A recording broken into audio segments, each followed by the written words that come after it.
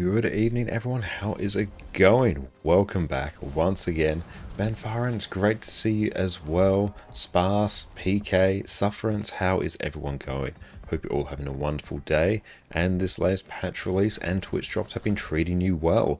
But yeah, we are back in today, of course, with more Guild Wars 2. This time on account number 3, because we are in need of a bit of gold. And actually, the best, most convenient gold farm that I know is actually doing weeklies on alt accounts. Now, we're here on, this account actually has seen some playtime. This account has featured on various streams before. This is our NA alt account. Now, this is an account that we actually do have a commander tag on. We actually do have Skyscale unlocked. We actually have made legendaries on this account purely for the purpose of sending back over to our other accounts.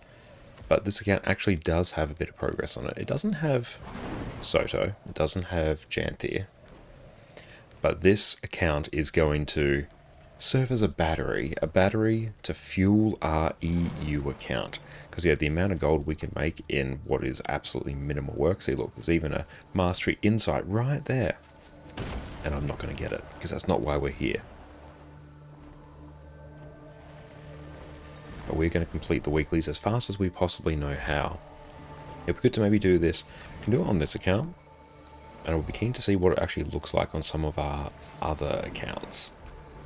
Our other accounts are set up to do weeklies in PvP, and depending on what the weeklies are, they can be done obscenely quickly. And if I was incredibly keen, they could be done on multiple accounts at the same time. But I actually don't think the stream could cope with that. I think that might actually just tax our computer too much. Welcome back in, Alex. It's great to see you. Can we max out this mastery? Oh, look at that. Just mastery level go up. But this account actually featured in one of our very early YouTube videos. I made a video talking about how to get what was effectively a fresh account from 0 up to full ascended, just so you'd be ready for fractals. And I think ballpark, from like starting from nothing, it took me about 60 hours or so. It wasn't like too bad, but I was like full ascended and ready for tier 4 fractals in every single slot. Okay, so let's go. Where is the grate? It's going to be in the last place we look. Right here, there we go. Because this area actually counts as completing a whole bunch of events. And we need to complete 10 events as part of our weekly. So let's go. We also need to complete a legendary boss. So we find a legendary bounty at some point. That will take care of that. You nearly frightened me to death. Should keep the mod view open as a useful one. Before you lies the trial. Do I not even have the mastery to be able to do this? Hang on. J-bots. Is the great spirit talking? Oh, thank you so much, Jess. Jess has been hard at work today. She's made a wonderful veggie soup because we're catching up with her sister and brother-in-law tomorrow, so she's making soup in preparation. This smells absolutely amazing. Thank you so much. Everyone, go check out Jess over on her Twitch channel, ConnorConCarne. Thank you, that smells absolutely amazing. And it's a bit tricky cooking for just family because, yeah, sister is gluten-free and intolerant to garlic and onion, so it makes cooking a bit tricky, but smells so good. It's brilliant. Did a really good job with that. Now, how do I actually multi-charge booster? Do I not have a... I think I actually know the problem. Hang on, let's see. Bot. No, we can do that. I think we need a battery. Do we need a battery? Is that what we need? I think we need a battery. It seems you are not as familiar with these as I thought. Please return once you are.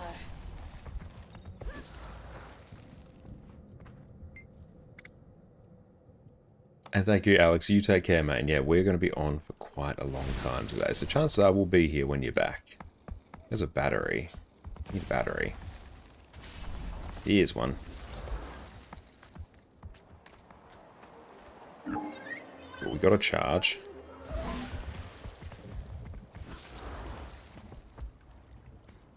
tricky part is actually finding where the entrance to this is. Okay, now let's try. We've got a battery charge.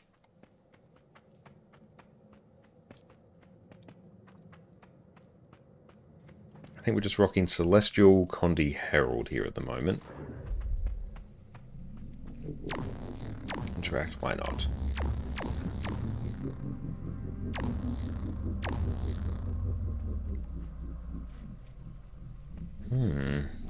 So I want another charge. Why can't we access that? If not, we'll do Silverwastes.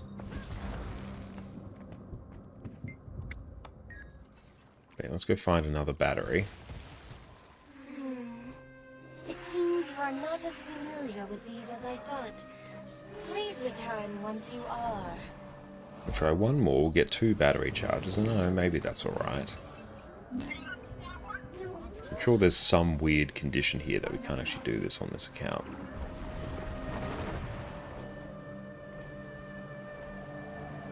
Oh, come on, up we get. Nice.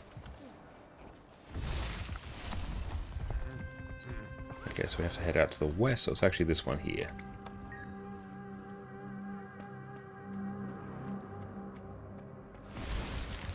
Okay, if it doesn't work with 2, then you know what, I have no idea why. Ancient teleporter. You nearly frightened me. Yep, no idea why. We're just gonna roll with it. But Go I'm elsewhere. thankful you're here to help us. Before you lies the trial of As the always, Elder. Verdant Brink's always quite nice. Usually loads of events there, very easy to solo.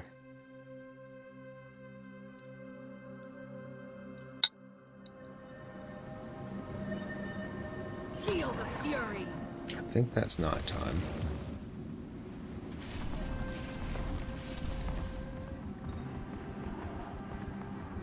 I think we'll do Silverwastes. Mordrum remaining? That's a pretty good one. There's not many remaining either. I could outrun a centaur.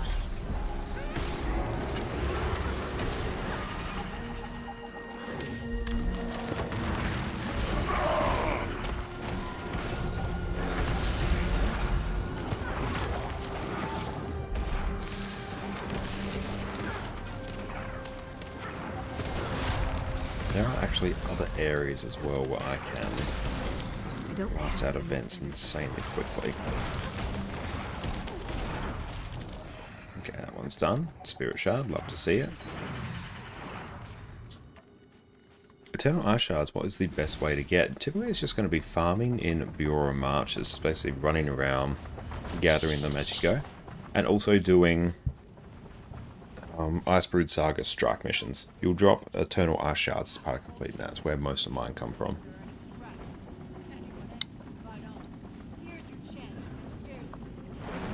So water remaining. Let's go blast this.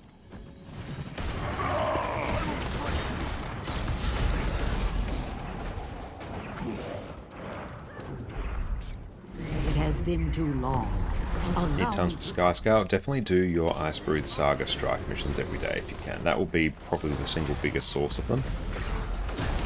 So there are gathering routes you can follow in the Bureau Marches if you have Lishard, and I think Teket's pathing pack will have a lot of different paths you can follow. But yeah, Icebrood Saga strikes every day. That is the easiest way to do it. I'll say good gold.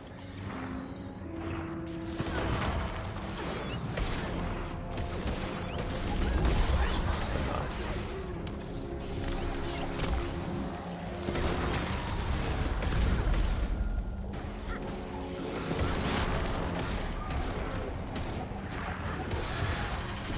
That one's done.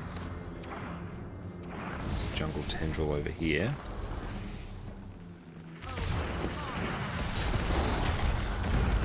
Area blindness. Some more Operaptors. Ah, here we go. Jungle tendril here.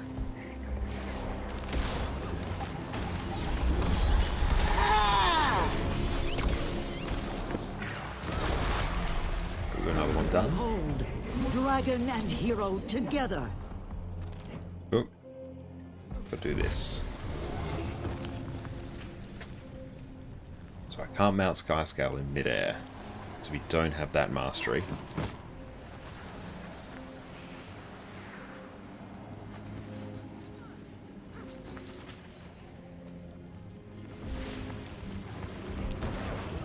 So we escort the pack soldier.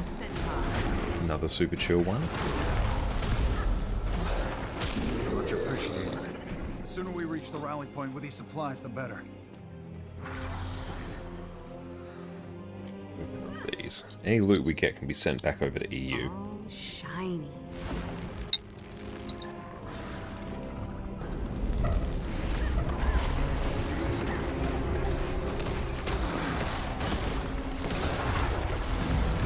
Many boons.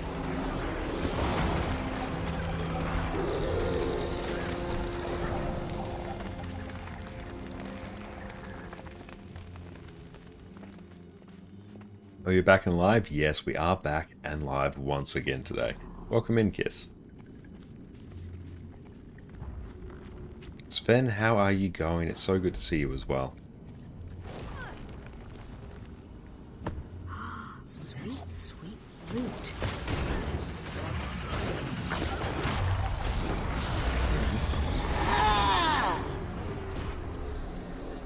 We'll turn that on later. I'm glad to be back as well. It's good we've had a nice restful day. Did a bit of work earlier today.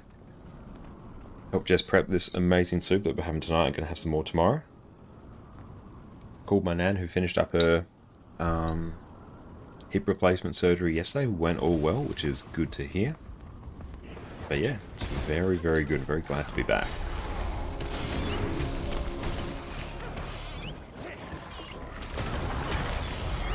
Oh, you accidentally did a thing where you have two Twitch streams side by side in the same browser window. Wow, that is impressive.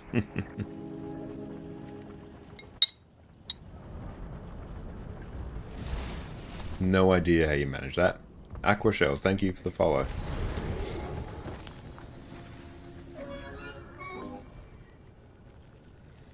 And yeah, hopefully she heals up really quickly. She seems in quite good spirits, which is good.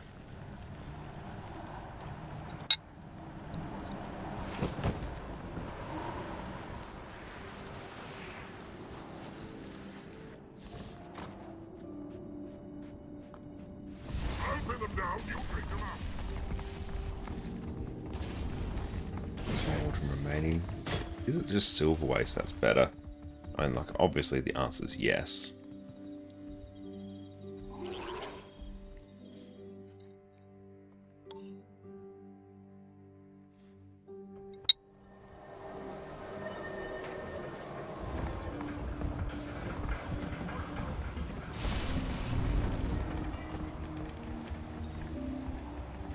We've got a daily done.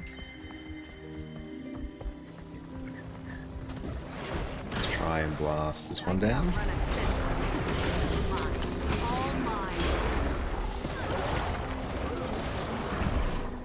Just tag as many events as is humanly possible. Do we even have... We literally don't even have, like, many mounts.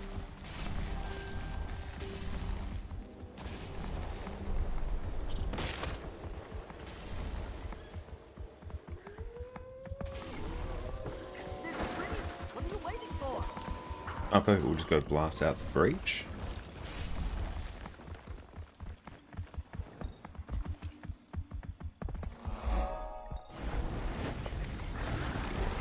Replenishing.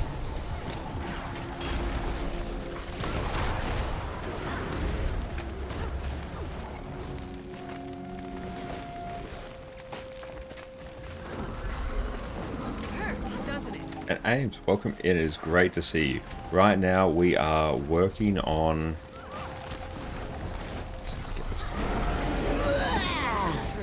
Oh, we got it, nice. We're working on completing the weekly on one of our alt accounts because the first weekly that you do is insanely valuable. Because yeah, you get basically all the gold and all the mystic coins, which it's worth about...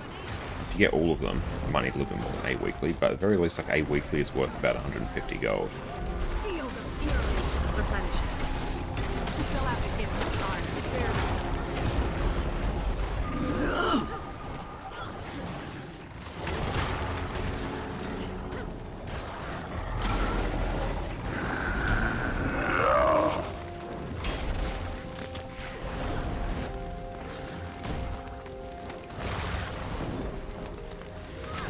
to wait.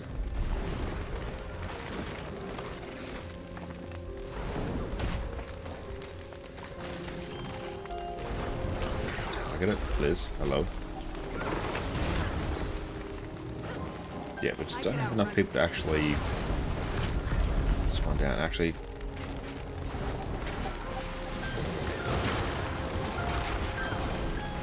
We can honestly just keep plucking it with range and it will go. There we go.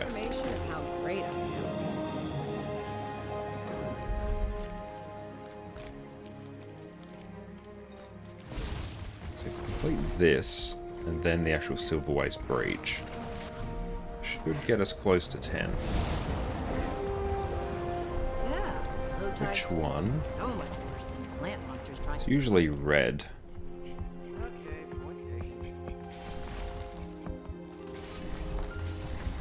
How do you activate drops? You lost 6 hours yesterday watching Mucklocker's Twitch and give you credit towards anything. Make sure you have your Guild Wars 2 and Twitch account linked. That's quite a common thing that if you haven't done that, you may have a problem. So do !! drops. That will point you to a guide that I put together on how to do that. Also click on your drops inventory. On Twitch, go up to the top right of your screen and join it. Thank you for follow. Top right screen, click on your drops and inventory. See if there's anything you need to claim there. And if failing that, you can go to your ArenaNet account page.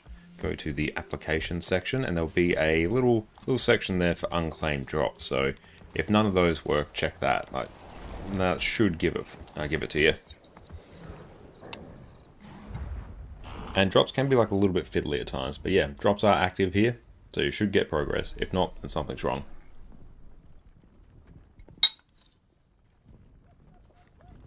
Replenishing. Space welcome in. Sometimes it also bugs you get no progress even if you watch. Unfortunate. Okay, let's see where we're at in terms of events now. 7 events. Nice. Just see if there's any more up.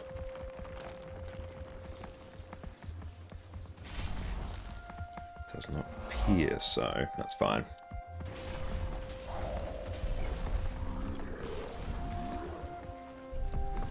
Let's count in terms of gold. Not great. That's fine. You only exist to be a battery for my other accounts. We got a Tequaddle's Horde there though. Nice. Maroon, how's it going? Welcome in, and Parry, and hope you're going well as well. But we'll just blast out this one. This should give us, hopefully, credit for 2 events. Great dude, I'd welcome in. Want my home a minute? Oh, thank you. I should be alright for now. I'm on one of my alt accounts right now, so I probably won't have access to that. That's all good. Thank you for the offer.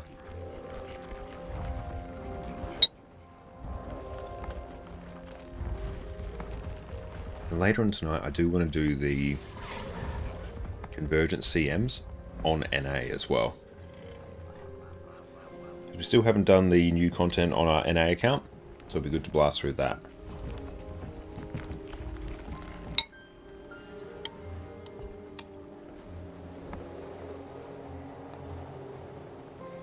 I think Great Doodad's on NA as well, Sufferance. So, yeah.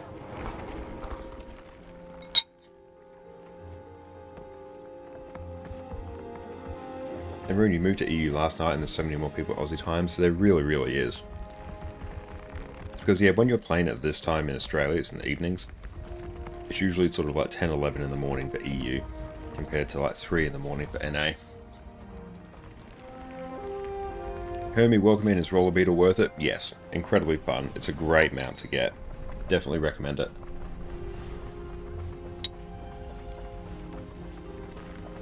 Did you get gold in the Convergence yesterday? Welcome in, Kiera. No, unfortunately. We got silver by about a minute each time. You're doing more Convergences, or we're done with that? Later on, we'll pick them up and do them on NA. We've done them on EU. Could always do them again at some point. But the plan for tonight will be to do them on EU. Yes, it's almost 1:30 AM in California. Yeah, the time in America, when you're in Australia, times very, very different, whereas it's a bit more friendly to EU, particularly when it comes to servers.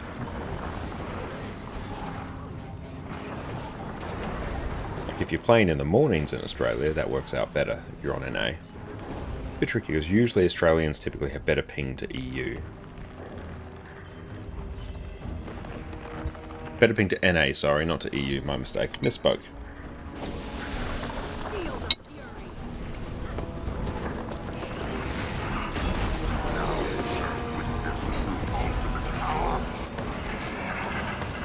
Did get you a lot though. I appreciate that, Kiss. You're an absolute legend.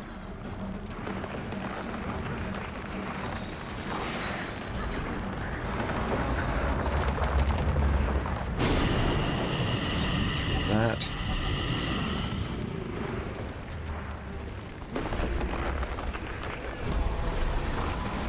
Just go and just instantly one burn this.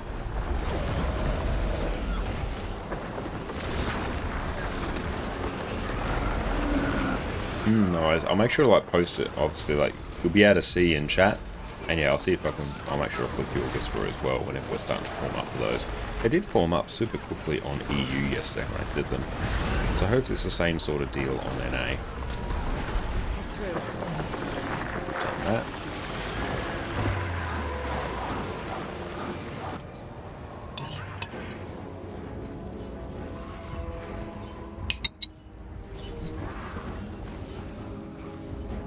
Mine. All mine. And yeah, that's right. It'll be a few minutes. It'll be a little bit before we start forming up convergences on. And I want to see if I can get some weeklies done first. Actually, the amount of gold we're going to get from that is going to be just phenomenal.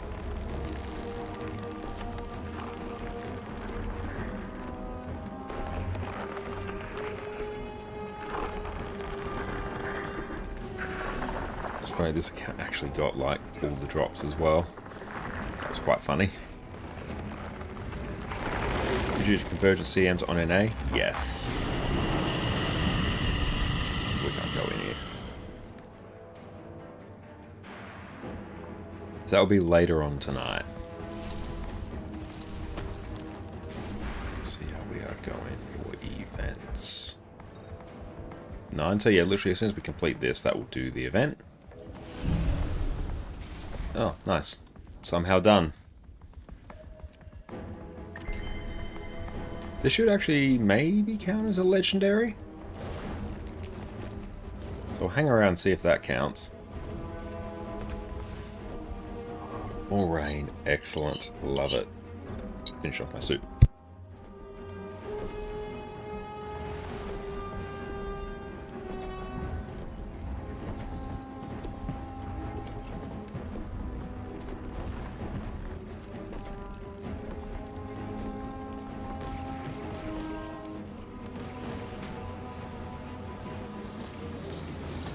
You're not working tonight? Must be a sign. Hell yeah. And that soup was absolutely incredible. Jess did a brilliant job with that. What kind of soup sounds runny? Not runny. Yummy right now. It was basically a veggie soup. So it was like roast carrot, roast cauliflower, tons of paprika, I think roast potatoes, a whole bunch of other light spices in there as well. And like roasted cauliflower on the top. It was brilliant. Kim, thank you for the follow. So yeah, we made it for Jess's sister who's coming over tomorrow, who's gluten-free and can't have onion and garlic. So it can be a bit tricky to cook, but that was really, really good. Roasted cauliflower in particular is just such a wonderful flavour. And yeah, we roasted up some potatoes as well. And the water that the potatoes got cooked in got used as sort of the broth. So you get sort of that potato-iness as well, which is really, really nice. Mercy, welcome in. You need help making a decision. You have sunrise and trying to decide if you want to get Twilight to make a turn D or get Aurine's Longbow to have a second legendary to match your outfit. That's a very good question. Like obviously, if you're going pure quality of life... Wow, that's thundering down. Not sure if you can hear that. Shine. If you are going for like pure quality of life, you get another legendary. However, if you are at all thinking about making Eternity, now's the time to do it. Because like if you don't do it now, it's a hard one to pick up again. Like if you're dead set on Eternity, I might go for that. But if your only concern is pure quality of life, and maybe you're getting the the longbow to match, I'd go that. But I think if I was in your situation, I'd probably go Eternity. Much harder. And roast veggies are fantastic. And hello there in South Korea, welcome in.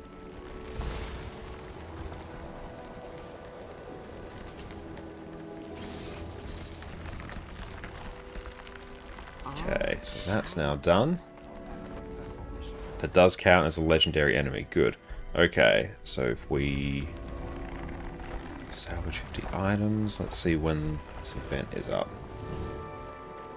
Fire Elemental is coming up next, that's good.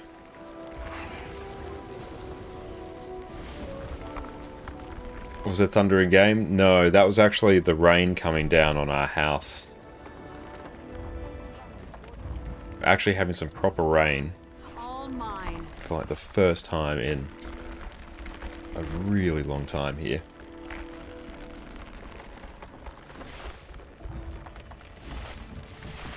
Okay, let's salvage all that.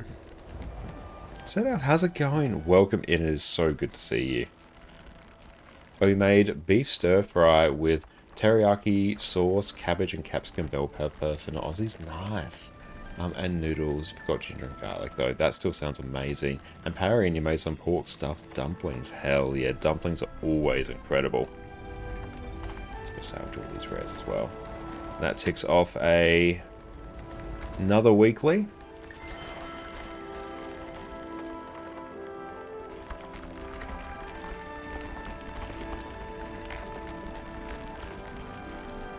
Sophop doesn't like it. Well, it'll probably pass. Hopefully our power doesn't go out. If it does, and if the stream suddenly stops, then it means the power's gone out. You guys make me hungry. That food was absolutely amazing. And it's going to be like, marinating in the fridge overnight as well. So it's going to be even better tomorrow. Just super looking forward to that.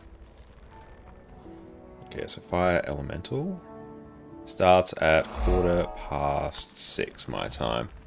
Simox, thank you for the follow as well. Okay, in the meantime, so Kaining Blackout, so killing Inquest. That's fine, we can do that. And in terms of dailies, break a Defiance bar and defeat enemies in Cantha. So if we head down here, I kind of want to hit up training grounds there.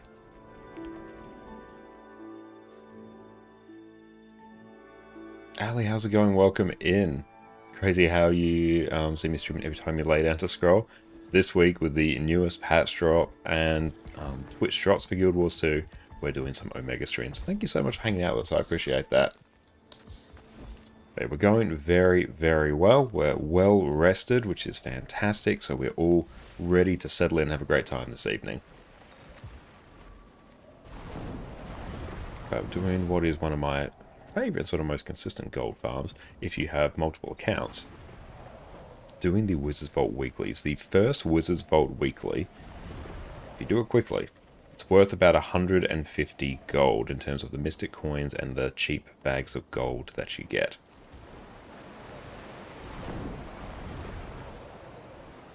And it can probably take, about if you time it well, I think about an hour and maybe about an hour. Yes, about an hour. So about 150 gold an hour, which is very nice. I want to wait until its Defiance bar goes. So there we go.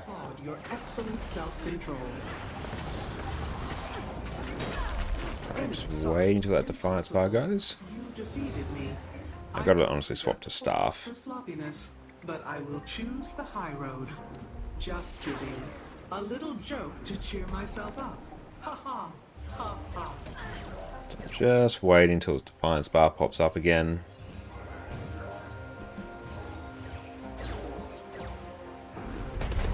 There we go.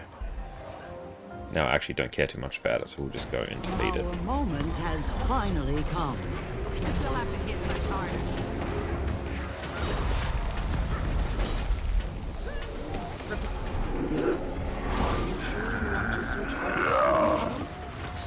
Sorry, went into sleep mode. Incredible.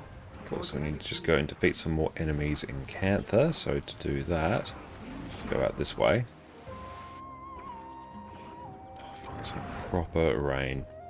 Hell yeah, guns desperately need that ages. Would anyone like to guess the Okay, so that one will be done.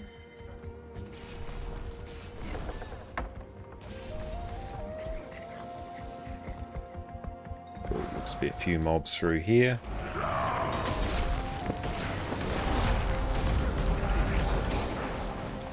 It has been too long. Allow me to act. They'll have to hit much harder.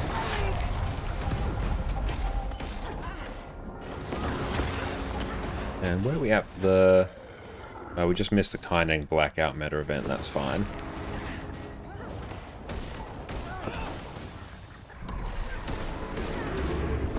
The Inquest ones will probably do that via...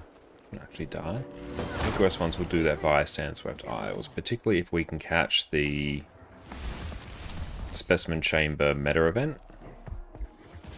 If not, like, we just chip away at them, we'll be done with that in, I don't know, 10 minutes or so. And then we'll have about another 150 gold worth of stuff to send over to EU. And what metas do you like doing daily? I'd like to get a good idea of what you can do in a routine. A great question, and honestly there's like so many different meta events in Guild Wars 2 right now, you can be a bit spoiled for choice. Some of my favourites are doing things like the... pull up the chain. Yeah, I might try and do like night bosses in Verdant Brink. So just do the Verdant Brink Matriarch, then you roll into the Casino Blitz and Crystal Oasis, then you circle back and do Chak Garant, and then battle in Tyria, so do Octavine. So that's like a really nice sort of just cycle of 4 meta events that you can do. They're really profitable to do each day, so they're also quite nice. And you can even, if you're working on End of Dragons legendaries, and End of Dragons metas are actually just fairly profitable anyway, because the Imperial Favor is actually worth quite a bit when you start converting it to gold. Just rolling through the End of Dragons metas is like really, really good. So 8th Way Assault, into Kaining Blackout, into Gang War, and then into a Dragon's End if you're so inclined. It's a very good thing to do. In terms of other things I might like doing, you know, daily Icebrood Saga Strike missions is really, really good. That's worth a lot of gold. The, like, 2 daily, you got 1 daily Enter Dragon Strike, 1 daily Seekers of the Obscure Strike, that's great. Fractals, also fantastic. It doesn't even touch on if you do things like World vs. World or PvP either. Those are probably the things I'd hit up for gold, and also like raids. I really enjoy raids, and raids, you know, for me are quite profitable as well. Even if you're just doing like the Embolden and the Cool of the Mist one. Embolden just because it's like easy and you'll blast through it, and the Cool of the Mist one because you get double gold for it. And I haven't made the new legendary backpack yet. I definitely do not have the gold on hand to do that because we've been tunnel visioning on legendary runes. We made 2 legendary runes on EU this week. Nope, I pressed completely wrong skill, so I was in a different legend. How are we doing on this? Oh, literally just 1 more enemy. I could outrun a centaur. Cool, that is done.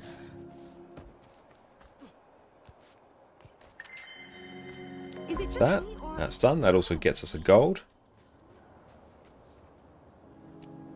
Go get the free wings.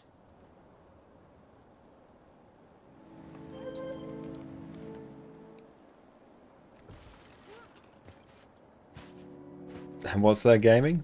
Not sure what show you're referring to.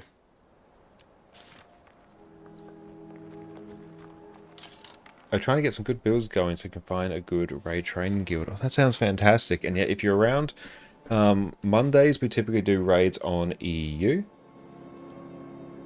Oh, yeah, Guild Wars 2. We do raid trainings on EU on Mondays, and on Wednesdays we do raid training on NA. So yeah, depending on where you are in the world, that's a good option.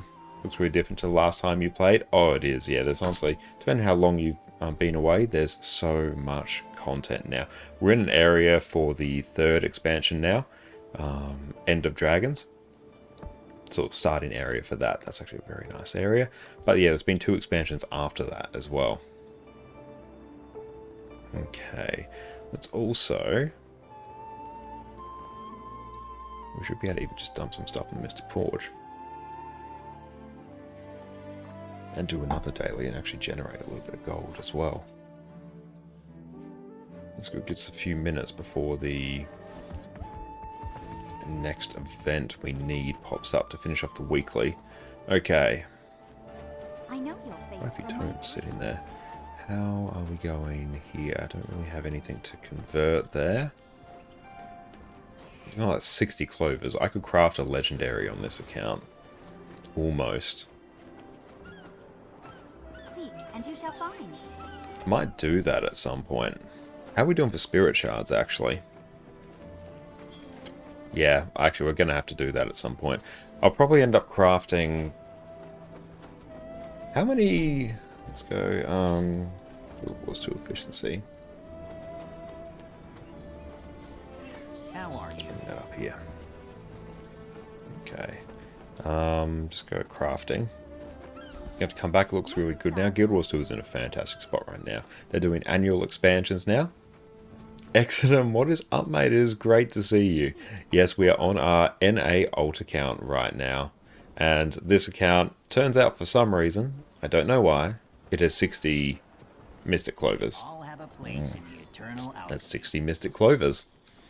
So let's see if we were to do an Aurine's Bite.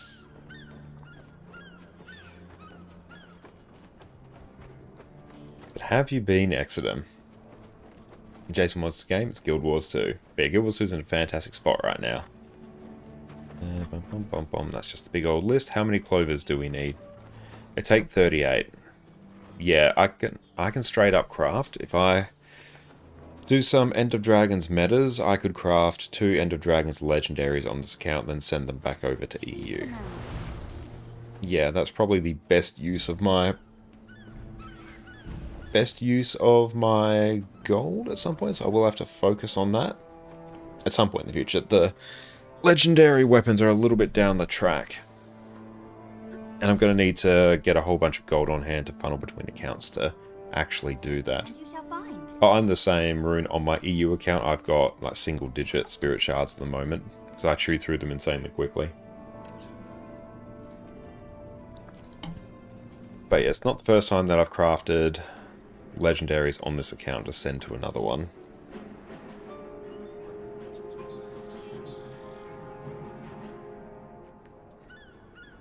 Let's hit up Metrica Province. I'm doing good, just working and lurking. Well, thank you so much for working and lurking. Doing a lot of gardening recently, trying to spend less time at the PC outside of work and some afternoon gaming. That's really good to do. It's a healthy thing to do. Because yeah, like, you went especially hard for quite a while. And going good so far. The lawn is looking great. Awesome. Loads of new machines to play with for gardening. That is great. Yeah, I hope your lawn is doing better than ours is at the moment. Earlier on in summer, hadn't dethatched it since we laid it. Yeah, hadn't dethatched it since we laid it, so a lot of the thatch built up, so it was dying off, so I went and dethatched it and mowed it quite low. Basically ended up scalping it to get rid of all of it. And then, yeah, then it just got completely bopped by summer, because then I cut it too short and it got completely fried. So recent sort of project has been, you know, getting some more seed, laying down some topsoil, and it's starting to come back, especially now that we're actually getting some rain. But yeah, it was looking dire for quite some time. It's still not great. We're also not max mastery yet, Ruin, so you're just forever farming. Yep, I totally feel you there. I haven't seen the Pale Branch Spear. I haven't seen that, no. I have to take a look at that at some point.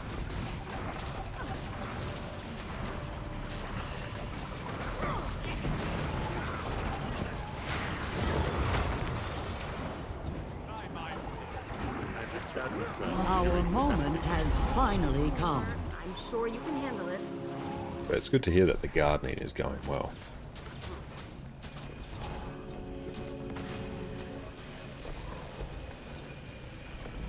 I'm glad to see that our lawn is finally coming back. I haven't really taken care of your lawn in almost 6 years. Wow, first dethatch and stuff with new machines. That would have been an epic dethatch there. Had huge amounts of dead grass and moss. Oh, I can imagine, yeah. Now it's recovering and it's looking great. Now it's starting to fill the gaps with fresh grass. And all the fun stuff for it. Excellent. That sounds wonderful.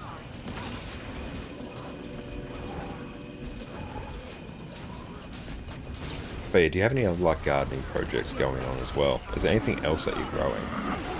Normally, now that it's actually a bit cooler in Australia, Jess and I can actually plant some more veggies in our garden. So we've always had some veggies growing in our garden, especially lettuce. Just having like fresh lettuce growing all the time is absolutely amazing. But the Australian summer just absolutely crushed everything. And you leave it out, and then a 40-degree day would come through, and it would just instantly die.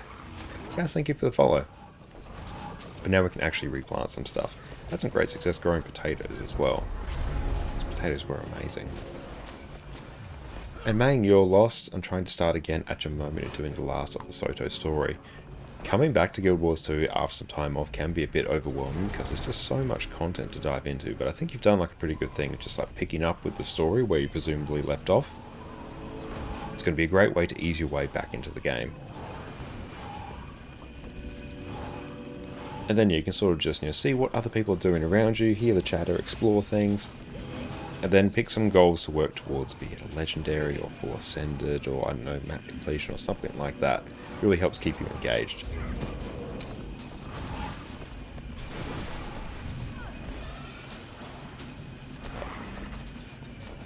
Oh, someone recognized. Nice. Ideas are like cream. Good ones rise to the top. How do you do map completion? You find it quite boring. You're currently doing 1 to 2 maps per day, but it feels like too much, even though Blishard helps a lot. Yeah, like if you're using Blishard, like that's obviously going to make your life way easier. I mean, like personally, when I do map completion, I'll typically do like 1 to 2 maps in a sitting, and that'll be like, okay, that's my map completion done for like that bit. Depends if I'm like really pushing hard, and then I might actually blitz through it a bit more. Having a good pathing pack can really help as well. The one I enjoyed the most was actually Lady Ellis's pathing pack. It was a nice mix of it being quick, whilst not being so ridiculously optimized it actually becomes a bit tricky to follow, a bit like Tez Trails. Tez Trails is insanely fast, but it also assumes you've got access to a whole bunch of things to really make it work. Oh, Plod, nice. Plod's Old Adventures, I love it. Hang on. Nice. This is also my NA alt account. Got wife, a bunch of stuff, radishes, zucchinis, chilies, salad, etc. Nice, that's so good.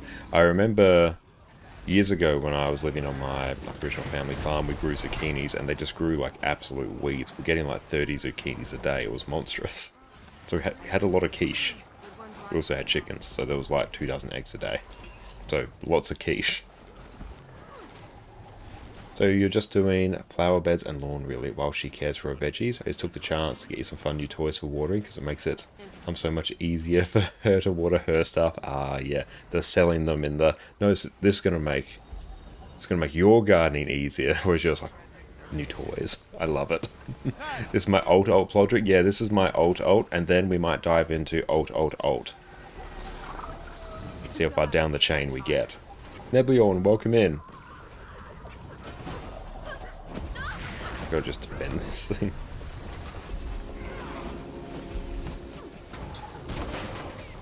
My ears, how are you? Excelsior. Just add that to account. Wardrobe. Meh. Do I consume? Oh, nice. Alexa, thank you for a follow. See if there's anything else to consume. We're doing an Imperial Favor. Okay, we actually have 1,500 Imperial Favor. We're halfway towards a Legendary in that regard. Rightio. Devolian, thank you for the follow. Okay, so this account might be crafting some legendaries in the not too distant future.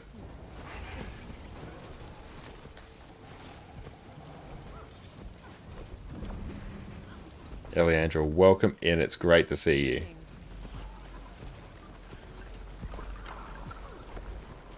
Oh, sad part only is your beloved dead nemesis made a comeback this spring. Bamboo. Oh no. Oh, Bamboo in particular.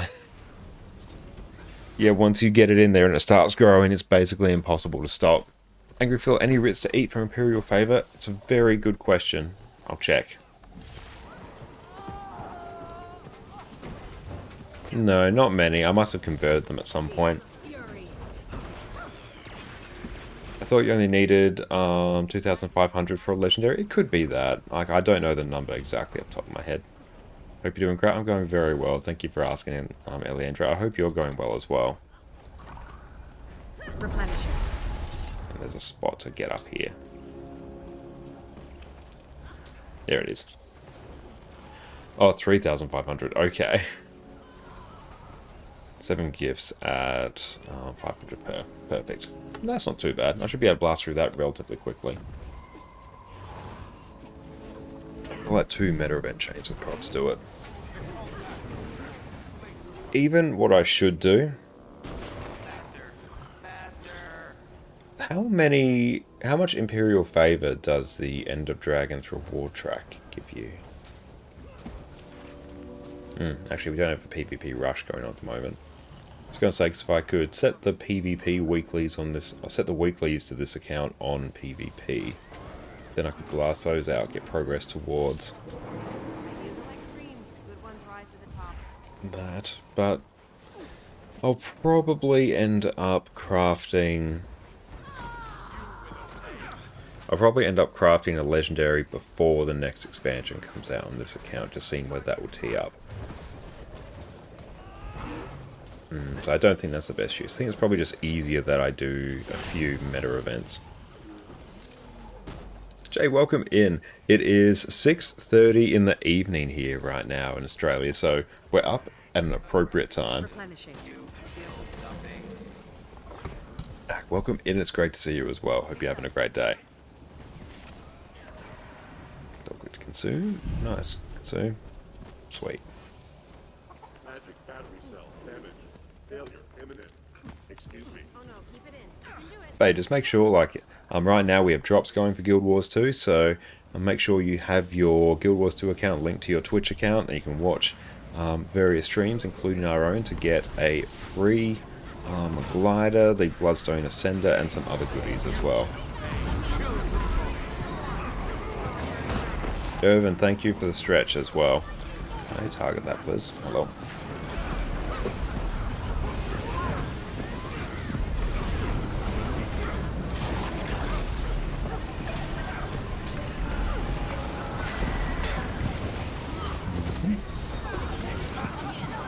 Shockwave? Nah, we can just, like, let it do its thing.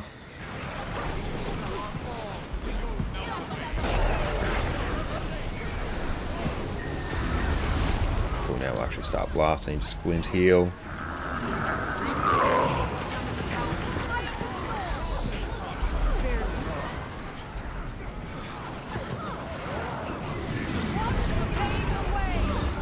Our moment has finally come. Back out of that now.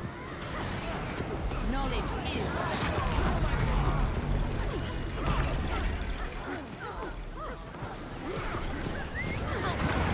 We just pop a glint heal. There we go. And back out. Oh, haven't done that one either. That will complete a weekly.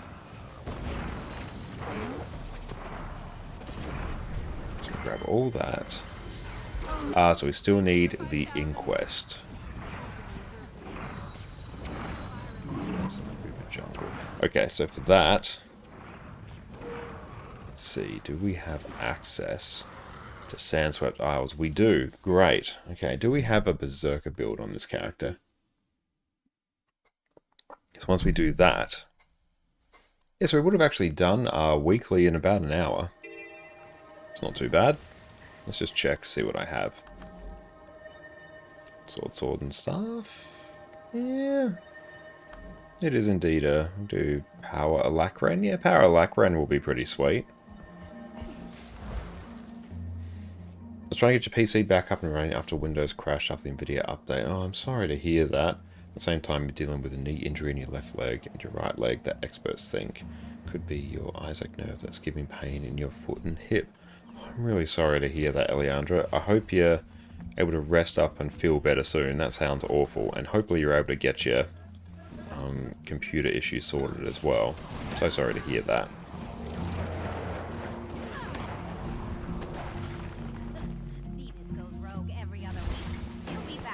Is new content not that good? Overall, I think the new content is pretty good. I think the story was probably a little bit rushed at the end.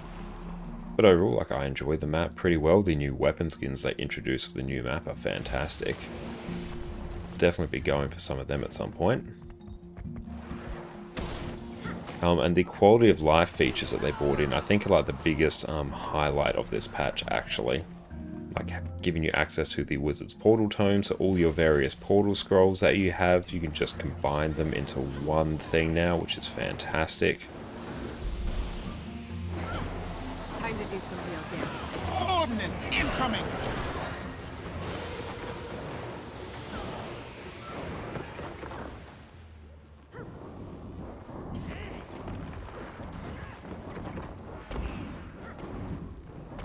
There we go. It's been forked out your PC. I'm sorry to hear that. Oh, hang on, let's get away from that. Where's the lightning turret? There we go.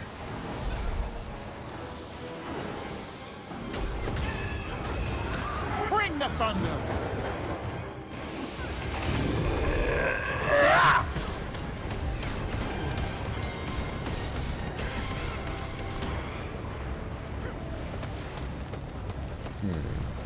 Can I change this to... Got a Herald build there. And it won't do anything for the portals that you don't have that. Basically, once you get access to, you know, the particular portal tome that you're looking for, it just like gets added to it. So if you hang around for a bit, we'll show that on one of our other accounts. We've got it on 2 of our accounts now. It's got about a quest that might be an hour and a half for you to complete if you're doing it without the wiki, probably half an hour or so if you're doing it with the wiki. Basically, you just go around to various points in the world and find a hidden script. It's pretty chill.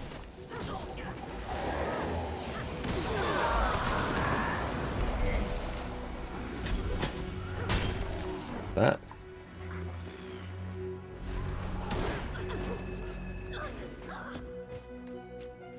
I don't think these count for Signal the citadel. any actual inquest.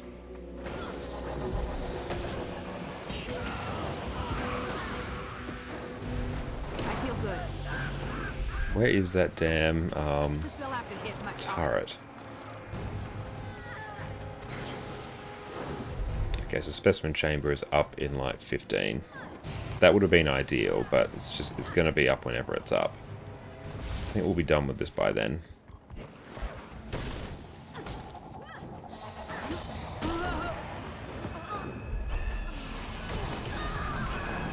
Deadmau5, thank you for the follow.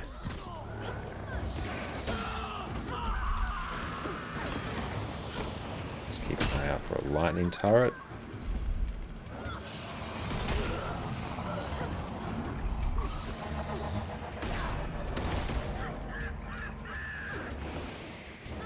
Cool, we've got the Daily Slayer, that's good, bit of extra currency.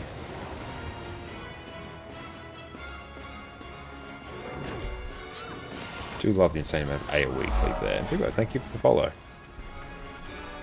So the pain you've been dealing with in your right leg for over a year or two, on the left knee has been for the last 5 weeks. I'm really sorry to hear that you've been going through that. And yeah, I hope you're able to get that sorted soon. And yeah, hopefully get your PC sorted as well, to at least give you something to, take your mind off it. Ash Legion, falling! Might also change that to there. Change that to Vindication.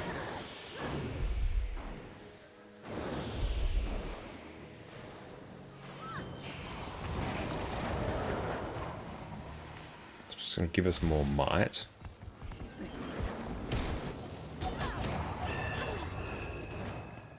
There you go. Okay. Where are we at for that? 45. So what we're looking for is just big groups of these enemies. Yeah, it's probably about 10 minutes or so to complete. The AoE cleave is going to be absolutely monstrous here. And they're gone.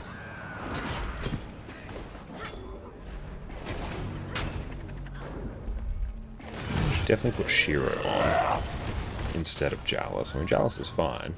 It's just not going to have all the damage we need. Do what else we deal with this bunch. Fate, meet fist.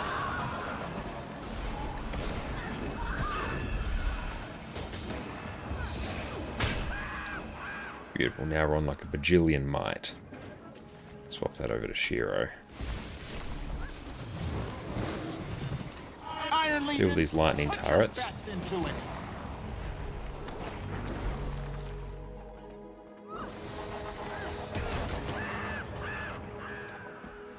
Yeah, the burst damage on Power Ren is fantastic. I demand that you release me. Yep, this looks fine.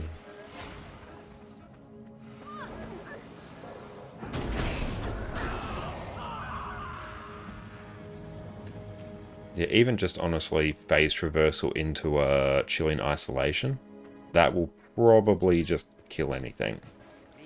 And you're most welcome, Eliandro. Thank you so much for hanging out with us. I really appreciate you. This goes rogue every other week. He'll be back before long, if they say. Fate, meet fist. And it's gone. So we just honestly keep doing a big old loop around the area. On there, I'm not fussed about that. Oh, those lightning turrets though can nick off. Ash Legion, fall in. Consider bombardment. Always such a satisfying skill.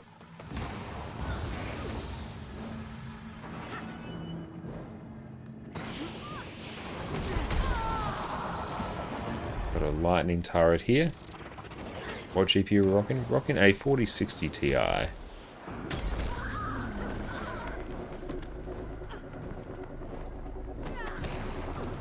that's gone.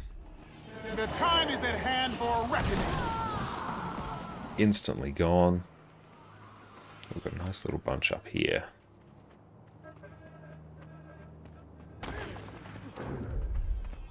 Iron Legion, put your bets into it.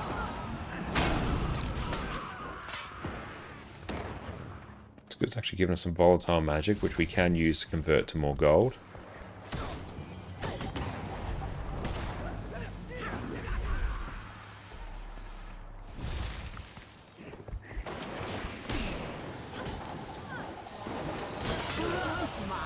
All mine. Nice little elaborate totem.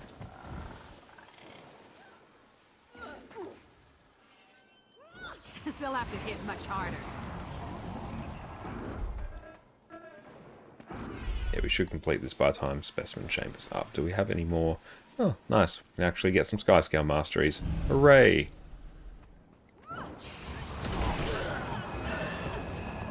We're going to go get ready to go get a USB from your relative who's a techno to install Windows once again. Sounds great. Best of luck with that. And you're hopefully able to get Windows all set up and going again. And why do people do world bosses? Usually just because world bosses actually do give you like reasonably decent loot. And a good amount of like experience as well, which becomes spirit shards, which gets fed into legendaries. So yeah, there's a few reasons that people do it. Oscar, welcome in. It's great to see you. And what are we doing now? Right now we are killing Inquest because we have to kill 100 Inquest to complete our weekly.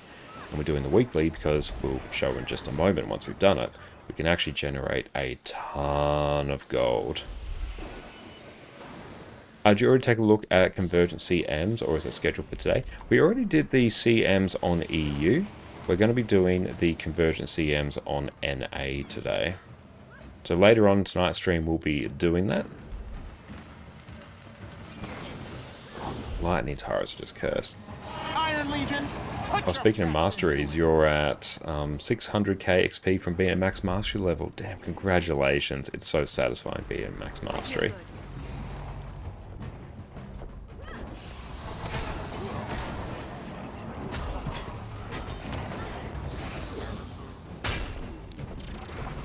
Great Dude, wants your home mint. That's all good, Great Dude. Thank you for the offer. But yeah, for the moment I'll be cycling around between a few different accounts, but I appreciate the offer. So we need 19 more. Which race do you like the most? Usually human or Sylvari. I find they're like, you know, movement animations are just like satisfying, especially Sylvari. Sylvari looks really good, and it makes fashion on them much easier as well. The time is at hand for reckoning. That. Iron Legion, put your best into it. Oh, nice, Great Dude. Good find in the recycling.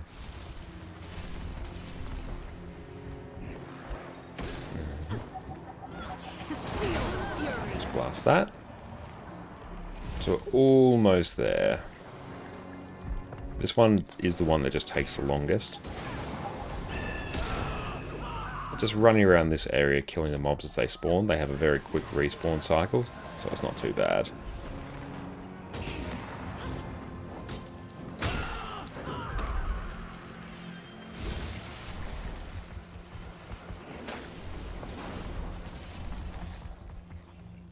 Down we get a lightning turret here. Let's go deal with that. All mine.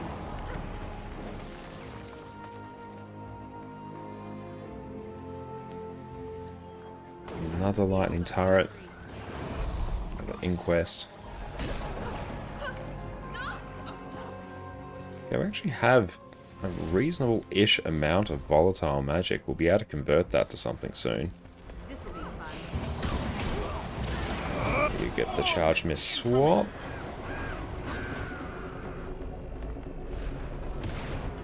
Almost there. Almost there. Wait until we get some more energy. There's another inquest there. Let's target that one. Lightning turret.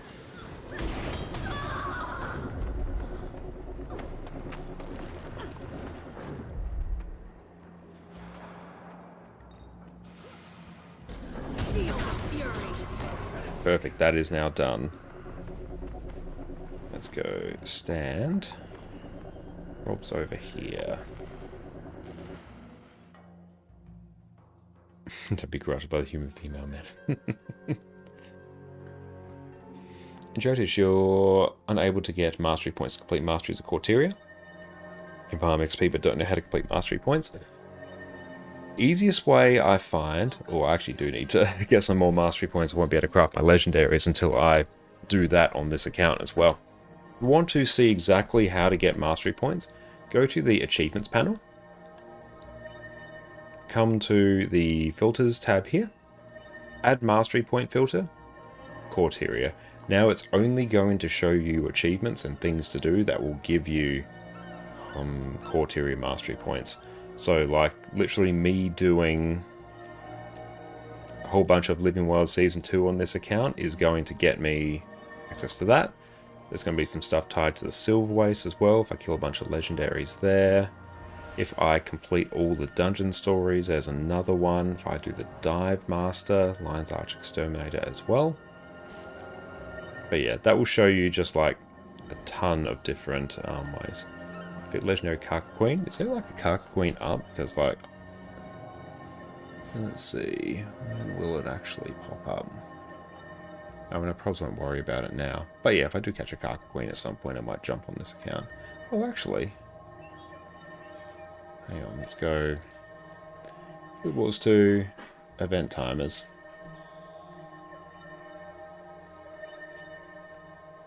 Okay, so Karka Queen comes up at about 8 o'clock my time. Okay, we'll keep that in mind. Maybe not today, for the future. And did you like Convergence CM? Sorry for the delay, you're running daily stuff. That's all good. they were fine. Like, honestly, I didn't really notice that much difference. The main thing about the convergences is getting people to do the pre-event quickly. The quicker you do the pre-event, the more likely you are to get gold. It's very, very easy just to do them and get silver, I think. And the boss fights really aren't just that much more difficult. I think I maybe saw some more people go down, but meh. But the main thing is just getting everyone and splitting them between the 5 sort of thumper location points. Once you do that and just tell everyone do it and do it quick, you sort of just hope for the best. They're definitely easier than the Soto ones. There we go, so we've now done our weekly. Mine. All mine. Okay. So now what I might also do, there should be a Laurel Merchant here.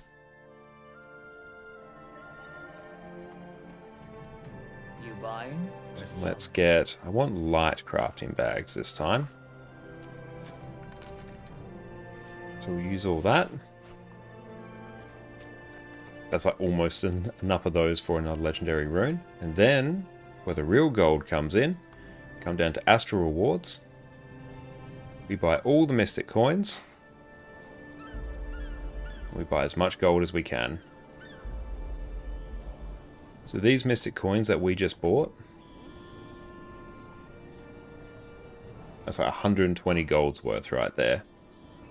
On top of the 45 gold that we just got. And also these materials. So then we can send those over to our EU account. Why light? You thought heavy was better? It changes. It changes over time. I'll take a look at fast farming, but last I checked, light was actually better. It alternates a bit between light and medium. Oh, the Lightborn weapons have been massively reduced in price and TP, averaging between 40 to 30 gold. Okay, nice. Let's see. Laurels.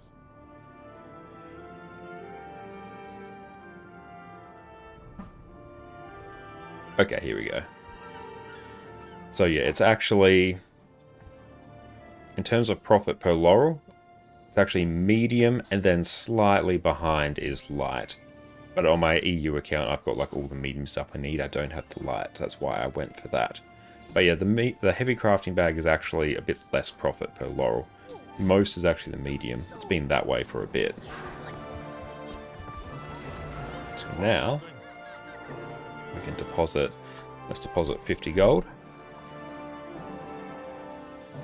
All of those.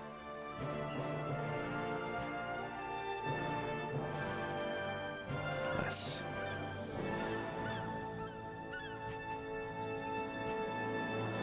Done. Okay, so then that gold can just be funneled over to our EU account. Good. Now what we're going to do is take a break and see what it actually looks like on one of our other accounts where the weeklies are of the PvP variety, because those, if you use the private rooms, can actually be done even quicker. So yeah, enjoy a video in the meantime. We'll catch everyone in a few minutes. When Chronomancer first launched with Heart of Thorns 8 years ago, it was the best and only quickness and alacrity provider in the game. And today, we're taking a trip back to a simpler time. You've got to come back with me! After 8 years of balance patches, expansions, pandemics, and economic collapse, ArenaNet has gifted us something special. So today, we're covering what is unquestionably the most flexible build in Guild Wars, to the boon-sharing Chronomancer. Welcome back everyone. Over the past few months, Chronomancer has been my go-to support class whenever I jump into endgame PvE. No matter which raid I do or which strike I'm commanding, I can change up my build to cover whatever the group needs. With a single trait change, we can go from providing quickness to covering alacrity to even pumping on an exceptional DPS build. No need whatsoever to change your gear. Not only that, you basically have complete freedom to bring whatever utility skills you need to hard carry your team to victory. Mesmer in general is known for having access to some of the best utility skills in the game, with Portal for team-wide mobility, Feedback for outstanding reflect, and mass invisibility for squad-wide stealth. Plus, with Chronomancer's access to Continuum Split, you can squeeze double the use out of each of your skills whenever you need. Guild Wars 2 has one of the best combat systems I've ever seen, and Chronomancer just lets you experience even more of that. To put it simply, Chrono takes the best that Guild Wars 2 has to offer and gives you even more of it. That's enough of my gushing, it's time to jump in. When you become a Chronomancer, you get access to Shield as an offhand weapon, which has an amazing block and the absolutely loaded Tides of Time skill. We won't be using it on this build, but we will on the new and improved Heal Chrono build, but that's for another video, my friends. You also get access to Well skills for some powerful AoE effects. Your Shatter skills have also changed. Mind Rack becomes split second, so now when you shatter, your clones explode twice instead of once. Rewinder replaces Cry of Frustration. You still inflict confusion and damage foes, but now the recharge of the shatter is reduced by 3 seconds for each clone that you use. Time Sync replaces Diversion, so you now inflict a shorter duration days compared to Diversion, but you now also apply slow to enemies as well. Most importantly, you now get access to Continuum Split, which is the single most unique skill in Guild Wars 2. And if I were to describe it simply to someone I met on the street, it would basically be...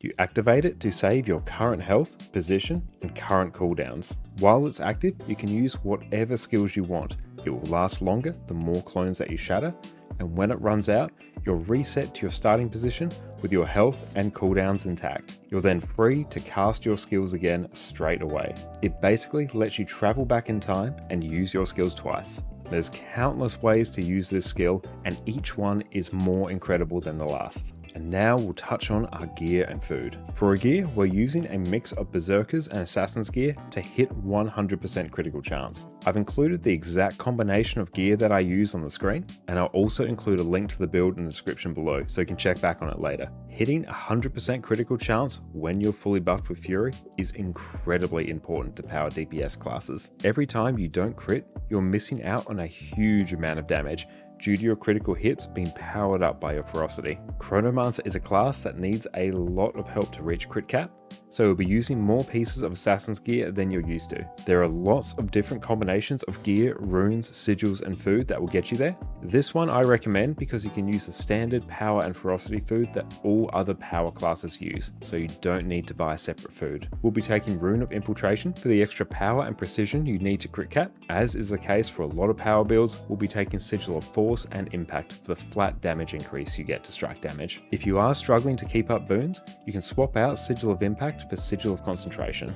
This will give you an extra 10% boon duration at the cost of some damage. As a boon support build, the most important thing you can do is make sure that your team has 100% quickness or alacrity uptime, whichever is the one you're providing. So Sigil of Concentration can give you a nice cushion if you need it. We'll be taking Relic of the Thief for a simple 5% damage modifier, and for our consumables, we'll be taking Sous Vide Steaks and Superior Sharpening Stones, or any power and ferocity food that fits your budget. For our weapons, we'll be taking Dagger, Sword, and Greatsword. If you need to group mobs together, you can run offhand focus instead of Sword. However, Sword is going to be your highest DPS option. The best thing about Chronomancer weapons after Secrets of the Obscure is launched is that we can also equip Dagger instead of main hand sword like we used to. This means that each of your weapon sets is fully ranged, and Dagger is far easier to use compared to Sword. Being able to attack from range sets this build apart from the incredible power quickness Herald, and means you'll likely be able to achieve higher damage on boss encounters where you can't always be in melee range. For our Dagger skills, Flying Cutter will launch a blade at your target, and if you hit them 3 times within a few seconds, you'll cause a flurry of blades to hit them. This attack pierces and works from 1200 range, which is incredible. Blade Cook will throw a cone of 3 daggers in front of you, which will then return to you and strike your target again. If you hit an enemy with this attack, you'll generate a clone. Even though this skill has 1200 range, you want to be somewhat close to your target to make sure that all 3 blades land, due to it being thrown out in a cone shape. Unstable Blade Storm will create a storm of daggers that will attack nearby enemies every second. Just some nice AoE damage overall. On Sword, Illusionary Riposte will let you block and create a clone if you're attacked.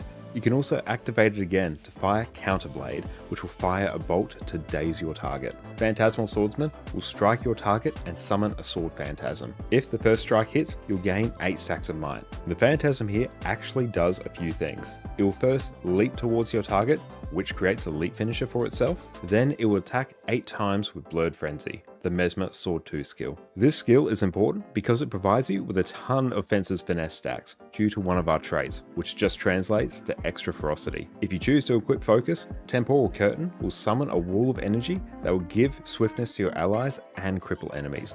You can then activate it again to pull nearby enemies together. This is the main reason you're going to want to take Focus, so you can pull groups of enemies together for you and your team to burst down. Phantasmal Water. And we are back. Welcome back, everyone. Okay. There actually are very, very good PvP weeklies this week. We are on what can only be described as the freshest of freshest accounts. Look at that. 163 AP. It is glorious. You will love it. Okay. What we can do... Let's go into PvP. Where is it? So we've entered the lobby. What we can actually do is just complete these weeklies insanely quick and can turn all of that astral claim into even more gold. Oh, you loved the video on Mesme, needed that? That's great. Yeah, go check out our YouTube channel. We have a lot of other guides up there as well. So we go play PvP. Let's just check the reward track. Do I have a... Silverwastes reward track is probs fine. I actually don't have that many reward tracks unlocked on here. It's rather irrelevant for me, actually. So if we go play PvP, game browser. So dailies, or daily, weekly, fast, or welcome. Let's go join. Skyhammer, excellent.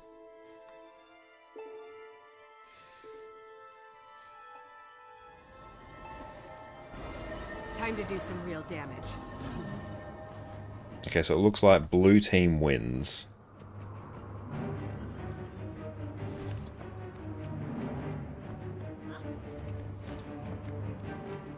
I don't have enough energy. Let's see if we can get over here.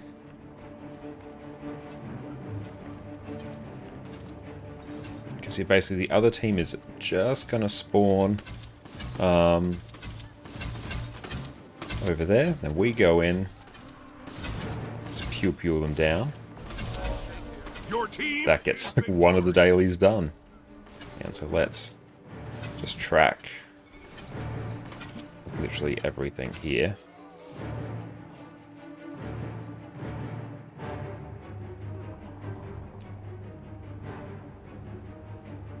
Let's do that.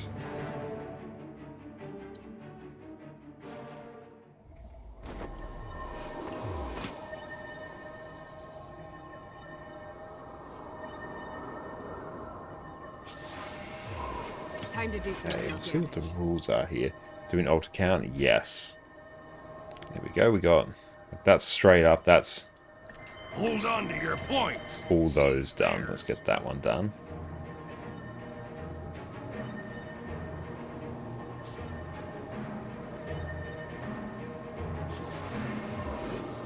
You'll have to hit much harder. Okay, so I think we literally just wait for the other team. So it's literally just blue team wins, I think. So we have to win 5 games of structured PvP, which we just did one. Deal much damage. Defeat 30 players. Compete in 10, so literally 10 of these. Just playing PvP. Playing is doing some heavy lifting here. I'm not really liking... Let's just... We may as well just go. I think literally no one else is. I don't think they specified the rules.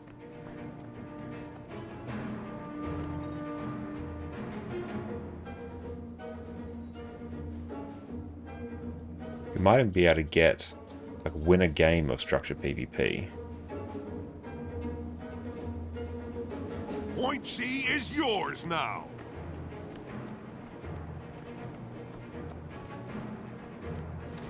The enemy has taken Okay, so point blue's getting it. Cool.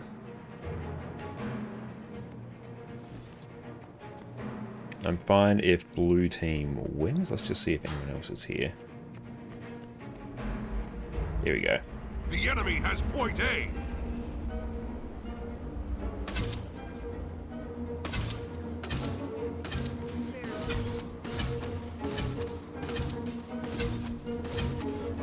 just delete these farms. Most people just AFK on them anyways. It's a very strange farm.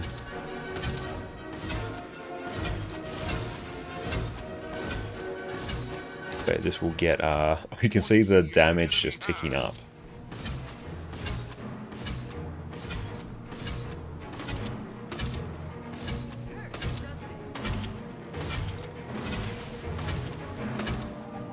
Actually getting achievement points as well there. And can I set this as just control right click that? Oh, I need to actually set a keybind to spam it. Cores installed. Charging the laser. Just one more confirmation of how great I am.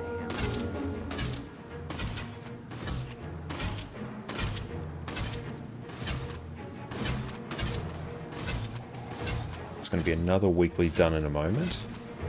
We'll also get 30 kills.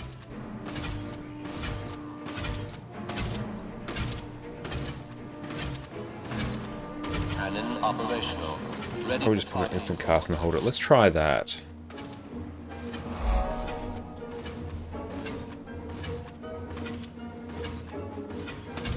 Ah, big brain. I like it.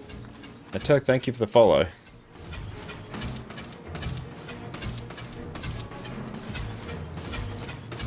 It's a good thing about having an NG for this that you can do this.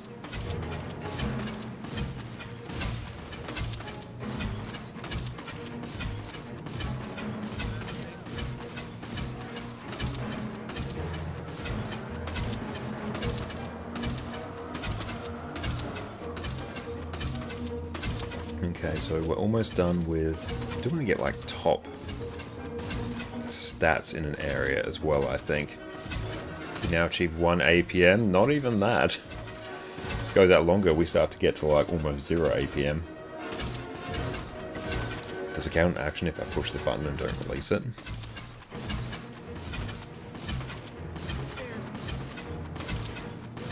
Another personal. There we go, 30 kills.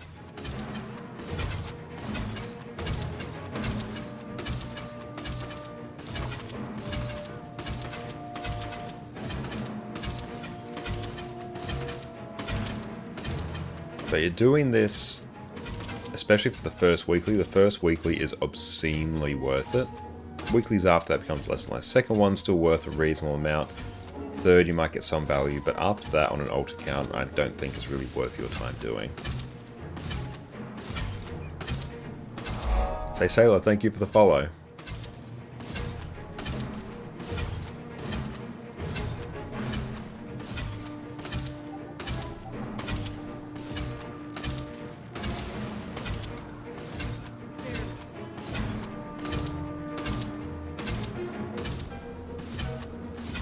I don't think they have, yeah, one issue they're having at the moment is they don't have many people actually farming the blue side.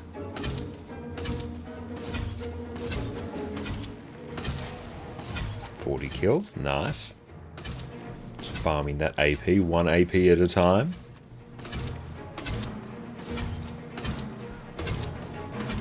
Cores installed.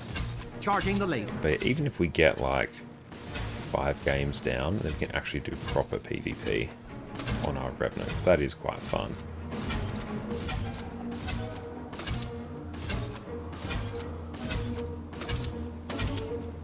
So we should actually get a good amount of rank points as well.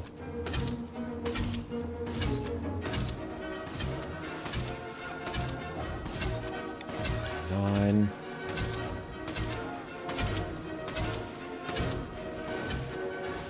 Operational. Ready for targeting coordinates. Ah, I did the wrong thing.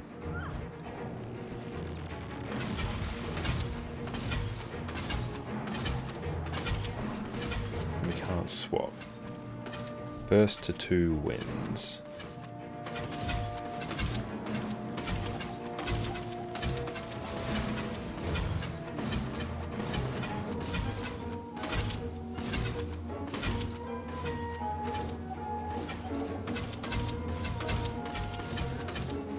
Head out now, but take care and have fun, and hope we're back when your PC's back up. Hopefully we're able to get your PC back up.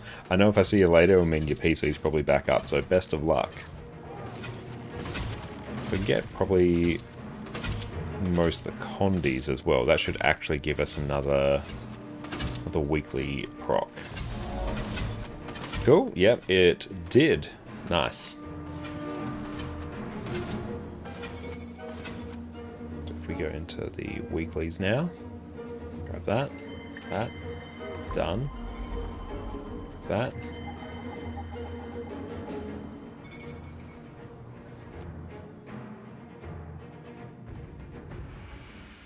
Time to do some real damage. Okay, so it says first to 2. Wait, first to 2, okay. Can we give ourselves some swiftness? Hold on to your points. Seize theirs.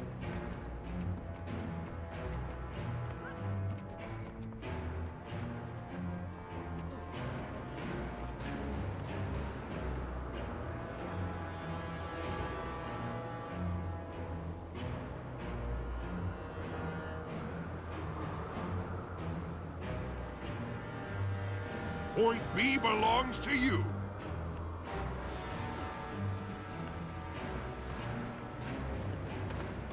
Turn break points complete in 10, then 5.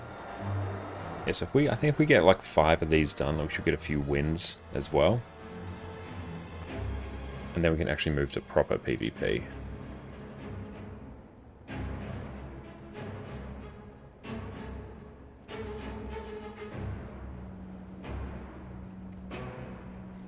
Point C is yours now. Well, I've got a rifle. I can actually use that for some mobility. Sweet. I need lock target at max range.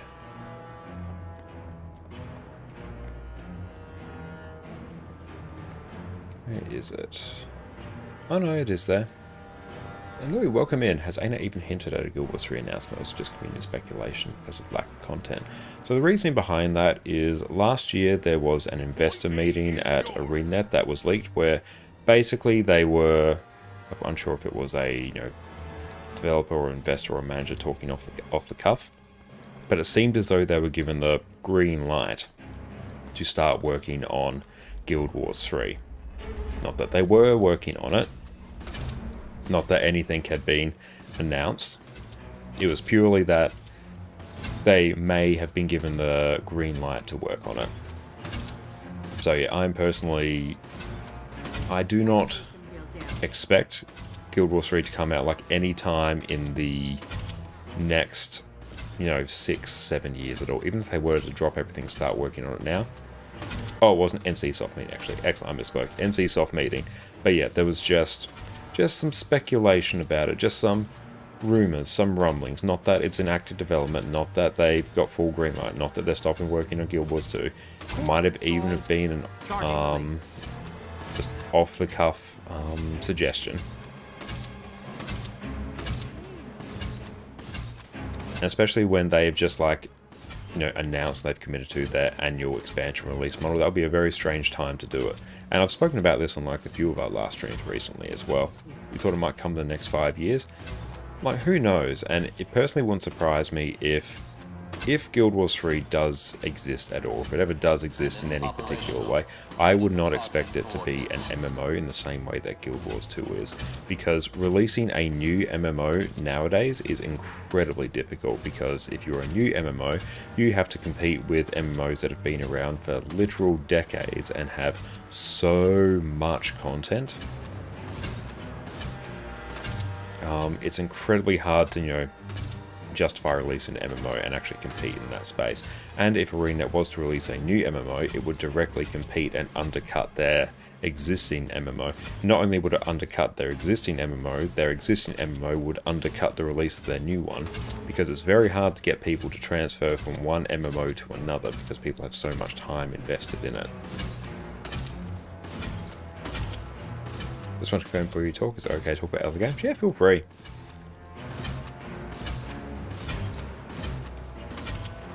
So I wouldn't be surprised if Guild Wars 3 is some different style of game that could run, you know, alongside Guild Wars 2, that serves a different audience, fills a different niche, or could be played concurrently in some way. Whatever that may look like, I feel like that would be smarter for them rather than releasing a new MMO. Because Arena as well also is not a large studio.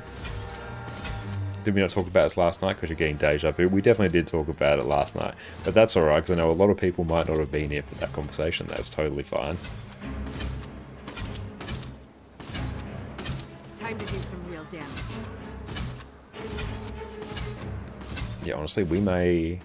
If we can get like our 5 wins, that'd be sweet.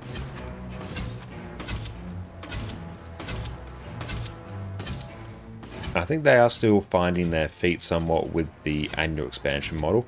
I'm encouraged to see that Janthir Wilds, I think, is a better, much better expansion than what Secrets of the Obscure was overall. Lowland Shore is in, you know, like my top 3 open world maps in Guild Wars 2. Spear being introduced was a basically resounding success, I think. There's a lot of really good stuff there. And I think Janthir was better received than Secrets of the Obscure in general. But yeah, I think the latest story in particular, it is a bit anticlimactic. I feel like that could have been fleshed out a bit more. And also, like, one thing they have been struggling with is the voice actor strikes as well. So you'll see a lot of characters you would expect to have voices. A lot of key characters don't have them, which is unfortunate. And any idea when Convergence CM will happen? I'd probably expect within about an hour or so. Is it just me, or am I? And Guild Wars 2's game mechanics are absolutely incredible. They really are. Because yeah, it's one of the reasons I love Guild Wars 2 so much, is that the actual just combat system and gameplay of it is just phenomenal. Cannon operational. Ready for targeting. Just feels fantastic to play. The way you move through the world, the way your skills feel to press, it feels incredible. Guild Wars 2 is a very mechanically just great video game in general. Like, for, you know, an MMO, for it to feel, you know, this good to just move around, how precise and controlled the movement feels, it's great. It's really, really good. I don't think that can be overstated enough. Hold on to your points. Seize theirs. They'll have to hit much harder. You bought Soto, but you weren't vibing with the X-Pack. Saying about it was just a huge miss for you, so you skip Janthir and just kind of stop playing.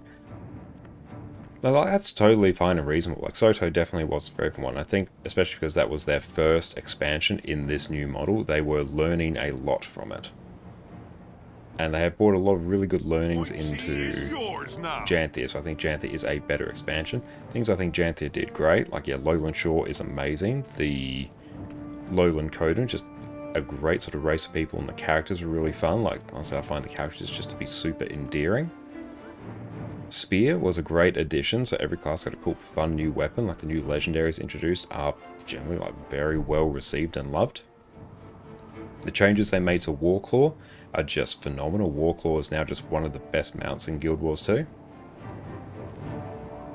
Point B belongs to you. But yeah, there's a lot of just really good stuff. There's been a lot of really nice quality of life features introduced as well.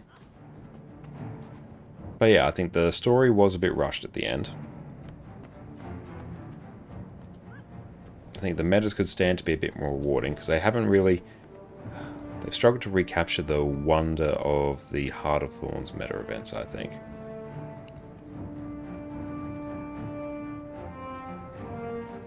Point A is yours. And yeah, I'm not sure what was going on with Nintendo and Power World, beyond obviously it being quite similar to Pokemon and Nintendo being quite litigious. But I'm not sure if it will be like the mounts issue that's a part of that, especially because there are so many other games out there that have mounts, and also the fact that Guild Wars 2 has just one of the best mount systems of any game out there. Charlotte Holmes, thank you for the follow. Like, Guild Wars 2's mount system is absolutely incredible in and of itself. So yeah, and the changes they made to Warclaw just cement that, and I think they still have so much room to go through and improve the other mounts as well, things like Raptor, Springer, Jackal in particular. You could like do to those what we do to Warclaw. Those themselves are like, you know, expansion defining features. That would be phenomenal.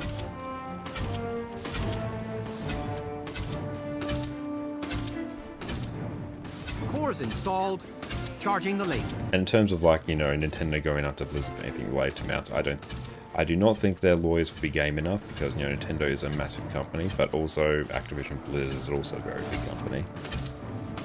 What do you think they'll do for the next expansion? I'm not sure what they'll do for the next expansion, but I would really like it to see going into the Mists in some capacity. I feel like there's so many great areas of lore tied to that to explore. And personally, I'd really like to see stuff tied to the human gods as well. Ready for targeting So we got to interact with Cormyr a bit. I would love to see us interact with the other human gods as well, especially because of the events that happen at the end of Path of Fire. Sparrow, it's great to see you. Hope you're having a wonderful day. Right now we're getting our PvP farm on. Finishing off the weeklies on this account, just to demonstrate just how quick it can be. I think this one will probably be done in about, like overall, will probably take like 40 minutes.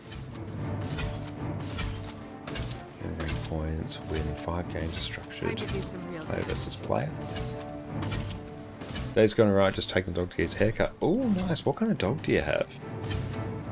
I'm sure they're very stylish right now. I could outrun a centaur. So we've already done the weekly on one of our other accounts and sent all of that back over to EU. And soon we'll be able to do it with this one as well.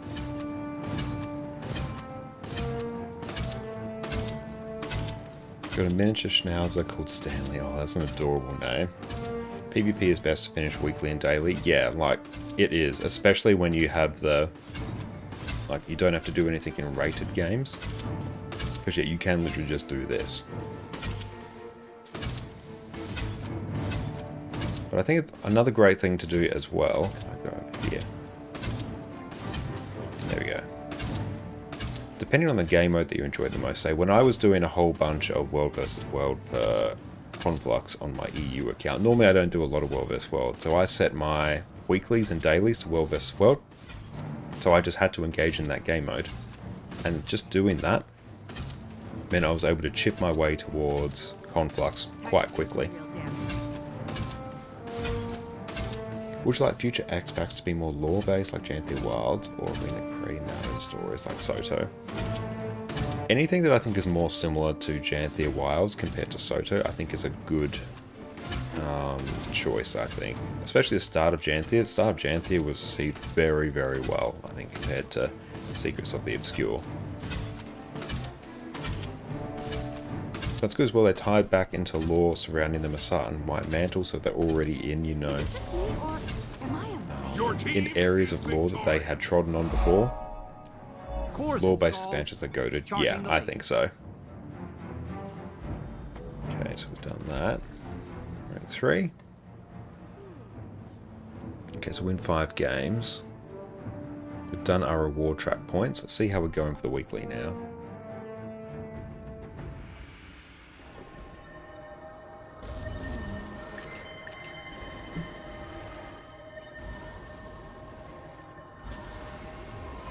So even if I do the win 1 game in Conquest mode after completing the map's secondary objective, once the Return of Menzies, yeah, I would love to see that as well.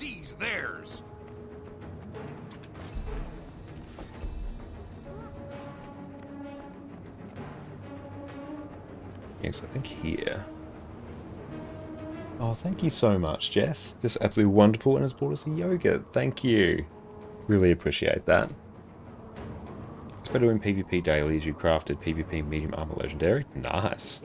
Not bad.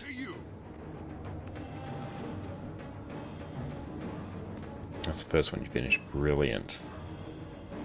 So if we do this and then get Skyhammer as well, that will tick off another one.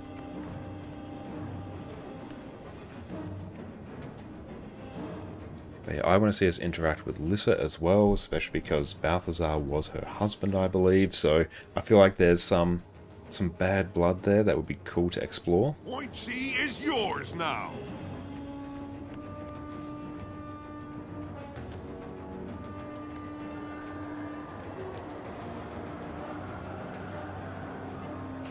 So that unlocks a ton of just like loot for us as well. So one of those. Can't do that here. Very sad.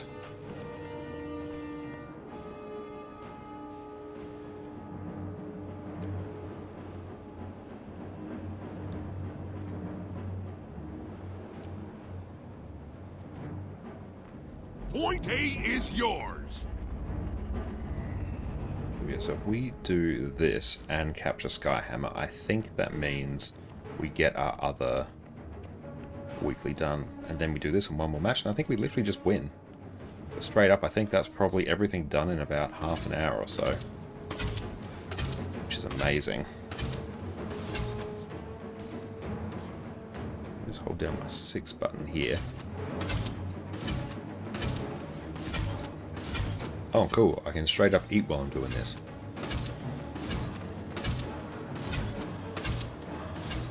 What game is this? This is Guild Wars 2.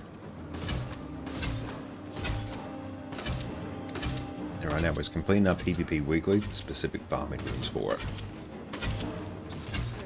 I'm going to generate so much gold based off this. Cores installed. Charging the laser. Oh, more Lord of the Lagos. That would be really good.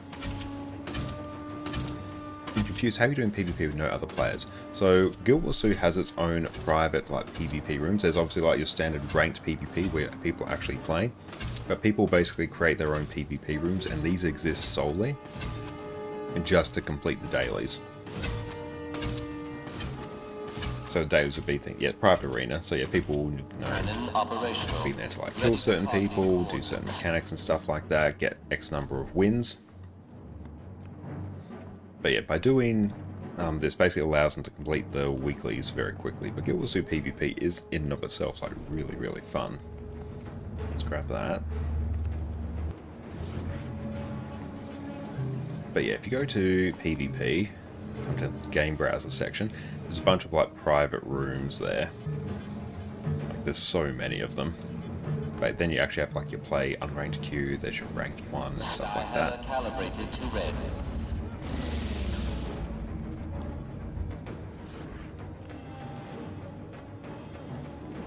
So I think that means we've completed the secondary objective.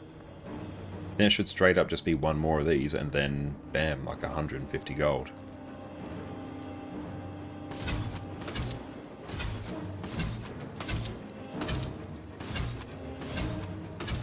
Would they add new weapon or elite specs? I suspect they'll probably add new weapons. I think they'd probably do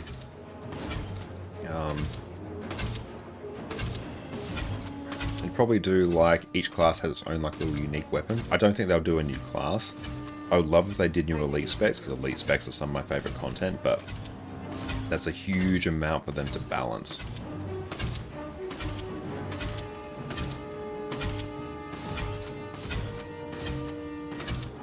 But yeah, doing things like this actually makes PvP weeklies probably the overall quickest to complete.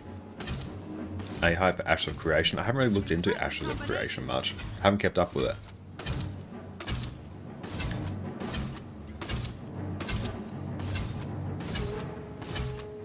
Let's see if we do that, and then we might actually do an actual PvP game, because PvP in this game is actually quite fun.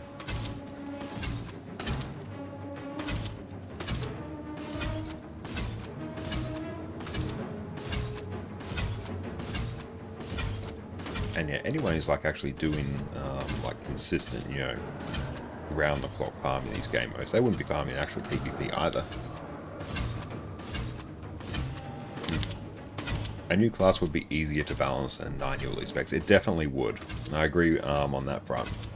But yeah, I feel like they. Get up there. Cores installed. Charging the laser. There.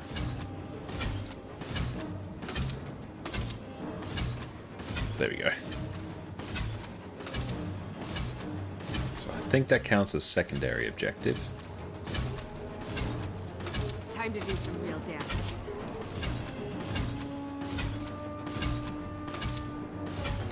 Your team is victorious. I don't think it did. Okay. Cannon operational. Ready for targeting. So, let's actually go on our Revenant. Can we leave? Yes. We'll go and actually play a game.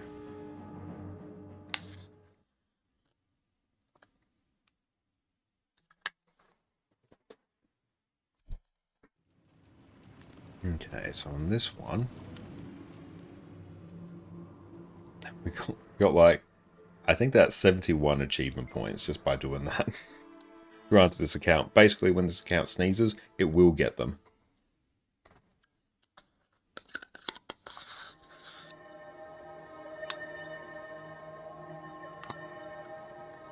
But it's called Cheeseball Thief. Love it. Okay.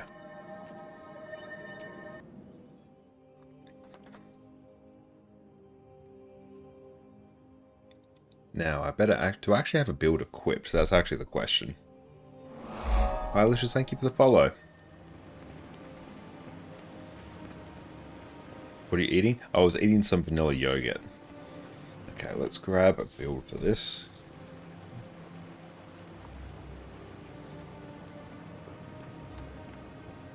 Now, there is a Revenant build I do like for this.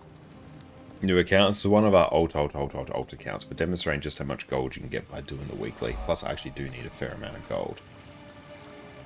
Now, let's go. Power Ren. Okay, so we need short bow and staff. And here I'll put Berserker. Relic. Do I have Zakharos? Oh, I do. Sweet.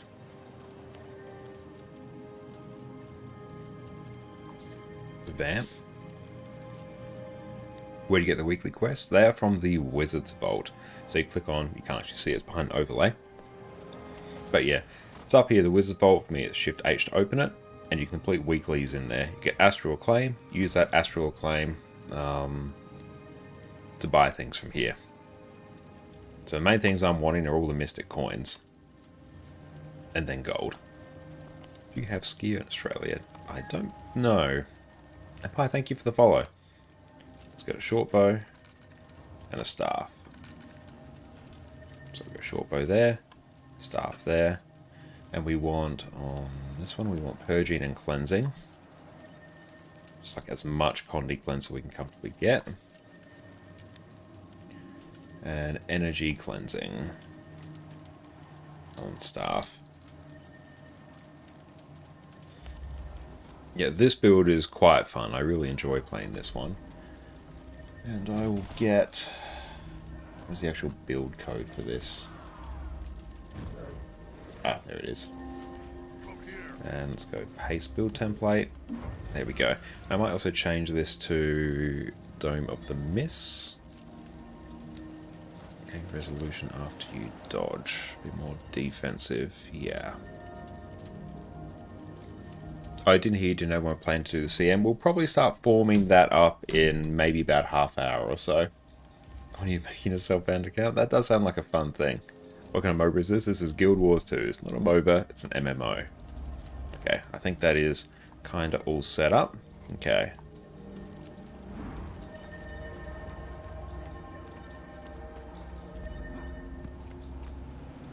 Oh, we don't have gliding. I keep forgetting on this account. Oh, I also need to actually set these skills in the correct order. Fate, meet fist. Razor goes there. Ice Razor, perfect. Let's also change this. We want cursor contrast to low. I can see that a bit better now. Everything else is fine. I don't want to snap ground target. Current target. That will not be ideal. A self-found changes the game a lot. Oh, it absolutely will.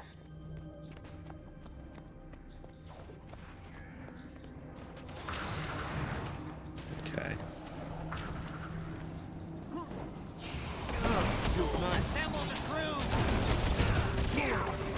And it's gone.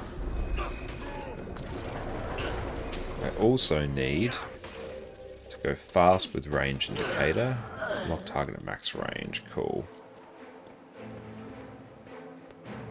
Better. And what's a self-found account? It will basically be an account where you won't buy anything from the trading post. Everything you get will be everything you can sort of like either drop from yourself in open world, or maybe not sure what the rules are in terms of using the Wizard's Vault or something, particularly for Ascendant gear. But basically playing it using only drops.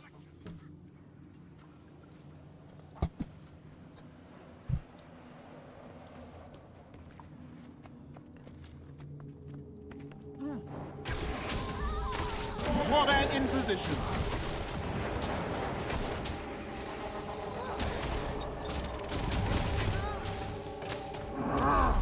Freedom must be earned, not given. Let's just check the regular combos we need for this. There's iron to short bow 4, fire 3, swap shearer, impossible odds 2.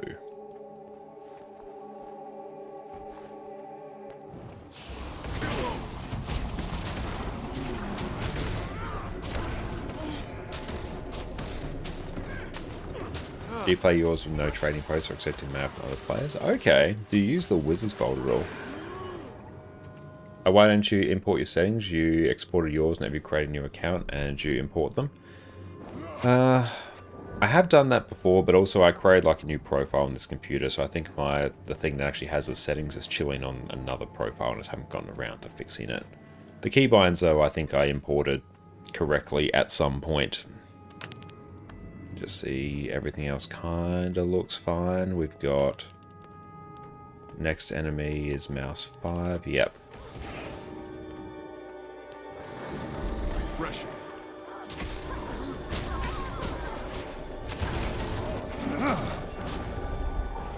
Iron Legion, Ash Legion, fall in. Oh, use Wizard Vault, yeah, that will definitely really help.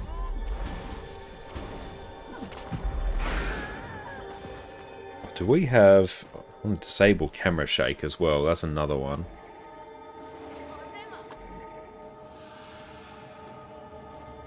So that's a bit much. Turn off enable camera shake. Okay.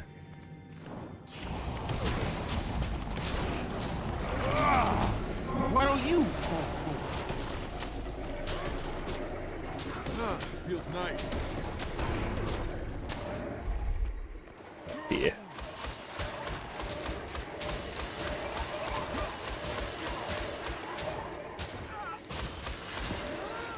Fandral, welcome in, mate. It is great to see you. Hope you're having a great day.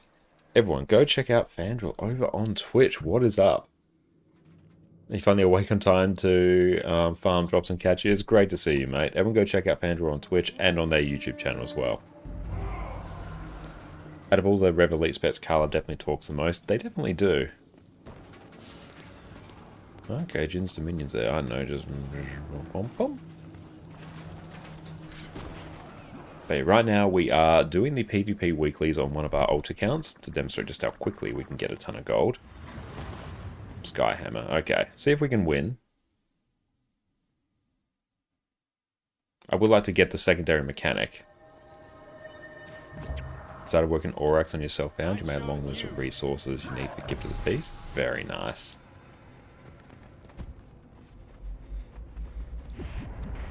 But yeah, we are on our very, very like geared out account. Look at the sweet, sweet 200 AP. And only the finest fashion. What do we have on our team? 2 Necros, Rev, Soul Beast, bunch of damage. What's on the other team? Catalyst, Berserker, Dragon Hunter. Dragon Hunter will be pretty fun against. Oh, Fandral's videos are absolutely fantastic. Like, unironically, one of my absolute favourite Guild Wars 2 YouTubers. The amount of gold that I've made with Fandral's assistance is unreal. Another new account? I actually have 10. Maybe 11. Oh, if you use the setting to use standard models on your allies' enemies, your fashion will look peak. True. Hang on, is that, graphics? No, it might be... competitive. Standard enemy models, standard friendly models. Enabled.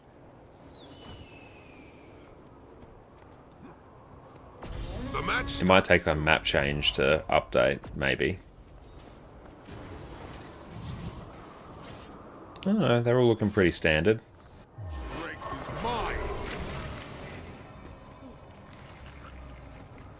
The time is at hand for a reckoning. Hold on to your points. Seize theirs. Okay, I'm so not used to it. Can I drag? Oh, there we go. Oh, that's better. Winning fashion. It's going to throw down a ton of AoE. Stay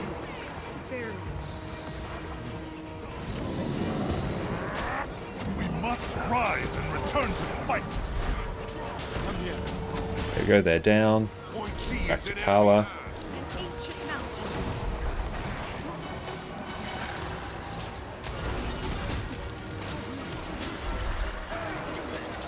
There we go. Let's get away from there. Oh boy, where's our team? Ah! The enemy has taken point B. Yeah. The time is at hand. This is going swimmingly. Iron The Legion, enemy has put point your A. backs into it.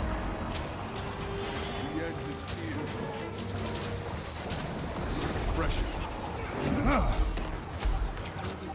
And if I can I port to them? Let's find out. Yeah, we can.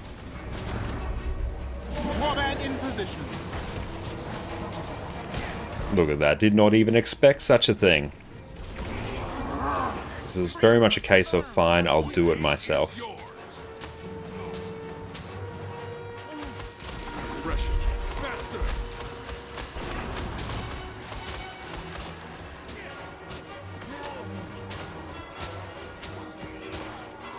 Coward.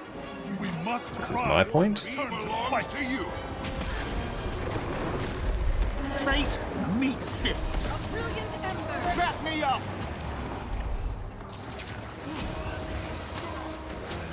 I'll target down the Dragon Hunter first.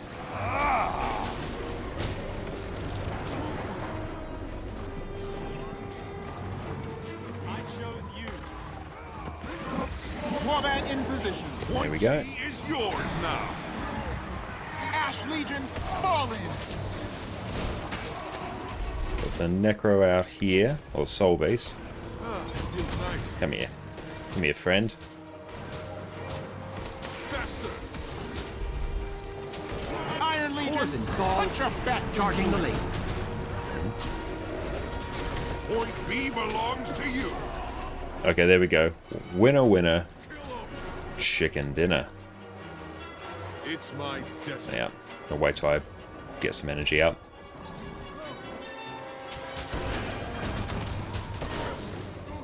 This is our fight. Faster.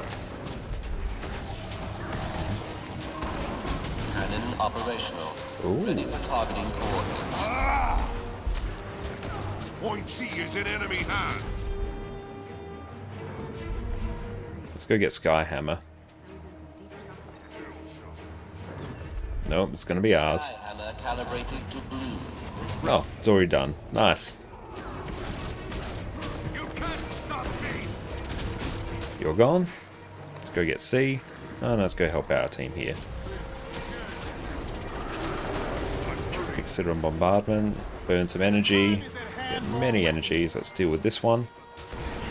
And you are gone.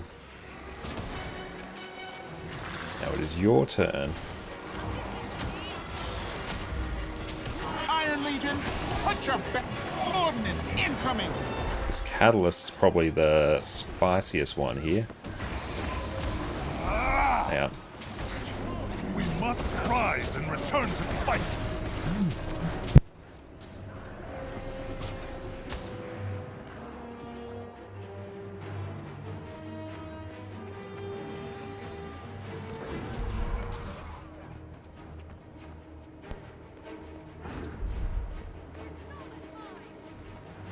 Okay, do we just go like literally get everyone here? Let's go deal with this Dragon Hunter. Fate, meet fist. That's them gone. Oh, that's us actually going down. We can get a stomp there.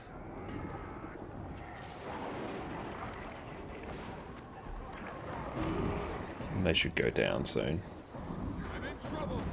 Hopefully.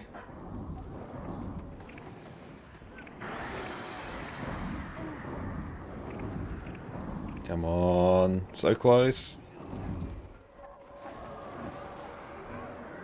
Should probably just let myself go down here. An interesting turn of events. If I actually get back up here, like something's going on.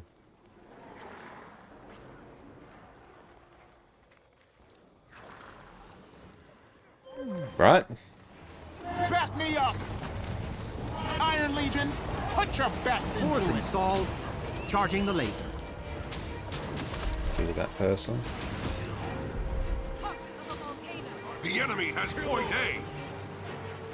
I'm just gonna wait till the Dragon Hunter Point C is yours now. goes down a bit. Fate me. Oh, yeah, there's some burst damage going there. I think it's actually... Oh, it's a rifle berserker. That's what's actually getting us. Ready for targeting coordinates. Can I move? Thought I recognized that burst damage. And yeah, Warrior's Vengeance would have been fantastic there. The Kaiju, thank you for the follow. Okay, we have to actually pay attention to that berserker. Yeah, we went from like full health to no health real quick. Okay, let's focus on the points. We got those points. Let's see if we can push for mid. Skyhammer calibrated to red. Just gonna wait. Now.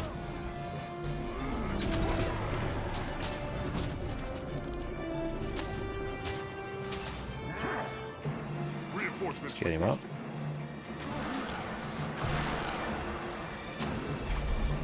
We are Legion!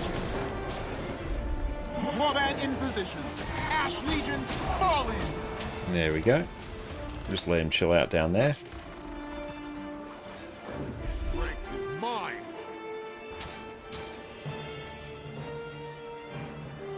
Put the decap off.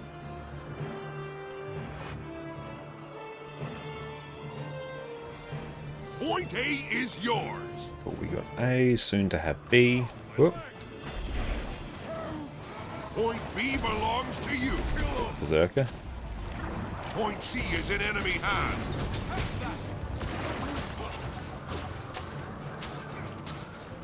Just pew them down.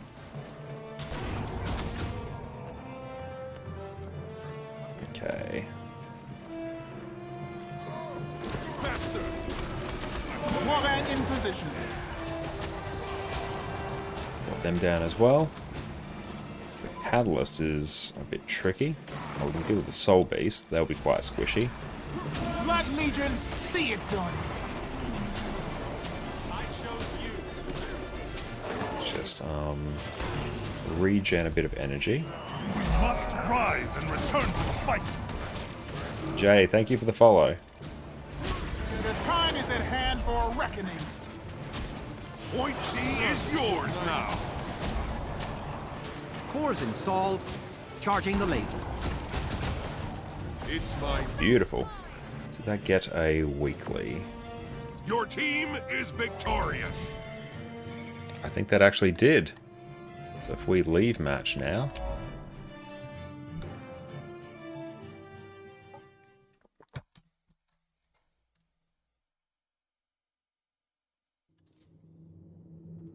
Madigon, how's it going? So good to see you, mate. Hope you're having a good one. Everyone go check out Madigon over on Twitch. What is up, mate? And cool, yeah, that actually ticks that off. And we can get that. Sweet treasure. Cool, so then from the Wizard's Vault, we then load up on all the Mystic Coins. And much gold. Let's consume all that. Nice, and we'll deposit material. Oh, I finished Icebreed yesterday. How did you find it? That's awesome. Cool, that's done. Now, what we're going to do is take a quick break to go stretch our legs. We'll be back in a few minutes, so enjoy a video in the meantime. Guild Wars 2 is a game that showers you with all kinds of loot. And inventory management is one of the biggest banes of existence for so many players out there. So today, we are going to go and clean my inventory, the messiest inventory you have ever seen. We're going to talk about my process, the best ways to process your loot, what you should keep and what you shouldn't, and how to make your inventory management issues just wash away. This is the moment that got away from me, man. Welcome back everyone. I've been playing my main Revenant for a few weeks now, and I've let the loot build up and build up to the point where you can see now my inventory is completely full. So today we are going to go through and take care of this. Right here we have 424 bag slots, all completely full, all manner of loot. As a ballpark number, this took around about a week and a half of me playing somewhat casually on this character to fill, and now we're going to go through, tidy it up, get it back to its pristine state that I normally like to have it at. This has been very triggering for me to play with for the last couple of weeks, so I hope you all appreciate the sacrifice that I've made. Personally, I am someone who likes to have a very clean inventory. I have 23 characters, varying levels of bag slots on each. On one end we have the extreme 424 slots on my Revenant here, and on a lot of my other characters I'll just have the base level of bag slots filled up with 18 slot bags, which I think are one of the most cost-effective ways for you to go through and kit out a character. The process that I'm going to be using today can go through and be applied to any level of bag slots. It's just that the more bag slots you have, the less often you have to go through and do this, and you can let your bags fill up over time.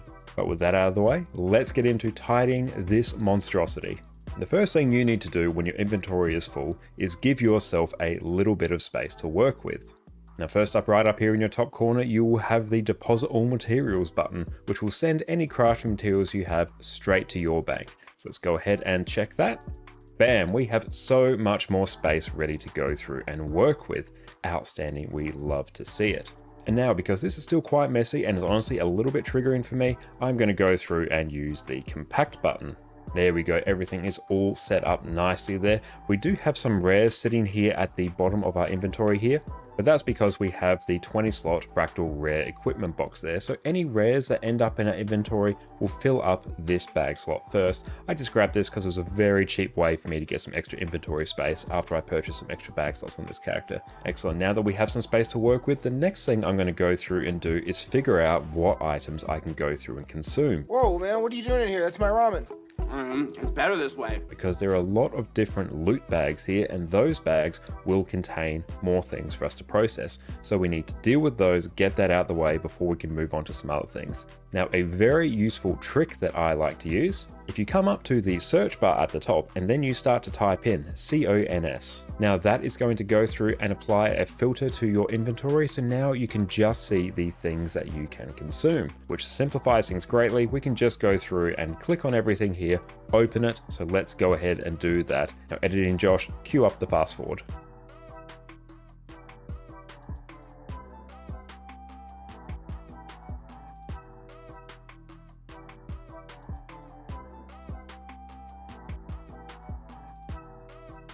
Excellent, that should all be taken care of, at least for the time being. So let's go through and clear this filter.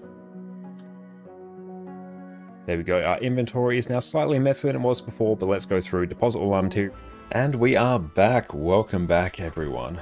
Okay, so now that we have done our weekly, we can send all of those materials back to EU. These character names with a give the keys. Love it. That's what you did in your alt as well. Great choice. And Tilford, thank you for the follow. Okay, just consume all that. I know it's a bit of a mess, and it will remain a mess. Let's go exit. But I do like that Revenant build. It's sort of my go-to. Hey, I need to do some PvP. We'll do it on that. Okay, so that's created 120 Mystic Coins and about 90 gold. Found it? Excellent. Yeah, go check out my YouTube channel there. We have all sorts of Guild Wars 2 guides. While you're at it, go check out Fandral over on YouTube as well. Excellent source of guides and Guild Wars 2 info as well. Okay, let's grab... Excelsior. Wow, even that bank is completely full. Those, and I'll just pop these in there as well. In terms of laurels...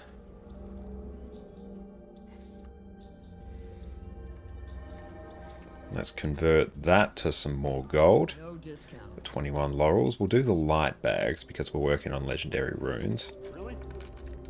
So we have that. Open that and send that to EU.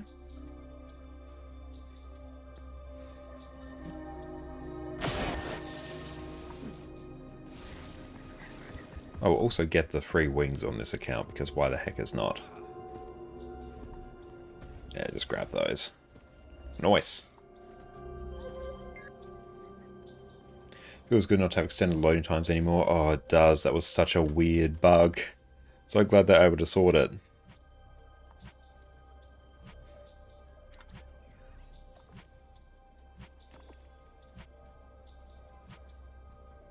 Deposit that and deposit. Your time to start the story from a new expat pool of Convergence? Yeah, you're all good. Let me know once you're done with that. Then after that we can start forming up. We're nothing but flexible today. There we go. So we've got 100 gold, bunch of materials, and 240 gold worth of mystic coins there. Nice. So let's head over to my EU account. Just bear in mind the stream will probably stutter for a moment. Bring that back up. See if it does. I'll be able to tell. Yep, there it goes.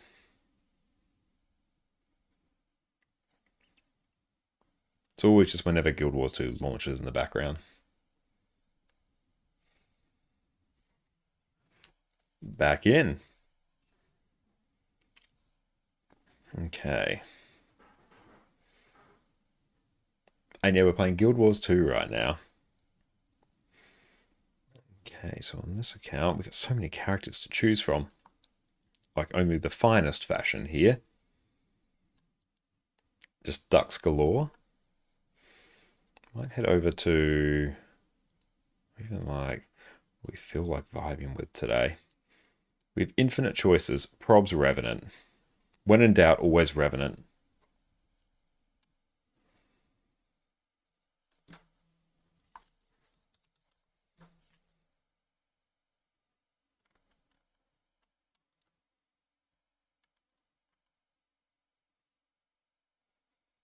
Meebo's hilarious. Found a secret ConnorConCarne ducks account.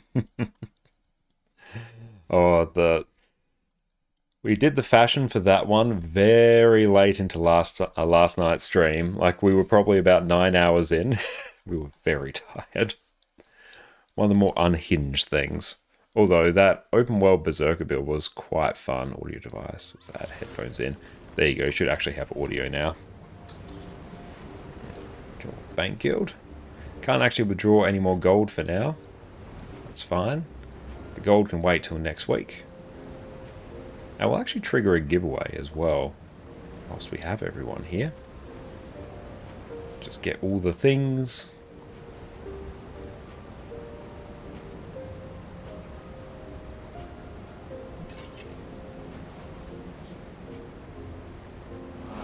Brody, thank you for the follow. Don't add see a duck. Oh, I know.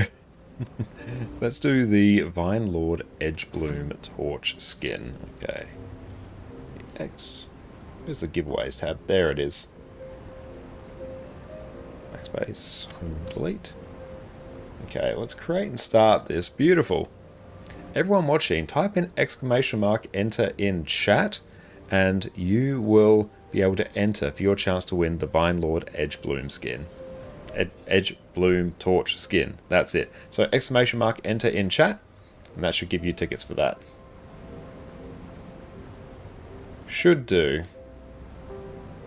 It's actually having a bit of a freak out. We'll give that a minute. And Dubs, thank you for the follow.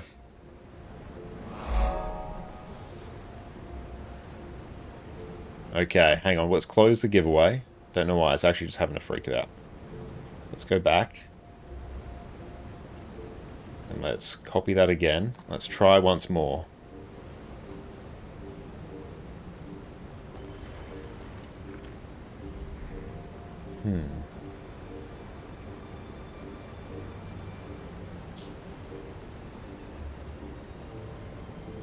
That is weird. The bot isn't actually doing it. So for that, we're actually going to have to devise a different way to do this.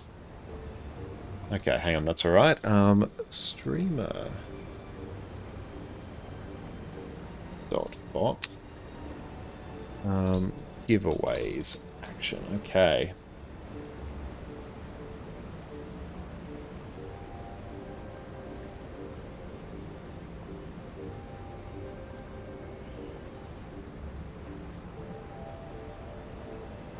You know what? I'm just going to cancel that giveaway. Sorry guys, I'm going to have to actually figure out how to create a different one because the actual bot is broken.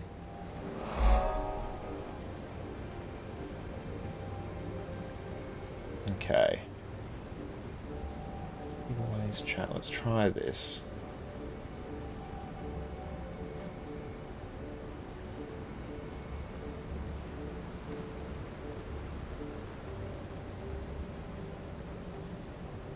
Saturation. Alright, let's try. You know what? Ah! Okay, let's copy that. Streamer bot. Okay. Let's see what we can do here. Go import from the top left.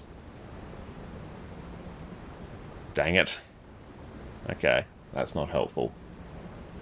Import code, that's an old one.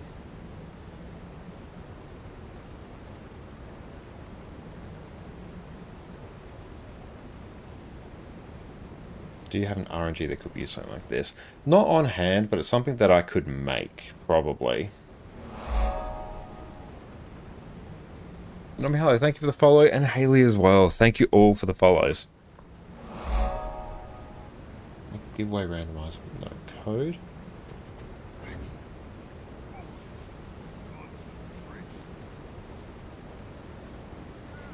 Okay.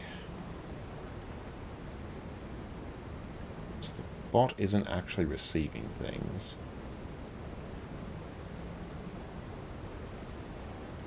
Twitch giveaway tool with streamer bot. Let's try. Yeah, the Vine Bloom Edgelord skin yet. Yeah. Everything has unfolded as I knew it would. You keep me alive, and I'll keep making a difference.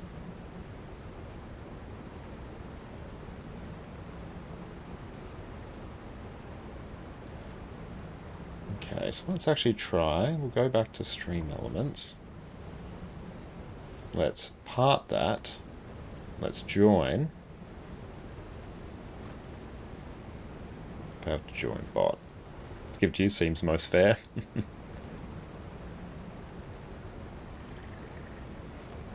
Okay, yeah, so stream elements is in a bit of a fun state. So bot is now in chat. Let's try, if I just go YouTube videos, I'll just go build guides, just plug the gearing guide. Okay.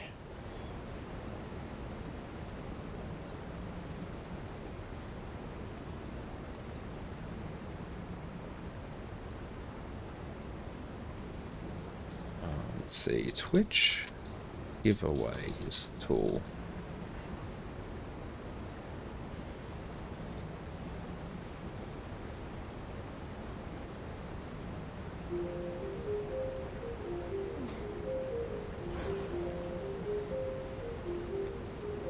I'll worry about that later.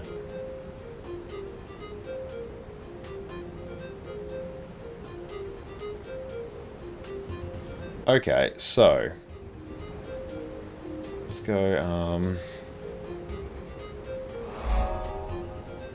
we did say we'll do a giveaway. Let's actually just sort of make one up on the fly.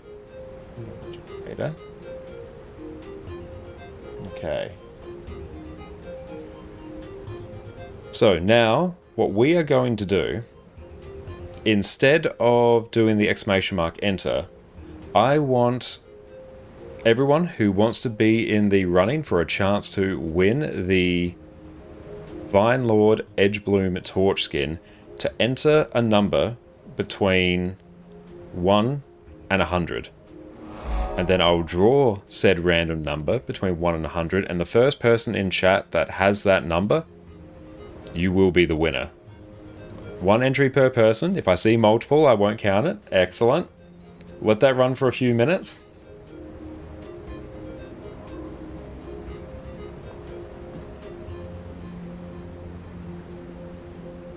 Good, we got the thing over here. Hang on.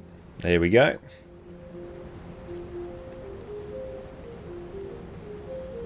Beautiful. Let's go deposit this. I'll just deal with this stuff. And then we'll take a look at what we're doing guild with efficiency and we'll draw the winner. Okay, so deposit everything. And eventually, stream elements will probably work again. You don't have 69 first. I'll go through from the top of the list and work my way down until I find the first entrant. Okay, so stream elements is now parted. Let's tell it to join. Yeah, stream elements is just broken. Oh well. I have been meaning to actually get my commands set up to go from stream elements over to streamer box. At least then it can just be run locally. Charlie did too many giveaways in the last few days. That's why it doesn't work here. They've completely broken stream elements. Let's pick all that stuff up. Nice. And where are we at for Guild Wars 2 efficiency? See if it actually takes into account all of our stuff that we picked up. So we now have 221 clovers. Not clovers. 221 clovers would be absolutely amazing. No, mystic coins. That hasn't been updated yet. That is fine. Okay, so what do we need actually? Crafting for another legendary rune. Using my own mats. Oh, what's your in-game name, Vimao, you want to send? Sure thing, mate. Squad join. That one, will it work? It's a different bot. See, there it is. There's my in-game name. That's Arfix, thank you for the follow. But yeah, everyone who wants to enter the giveaway, type in a random number between 1 and 100. First person to get the number is the winner. Okay, so for our legendary rune, need 272 gold. Cool, we basically have what we need for that. And thank you, Sven, for sending through stuff on our NA account as well. We'll be over there to check that out in a little smidge. Also, I need to, while we're here, I need to get some unstable Cryptus motivations. Don't type in a random, type a correct number. Yeah, type in the correct number, but no one knows what the correct number is. Unstable Cryptus motivation. Let's get those. And we'll send these in the guild bank. Beautiful. Okay. Okay, so here it is. Random number generator between 1 and 100. So I'm going to draw this now in 3, 2, 1. Correct number was 33. So let's work my way back up. Do we see a 33? If not, we're going to have to redraw. Ah, Twitchy Skitch, you are the winner. Congrats. Twitchy Skitch, you are the winner. Twitchy, type your account name in chat and I will mail it through to you. Congratulations. I think it was 33. The first one I saw. The very first one who got it was Twitchy Skitch. Scrolling down from the top. Angry Phil came in after Twitchy Skitch.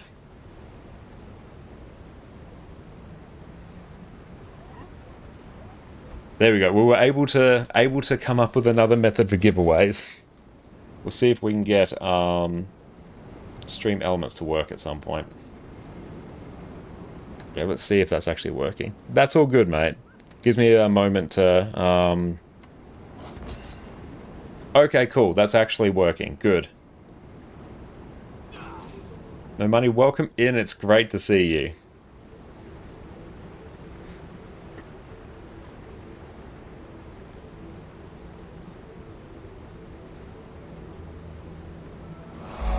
Beautiful. And for the convenience, let's do... And we'll see if the giveaway actually works. So we'll tee up another one. This one will draw in a little while. It won't be as quick of a turnaround. Space home delete. Let's try that. So now, if X... There you go. The actual bot's doing a thing now. That should work. Are you British or Australian? I am Australian. I've been looking for hours, was cooking. Oh, good. Beautiful. Now there is actually a Stream Elements giveaway running. It is for the Collapsing Star pistol skin. Oh, you made 250 gold yesterday, bought 20 of the shards above and Nisa sold them on the TP. Hot damn, nice. Go down over time, but they're in low supply because the price is so high. Always buy them back at a later price. Thank you. That's a good one. Nice. That's a very good tip. But yeah, just drop your account name. Very bright month.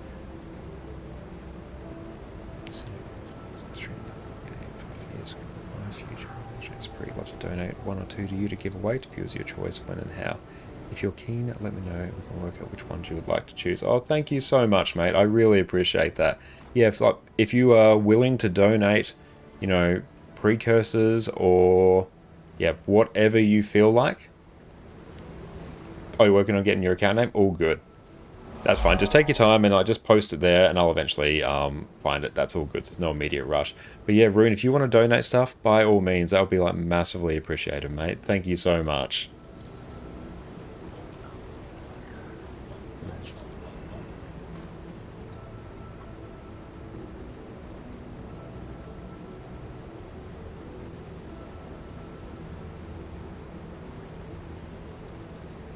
You're an absolute legend. Thank you.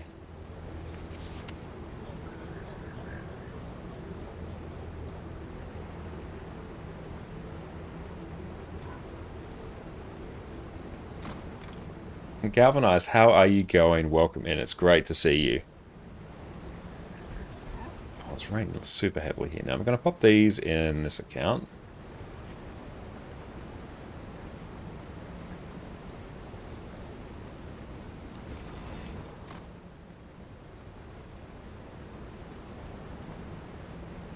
I'm happy for you to use whatever pre's you want, like dealer's choice. I'm not fussed. And oh yeah, if you can, send them through to that account there. That account is the one I'm going to be on for the next little bit as we start forming up for convergences. So if you send them through to that account, that's fine. Okay, your account is Twitchy Sketch. Nice. It's not what you want to verify. No, that's all good. It's good to do that. That's like the actual things I need. So you are most welcome, mate. Let me send that to you now. Dougal was planning to cash in to buy a Living World Season Pack and maybe alongside a Lounge Pass. You definitely should. Absolutely. Okay. I'm gonna mail this to you now, Twitchy Sketch. I need the last number there. Okay, Twitchy Sketch 3169. Gotcha. Very good. Enjoy that, mate. Okay, so we're gonna go just chatting. Did you get third or fourth first? Get the third. Just generally, if you're gonna try and decide which order, I just go in chronological.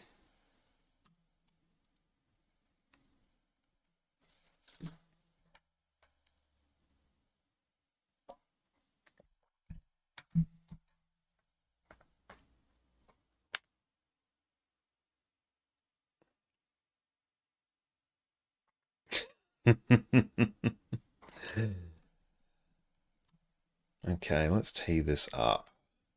Excellent. I'm glad the bot's up and running again. And good, we're back into Guild Wars 2 now on NA.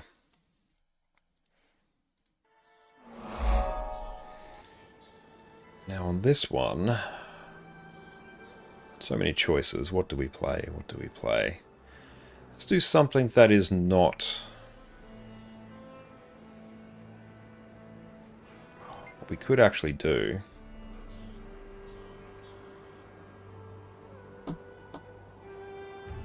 Mesmer will be hyped for the insane amounts of CC. Yeah. We're going to do Giga CC Mesmer. Want to bring as much CC as we possibly can for Ura.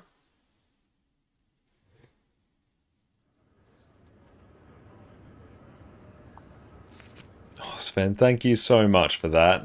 You're an absolute legend. Thank you. Oh, you didn't have that torch? Excellent. Glad to hear it.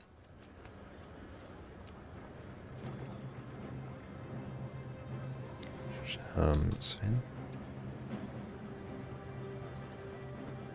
Yeah, thank you so much for that. Okay. Sweet loot. Aside from story, any good benefits you get from Limbo World Season 3, we already have Bit of Frost and Bloodstone. They're probably among the easiest places to get Ascended Trinkets easily, I think, especially Bit of Frost. But also you'll get access to Aurora. Yeah, Aurora, the legendary trinket. Do people use Sword, Mace, and Scepter? Yeah, like, they'll all be used on different builds. Yeah, there has been discounts for Living World packs as well, like, periodically. Okay, so... You are a welcome guest. let's grab these, and Collapsing Star Pistol Skin is what we be giving away. Cool. So for this one, we are going to run... seize the moment. Yeah, we're just doing quickness. It's going to be a good time. So I'm going to change these to Mesmer. And customize. We're going to run Paralyzation.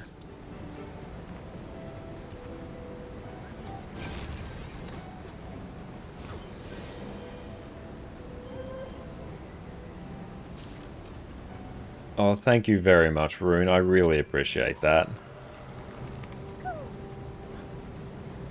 That's so kind. Thank you so very much. You're an absolute legend. We have Zap, the Energizer, and Storm. The Sword, Mace, Scepter. Thank you. That's so kind of you. Loot. Yeah, let's just overwrite that. Let's not think too hard about it.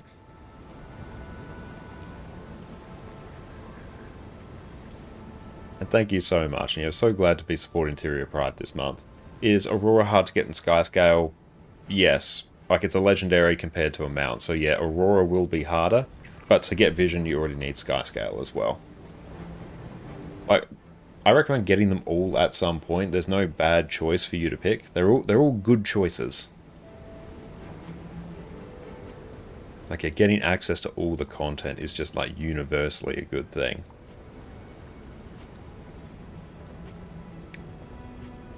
Okay, so we've got Paralyzation up, and we're very happy about it.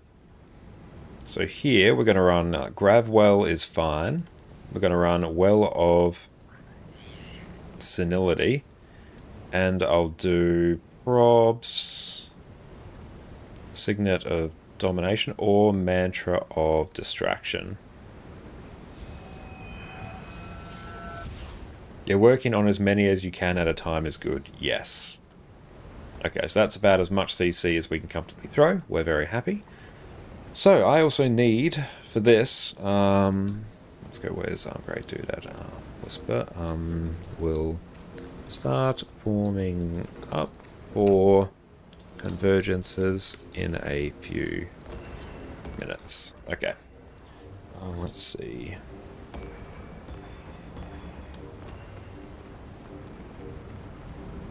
That was the thing from yesterday. There we go. Okay. No, but I don't want to save you. Off you go. Let's save. Alright, so, for this.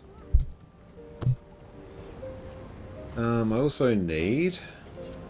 no Phantasmal Defender. Is that more CC? The Taunt's pretty nice, actually. Oh yeah, Phantasmal Defender over that, yeah.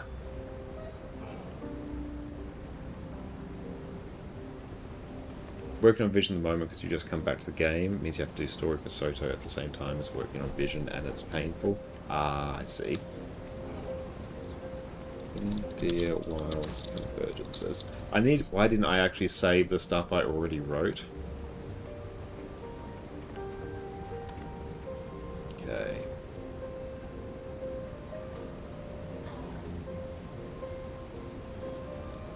So we got the thing here, where they are, so we'll have sub 1 to 2, north, west, sub 3 to 4. They will be, oh no, they'll actually be northwest. This one is just west.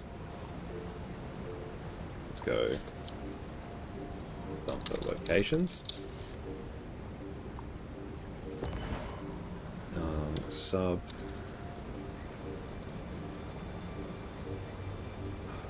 3 to 6. Sub 7, 8. Sub 9, 10. Yeah, Vision does take a bit. I know it's tail end of last year I crafted both Aurora and Vision, as well as like 9 other legendaries in one stream. It took absolutely ages to prepare for that. So this one will go north. This group will go northeast. This group will go southeast. Okay. Quickness. Drag yourself to sub 3.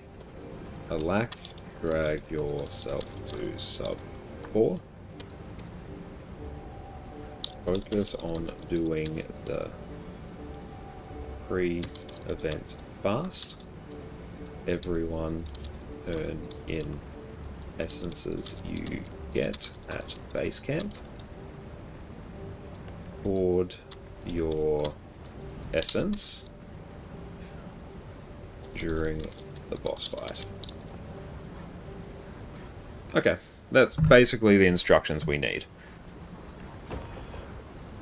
Alex, welcome back, mate.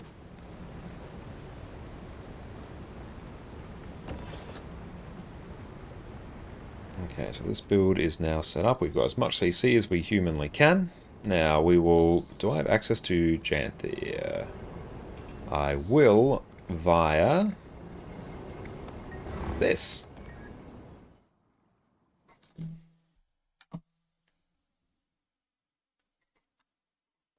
That's because it'll take a few minutes to actually like form up for this as well. So I have to wrangle 50 peeps. Okay, so let's go head over there. The feline companions of the Lord. Through the gate.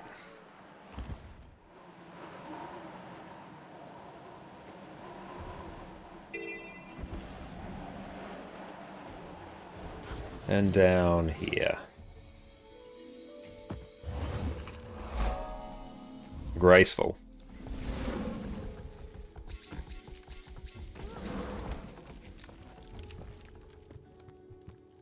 When will there be a next expansion sale? Don't know for sure, but the game's anniversary is coming up in August, so I would expect one to be then, but no one knows for sure. That's just on ArenaNet to do at some point. Okay, I'll just read the walkthrough for this.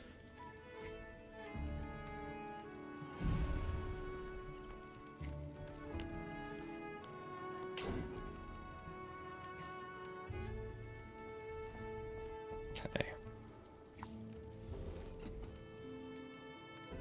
The base is set. Supply crates will be taken there. Total 5 supplies needs to be pulled to create a thumper.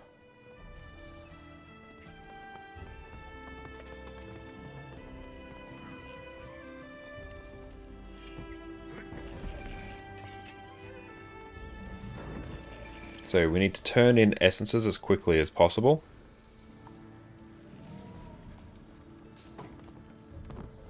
So while the sapper pops up,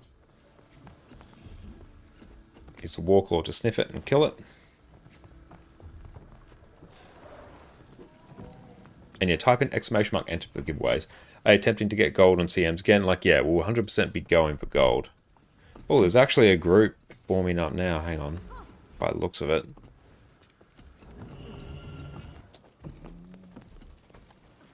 Interesting. And yeah, we'll form up here. I'll send you a squad invite.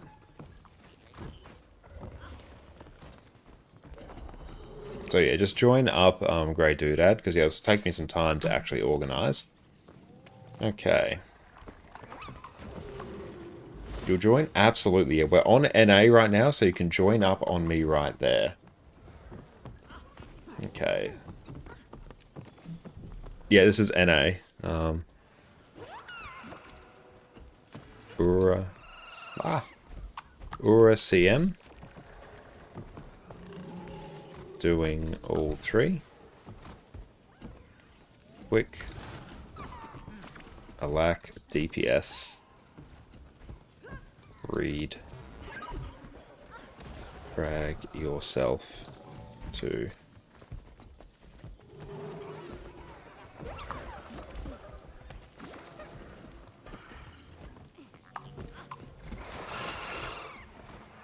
Okay.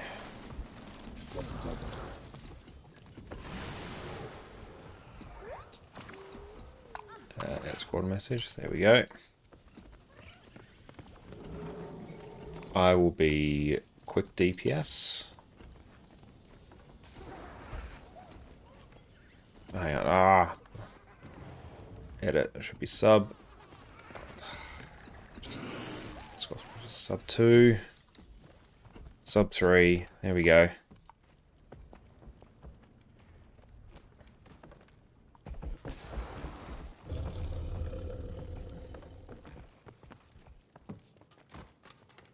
There we go. That's better. It's good. It's starting to fill now. Excellent. So everyone join up if you are on NA and want to do these.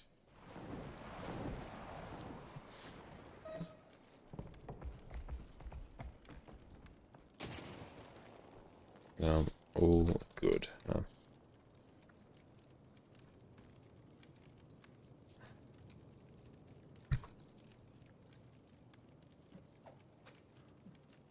Oh yeah, so what I'm looking to see is 10 people in sub 2, 10 people in sub 3. And welcome in, Dark. The only way to get an affiliate link is to become an ArenaNet partner. Go a DPS.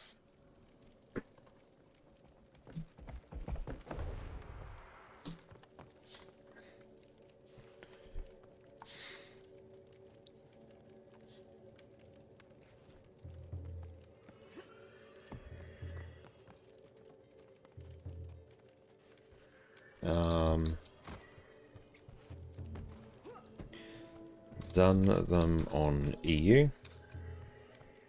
Now doing first one.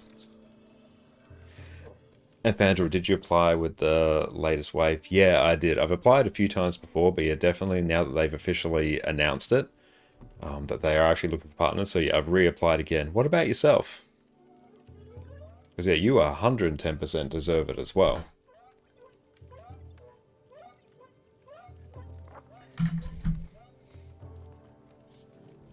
And beautiful. Oh, great, dude. It's in, so you go ADPS. I'll just drag you into sub 3.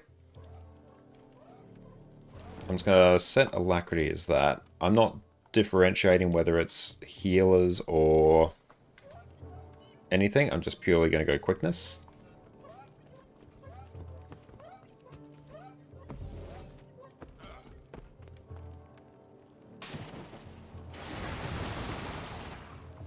Oh, you did too. You actually applied 6 months ago, but retracted after not getting a reply. The retraction is instant, so they do actually read those. Ah, okay. Yeah, I think I've applied 3 prior times, I think. I would absolutely love to be an ArenaNet partner. To be able to, you know, host a whole bunch of extra giveaways, you know, swap between servers. You know, work with ArenaNet will be fantastic. It's Guild Wars 2 your main game? Absolutely it is. Okay, we've got 10 peeps in. This might just take a little smidge to form up. And let's go change this. Oh, thank you, Fandral. Likewise, you would be an absolutely perfect fit. Okay, let's go. All Convergence CMs. Cool. Give that a minute. Excellent. And while that is filling, we're going to go stock up on another coffee, stretch our legs, come back in a bit. Dark, thank you for a follow. Enjoy a video in the meantime. If you're struggling with making gold in Guild Wars 2, I've got you covered. Here's exactly how I make enough gold to fund multiple legendaries while still playing all the content that I enjoy. Today we're covering the 6 main ways that I make gold in Guild Wars 2. At the end of the day, gold is everything in Guild Wars 2. It's how you upgrade your gear, buy materials for crafting, and it's how I purchase anything I need from the gem store. Once you learn how to make gold, everything in Guild Wars 2 opens up to you. Right now, I'm in the process of crafting a set of legendary armor and 4 legendary trinkets for my second account. So farming gold has been front of mind for me recently. So today I'm going to be walking you through what I do to make gold, how I get value from all the different currencies I farm, all while still playing the content that I enjoy. Let's dive in. Truly one of the easiest ways to make gold, accessible to all players, especially those with limited playtime, Astral Acclaim and the Wizard's Vault. Now the Wizard's Vault replaced the old daily login system we used to have before Secrets of the Obscure, but it's even more profitable than what came before. By doing simple daily, weekly and special achievements, you'll load yourself up with Astral Acclaim, which you can then exchange for all sorts of rewards. I've made a separate video about how to best spend your Astral Acclaim, which is linked in the description, but here are some of the best items to buy. We've got Mystic Coins, the bags of gold for 6 Astral Acclaim, Laurels, heavy crafting bags, the bags of coin for 35 Astral Acclaim. You can also buy the Legendary Starter Kit, which is insane value. Here you could either craft a certain legendary to keep or sell on the trading post. I always recommend getting this as crafting legendaries is another huge source of my gold. Mystic Clovers are also great, as chances are as a Guild Wars 2 player you're going to need them eventually. The chests of Ascended Gear are also worth quite a bit, especially for new players. At the end of the day, if you want a surefire way to make gold, do your Wizard's Vault achievements, and you're going to be rolling in it in no time. Now, if you've been playing Guild Wars 2 for a while, chances are you have multiple characters. Some of them might even be gathering dust as we speak. So instead of leaving them alone to bask in the looming existential dread of existence, we could instead park them at useful locations. On my EU account, because I've slowly been working towards a set of Obsidian legendary armor, I have most of my spare characters parked at greater arcane chests in Secrets of the Obscure maps. This gives me a small amount of the map currency each day, as well as ancient coins and... We are back, and your happy Pride Month to you as well, Dark. Okay, this might take a little bit to form up, but that's okay. Meantime, we can look at other fun ways we can generate some gold. Okay. Manna, thank you for the follow. Are you Irish? No, I'm Australian. And 70, so we can actually go buy some more Mystic Coins, actually. Where is it? Wizard's Portal Tome. Wizard's Tower. I'm glad they fixed the loading times. And yeah, everyone make sure you type in !enter for the giveaway. Sometime soon we will be drawing a winner.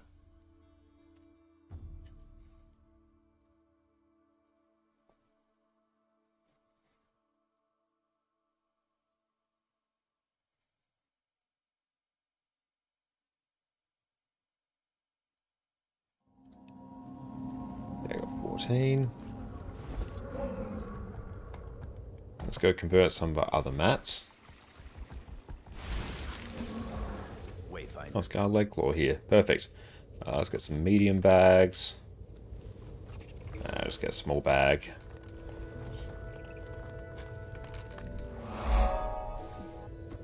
Here, trophy bag. Weekly sales. Let's... Oh, I have so much of these.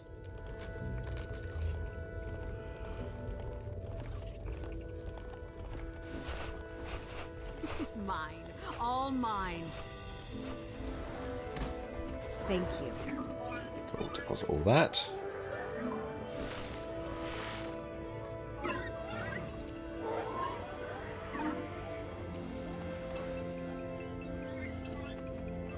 Let's use up an instant repair canister, why not? Cool, it's already looking a bit better.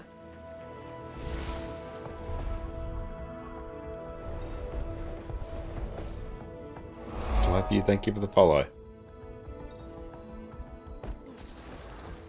So we'll start filling up quicker and quicker as we go.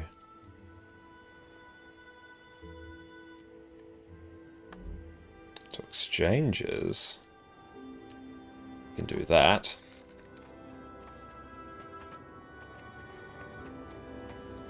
And these we can actually just mail directly back to our EU account.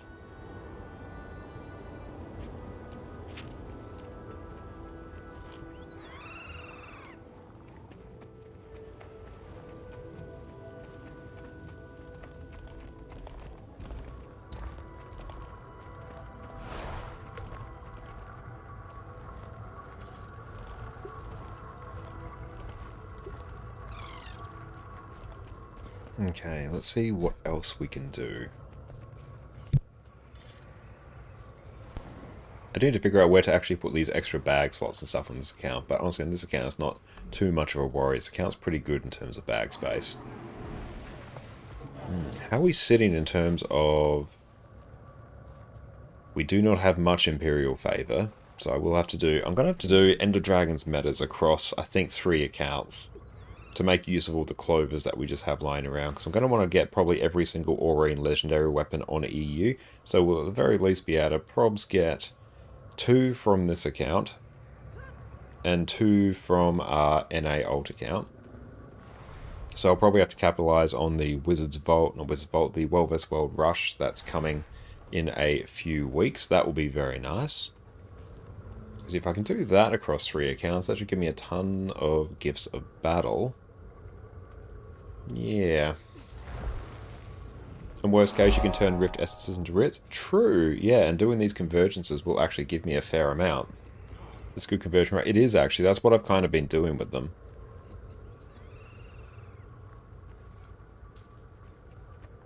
Yeah, let's do all that.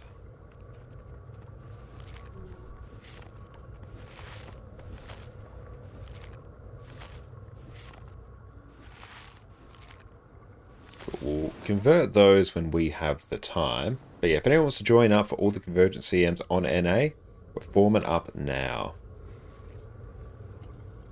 Other things that we can do to generate a bit of extra gold. Also, let's do the Fractal Reliquary. Simple Infusion's not bad. Just get a random one of these. Don't think too hard about it. Trophy Bag's pretty good. Rune Bag might give us something good, and that Trophy Bag's alright. Cool. Bad runes. Sweet loot. There was a time where I was like stockpiling all of my rare runes that I got from using the upgrade extractor on unidentified gear, but that was just going to be too much for me to actually process.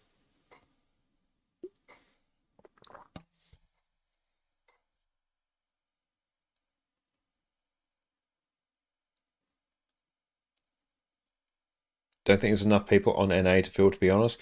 That is a shame. I mean, we can always try that later on in the evening, because what time is it for anyone in NA? What's the time for you now?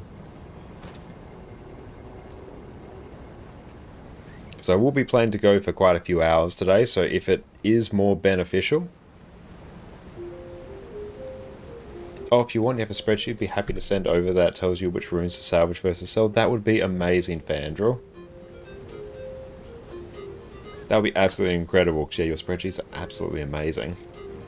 Oh, and you're Central at 6 AM? Okay, so super early in the morning. So yeah, might be the case of waiting a few hours. Connor lives in the future? Yeah, it is 8:30 PM on a Friday for me. We'll see how we go. If we get like a big glut of people, that will be pretty sweet. Now what was I going to do? I was going to do a thing. It's going to be very wise and very profound. There we go. We're going to go get these.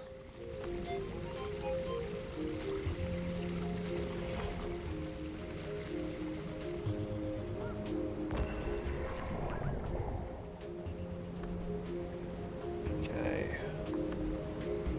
What am I doing for... Do I have any more fractal keys sitting somewhere? I had no idea it was a Radladian. Nice. Always good to meet another one.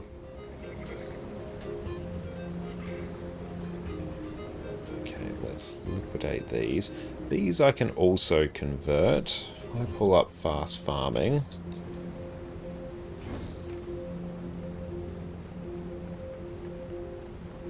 Does anyone else have desktop clocks for NA and EU time set up with just you? That is commitment. I love it. I try and keep just a mental sort of tally in my head. And I sort of just base it on I know roughly when I start streaming, it's about 10 AM in EU. And I know it's usually like 3-ish AM in NA. So I sort of just work from that and then I can roughly figure out what time it is. It's hard, like the US got so big, obviously East Coast can be different to West Coast. Same as in Australia as well. A little south of me too? Nice. Always great to meet some fellow Aussies. I'll queue some cyber resources and see what fast farming's got. Shards above Anisos. Okay, that's some mad profit right there. Oh, thank you. I really appreciate that. You're an absolute legend. And are you happy for me to show that on stream, or would you prefer that I keep it off stream? Given that you sent it, I can like leave that up to you. Say profit. I know, yeah, that's absolute stonks. And thank you for the stretch.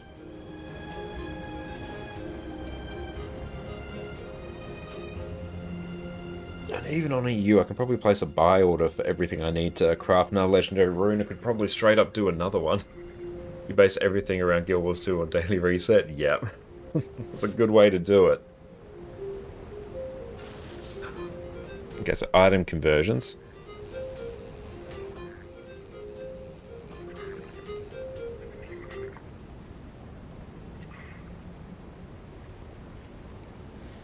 Now, I'm not going to use charged quartz to craft commanders and blazoned pants. That would be unhinged.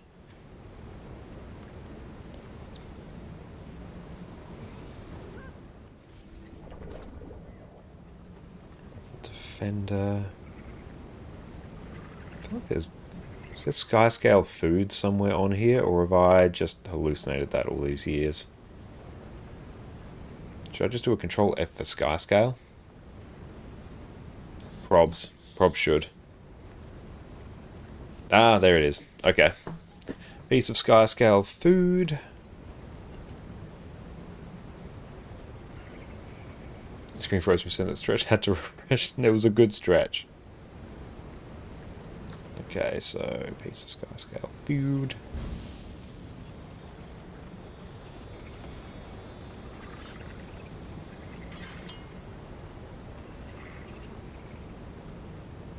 Okay, yeah, so I can craft that.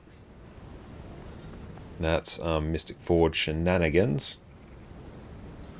You can turn that into a bunch of gold.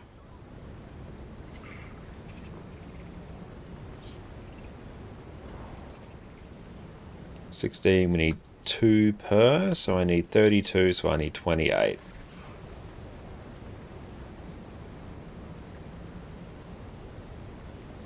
In terms of ectos, where are we at? Oh, I straight up just... I did the thing. I did the thing where I just converted everything. Or sent everything to EU. I'm a victim of my own success. Blackline statuettes. I might even just...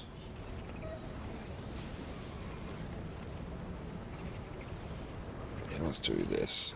I'll go back to the map so you can port to me. Great doodad. And soon we'll draw the winner for the giveaway as well. Probably like momentarily.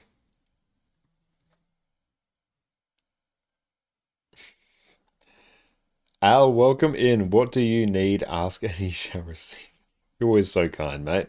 QDPS, yeah, QDPS is great. We need like a bit of everything. Just whatever boon you bring, just drag yourself to the correct sub. It's all in the squad message. Hang on. Let's go. Sure.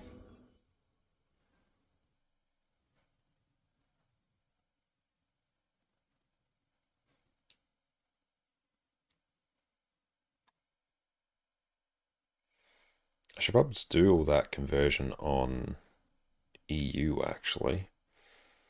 See, I can generate a ton of gold. There you go. You can port to me now. Beautiful. Everyone enter. I'll draw this very, very soon. You shall cometh with thy cute dipsification. This chronology, I love it. Okay, so let's close this giveaway in 3, 2, 1. Delaying for stream just a smidge. There we go. Everyone get in. Get in while you can. Close. Okay, let's draw a winner. Nebleon, you are the winner. Congratulations. Nebleon, type your account name in chat. I'll see if I have you on this account. I don't, yeah. Nebleon. It's just messing. The number of times that happens, like I can't extend it out anymore. It always happens without fail. But yeah, Nebleon, type your account name in chat, and I'll send this right on through to you.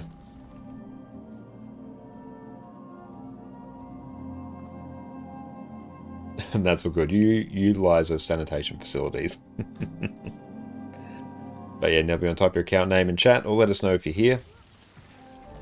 And then yeah, we'll send it to you. What was I doing? I've forgotten many things.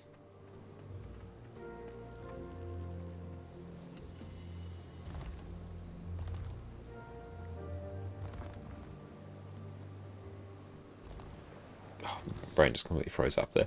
Okay, no, so I need to generate more gold real quick.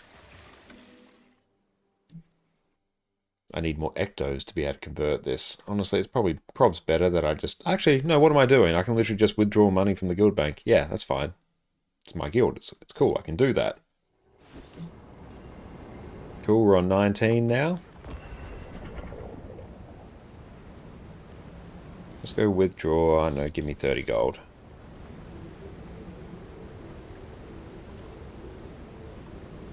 Means I don't have to do the sketchy conversion I was going to do.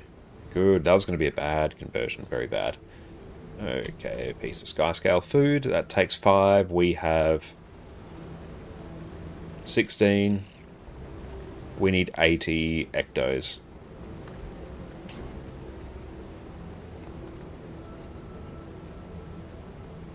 Have you done the Mistburn Barrens Fisher achievement? Literally the most lame fishing achievement. There's one fishing hole for this fish in the whole zone. It's located in the Jade Armor Place, so inaccessible for 98% of the time. Oh no, that is rough. That is very rough. I haven't done that yet, but it sounds horrifying.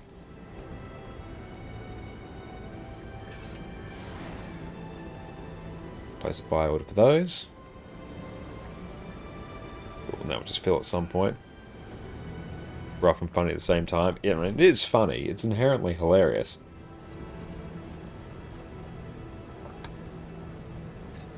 God, a fish that doesn't seem to drop for me there. I really like that they're combining the travel scrolls. It's so good. It's really, really good. I've got the scroll on 2 accounts. It's fantastic. There we go. Like, we're starting to get people in. So that's good. I can go QDPS. QDPS. Just go lack. I'm not specifying a lack or healer. Or healer. It's fine. For some reason, I thought that was the supreme rune of holding. I got very, very excited. A lack.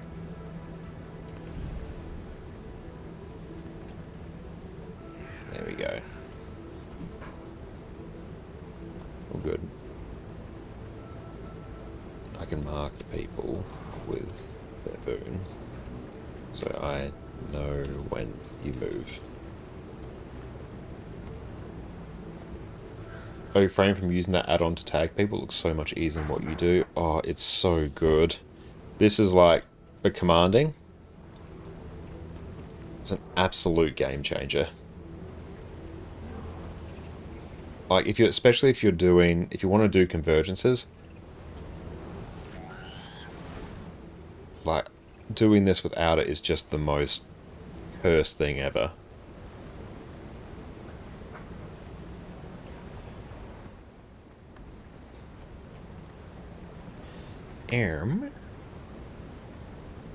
Could I...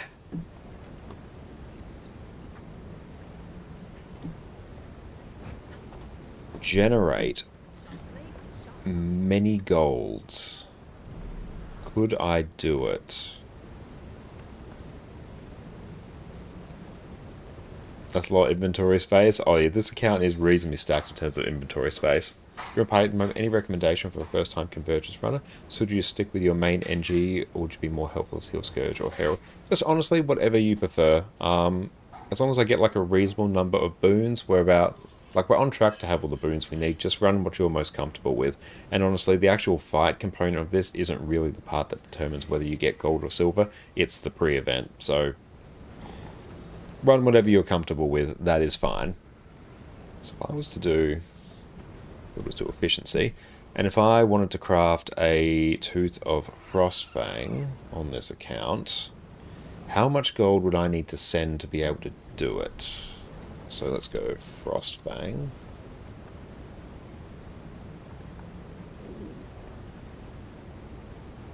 Let's drag that there.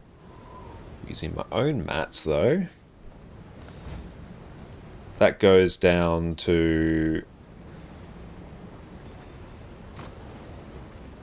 Okay, that goes down to 488 gold.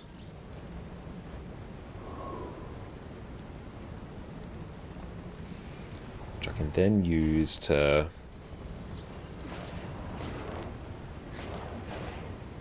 Yeah, I could craft that. I don't have a gift of battle. Okay, that will work. That will be a after the world vs. world rush kind of deal though.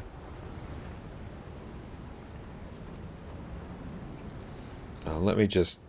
I'm just going to say Aura CM. We'll do Aura first. I'm going to specify 1.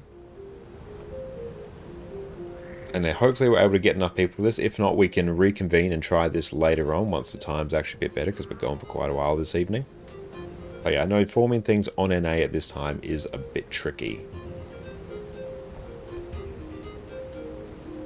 And Nebliorn, I don't see here, so we are going to draw another winner. So everyone, keep an eye on chat. I'm going to draw another winner right now. So in 3, 2, 1. Pikakau, you are the second winner. Type your account name in chat and I'll mail this through to you. So congratulations, and we'll just keep doing this until we get a winner. So if you're in chat, let us know you're in chat and type your account name.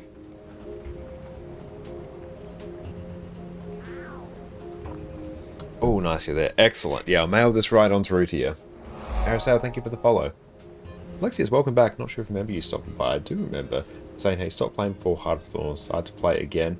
And man, your loss, they don't really make it easy on telling you where returning players should go. Yeah, they really don't. Only a base game at the moment, but the living story has been fun. That's good. I'm glad you've been enjoying the living story. But yeah, what I recommend is just work your way through the story in order. I think that's going to be the best thing for you. It'll help guide you through things in a reasonable manner.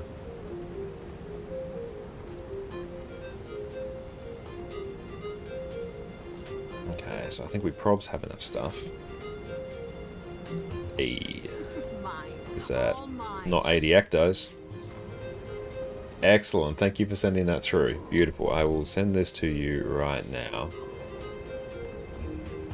There it is. Mail. That is on its way.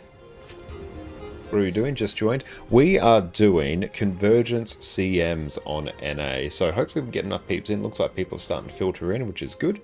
But yeah, we're going to try and do all the Convergence CMs. So yeah, if you want to join along for those, you don't need any experience. If we are good, we may be able to get gold, but at the very least, we will certainly be able to get silver, and you can get your masteries and your achievements that you need for that. So we've done these on EU.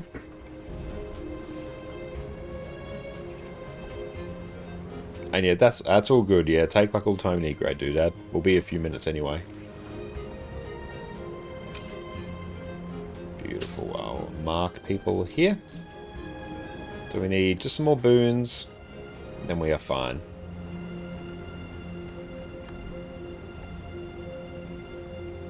Excellent, that is what we need there. Then we need some bloodstone dust. Don't tell me, did I convert literally all the bloodstone dust? I didn't. That's good. Good for me. Yeah, glad the bot is back up and running again. That took a while. I'll mark that giveaway as complete. Back we go. Okay. Forge. Just to refill forge.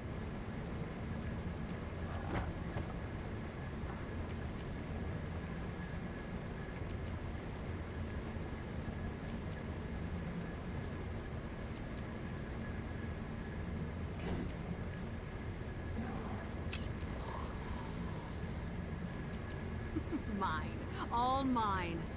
Cool. What don't we have? Oh, we need more. Do I have a bank access on me? Nah, just gotta go get the stuff.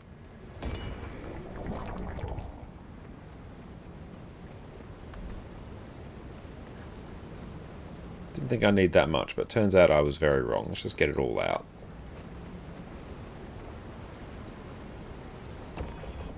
Yeah, we just converted like as much bloodstone dust as we could.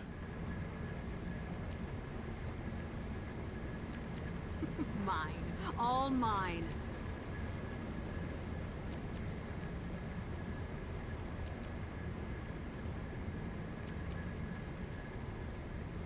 Okay, cool. So that's done. Sell. Perfect. So we'll turn that into that much gold. Lost a quickness, that's alright. Okay. That was all our mats, compact. Let's go back to this map.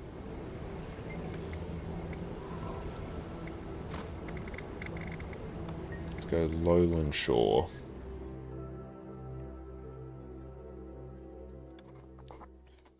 So yeah, when the World vs. World Rush comes around, we'll focus on doing that across 3 accounts. Then that will allow us to generate a ton of legendaries. On NA, I'll be able to do it to turn the existing legendary starter kit weapons into more gold. When is World vs. World Rush? It's sometime in the next month or so. It was announced on their studio roadmap. Have at you.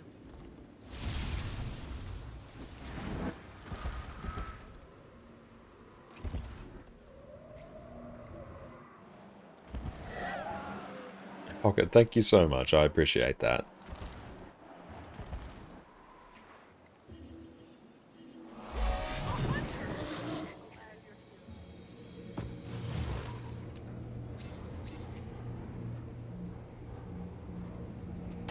Something's got this one all worked up.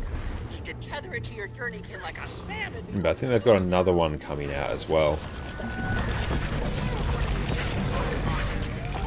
my voice in your ear as you go. Get him, Hunter. Be brave.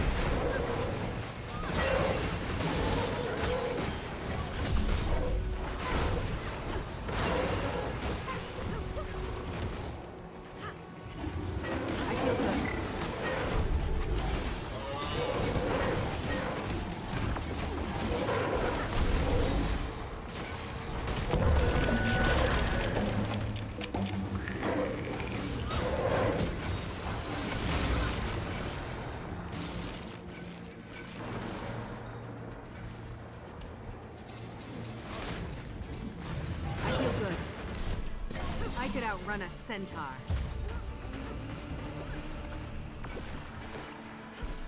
Next rush is scheduled for July 22-29. Excellent. Yeah, I thought it was sometime like in the next month.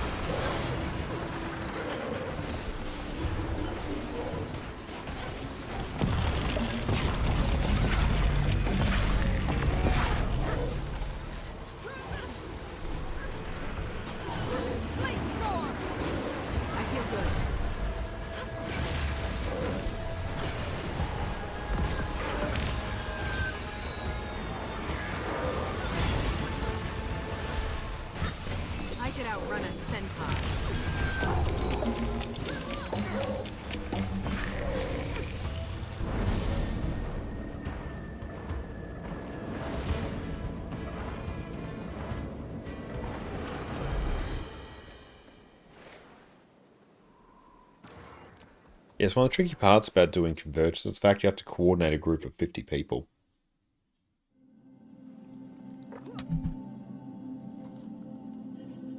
That's right, we can occupy ourselves in the meantime.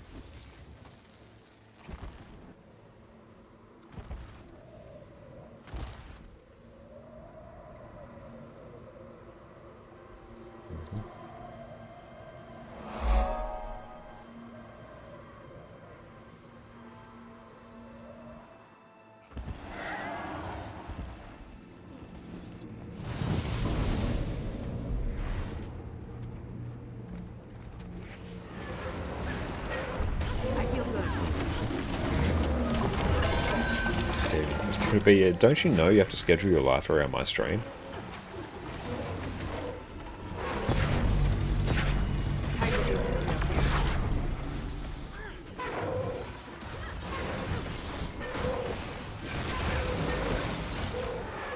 Not enough endurance.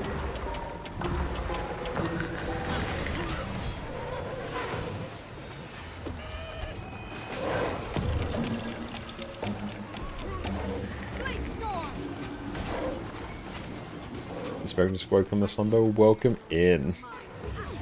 Deep stream.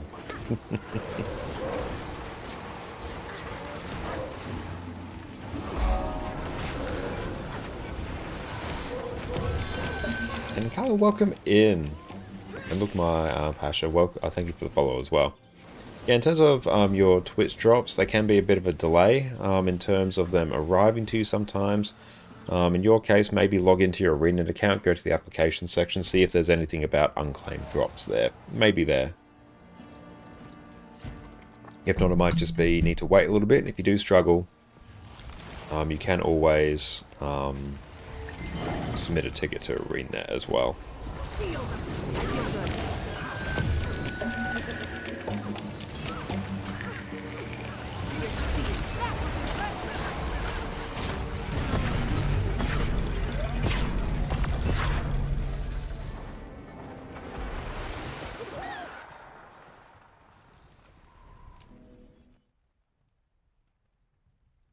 I like that the loading times are much better now, generally.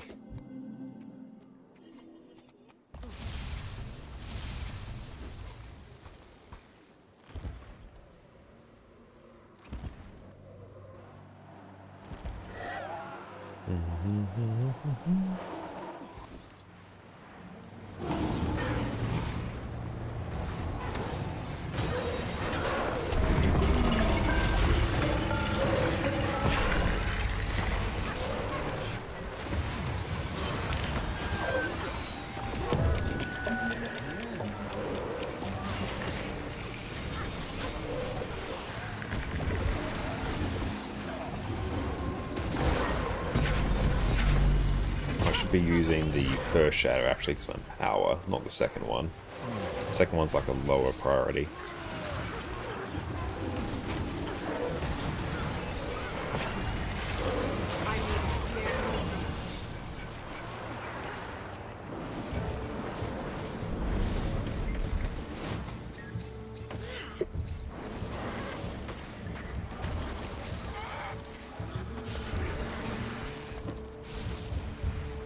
We've got Alacrity.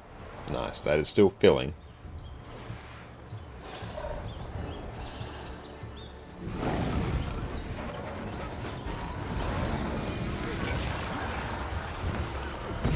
I feel good. You're seeing things.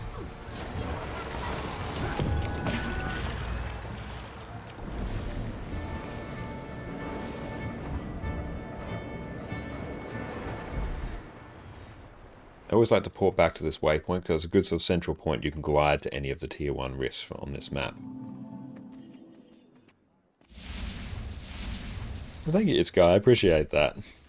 And thank you everyone here for making this just such a wonderful time to like stream Guild Wars 2. And all just make my stream just absolutely fantastic and such a fun time. Thank you all so much, I really appreciate you.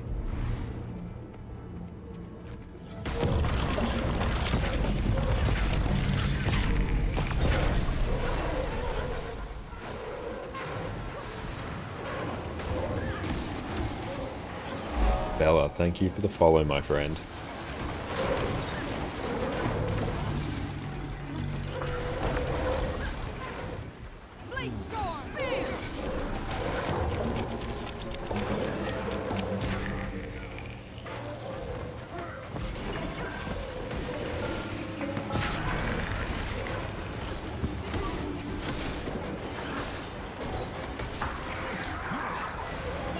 Cool, that is done.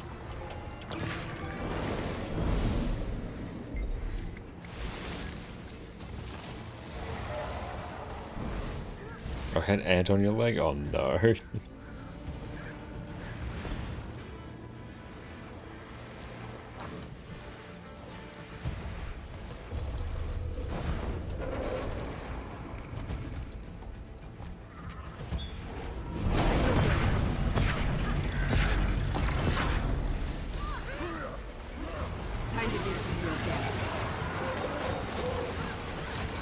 boons. We're on 26 now. Is it just me, or Is that a bit bigger, that window? And quick DPS, cool.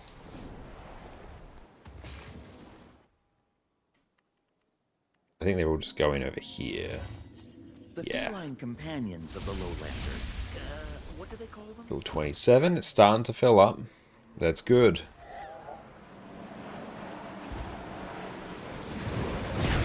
time to do some real damage? Feel the fury.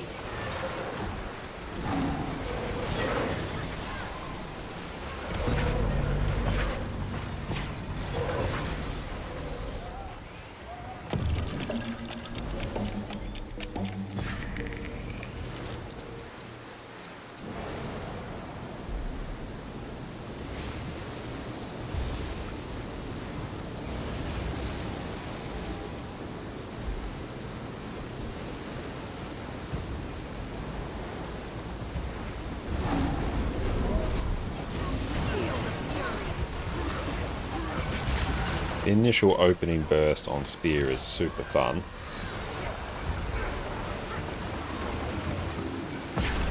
$28, good, we're starting to fill, love it. So I've done Lowland Shore thingamabobs.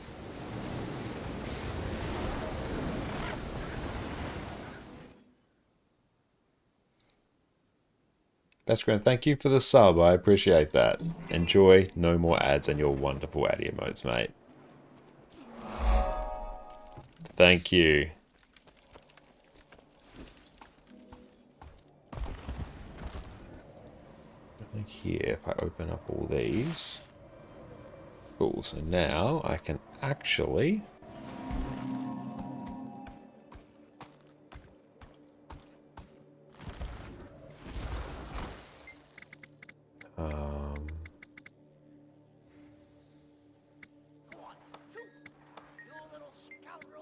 I haven't actually done the heart in this one, so I'll have to do that later. That is fine. We can go over to the next map.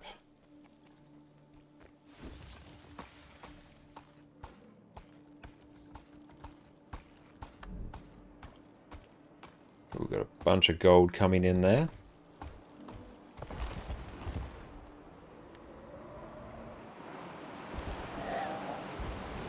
And catch you later, Alex. You have a great day, mate.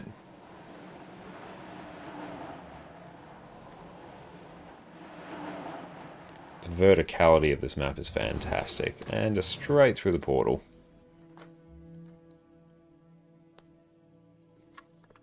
You know where they put the portal from Janthir Century to Mistburns? It's like at the very top of the map, I think. Like, it's in sort of this region. Or maybe it's, yeah, this region right here.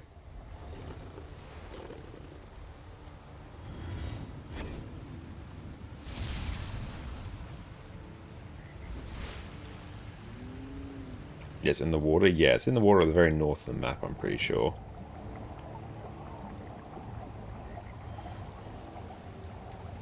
You get to Bavani and start doing the story? I don't know. Probably fallout from some Mersat experiment. And they don't look friendly. I'll take them out so no one gets hurt. 28 of 50.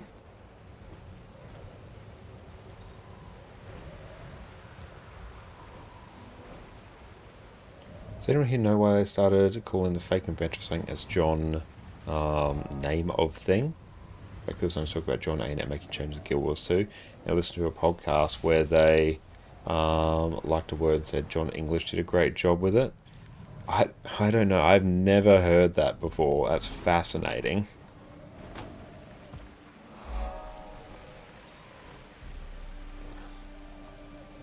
DPS.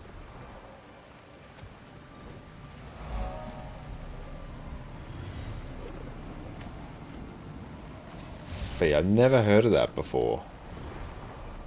Cool, we're on 30 peeps now.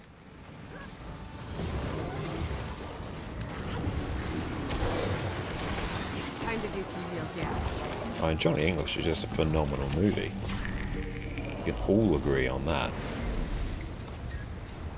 Literally peak cinema.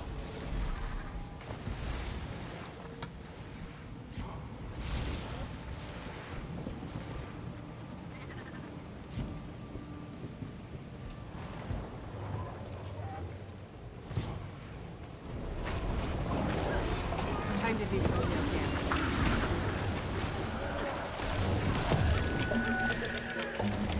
Just like everything Rowan Atkinson does, like that's a pretty like universally true statement. Everything he does is great.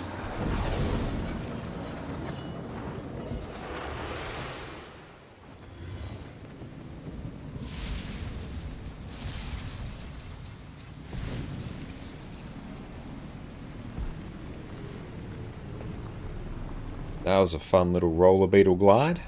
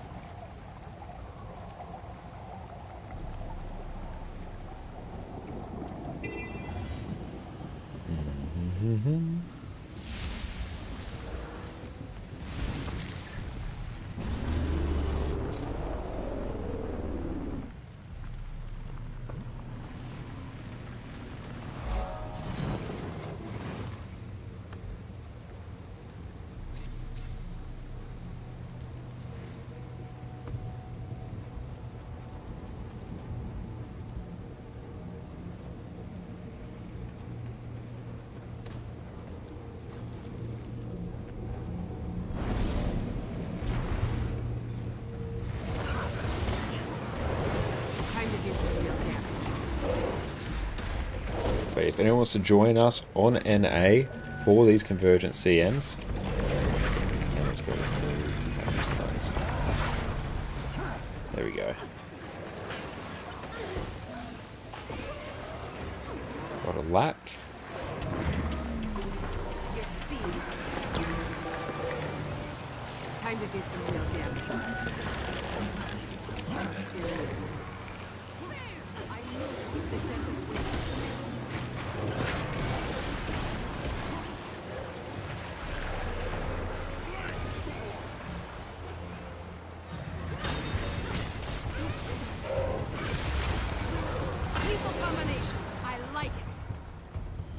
Getting all our boons though.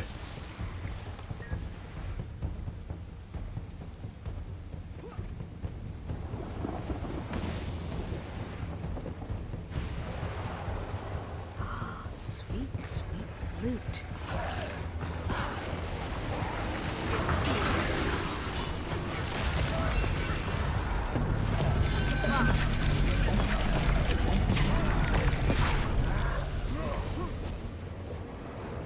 Back on 30.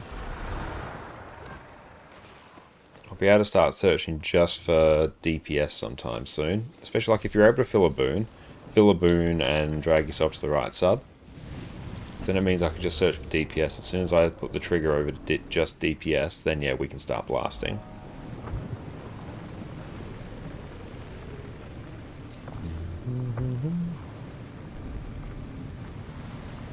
Bump.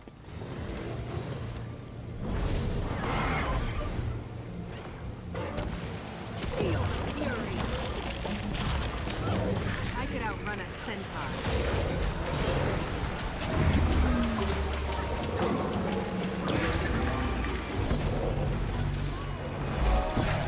Walks, thank you for the follow. Still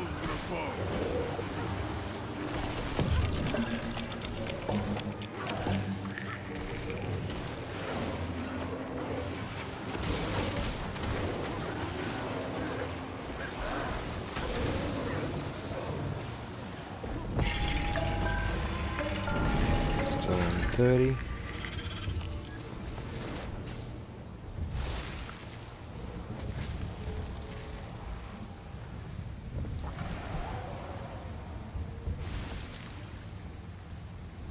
That's right, we're slowly getting there.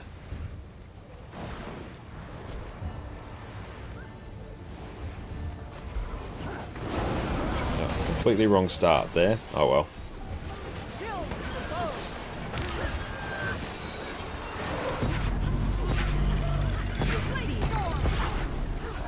And yeah, I agree there, Sparrow. The Masteries and Janthir, outside, you know, the Warclaw ones, they were great. They don't really impact any way you play the game, which, yeah, I would very much prefer if they did.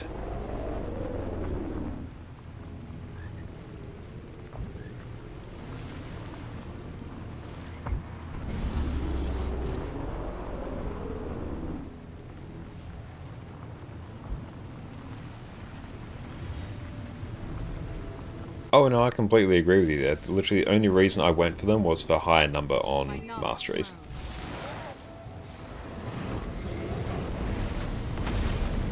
Right, like, all the stuff tied to like the Warclaw Masteries, that was great. I'm like, yep, this is fun, because it also impacts the other mounts as well when you finally get like the well-rested bonus and all that.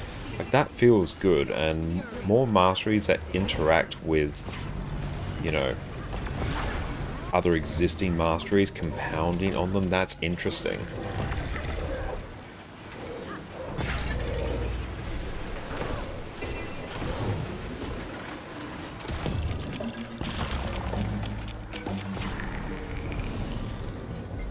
And yeah, I know you got to sort of tread the line between, you know, making them either like, you don't want to make them too overpowered, or else then you get like almost a case of all the End of Dragon stuff, like the free revive you get, the buffs you get, the portal waypoint, they're all like really, really good and sort of fundamentally change how you play the game, but they're insanely strong.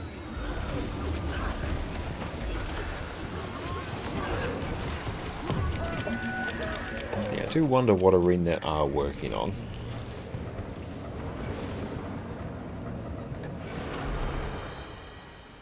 Wait, hang on. Let's go the healer, they're there. Okay, so I can now change this to just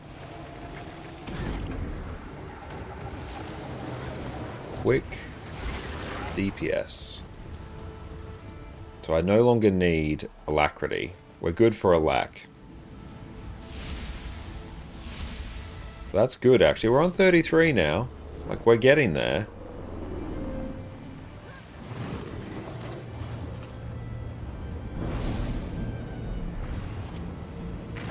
Ah, that is the wrong thing.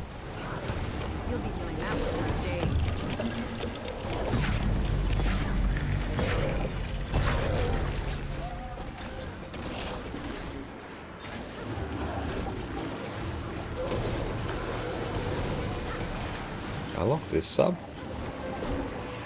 Yeah, I'll lock that subgroup.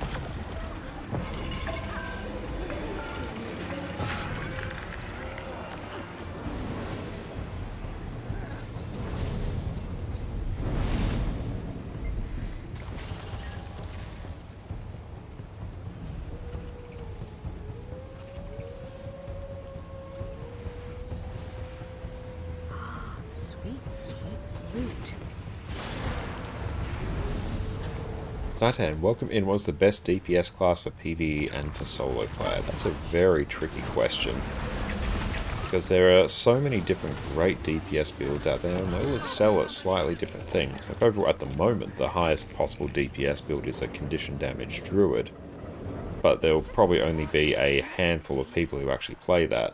Yeah, the one you enjoy the most, all class can solo. Yeah, like there's great solo builds for all classes.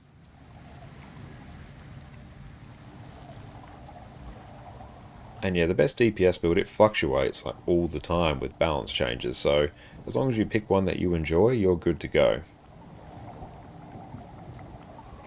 Very hard to die as an Electric Condi NG Mechanist. Yeah, that's true. Like, same thing even with the, Celestial Chronomancer is phenomenal. Any Celestial Revenant build is god tier in open world. Celestial Spectre's fantastic. You're loving Power Quickness Harbinger at the moment. Power Quick Harb is great. Like, yeah, there's just so many great builds out there.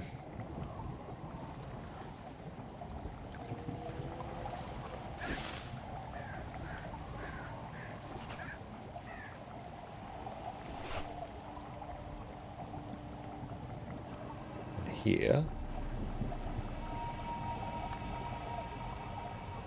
We're going to have to wait just a bit for that gold to come in.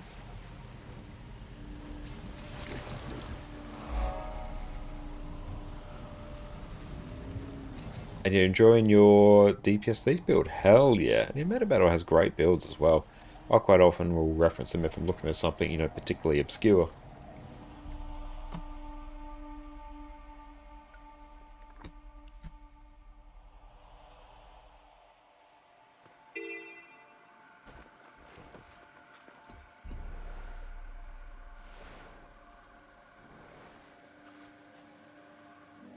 Spear Engie's great fun as well. Be like one of my favorite open world builds recently has been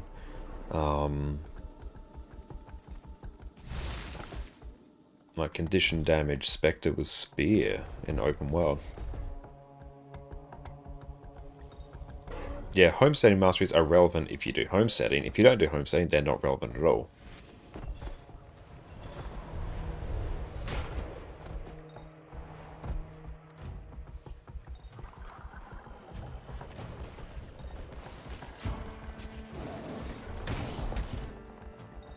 You been having fun with Rifle Hammer Warrior? Nice. Yeah, I was having some good times with... Where we go? I was having some good times with the Rifle Berserker yesterday. It's just average in every aspect. That's a pretty good assessment, I think. Rest XP is good for homesteads? Yeah.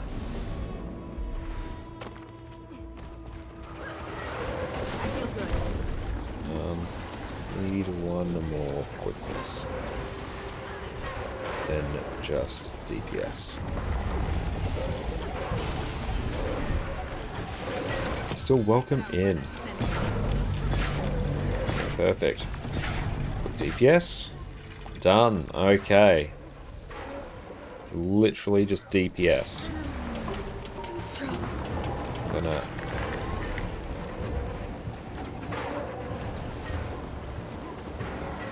Perfect. I'm going to lock the subgroup.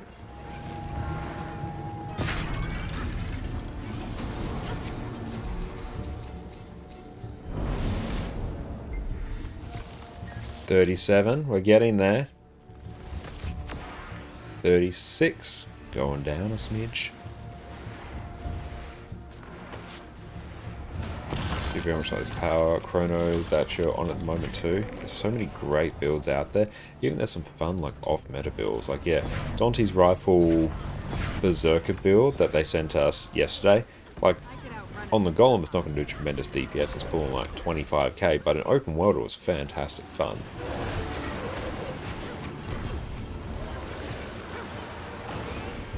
Yeah.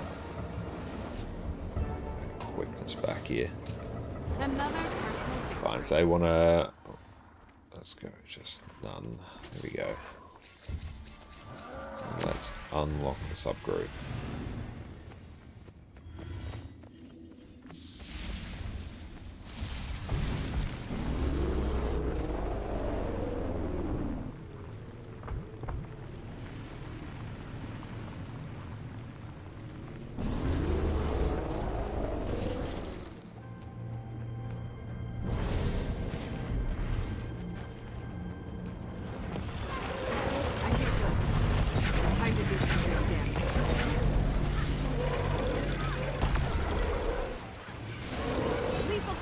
We are getting there in terms of the group forming, that's good.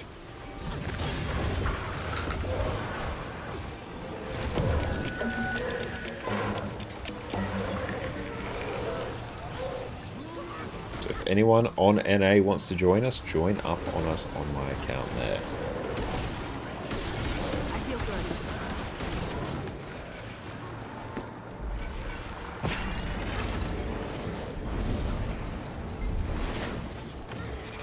Time to do some real damage.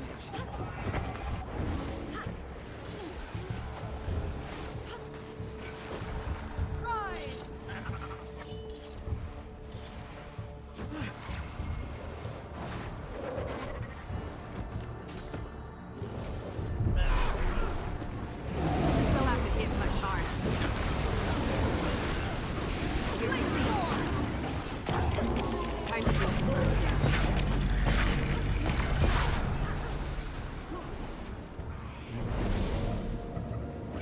yeah, I can see how that's a fair complaint about mounts as well. Like, obviously, mounts are insanely fun, but yeah, they have drastically changed how they design maps, because designing maps for mounts is fundamentally different to what you had before.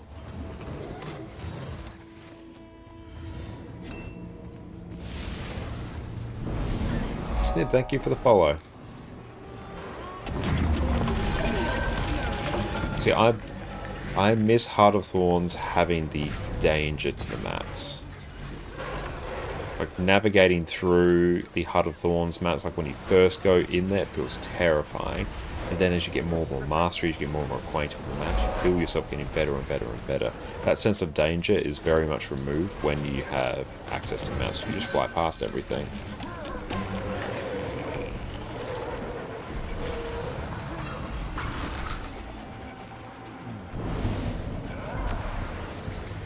We are still in the LFG, aren't we? Yep.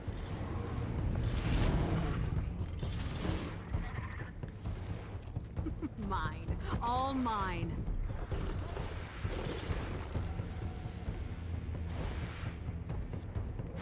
Yeah, we still have 13 spots open.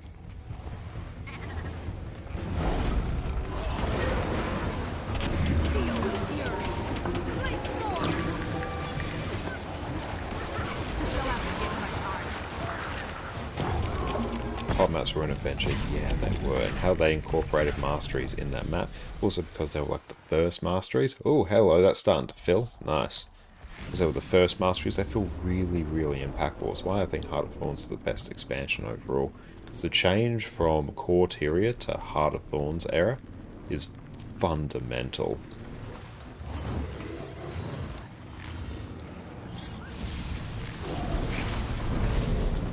Access to gliding as well, that was just absolutely game changing.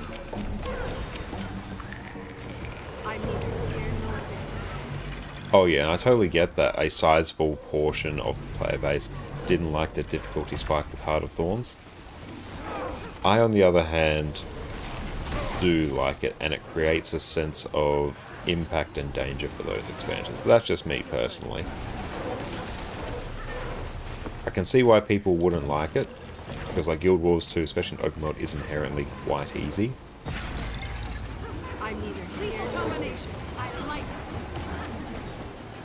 But also, like, nowadays we live in the world of a very, very power-crept Guild Wars 2. Like, the power level of Guild Wars 2 right now is drastically different to what it was back in those days.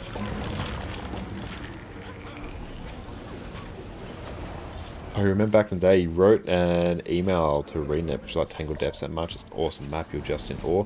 It is an amazing map, it really is. And Auric Basin still to this day is my favourite map in all of Guild Wars 2.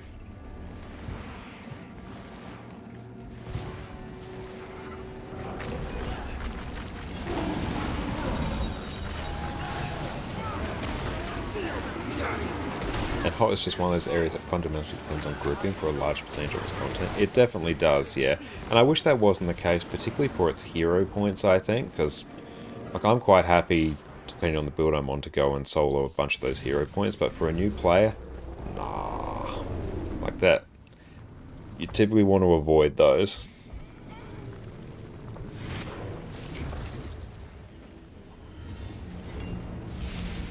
But I can see why they did it, because they want to encourage people to group up. And like, still to this day, like, if you do a hero point and you're struggling with it, you can ask in map chat and people will be there to help you. You never played the end game of Guild Wars 2 and you went to Hot and you're so insanely undergeared and unprepared character, and up to in the core story you just hated it. Oh yeah, if you go into that undergeared and without like a reasonable build, yeah, you're gonna have a rough time. Like, the difficulty spike between core Guild Wars 2 and Heart of Thorns was stark as hell. Now let's go unlock subgroups.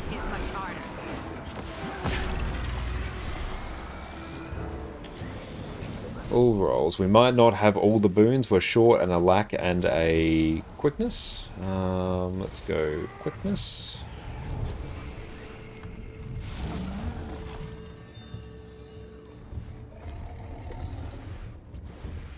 Lack DPS. There we go. Gonna lock the subgroup.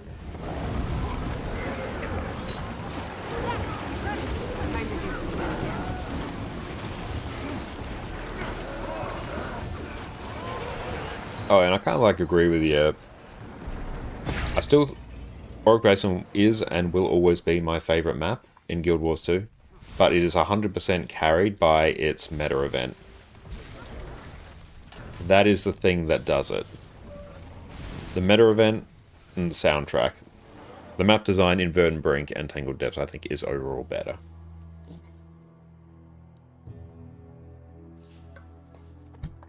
Wait, that map just wins on vibes for me. That's why you always go to PoF when you build a new character. Yeah, that and End of Dragons. Those ones much better. Path of Fire I think is actually probably the easiest. Oh, we filled. Nice.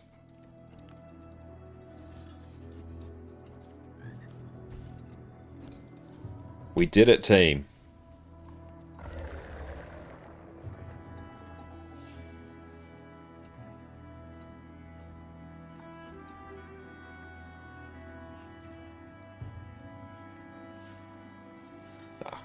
Let's see.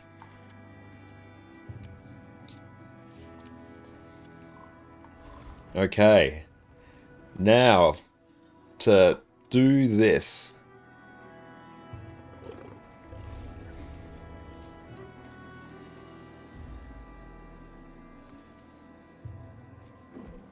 Okay, there we go.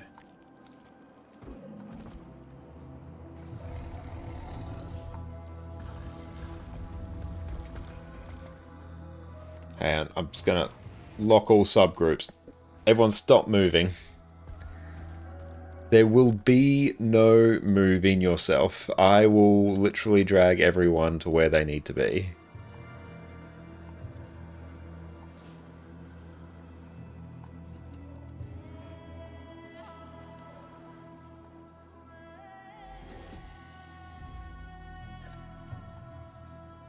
Okay. 1, 2, 3. 1, 2, 3. Group Management Simulator.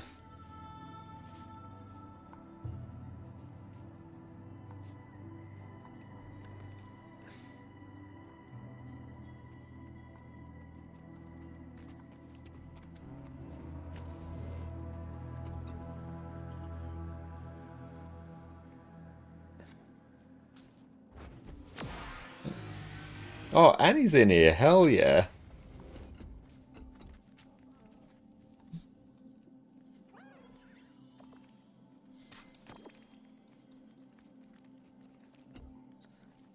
Okay, let's sort this out. Hell yeah, Annie, get in. Let's finish the strikes as joining on there, mate. Josh, welcome in, Annie. It is so good to see you. Hope you're having a great day. How did your strikes go, and how have you been? And everyone, go check out Fireball and over on Twitch. Oh no, we lost people, damn it. Okay, we just literally need DPS.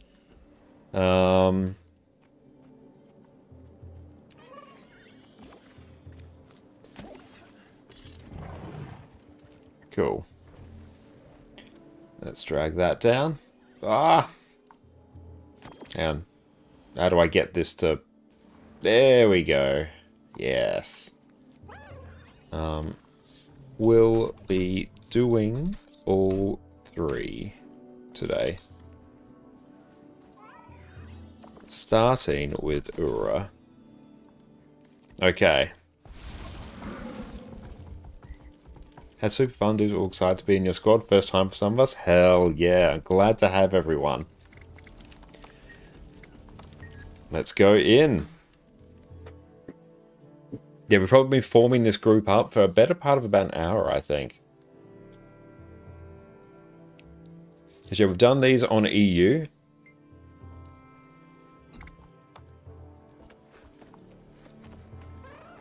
But yeah, we are yet to do them on NA. So yeah, really the main thing here is we need to do the pre-event as quickly as possible. That's the thing that makes everything work here. Everyone just pick your favourite food.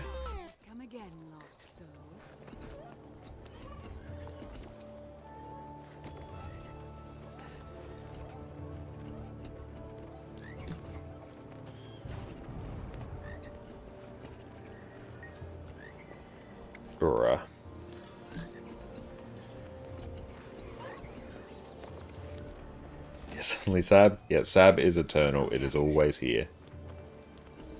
Oh, makes sense waiting to see a listing. Yeah, we're on NA. We did these on EU the other day. Oh, Umbriel CM would be super painful. Our tale starts, as most do. Time to do some real damage. The Wayfinder happened upon the quaint supply caravan at the foot of the mountain. Supply I could caravan? outrun a centaur. Boring. Yeah, when do we get to the exciting part?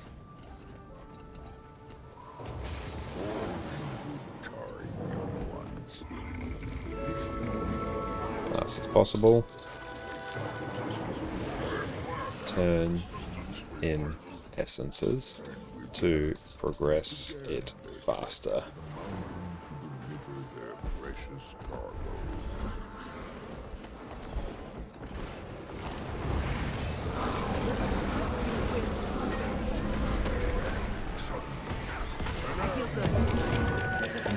Bring Mega CC for the boss. Look at the power that I have using the squad chat. Afaro, what's up, mate? It's great to see you.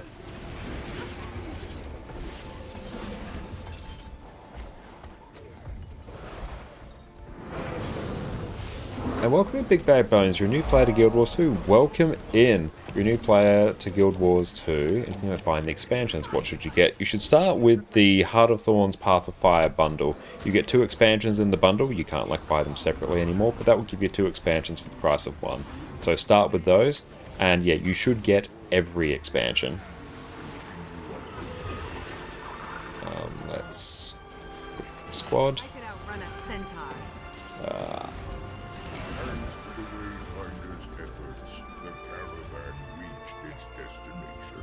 So we've got another spot open, but honestly, like, get them all. Like, everything, all the content there is good.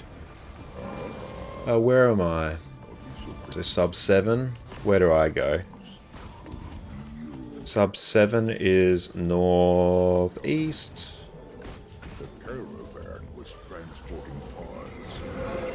Guild Wars 2. Janthir Wilds Convergences. I need an actual map for this.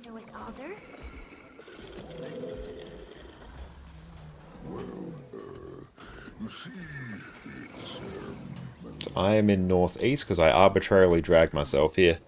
Where do I go to join you? Come, oh, you'll see us in the LFG, so join on us there, or squad join here. And then you go to Lowland Shore. An Astral Ward lieutenant approached the Wayfinder. Her name was Visha Foerazor, and she was the inventor of the tectonic thumper. You there! Stop fumbling and make yourself. These Convergence CMs much easier than Soto, but the difficulty comes in the try and do the pre-event as fast as possible.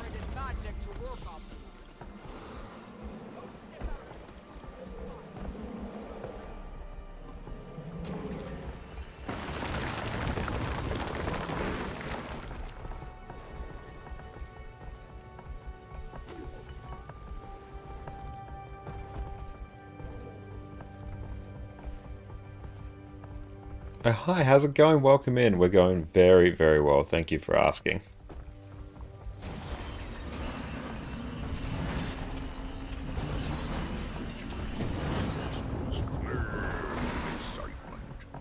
This place was perfect for a thumper.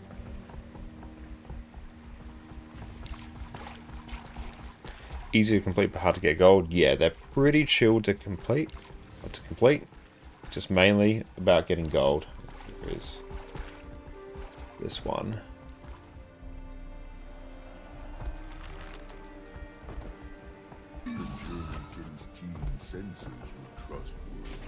Where is it? Yeah, where actually is it? The Wayfinder's getting warmer, that they are. There we go.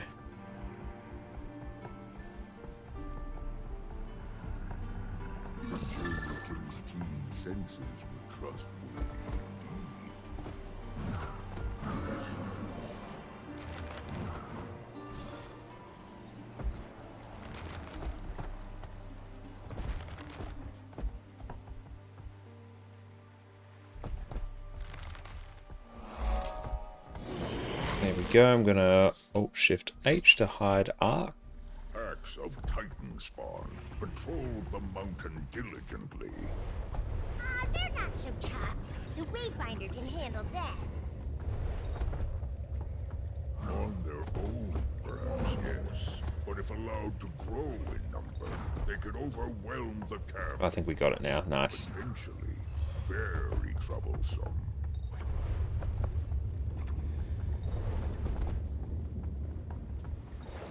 And thank you, Kira, for the hydrate. I can outrun a centaur. Another.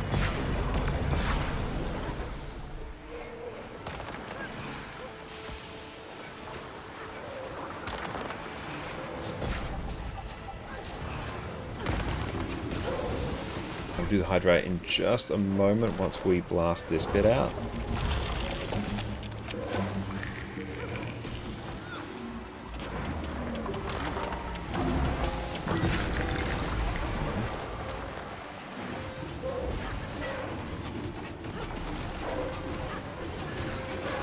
Replenishing.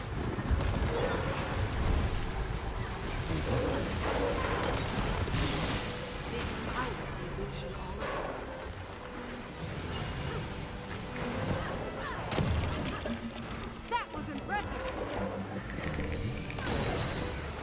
They'll have to hit much harder.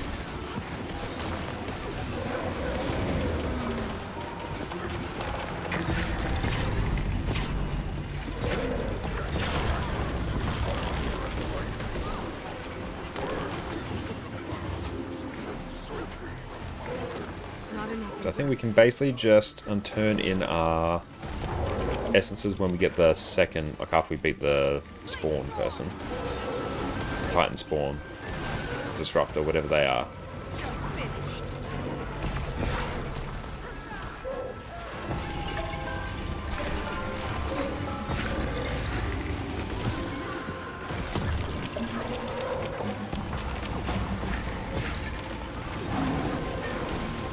Those prompts can go, we don't need them.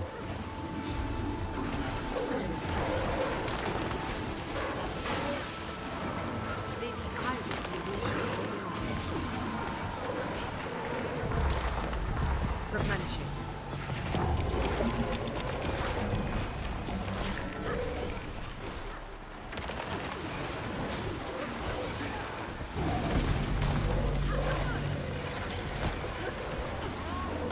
Hard part helps them to pay attention to the pre. That's actually like the hardest part. It's actually doing the pre quickly.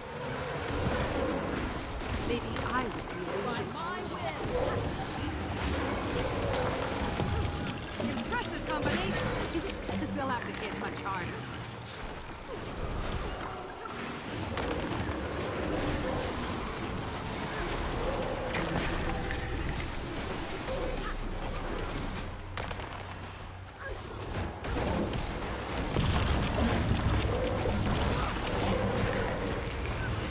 Impressive combination.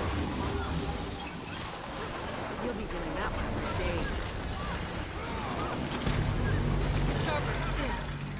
Maybe I was the illusion all along.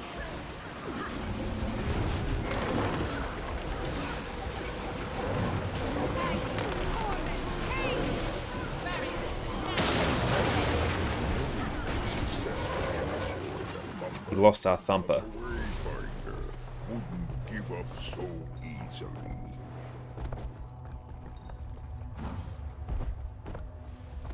Visha checked the Central Thumper's readings. Let's go. That's odd. Something was clearly stealing magic from it. But what? The Wayfinder's journey anxiously sniffed about. Oh, the Warclaw moves so quickly here. And sent its underlings to sabotage it. Move too quick.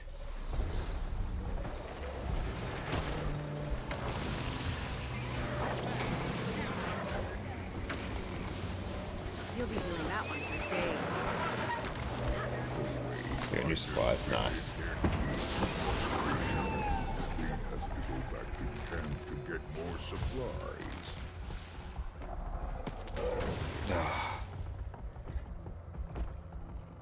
It's annoying that you move so quickly here.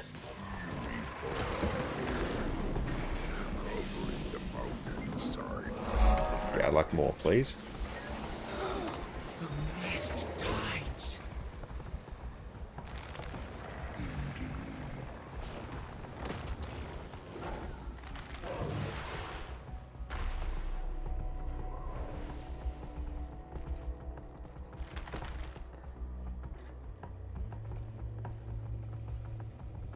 The heroes' teamwork was bearing fruit. They were nearly ready to draw out the wicked titan. Okay, we can just go. Hey, thank you, Unposed, for the sub as well. I appreciate that.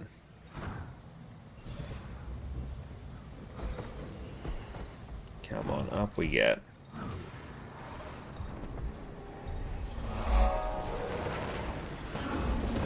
Yeah, we're really going to struggle with this one. This is definitely going to be a silver.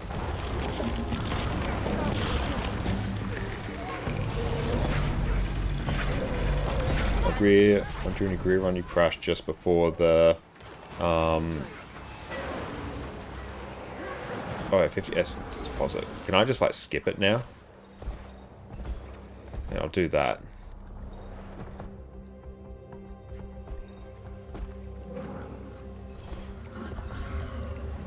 Ah, come on, up you get.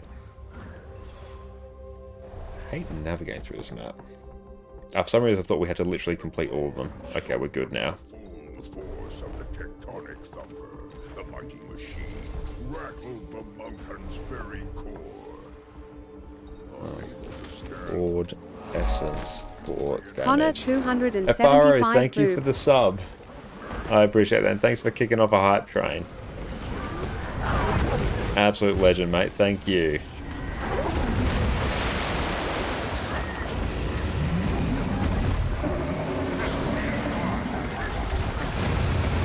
Gotta just watch that.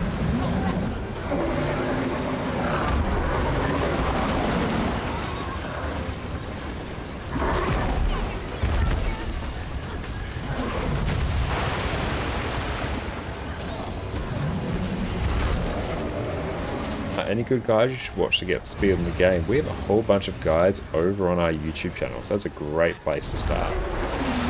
Don't.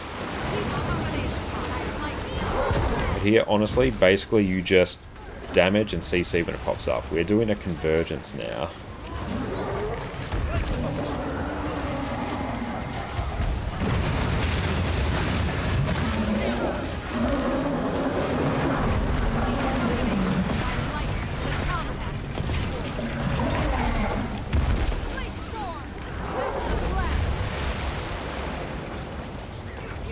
Big CC.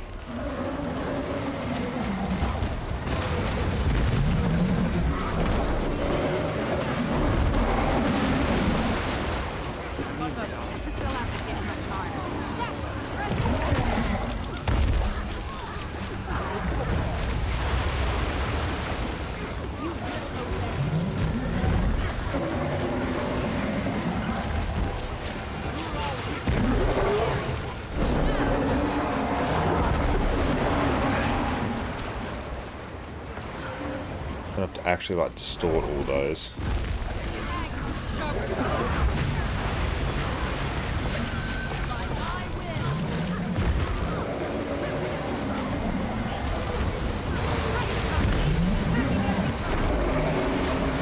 Dodge that.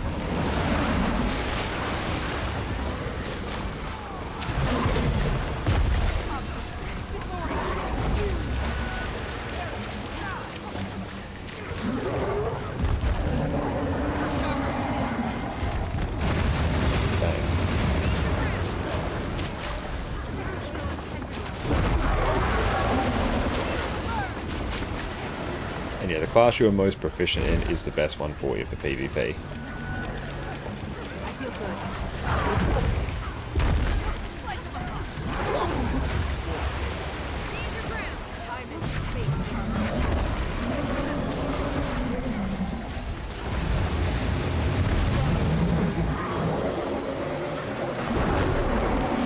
catch you later, Boxer. You have a great rest of your day.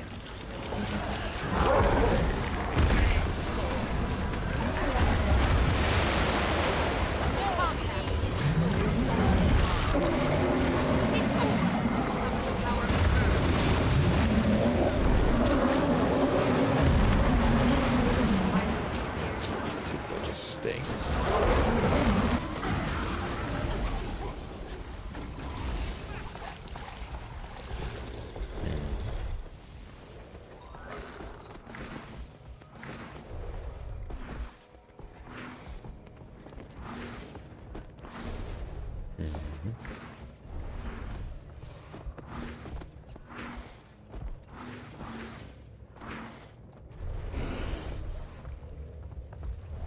It's been drawn to the surface. Let's go.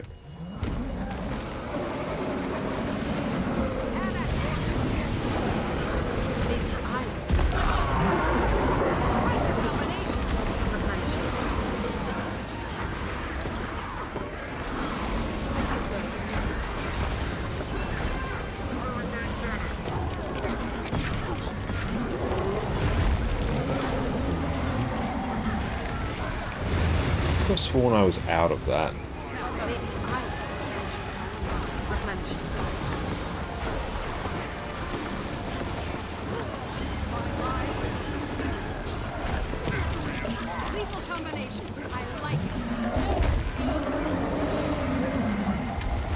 Scourge is fantastic.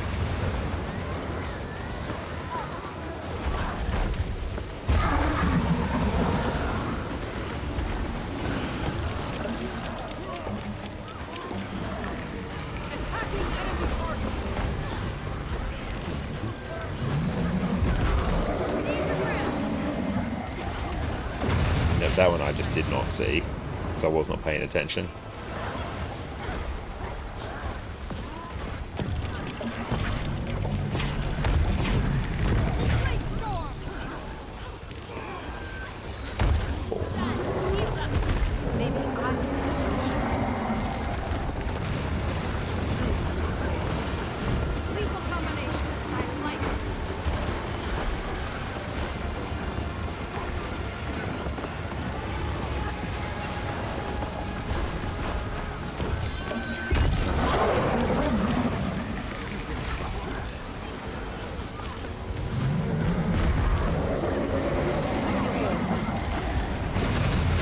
I just walked right into that.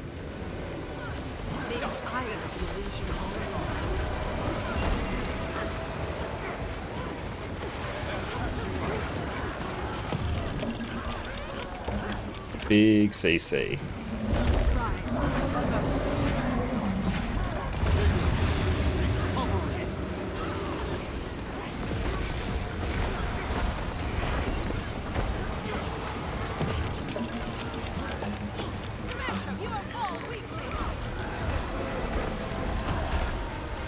For how long do we plan to go on Sundays? Probably for like Sarah CM will do probably like 2 to 3 hours. We'll see sort of how we're feeling, but like usually like for most Sundays I'll be streaming for my usual sort of like 4 hours, and we'll do our Sarah's prog in that window. So Sarah's prog on Sunday will be like the first thing we do.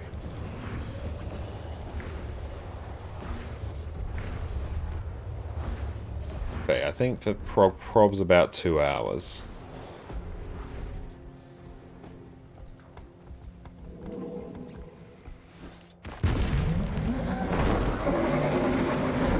Nope, just instantly down.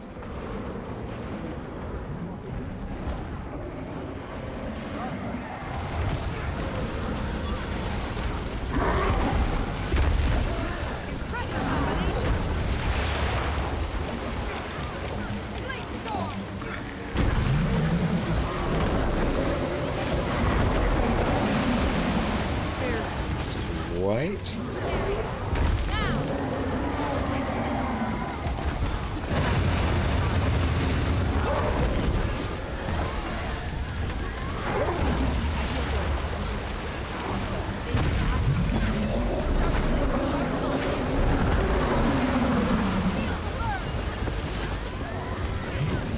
As much CC as is humanly possible. Are those monkeys behind you? No. They're a collection of our various like favourite novels.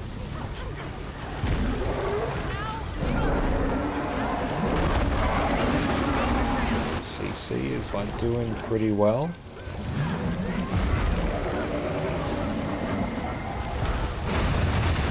But if we're in Warclaw, it's a bit sus.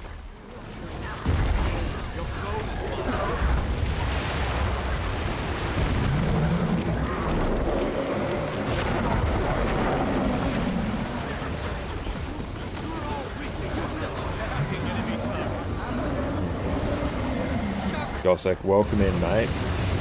Hard to actually see where that is.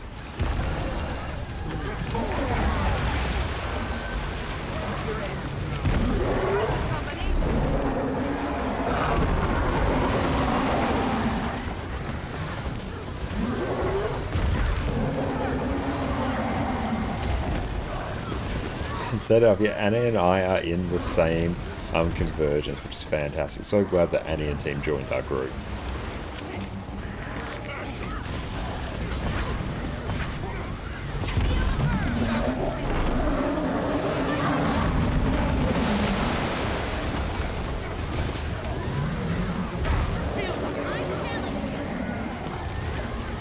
See what our CC is.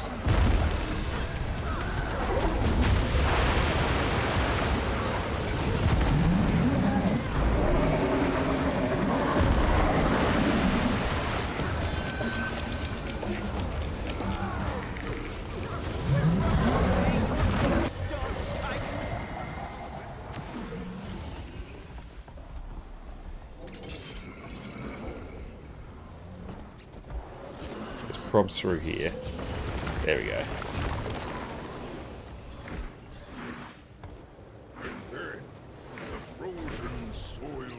That's all good, Gossek. That's no problem at all.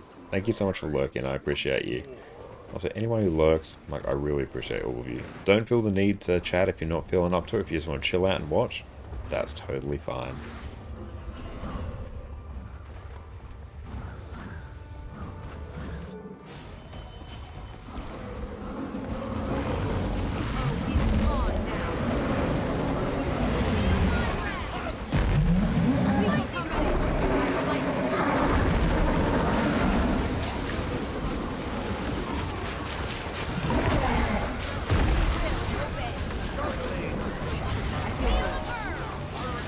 Junie, how's it going? Welcome in. I'm going super well, thank you for asking. We're blasting through the Convergence CMs on NA and we're having a very good time.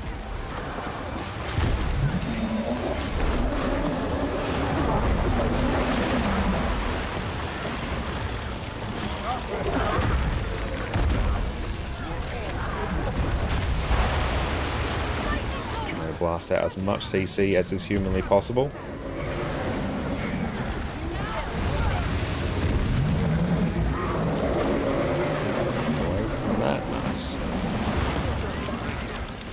Doctor, how's it going?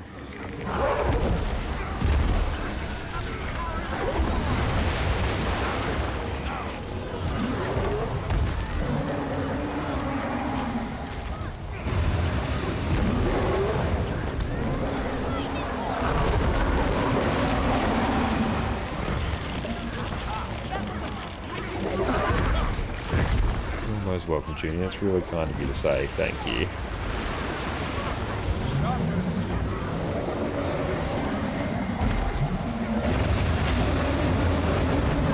See that at all. Accidentally put that behind us.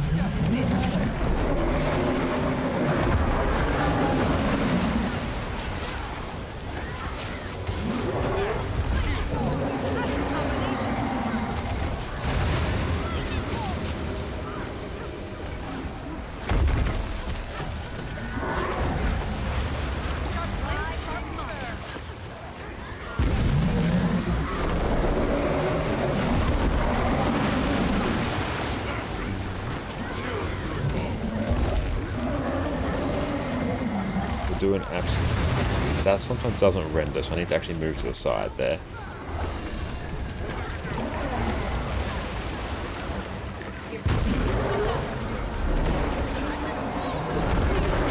Alcar, how's it going? Welcome in, mate. It's great to see you.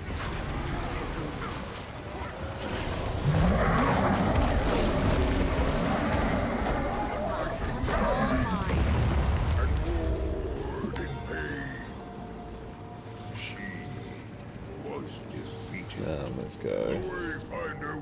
Decima next.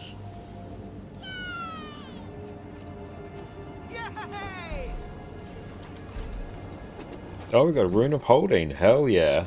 The Wayfinder sure is strong.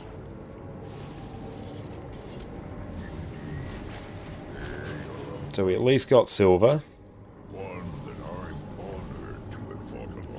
There's only so much continuous bit grab wheeling you can do. Yeah, like, we messed it up on the pre-event. The completion time 23 minutes. We were quite a ways off that.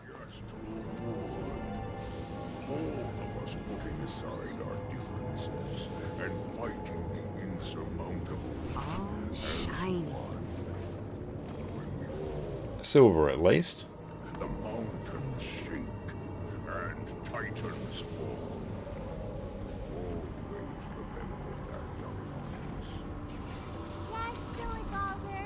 Yes, Stoic Alder. Rather than Mistburn is done. Like, it's good these are, like, you're basically guaranteed to complete them.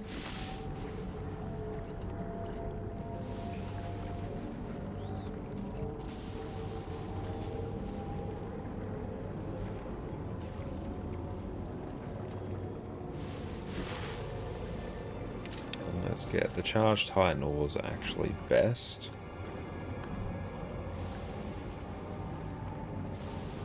Cool. We're doing more? Yeah, we're doing all three. So we'll do Decima, and then we'll do Greer.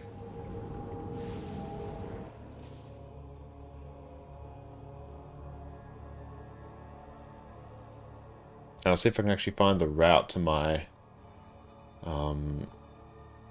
Thumper next.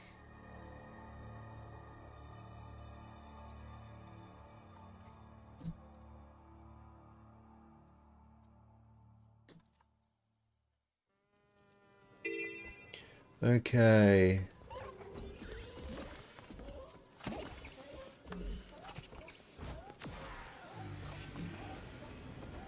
Janthir Whites. Decima.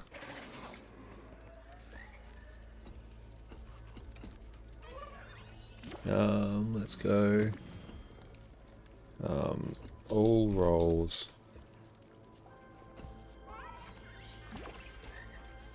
State roll.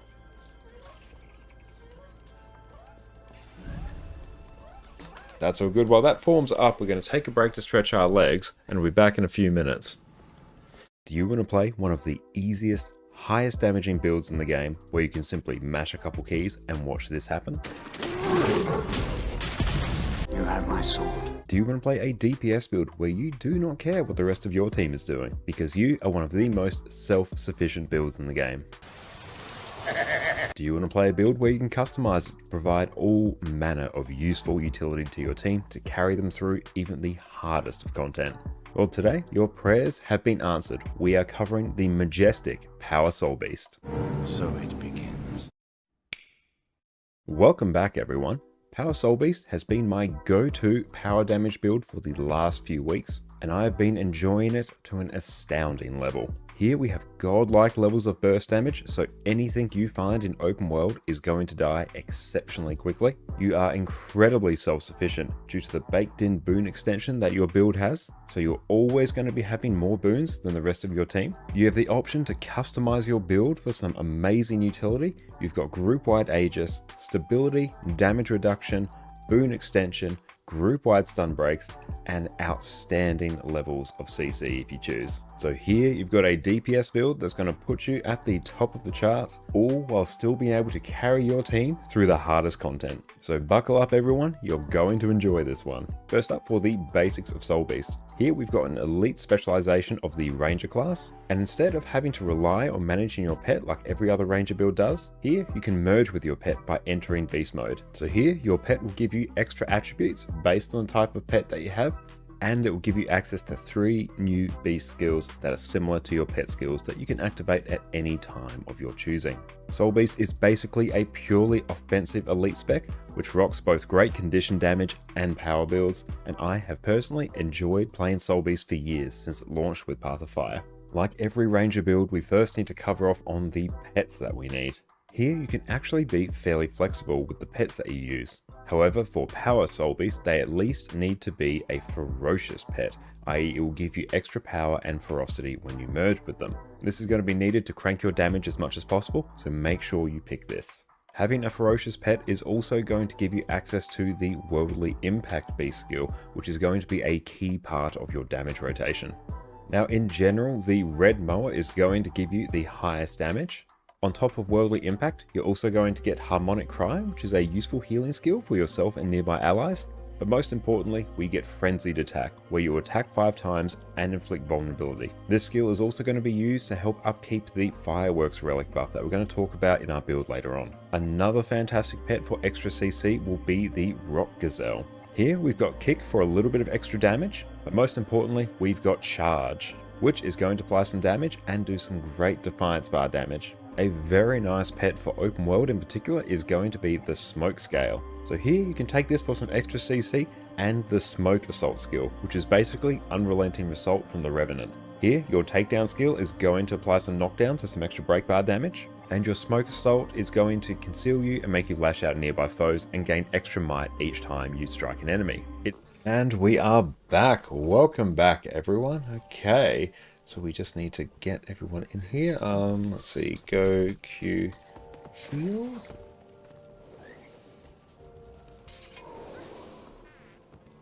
We need Alacrity now, actually, looking at this.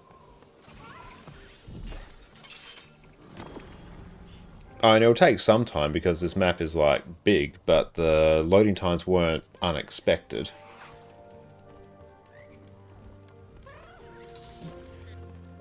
Let's see, go a heal ancient.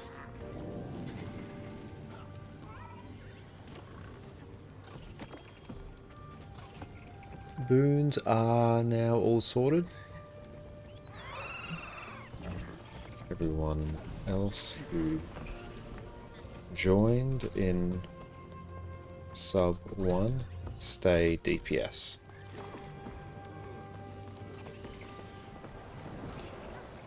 Oh, you swapped your character to Condi Heal Lacren? That's all good. Hang on, squad join. Oh, try to join. Can you join on the... or whisper me.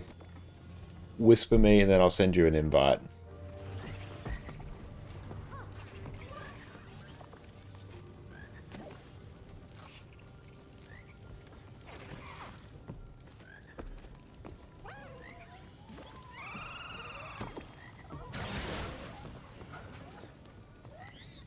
But if you whisper me there or squad join on my account name there, that will work. Alcar, thanks for the bits, mate. Alcar Calamo cheered Appreciate 100 bits. Do fish go on vacation?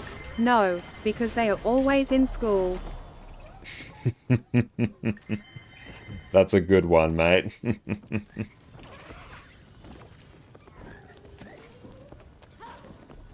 Beautiful. Come on in.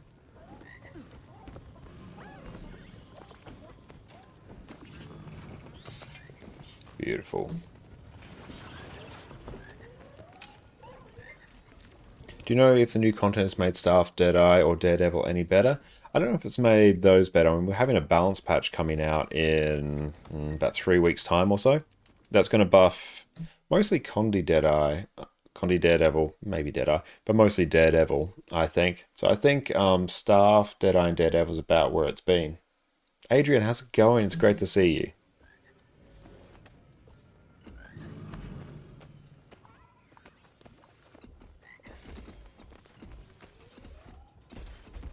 Okay, so here.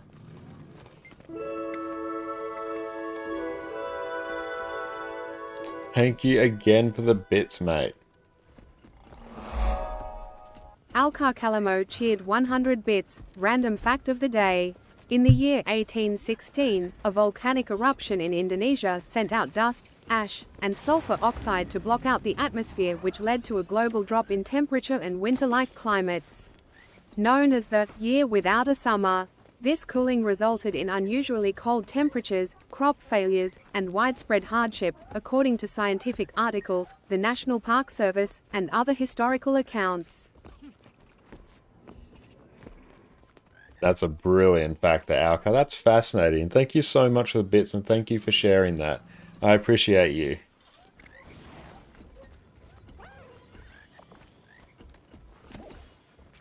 Our tale starts as we become one. Humble beginnings. The Wayfinder happened upon a great supply caravan at the foot of the mountain. Supply caravan? Ugh, boring. Yeah, when do we get to the... And many volcanologists regard the Mount Tambora eruption as the single most destructive volcanic event in recorded history, expelling as much as roughly 36 cubic miles of ash, pumice, and other rock, and aerosols, including an estimated 60 megatons of sulfur. Wow, that is actually terrifying.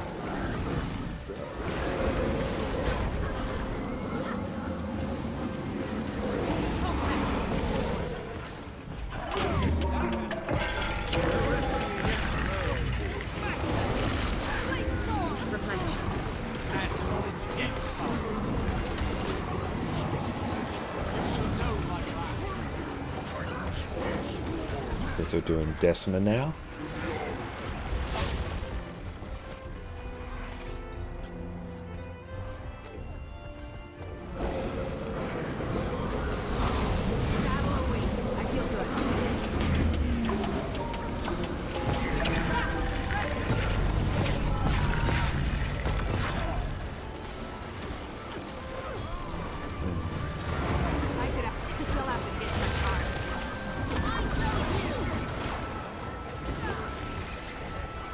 And it would be absolutely amazing to be a full-time streamer. But yeah, right now streaming is just something that we do part-time, but it would be amazing to be able to do it full-time.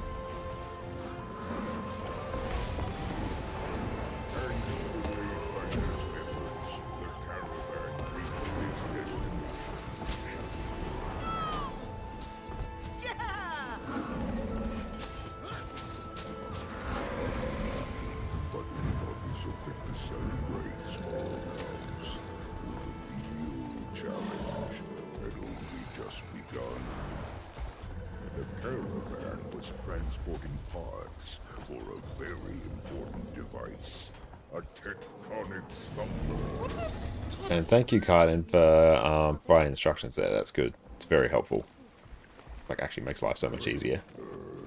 You see, it's, welcome back, Adrian. Irrelevant. Just know that this device was an essential tool. Finders triumph over the Titan.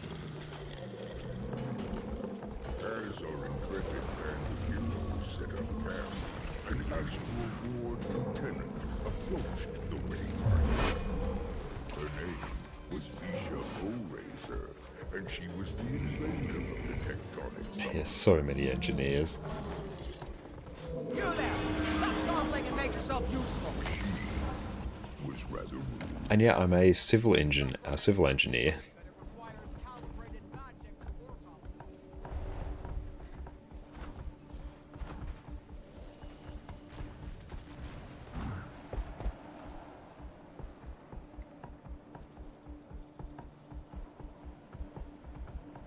So this one, a bit hard to tell.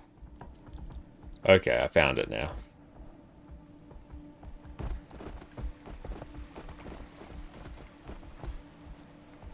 The Wayfinder's getting warmer, that they are.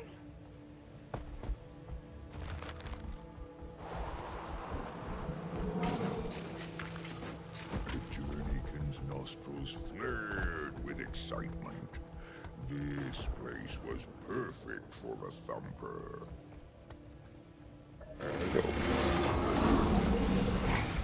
Magic essence. Let's see how quickly we can complete this now.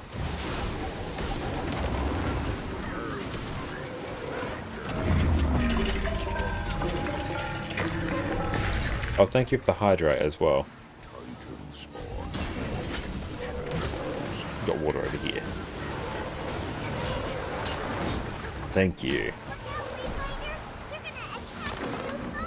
I feel good.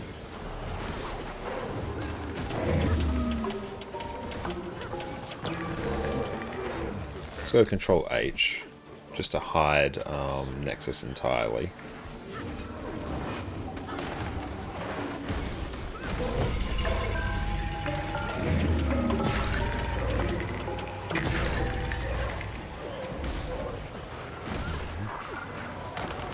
And thank you, Silani, for the follow. I could outrun a centaur.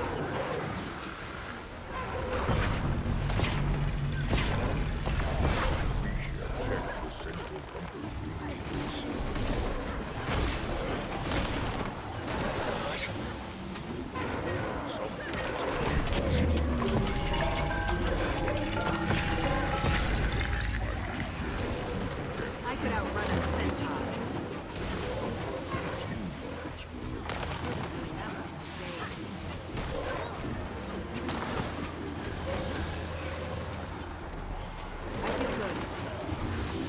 Where is the sapper? Oh, it's just going down.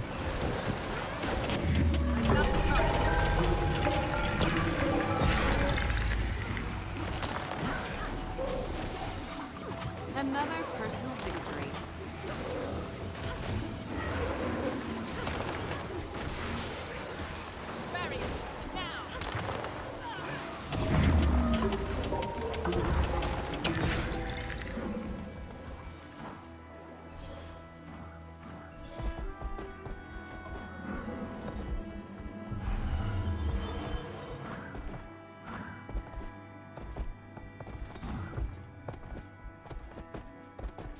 So I'm just going to go grab another thing.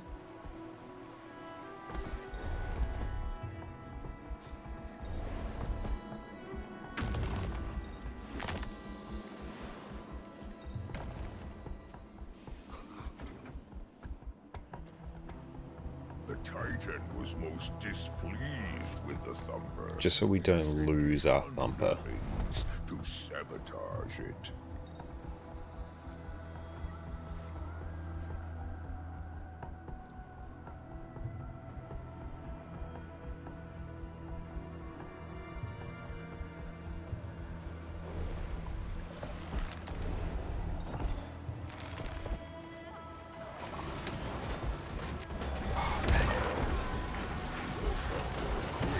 I feel good.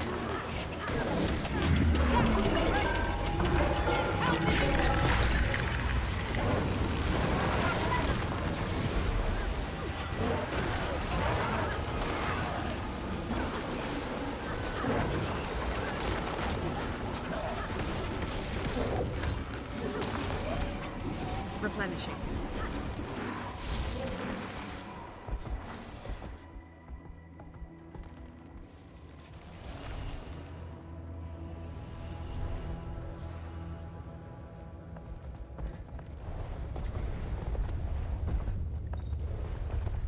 With the Camp 3 of Titan spawn, the Thumper continued its work.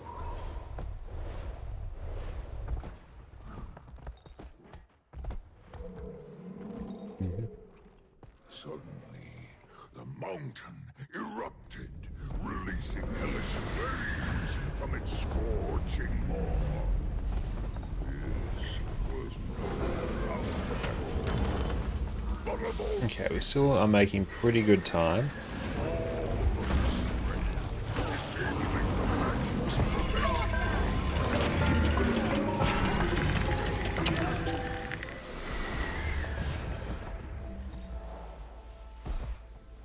Oh, such rain going around. Catch you later, Oscar. You have a great night, mate.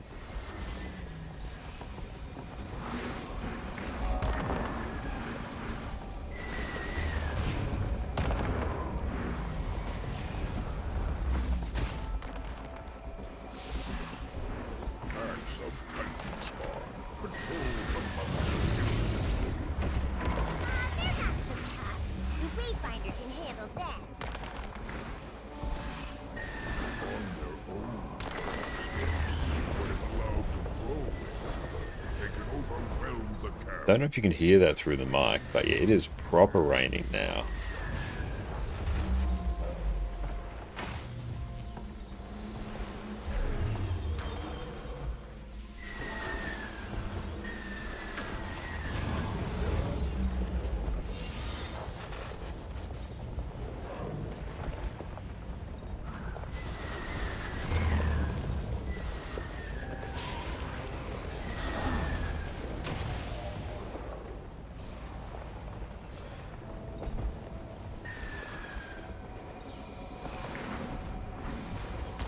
Super cold over there, is it? Why are Zolvari engineers the best hackers? Because they use rootkits. Nice.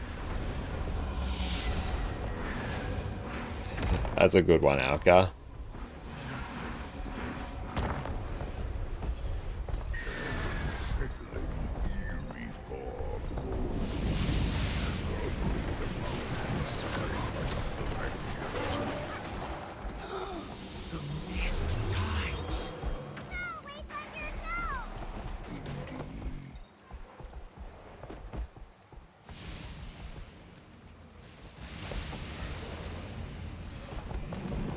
Why does Savari decide to become engineer? He's so good at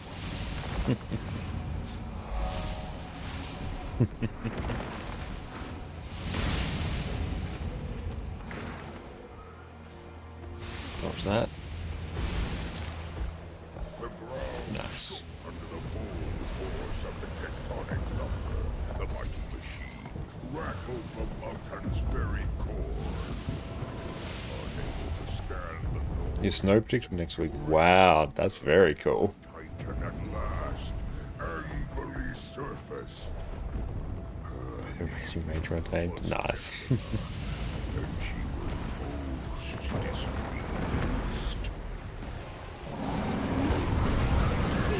Yeah, there we go. Let's go and start blasting.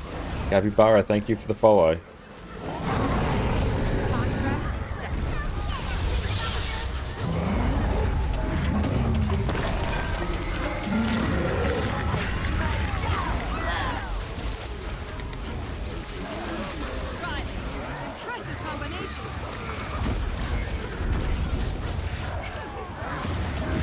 Naruto, how's it going? Welcome in, mate.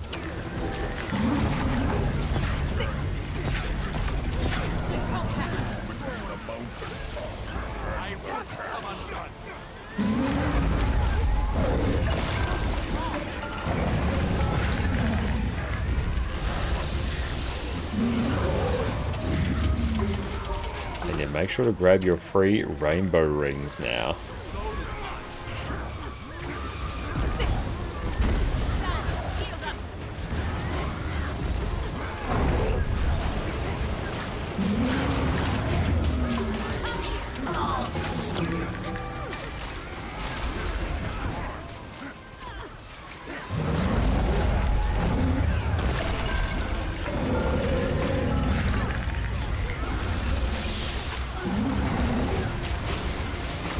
And they can be dyed as well.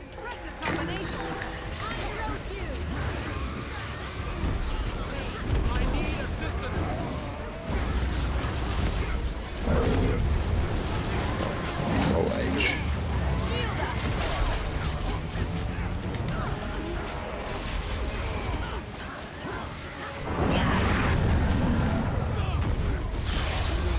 There we go.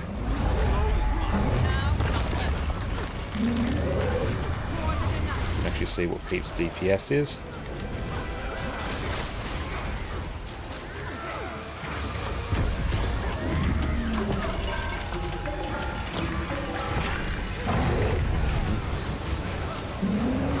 So you blast with Mesmer, having fun? I'm glad to hear you're going well. I'm going very, very well. Thank you for asking. I'm having a fantastic time streaming some Guild Wars 2, doing the Convergence CMs on our NA account. It's a very good time.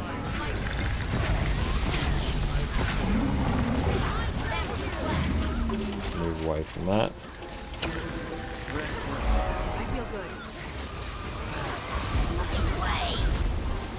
And thank you for the follow, Thiago.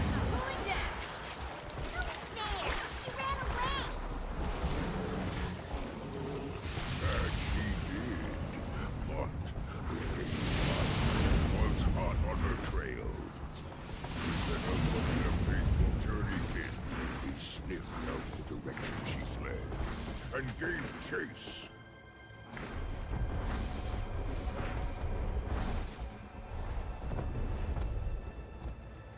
Cool, we can just special action key probs now.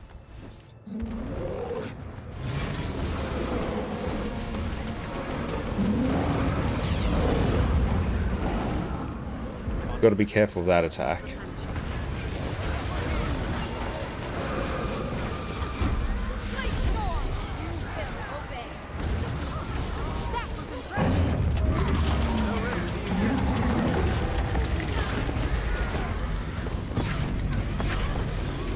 Pull a bit of energy. There we go.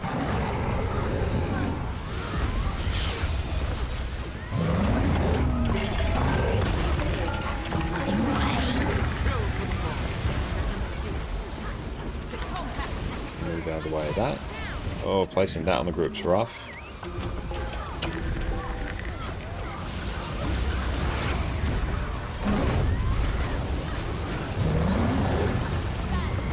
We're just getting all the attacks just like dumped on us at the moment.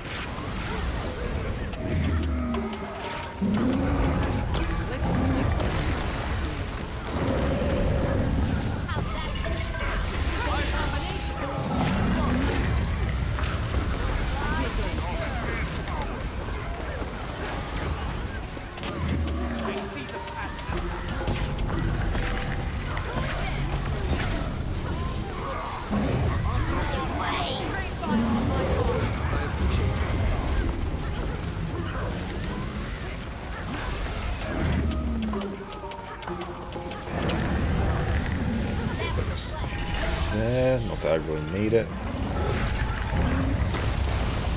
Now blast as much as we can.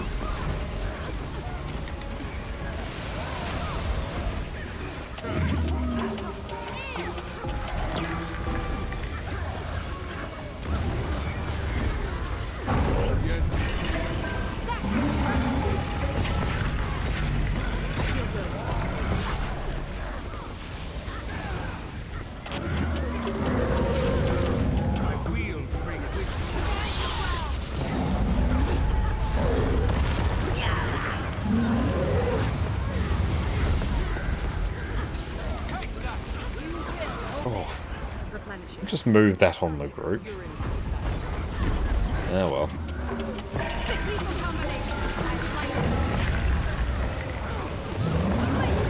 We'll just blast as much as we can.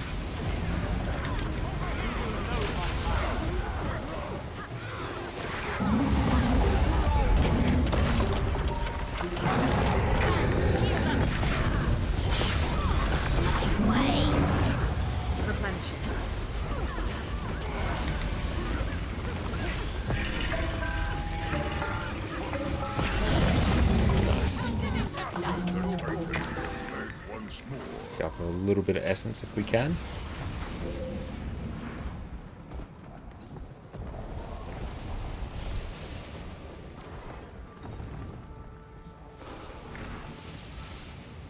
Beautiful. Just hide arc. We don't really need to see that right now.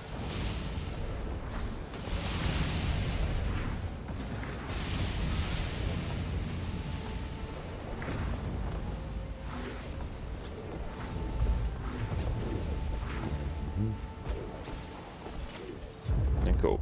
Boss is back. Let's go and blast. Just going to not immediately dive in. Or at least try and dodge that attack if I can.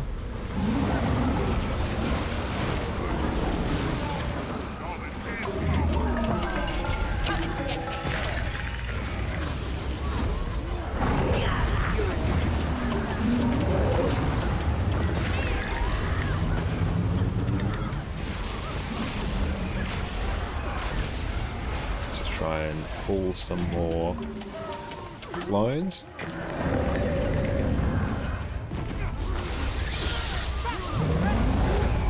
Distort that. I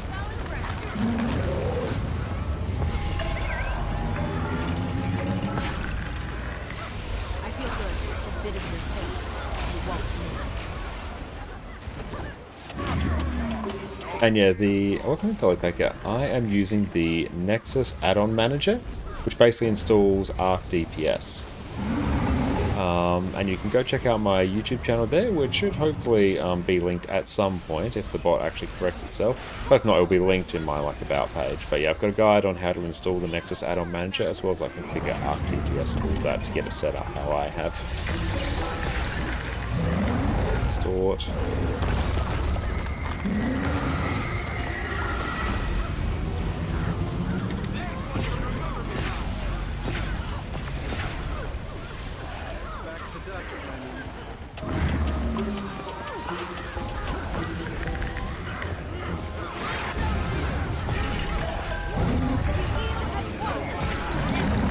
And yeah, it looks like the bot's not working at the moment.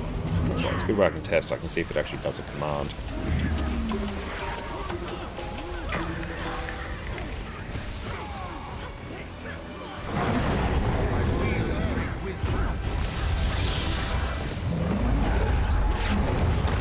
Oh boy.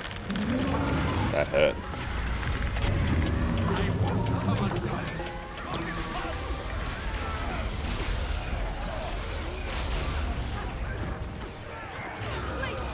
Don't know how we're doing for time.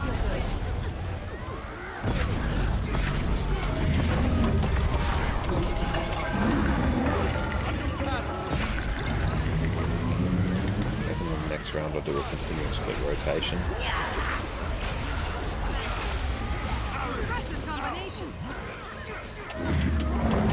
History is back.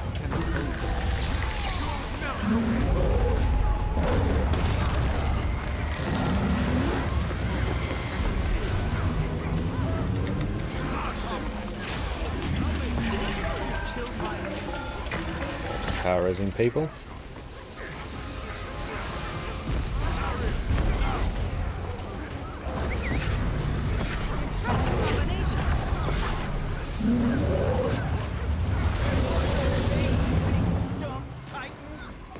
The boss is moving. Last bit, not sure how we're doing for time. We'll be successful nonetheless.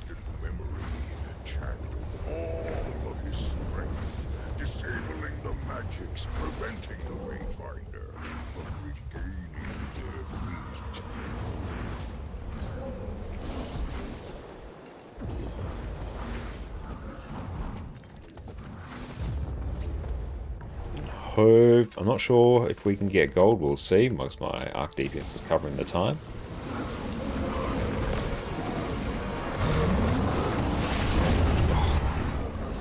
Hate how sometimes that just doesn't render. Oh well. It gets a bit tricky in these big meta events.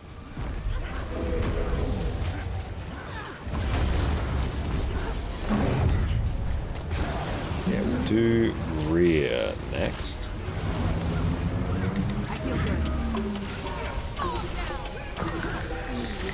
The spear rotation on Chronomancer is so satisfying. Use 2, which empowers your 4. Use 4. Use 5, which recharges your 2. Use your heal skill, which recharges your Phantasm. You can just like repeat it.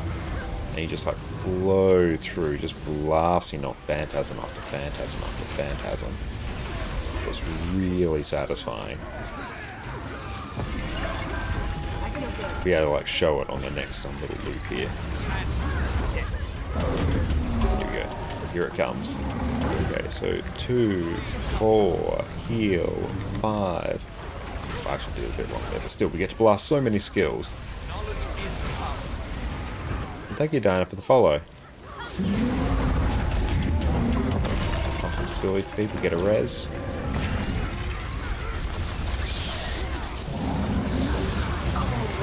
That off the group as best we can. Oh boy, it's moving, it's moving. Oop, someone's gonna get bonked. I think they did. It's even better if we can use a continuum split in here as well. Let's just get some more clones up. There we go.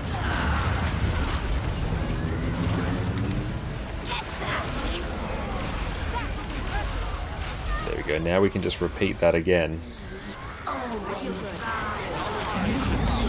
Store that.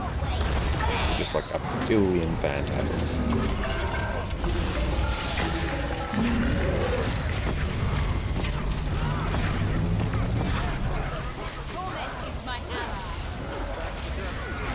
That thing was literally just circling around the group.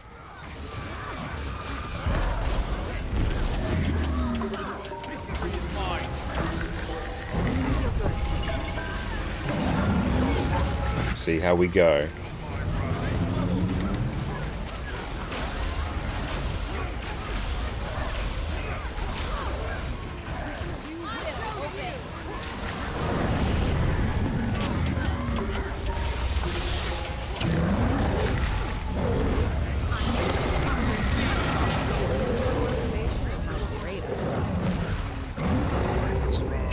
What's our time? 23 minutes. Yeah, we still got silver. Mine. All mine. The Wayfinder was victorious. Yay!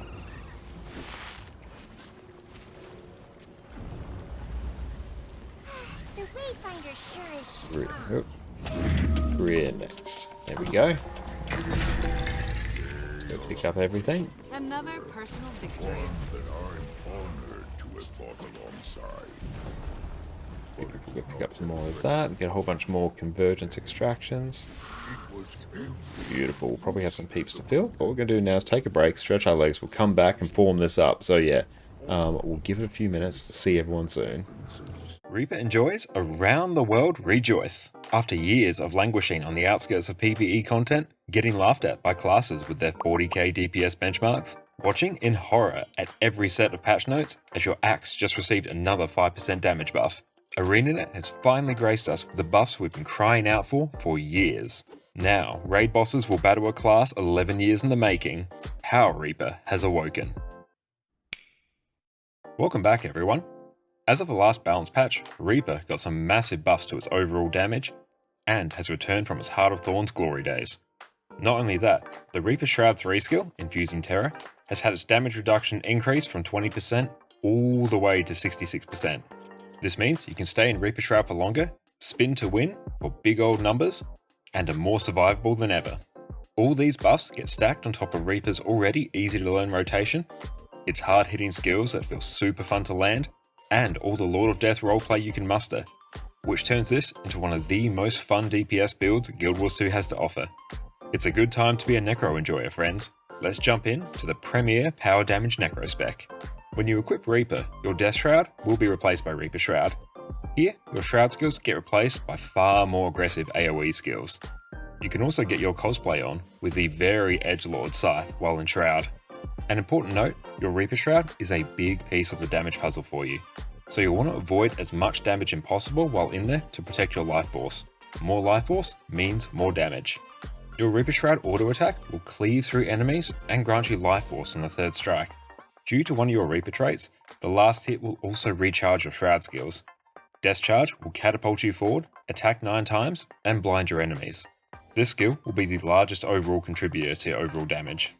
Infusing Terror will grant you stability and a huge 66% damage reduction for 6 seconds. You can also reactivate this skill to fear enemies around you. Always try to activate this when you're in Shroud, just for the 66% damage reduction. This will protect your life force and let you jump into Shroud more often. Soul Spiral is one of the most fun skills on Reaper. You'll spin to win, attack 12 times, and inflict poison. You'll be wanting to use this every time you enter Shroud. Executioner's Scythe will deal a huge strike of damage and stun your target. It will also deal more damage the lower your target's health. For this reason, we'll want to be using this when our target is below 25% health for some huge punts of damage. For our weapons, we'll be taking Greatsword and Staff. On Greatsword, your auto attack chain will regenerate life force, and on the third strike, will inflict chill and completely recharge your Greatsword 2 skill, Gravedigger. Gravedigger is one of the classic Reaper skills. You'll deal damage on up to 5 enemies around you, and if you hit an enemy below 50% health, it will instantly recharge. Towards the end of your rotation, you're going to be spamming this like crazy. Death Spiral will strike 5 times, with each one being a world finisher, inflict vulnerability, and regenerate life force. Nightfall will cast an expanding AoE at your feet, blind and cripple enemies, and also convert 4 boons on enemies into conditions, which is super handy. Grasping Darkness will attack and chill foes in front of you, and regenerate life force on every hit. One thing to note though, is that this skill will have a very long aftercast. time after you've applied your damage where your character isn't doing anything. You can cancel this and speed up your rotation by casting a skill immediately after this, swapping weapons.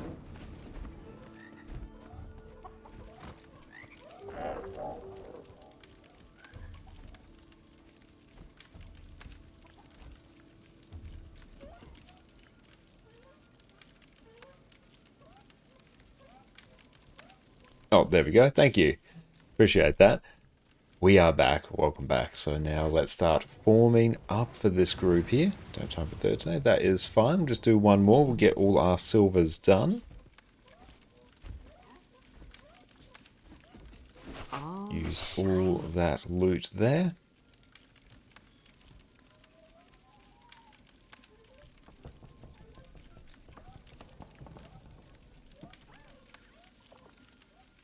Okay.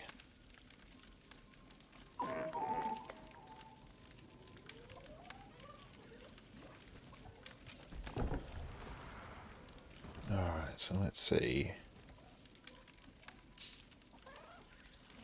Like, honestly, the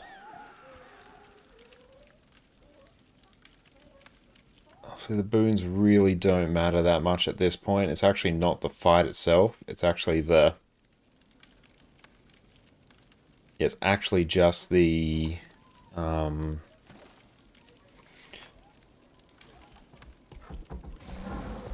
It's actually just the pre-event that actually messes with us.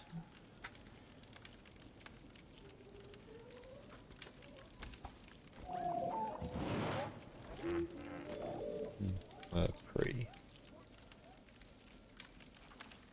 breaks it at least.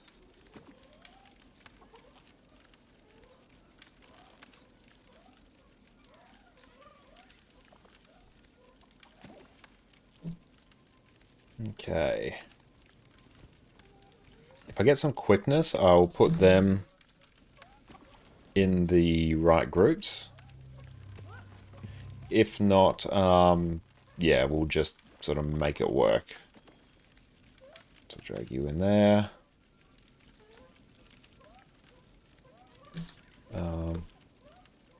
Go Q DPS. So that is Zats, who will be, Control H, will be a Q DPS. Yeah, you can just stay there.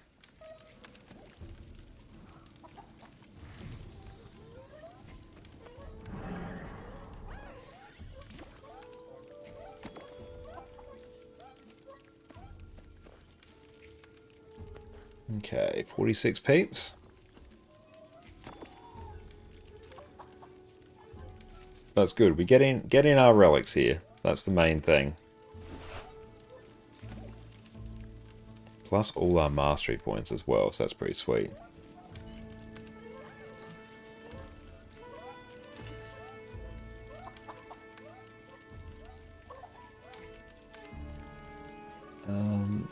Let's see. Myth, go. Let's go Hammerlike. I don't even know where I put them. If I see them. So Myth will be a lack. So then I can drag them there.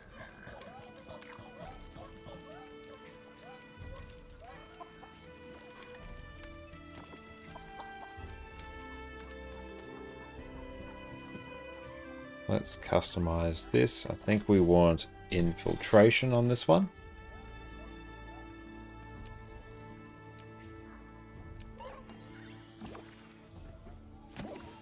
Cool, so that's done. Customize now. Let's just go full demon slaying.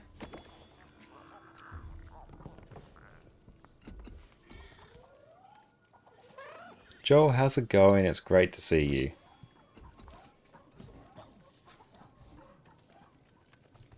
Cool, so if anyone wants to join us on NA, we are doing the Convergence CM, so you can join up with us here.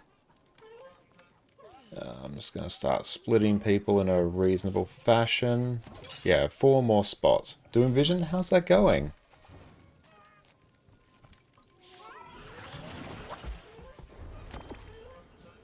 Feel the fury.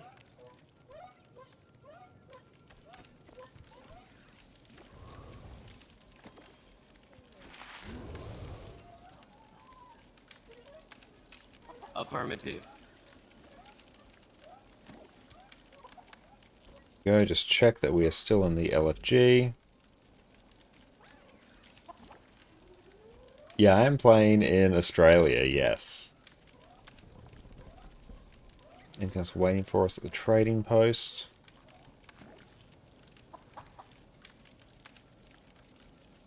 They'll sell in the coming days.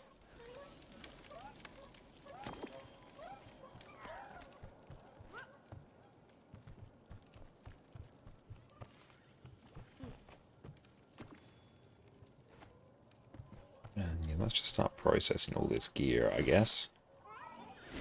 Mine. All mine. Let's see. Go quickness. Go Q DPS Alice. Let's go quick DPS. I'll drag them. Just pop them down with Annie. Sure thing. Just pop them there. That's done. Yeah, now if we can get some Alack, that will be great. If not, I will survive. Just one more confirmation of how great I am. As soon as we get 50 in, I will start splitting the subs. There we go. Alright, yeah, like as long as there's mostly quickness in each group, yeah, it's fine.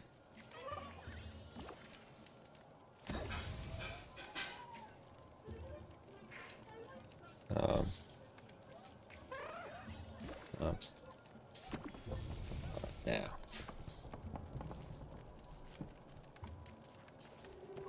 that's right, I can't see where we are in the group, but as long as like there's boons in some way, it's fine.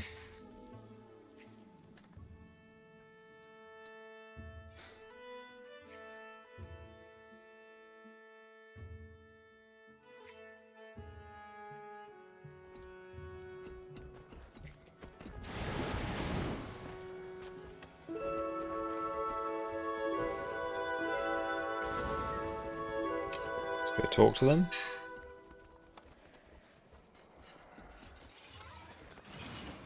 A big purple chart, nice. It's just a bit of, oh there you are, yeah. Just a bit hard for me to like see where you are like in this group structure. But that's fine.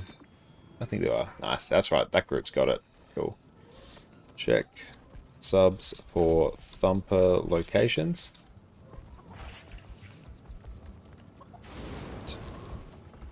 Turn in essence after your Thumper is complete.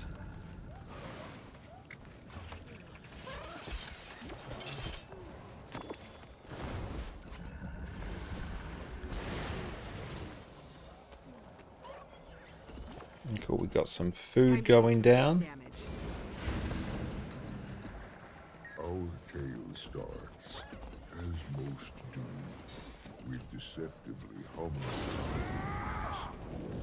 The Wayfinder happened upon a great supply caravan. That cannot Supply Feel the caravan? fury. Boring. Focused. Concentration. When do we get to the exciting part? Oh yeah, I am playing in Australia. I'll give people just a minute. Was glad to have the Wayfinder's assistance. And with that, they began.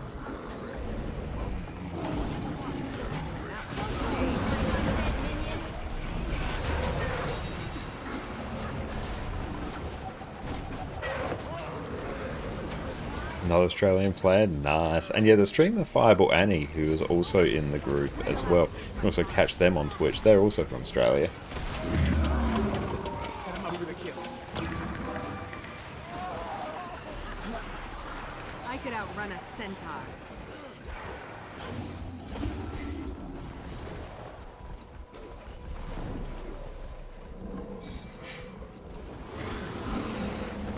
the Oceanic server. Unfortunately, I don't think there'll ever be an Oceanic server. I just don't think the population is there to justify it.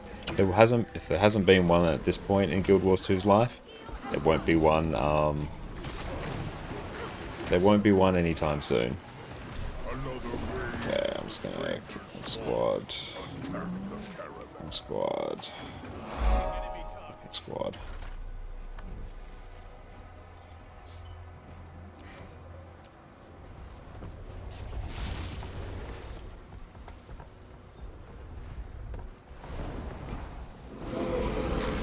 Too angry, thank you for the follow. It would be nice.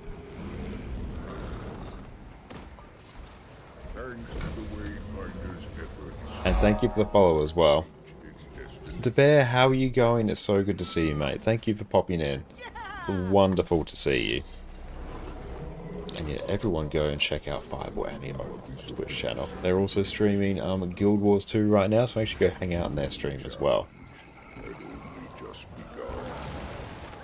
The caravan was transporting parts for a very unique device. A tectonic thumper. What does tectonic mean, Stoic Author? Well, you see,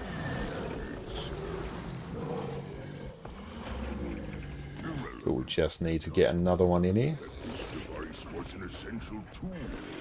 These fighters triumph over the item. As our intrepid band of Oh, thank you for the hydrate.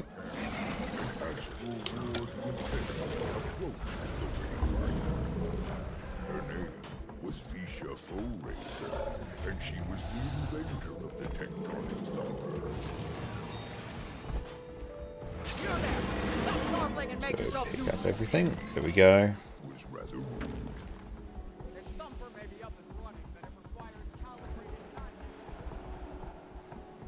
There we go.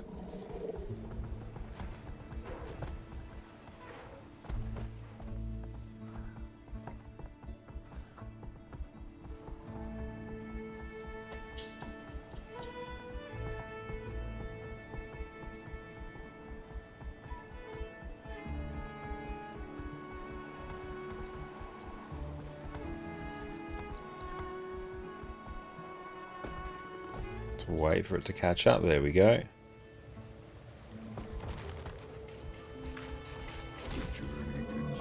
Did you manage to get golden 1 CMs yet? No, not yet. This place was perfect for the thumper. Mechanically and efficiently, the thumper immediately. But yeah, on EU, we got within like 40 seconds of it. May this be the one? Maybe. I've heard Greer is one of the easier ones. And because like this is going to be the third one for a lot of people, so hopefully the pre-event now goes a lot quicker.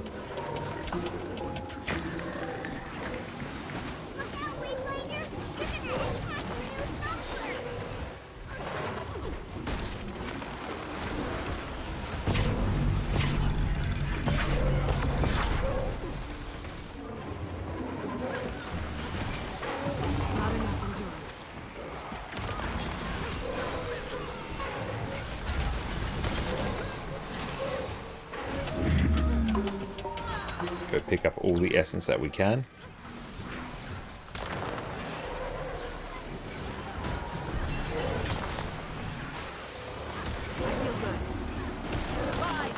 Okay, I'm not sure what Mechanist Nin builds. If anyone knows, feel free to chime in. RNG loves me. Thank you for the sub, mate. I appreciate that.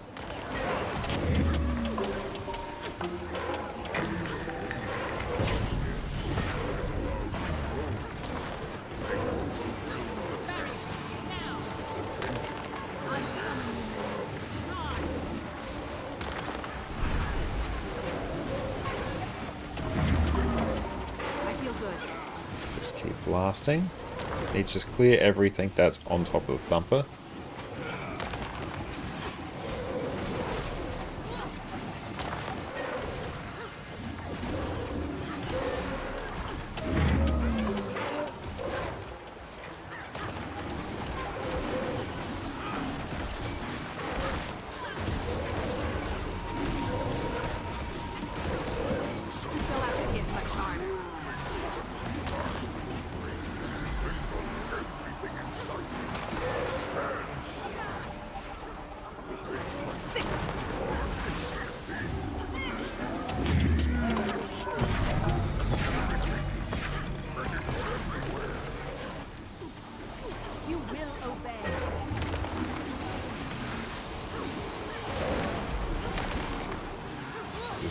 cleave everything down, pick up all the essence, and then we can turn it all in. Lethal combination. I like it.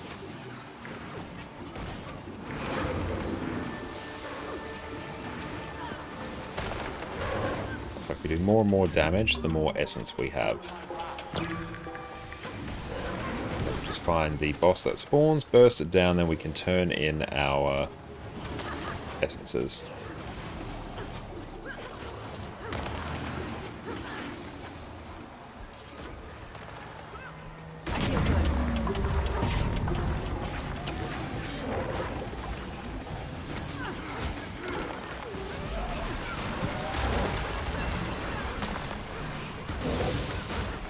Thank you, Chris, for the follow. I appreciate that, mate.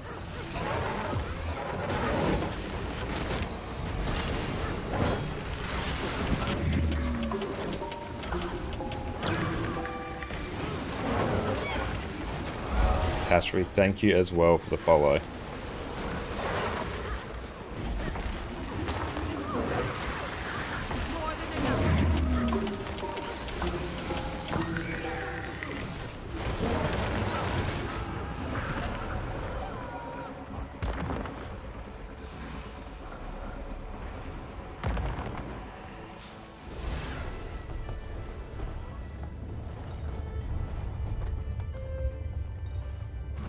Look at how fast we're going.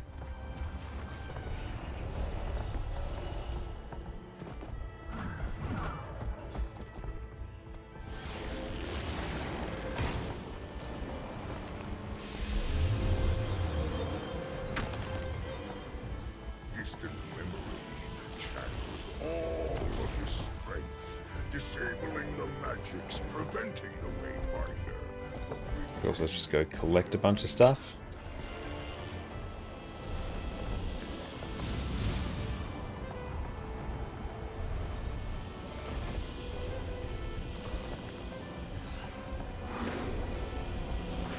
So we're just going to go pick up everything we can.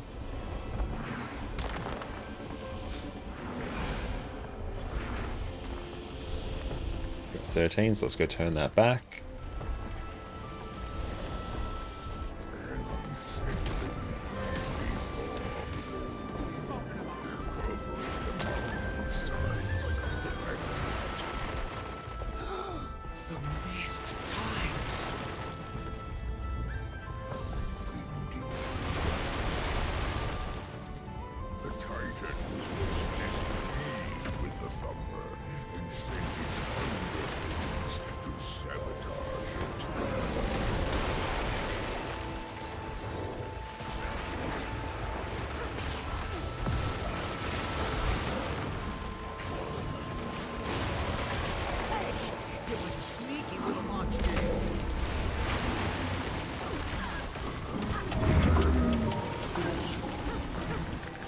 Burst down this one.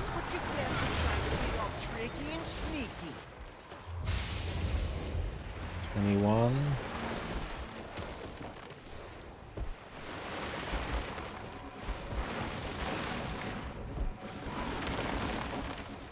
Okay, let's go turn in even more now.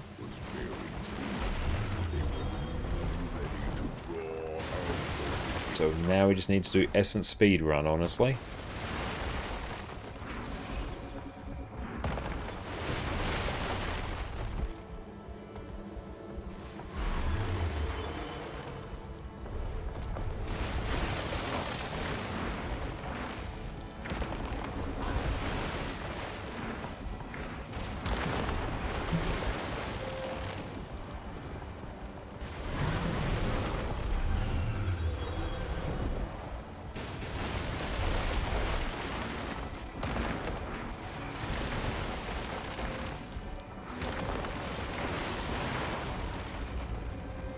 It's getting there. It's reasonably quick. Took some Convergence CMs. Are you doing more after this one? No, unfortunately. This will be our last one for today. The mighty machine rattled the mountain's very core. Unable to stand the noise and fury any longer, the Titan at last angrily surfaced. He Alright, got gold on it yet? No, it's just been silver each time. This is a private one with the community? Yeah, this is. Like, anyone's more than welcome to join whenever we do them.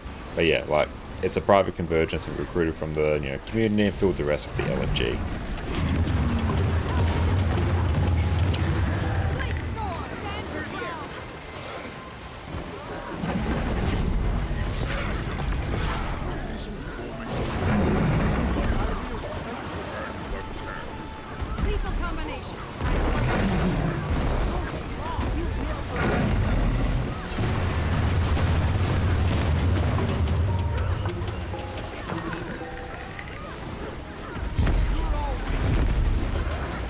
Dodge. Power res.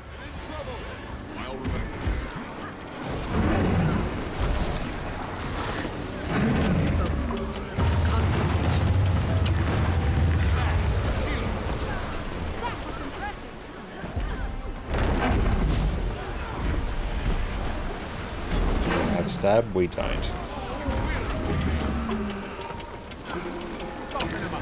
Zero, how are you going? I'm doing very, very well. How about yourself? Thank you for popping in.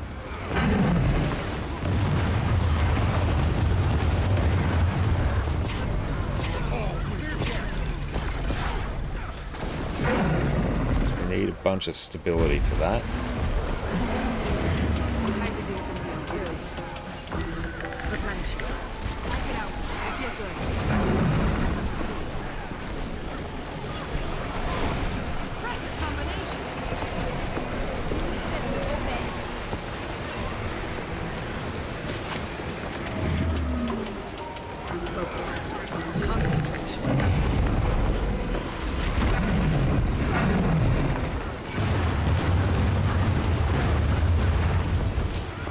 Nice here, just finished a long Friday workday, but got everything finished. That's great. Because that means you can just like chill out and enjoy the weekend, which is a great position to be in.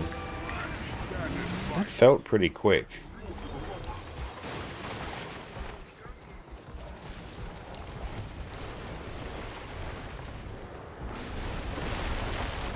Justin, thank you for the follow.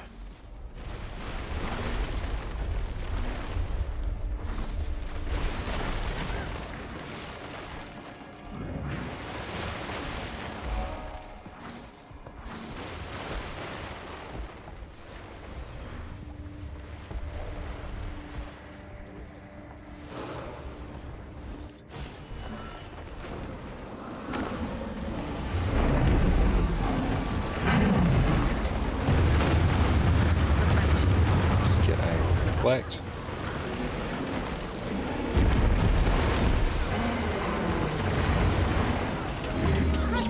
Just move out of every single bad AoE.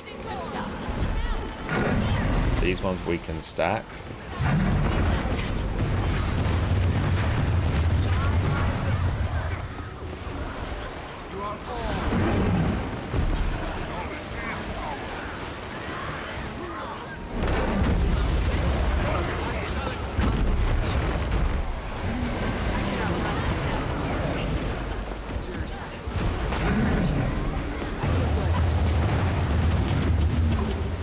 Just got to avoid all the big AoEs.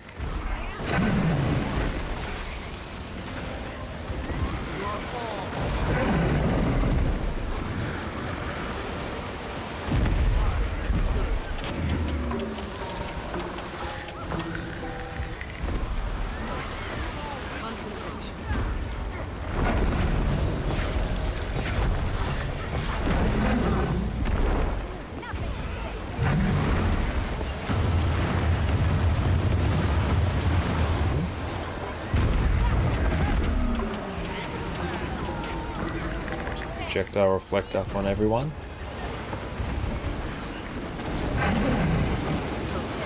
Big CC.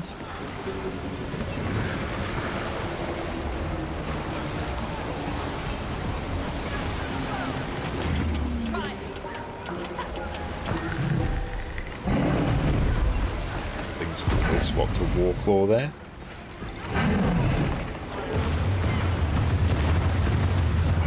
Right back on the group.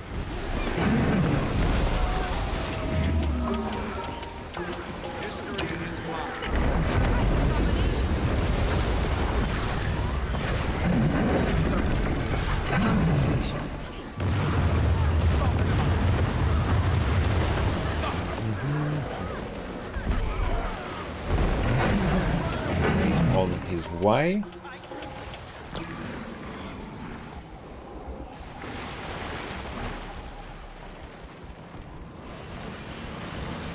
It's moving. Let's go.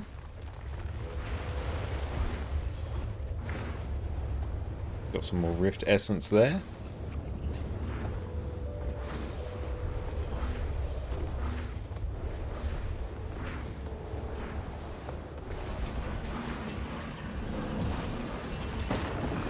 Down.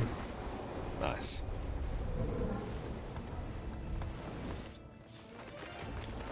Let's kill these ones here.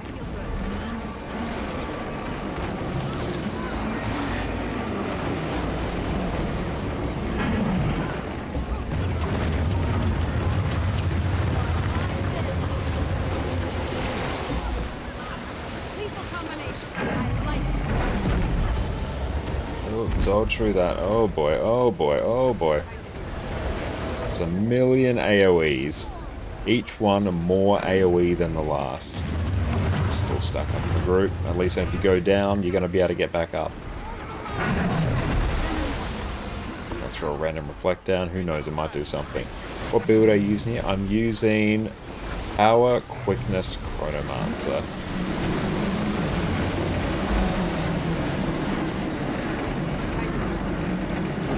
Sheer number of particles on the screen. I have no idea how the stream's actually working. Install that.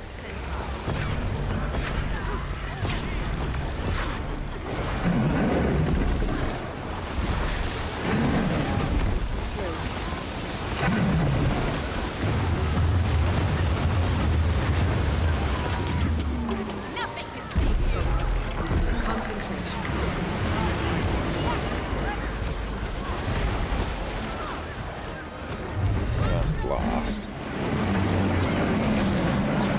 Out of those ones are just, ooh, they're awful.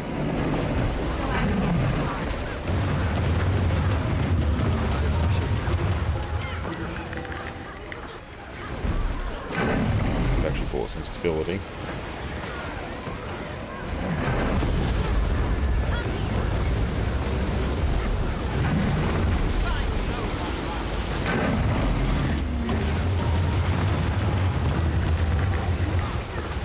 Getting 35 FPS. 35 FPS on this honestly doesn't even sound that bad.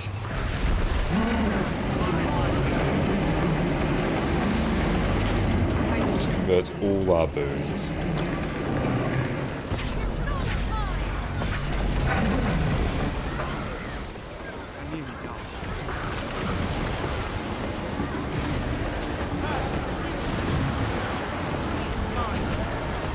Warclaw to CC as much as possible there.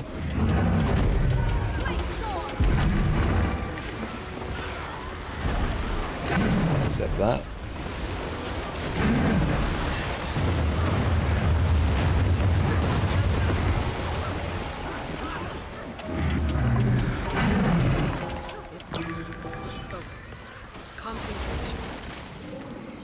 Okay, that's unfortunate. We've now dismounted. This way.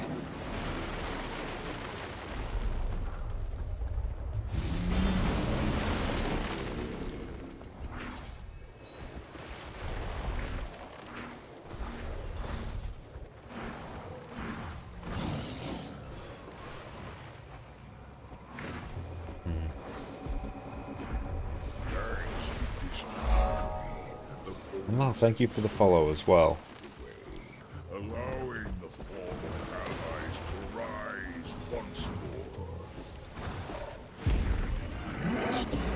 Blast these down.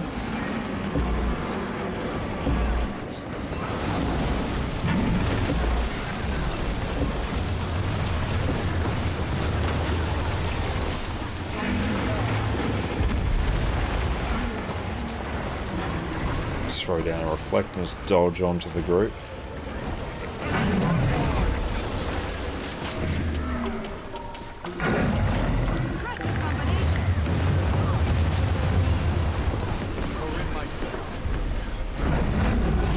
Throw down a storm, so hopefully I survive that.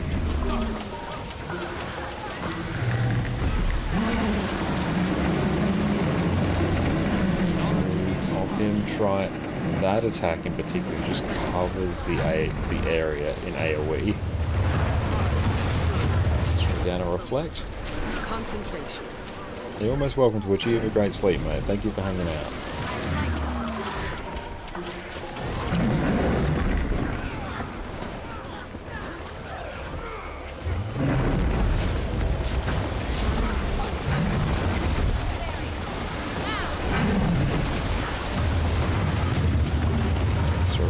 Reflect down, there we go.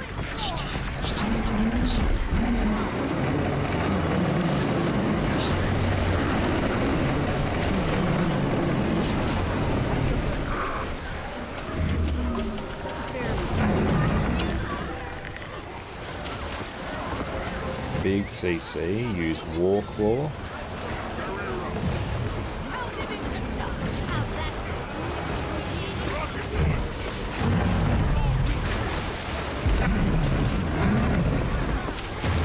Finish this off with as big of a burst as we can.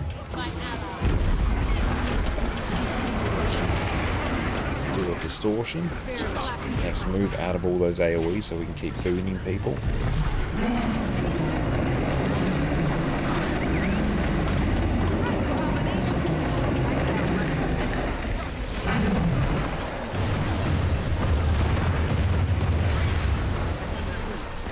%. I don't think this will be a gold, just based on how much damage we're doing. But we finally went down. We're back up. 3%.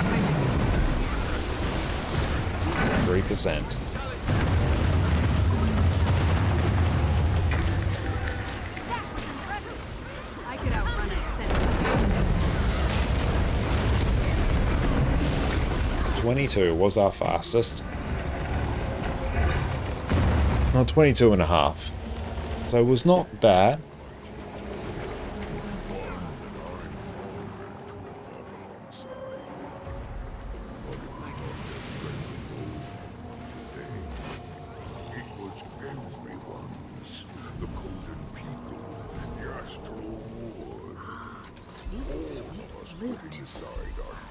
We get to see how many Rift Essence we got from that.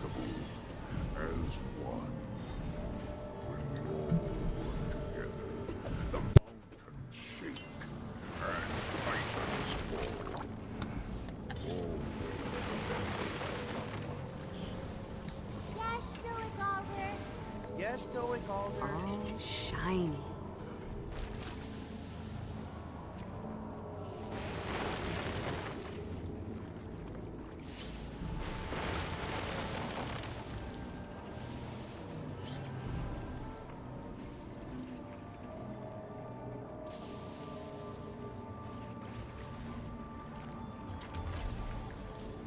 We got a relic from Janthir set 2, 2 for 1. Nice, hell yeah. Arana, how's it going? Welcome in.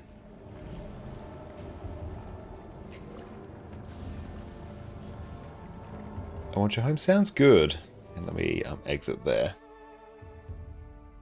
I'll see which character actually has my gathering tools. Probably my Revenant. That's usually where they live.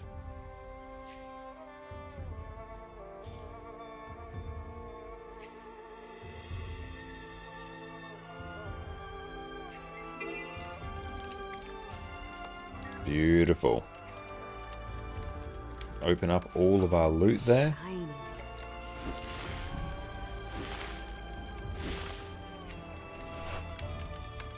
There we go. It's not a bad amount. Take a Relic of the Bloodstone as well. It's good. We've got a few of the key relics. It's nice. We might even just salvage that. This is most remarkable. Nice, we'll clean up the rest of that after. In the meantime, I'll go over to my Rev.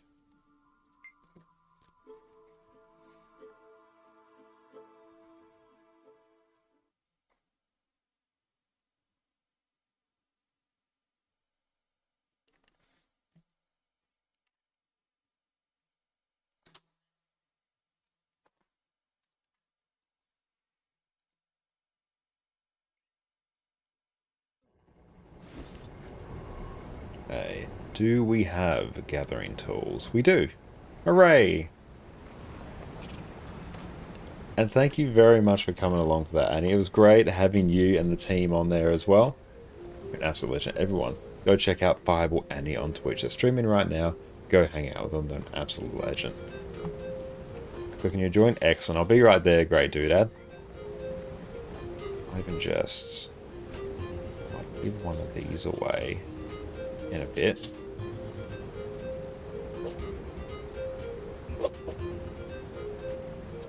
How you doing, Addy?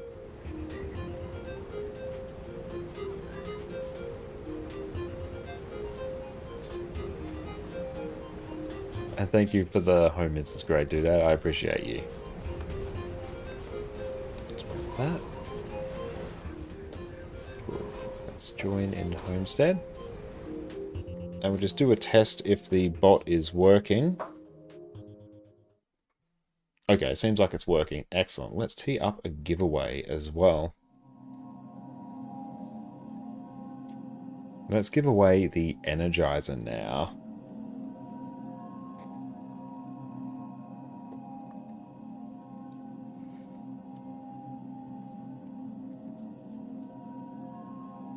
So we are starting a giveaway, and good, it looks like the giveaway is actually working. So yes, everyone type in !enter in chat if you would love to win the Energizer, the precursor for the Generation 1 mace.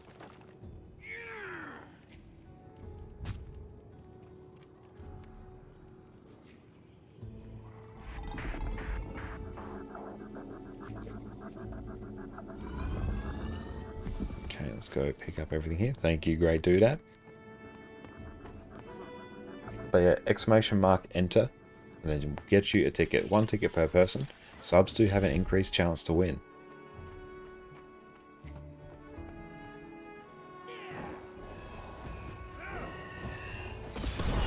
Let's give ourselves some boons so we can do this quicker.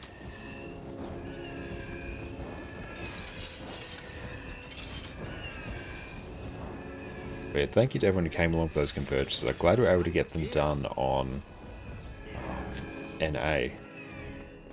Took us a little bit to form up, but we got there.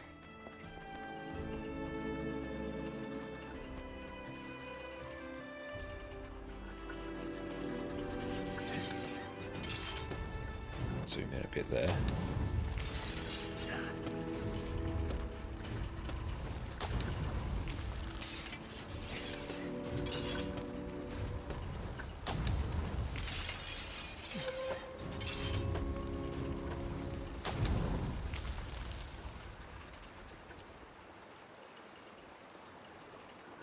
Yeah, thank you to whoever sent that through. I appreciate that. Thank you very much. So we can use that to form up for more Convergence CMs at some point.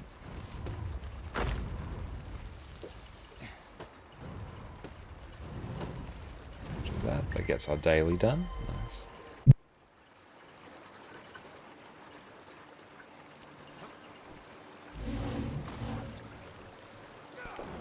You can never have too much treasure. Patch that stump as well.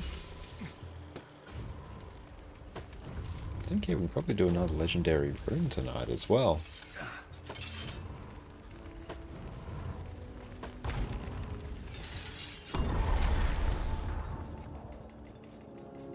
Yes, everyone enter the giveaway. We'll let this one run for a few minutes and then we will draw a winner.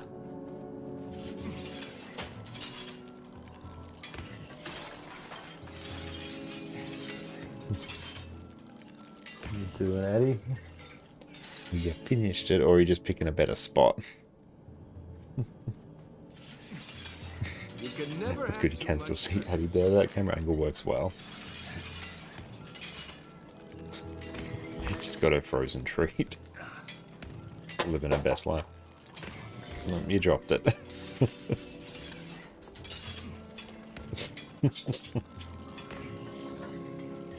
Well, back up you get. Back goes wild. Thank you for the follow. Addy is froyo and peanut butter. Welcome in, Jess. Yeah, Addy is having the best tree at the moment. And no, we're playing Guild Wars 2 now.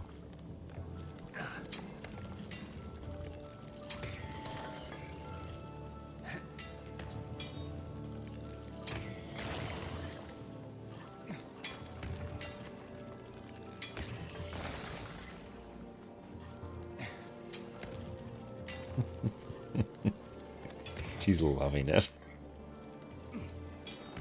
Who knew you forgot something yesterday? Thank you so much. I appreciate that. And everyone here, thank you so much for the support. No matter whether you sub, follow, lurk, donate, whatever it is, I really appreciate the support. Thank you all so much for making such a wonderful time to stream Guild Wars 2.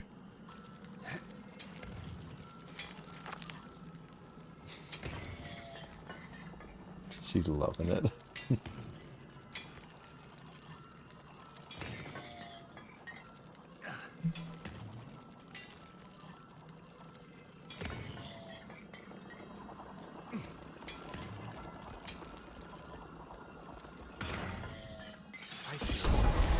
Strong.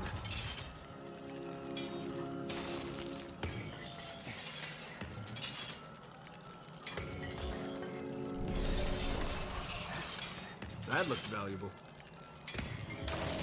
There we go. Thank you as well for the follow.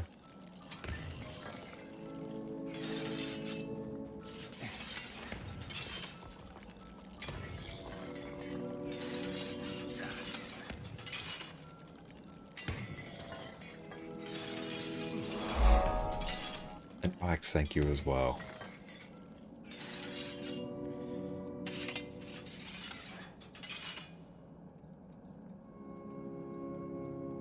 And thank you very much for that, great dude. Thank you for lending us your home instance. I appreciate that. Well, let's use that.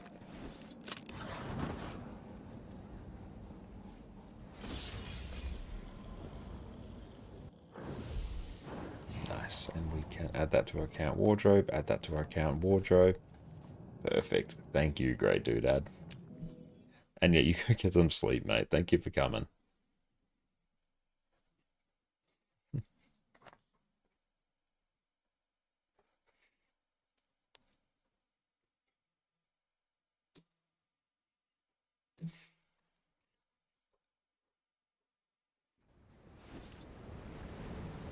Hey, let's go take a look at this inventory. Let's just deposit everything. There we go. It's already way better. Go probably pop this in our...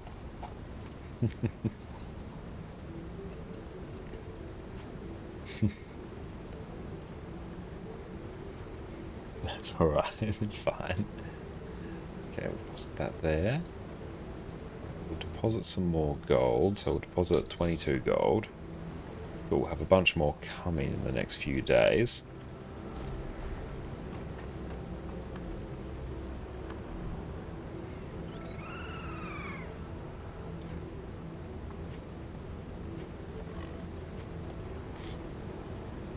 Okay, so put those there. Let's go back to this account.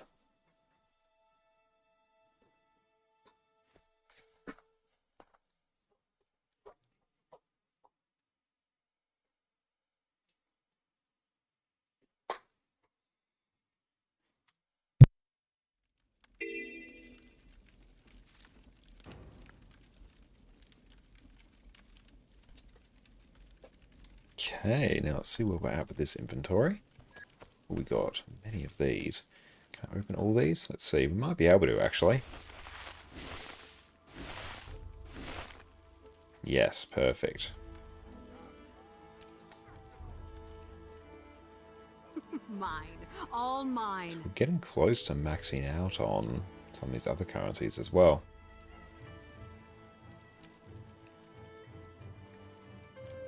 Let's go pop all those in there.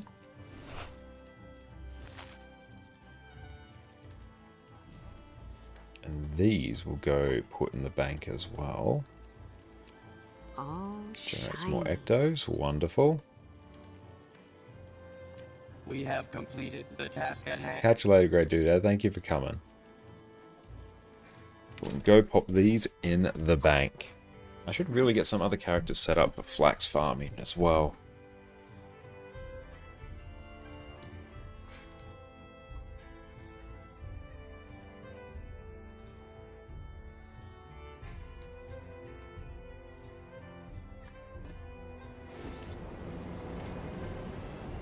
Okay, so let's go pop these just in here. Cool, consume all those, we'll sell everything.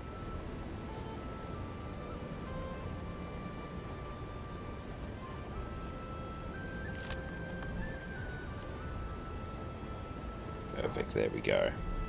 Much tidier. Oh, we got another one. Cool. We can send that back to our EU account.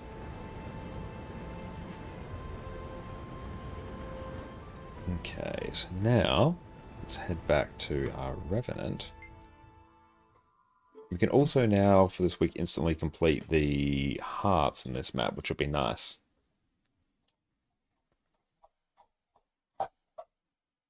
Hey, Hattie, don't you eat that too hard.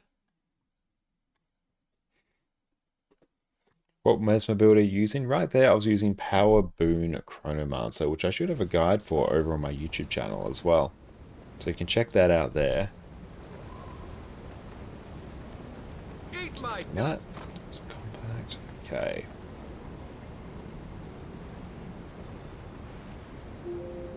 So now let's go to Lowland Shore. Have we done map comp here? No, we've still got a few more.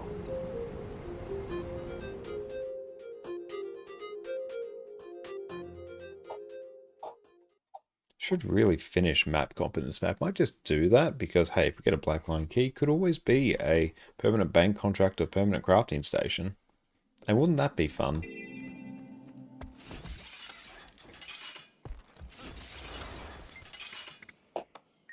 So let's buy all of these.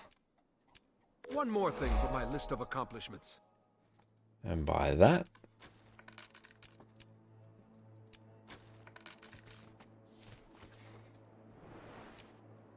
This one will go right here.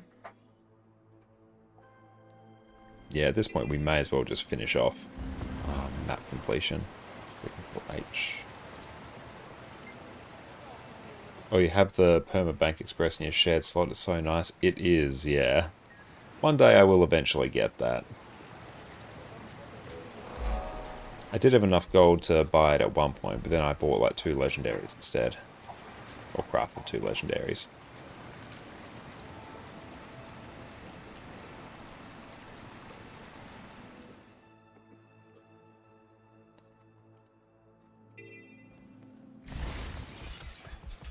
Someone else. Seemingly overnight, the journey can grow from kid to adult. Makes the bonding process all the more impressive. Looking rather comfortable together. If you didn't catch it earlier, she recognized you by that. There we go. So let's go. Might as well just go in here.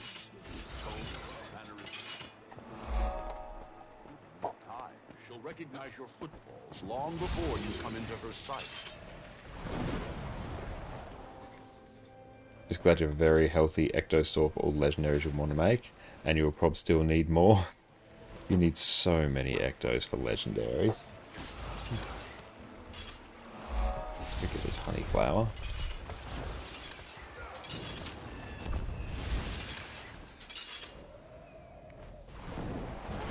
Might as well just finish off map comp in this area. So like 25 stacks. Nice. Big Boss, thank you for the follow.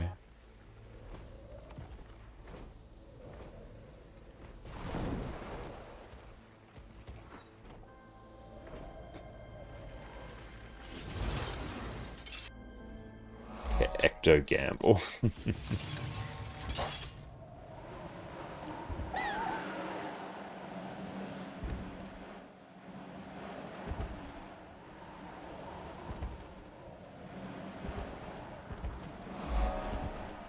Okay, out this way.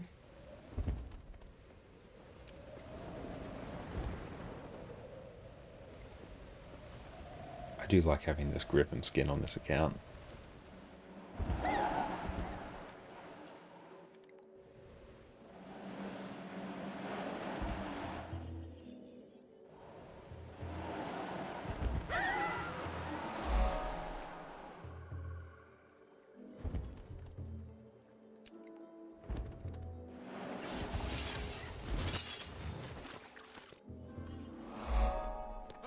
Okay, where's this next one located? Out that way.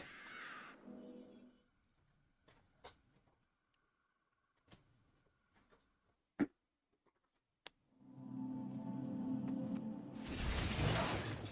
take that from you in a bit. Yeah, just nomin it now.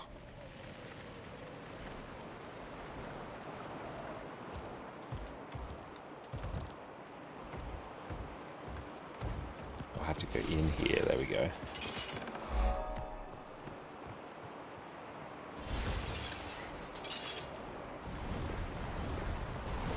No worries, Rooney. Take care. Ume, thank you for the follow. Forgive my earlier boldness. As this infestation rages, I run myself. I'd like to take a break and go take that from her. We'll see everyone in a few minutes. You see, when Chronomancer first launched with Heart of Thorns 8 years ago, it was the best and only quickness and alacrity provider in the game. And today, we're taking a trip back to a simpler time. You've got to come back with me! After 8 years of balance patches, expansions, pandemics, and economic collapse, ArenaNet has gifted us something special. So today, we're covering what is unquestionably the most flexible build in Guild Wars 2, the boon sharing Chronomancer. Welcome back everyone. Over the past few months, Chronomancer has been my go-to support class whenever I jump into endgame PvE. No matter which raid I do or which strike I'm commanding, I can change up my build to cover whatever the group needs. With a single trait change, we can go from providing quickness to covering alacrity to even pumping on an exceptional DPS build. No need whatsoever to change your gear. Not only that, you basically have complete freedom to bring whatever utility skills you need to hard carry your team to victory. Mesmer in general is known for having access to some of the best utility skills in the game, with Portal for team-wide mobility, Feedback for outstanding reflect, and mass invisibility for squad-wide stealth. Plus, with Chronomancer's access to Continuum Split, you can squeeze double the use out of each of your skills whenever you need. Guild Wars 2 has one of the best combat systems I've ever seen, and Chronomancer just lets you experience even more of that. To put it simply, Chrono takes the best that Guild Wars 2 has to offer and gives you even more of it.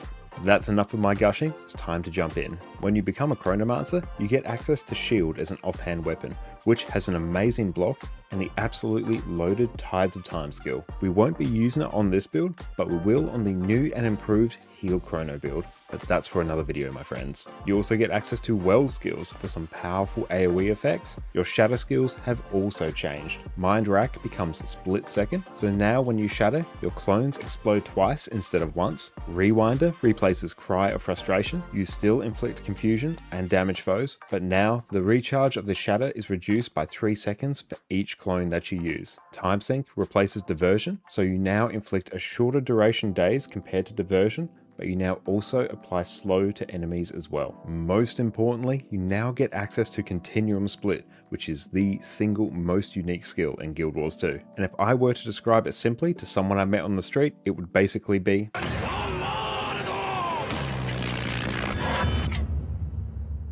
You activate it to save your current health, position, and current cooldowns. While it's active, you can use whatever skills you want. It will last longer the more clones that you shatter, and when it runs out, you're reset to your starting position with your health and cooldowns intact. You're then free to cast your skills again straight away. It basically lets you travel back in time and use your skills twice. There's countless ways to use this skill, and each one is more incredible than the last. And now we'll touch on our gear and food. For our gear, we're using a mix of Berserkers and Assassin's gear to hit 100% critical chance. I've included the exact combination of gear that I use on the screen, and I'll also include a link to the build in the description below so you can check back on it later. Hitting 100% critical chance when you're fully buffed with Fury is incredibly important to power DPS classes. Every time you don't crit, you're missing out on a huge amount of damage, due to your critical hits being powered up by your ferocity. Chronomancer is a class that needs a lot of help to reach crit cap, so you'll be using more pieces of assassin's gear than you're used to. There are lots of different combinations of gear, runes, sigils, and food that will get you there. This one I recommend because you can use the standard power and ferocity food that all other power classes use, so you don't need to buy a separate food. We'll be taking Rune of Infiltration for the extra power and precision you need to crit cap. As is the case for a lot of power builds, we'll be taking Sigil of Force and Impact for the flat damage increase you get to strike damage. If you are struggling to keep up boons, you can swap out Sigil of Impact for Sigil of Concentration. This will give you an extra 10% boon duration at the cost of some damage. As a boon support build, the most important thing you can do is make sure that your team has 100% quickness or alacrity uptime, whichever is the one you're providing. So Sigil of Concentration can give you a nice cushion if you need it. We'll be taking Relic of the Thief for a simple 5% damage modifier, and for our consumables, we'll be taking Sous Vide Steaks and Superior Sharpening Stones, or any power and ferocity food that fits your budget. For our weapons, we'll be taking Dagger, Sword, and Greatsword. If you need to group mobs together, you can run offhand focus instead of Sword. However, Sword is going to be your highest DPS option. The best thing about Chronomancer weapons after Secrets of the Obscure is launched is that we can also equip Dagger instead of main hand sword like we used to. This means that each of your weapon sets is fully ranged and Dagger is far easier to use. And we are back. Okay. Must have to wrangle Addie a little bit. Addie, on your bed. On your bed.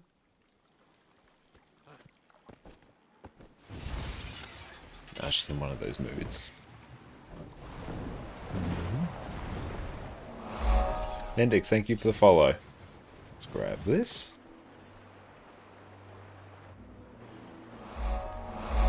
And Lean, thank you as well.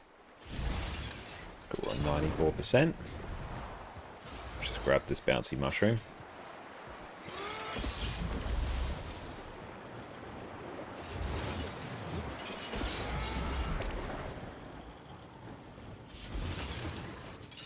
Okay, actually thinks there's a Vista closer to us. Of course, she's just laying down behind me.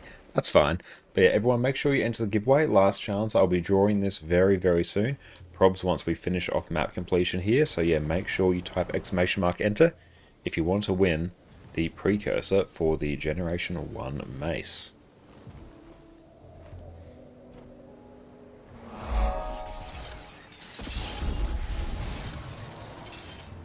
We've got to get a bit more height here. Not too bad. It's owned to EU servers. It does not matter. Items can be sent to either server, so it's fine. So no matter where you are in the world, as long as you have a Guild Wars 2 account, you can enter.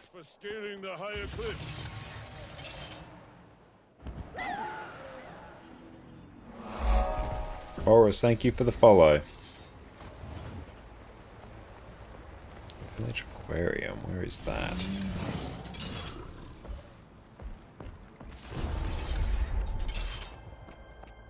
It's down. Here we go. You little sprouts ready for a tale? I've got a good one for you today. Yes, this next vista is over here.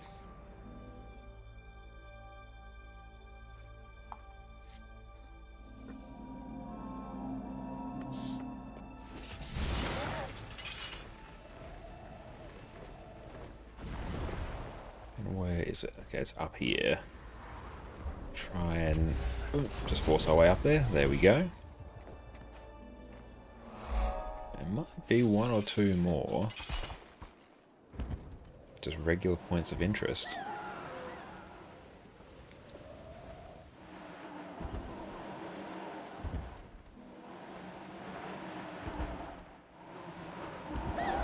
That's it. That is map comp. Unfortunately, no Black Lion key.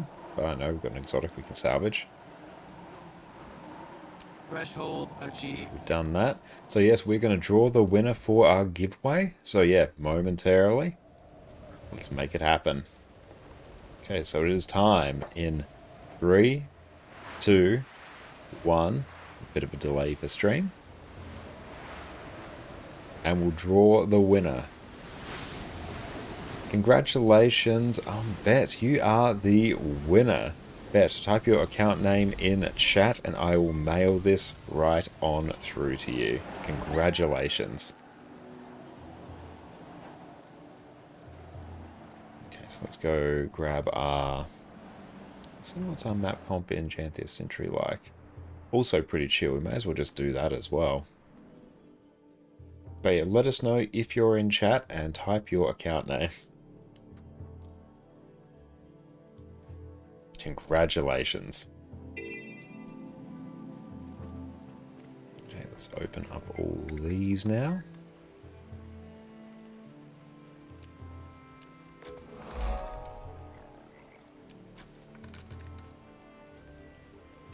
Get some low on code and expertise.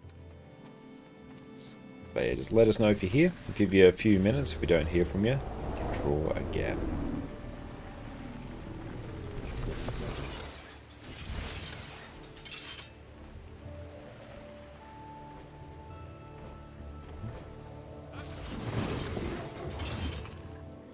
Cool, that one's done. We've got another heart out this way.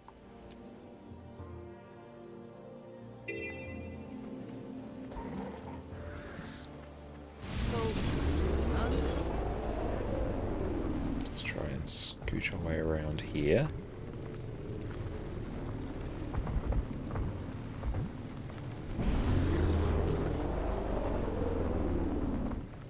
Quick question, is there a guide or something for this game? It's really confusing getting started. That's a great question. I do have a lot of guides over on my YouTube channel that might help you get started. But yeah, Guild Wars 2 is a game that really encourages you to sort of set your own goals. It's a bit more of a, sandbox game than a lot of other MMOs that you might otherwise see.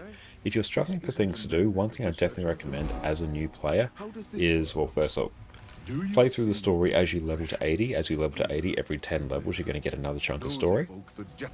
Generally, for a new player, I recommend working through the story as much as you can. The story is going to guide you through all different parts of the world in a very sort of, well-defined way. It's going to give you a lot of mastery points, which mastery points are one of the main sort of progression tools once you reach level 80. Helps you unlock things like mounts, gliding, auto loot, all that good stuff. But yeah, for a new player, I recommend doing the story because yeah, you're going to get so much value from it. It's going to guide you through it, guide you through the game, and the mastery points are going to be insane value. Next one, your first 2 must be beetle races. That is awesome. But there's so much that you can do in Guild Wars 2. It's really a game where you sort of make your own goals as you go. I downloaded the game yesterday. That really helped you. That's great to hear. Yeah, play story and don't boost your first character to max level. Yeah, I don't recommend boosting your first character to max level. Because like if you buy the expansions, you'll get a level 80 booster.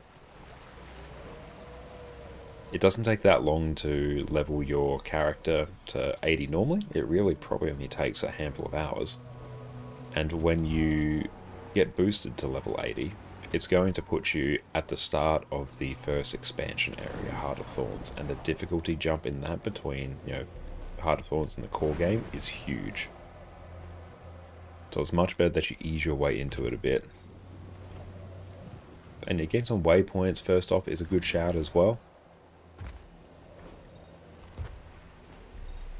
Okay, let's grab Pathway to Redemption. This one's hidden under here. Thank you, Annie, for the shout out. Pathway to Redemption, so we got that. Okay, so we might draw our winner again. We haven't heard back from Bet, so everyone make sure to pay attention because we're going to draw another winner. So in 3, 2, 1. Great doodad, you are the winner. Congratulations, mate. Let me send that over to you. Enjoy your new Energizer. Where did I put it? That is always the question. Is it in the bank? It might be in the bank. Let's go get it from the bank. Oh, hang on. Do I have... I've got a bank access here. I do. I did put it in the bank. Excellent. Enjoy. And working towards map completion is a good thing to do as well, because you're going to need map completion if you ever want to do legendaries. And if you play Guild Wars 2 for long enough, you will probably end up working towards legendaries. On how do I have so many inventory slots? Well, first up, I have 32 slot bags, which are the biggest bags you can possibly get. Like most of mine are 32 slot. Also, I've unlocked all the additional bag tabs as well, which you can buy for gems. Whereas for me, I'll convert in-game gold to gems and I'll buy them that way.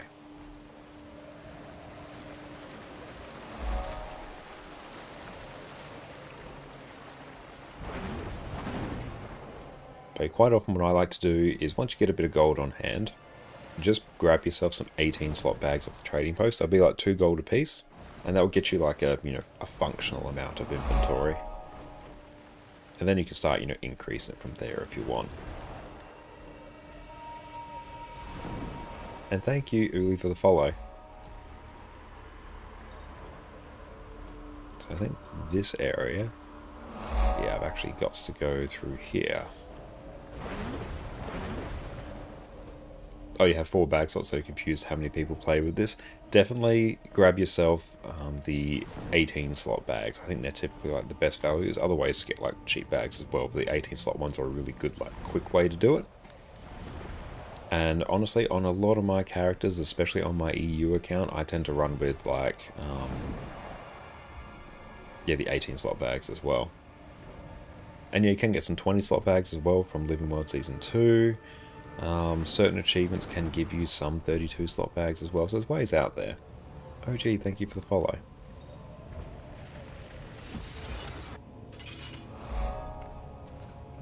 Okay, where's the next Vista? That lives out this way.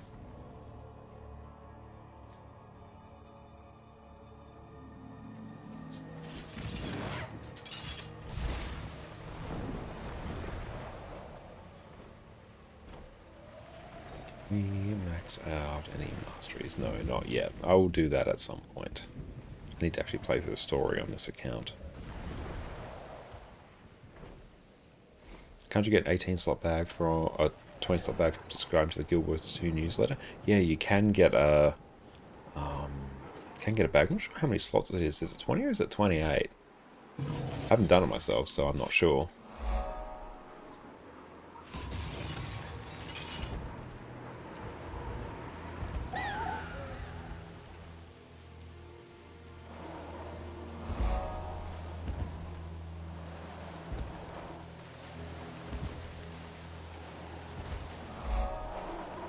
That.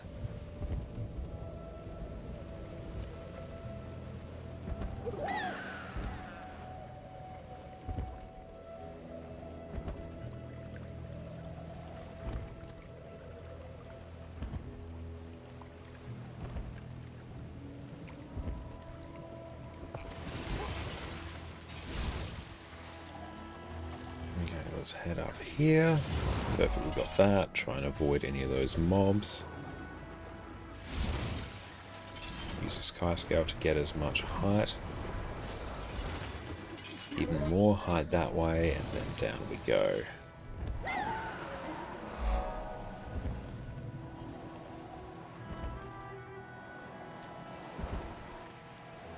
Just seeing roughly what direction this next Vista is, because I think we probs have enough speed to get there on Griffin, provided I don't run into anything. Oh, I overshot it. I did have enough speed. There we go. That's map comp done in that area. No black lion key, but that's okay. A random amulet that we can salvage. I was manufactured to the highest standards. Perfect. Okay, so what we will probs do now is just pop over to just chatting, then we'll head over to our EU account. Now we can see if we have what it takes to make yet another legendary rune.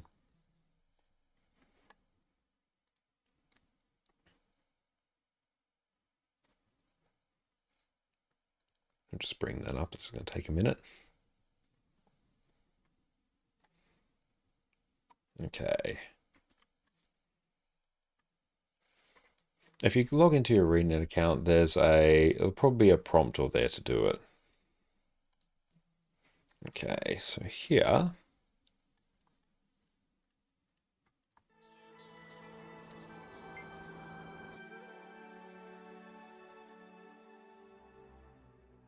Let's take a look and see what we have waiting for us.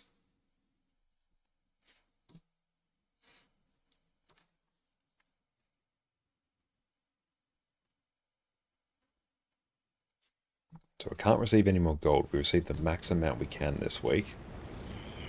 Thank you, my account. You're most welcome, thank you. Okay, let's grab that.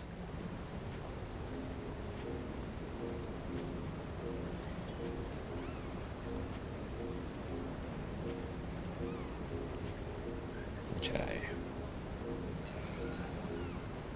Let's try grab a Guild Wars 2 Efficiency tab.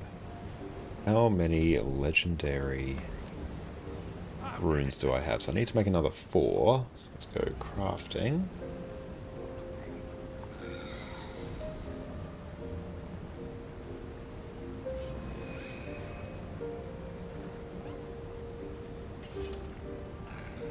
Okay, so bring that over here.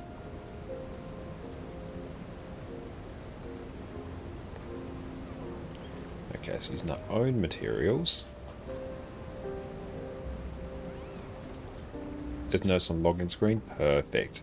So yeah, 273 gold to craft another legendary rune. Let's see how much I need for 4.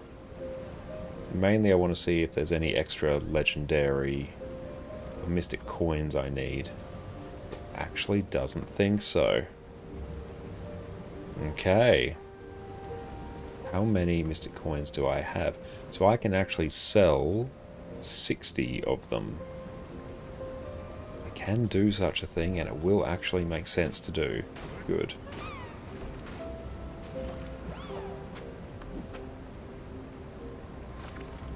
So let's do that, 60.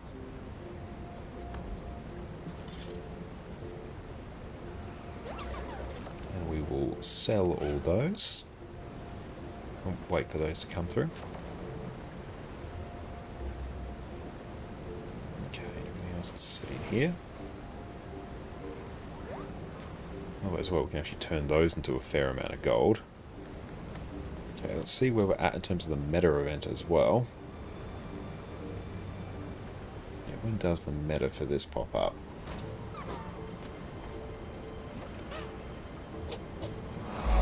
Thank you, King, for the follow.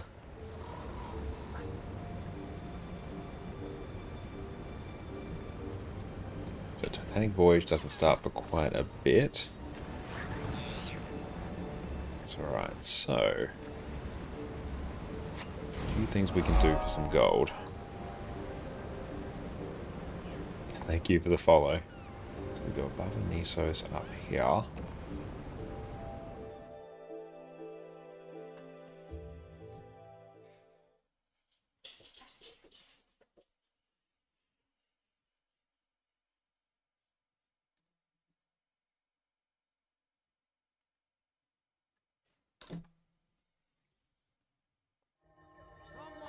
Okay, so in here,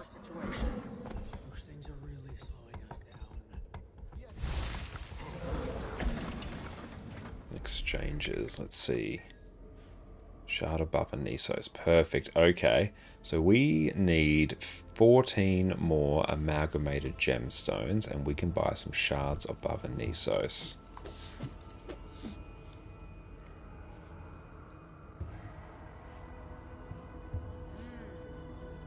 So we'll be able to turn these into a fair amount of gold very quickly.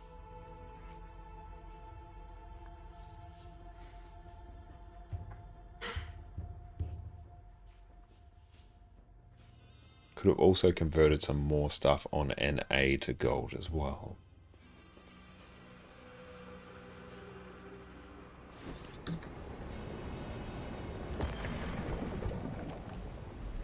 Let's go grab those. And head immediately back.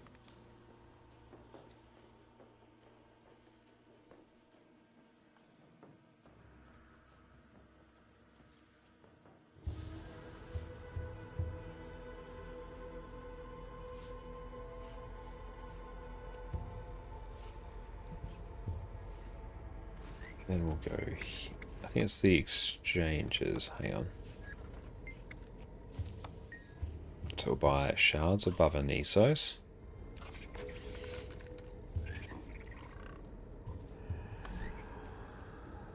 And we can turn what was 15 gold into much more gold. Even I might even, just at that price, just do it there, lock it in. Just because a lot of people will be doing that, and that will be very competitive for a while.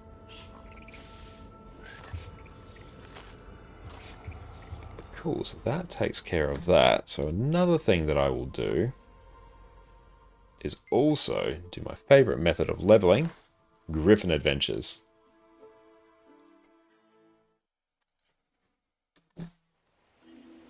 Okay.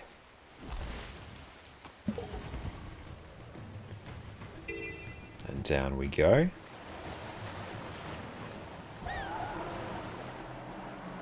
Get a bit more height. Down. Or just a bit more down, and then up. That is gold. This next one will head over here. Bam, bam, bam. Leveled up. Will we make the new PvE backpack? Maybe at some point in the future. But yeah, right now I'm focusing on legendary runes. Oh, thank you, Fiddleack. Yeah, these adventures, I've done these quite a bit because it's actually one of my favorite ways to level new characters. Because if you run a bunch of experience boosters, a Griffin adventure, if you do like all of them, it averages out to be a level per Griffin adventure. And yeah, you see they take like, 30 seconds to actually complete.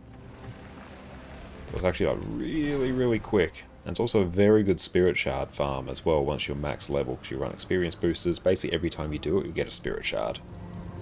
So you can like park characters there, blast it, spirit shard, move on. And when you get a Renet partner, will you switch back to your main, assuming you're on your EU account right now? Right now I'm on my EU account, but I've also applied for a Renet partner from my EU account. Whether or not that actually means that would automatically make my EU account the one that could flip between regions, that's what I would do anyway. Like I would choose my EU account now to be the one that actually flicks between. And a lot of reasons for that. One, because this has been the account that we have progressed the most on stream.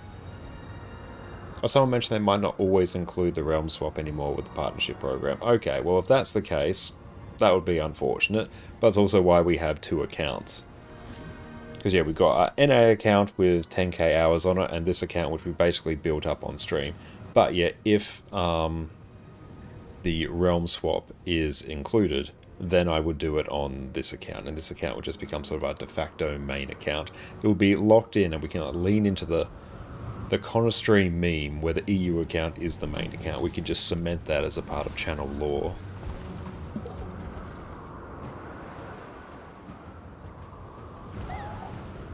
Yeah, Griffin Adventure Farm is about 14 to 15 shards in 20 to 30 minutes. Oh yeah, like what I will probably do at some point, with a bit of setup, is just park characters at each Griffin adventure, and then I can just literally log in, do the Griffin adventure, log out. So there'll be no downtime. Because with all the legendaries we're working towards, spirit shards will just be the problem. Cool, and just got gold on that. Sweet. Hi, do you recommend making one legendary accessory first over others?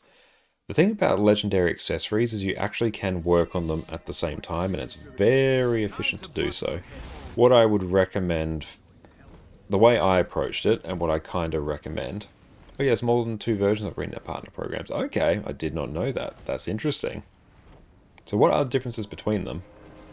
So the way I'd recommend is starting doing the PvE Legendary Amulet first. Because that is just straight up free. In fact, you basically get paid to do it. Oh no, I messed up that one. Very, very sad.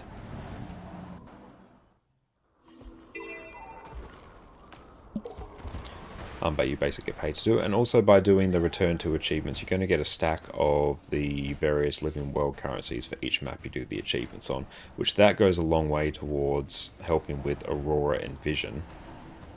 And also, if you work on Conflux at the same time, when you are done with Gift of Battle reward tracks, you can start doing the Living World Season reward tracks, and that also drastically cuts down the amount of effort you have to put in on Aurora and Vision, because you can do the reward tracks for that, and it actually takes care of a chunk of the requirements for the Legendary. So the way I'd probably approach it is start on the PvE Amulet, then also start working on Aurora and Vision at the same time, and do Conflux as well. And also, like, the most a really valuable one is the back piece as well. So whatever your favorite game mode is. For Aurora, heads up, the Draconismon's backpack requirements time gate 16 days. Yeah, start on that as soon as you can. Or else, yeah, if you're gated by that, you're going to be quite sad.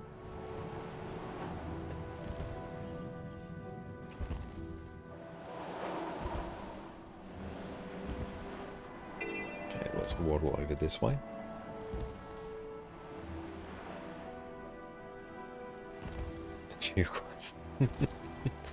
Yeah, backpack amulet already got. Oh, in that case, Conflux is a really good one, because yeah, it really does like help towards all the other ones as well. Are we still talking in free-to-play in terms of DLCs? Oh, the legendary trinkets, they'll all be somewhat tied to the DLCs. You won't be able to get... Oh, you could probably get Conflux, the legendary ring, under free-to-play, I'm pretty sure. I think most of the map currency from Return to already went to Skyscale. That's totally fine, because if you want to get Vision, the Living World Season 4 trinket, you need Skyscale as well. So think of getting Skyscale as just a subsection of getting Vision. So that's not a problem.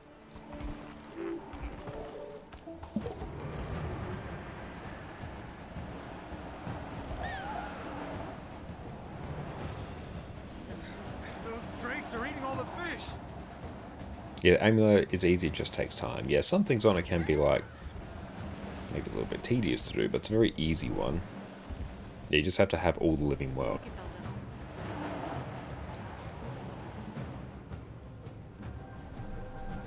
Legendary Relic's great to have as well. Legendary Relic is also super nice to have, but it is very expensive. Like, at some point I would recommend getting the Legendary Relic, because honestly being in a full Legendary absolutely slaps. But it is one of the far more expensive ones compared to a lot of other legendaries out there. So that's why I always put Legendary Relic at the... If you're just looking at pure quality of life, it is the second to last type of legendary you should be getting, just before legendary weapons. Or does Conflux require owning a lot of Pathfire? Oh, that's true, yeah.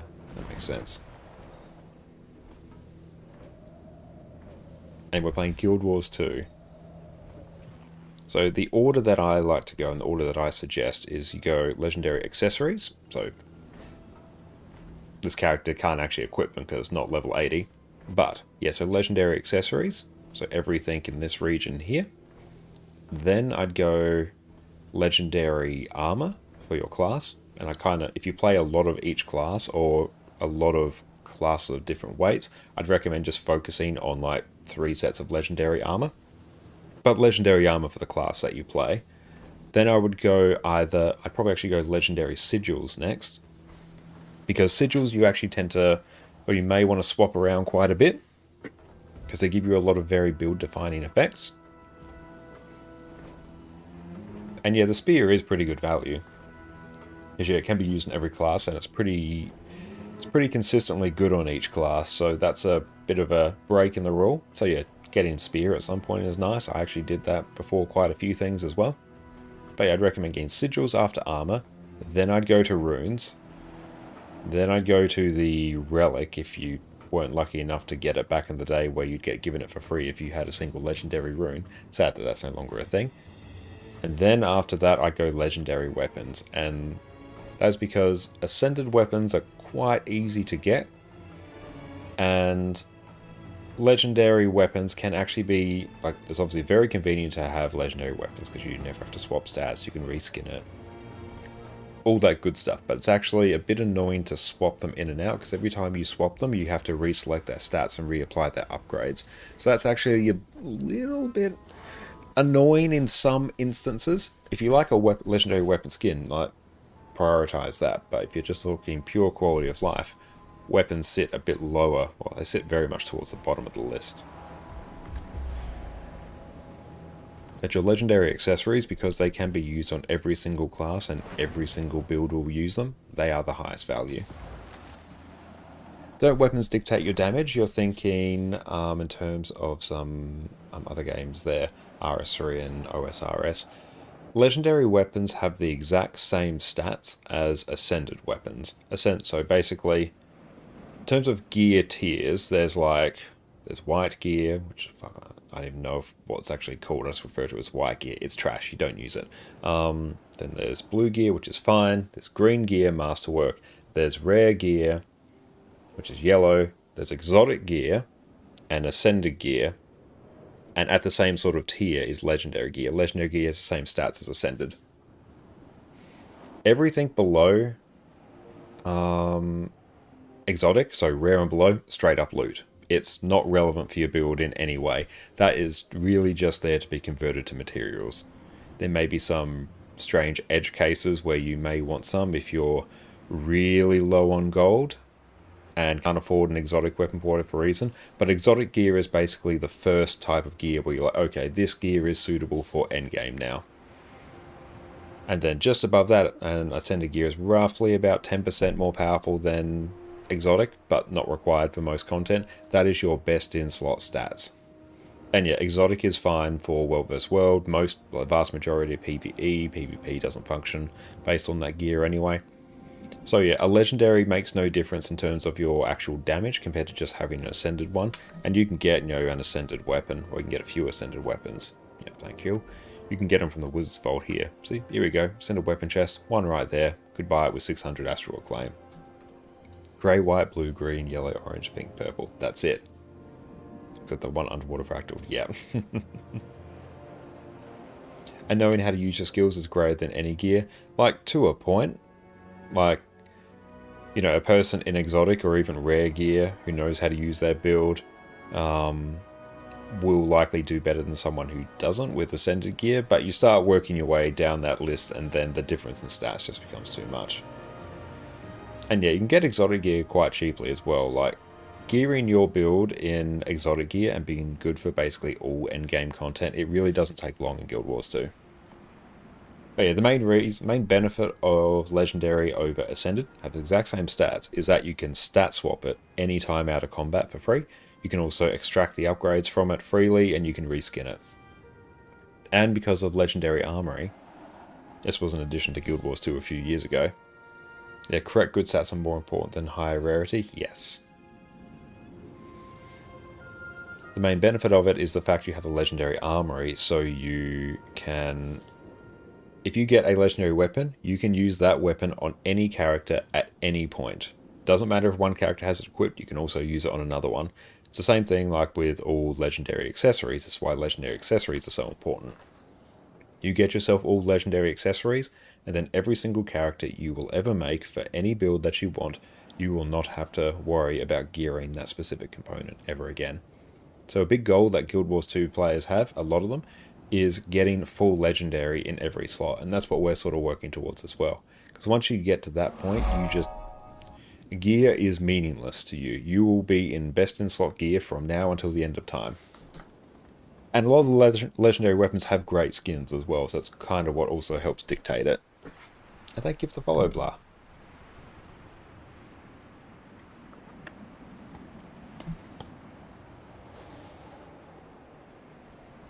But if you have one piece you want to use across 3 different builds, you have to reselect the stat every time you swap build. No, you can swap like build templates. That's fine.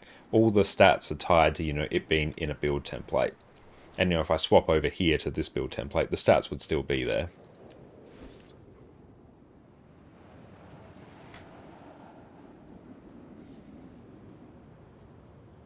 Oh, can I show my cam settings vertical position? Yeah, sure thing. Where is it? There we go. So mine are pretty standard. They have just like juiced rotation speed, cranked field of view, and zoom sensitivity. Everything else is like right in the middle. But yeah, I definitely recommend cranking field of view, because yeah, if you... This is not a fun way to play Guild Wars 2. You need to see all the information you can at all points. So yeah, just crank your field of view. You'll thank me later. So even... This is too close. I can't see all the information. I am not as well informed as I could be. There we go. Like the knowledge gain that I now have is substantial. Oh, I've got quite good ping actually. That's fun.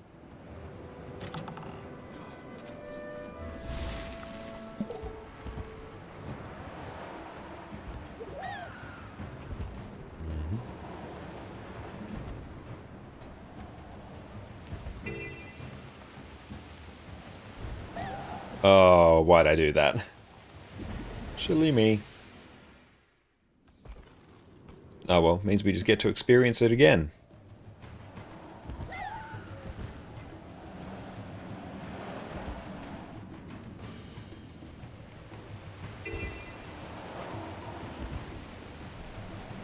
I love watching the skippers play.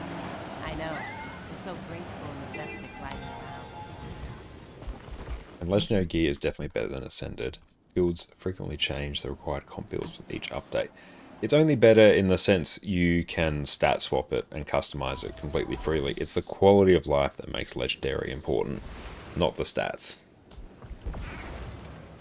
And yeah, that's very true. Once you have full Legendary, because you no longer have to spend gold gearing characters, you actually start just hoarding a lot more gold than you otherwise would. I noticed this on my NA account. I had something like 18 characters, and I'd always be re-gearing them. And it was very expensive. Like every time I'd be re-gearing a character, or even just stat swapping the gear, I'd be dropping, 30, 40 gold. Whereas now, when I have Legendary, every time I want to change a build, it costs me literally nothing. So that huge expense of gold, and like gearing your characters as a new player is probably one of your biggest expenses. Once you have full Legendary, that expense just goes. Granted, you have to spend like thousands upon thousands of gold, so whether or not it's actually a worthwhile gold investment, it's probably a bit up for debate. It probably actually doesn't make that much sense in terms of raw gold. Again, it's quality of life that we're talking about. But once you reach that point, you do notice that the amount of gold that you get just really starts piling up. And what's your second favourite Guild Wars 2 profession? That's a great question. It's changed a bit over the years. Like Revenant has kind of been my go-to favourite for the last few years, and I don't see that changing anytime soon.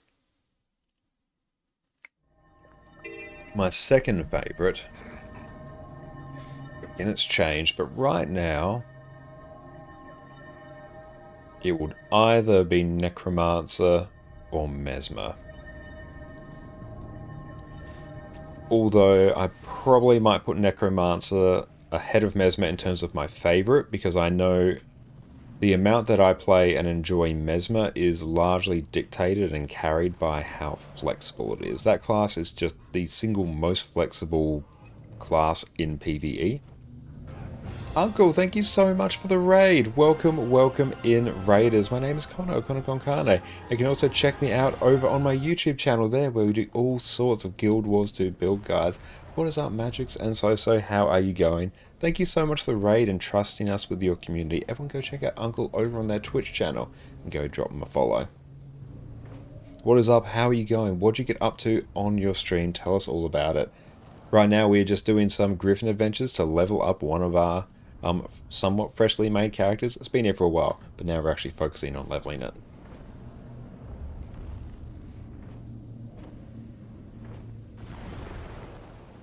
Okay, so let's grab this. But you were saying what was my second favourite profession? Yeah, I think I'll land on Necromancer, because yeah, Mesmer is carried by just how flexible it is, whereas I just thematically love Necromancer. I love Scourge, it's one of my absolute favourite DPS builds. Harbinger's great fun, and Reaper's fantastic as well. But Scourge is my overall favourite Necromancer class.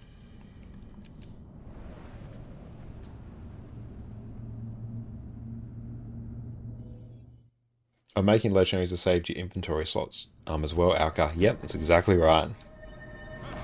Used to have 6 versions of each weapon for PvE, PvP, and World vs. World. Yeah, just the quality of life you get from it is insane. Where is Thief on your list? For the longest time, I was actually a Thief main. Like, going around sort of maybe 3 or 4 years for the first sort of... Yeah, 3-4 years since Guild Wars 2 launch. In that window, Thief would have been my main class. I still absolutely love Thief. I'd put Thief right now somewhere around the middle. So if I was to work my way down the list, I'll do that in just a moment. Did your routine farm, nice, World vs. World, and you started your legendary backpack. You're 166 legendary. Good lord, mate, that is impressive. Well done. Oh, that's amazing. So yeah, everyone, legendaries are absolutely achievable. Even 166 of them. Very nice, mate. Yeah, later on tonight we'll probably be crafting another legendary rune for this account. This is our second account that we're somewhat gearing up in, you know, legendary gear, and runes have been our focus for some time. Now, in terms of my favourite classes, so I'd probably go Revenant at the top, then Necro, then Mesmer, then Thief, Ranger, NG, Guardian, Elementalist, then Warrior. Warrior for me sits down quite a bit lower than the others just typically. 166 at 295, hot damn, that's impressive. Why is Revenant at the top? Just thematically, I love the design of Revenant, I love the interaction of legends, I love the flexibility that you get with having just 2 sets of utility skills at all times. I love how durable it is, I love the overall playstyle of it. I like how relatively simple it is to play.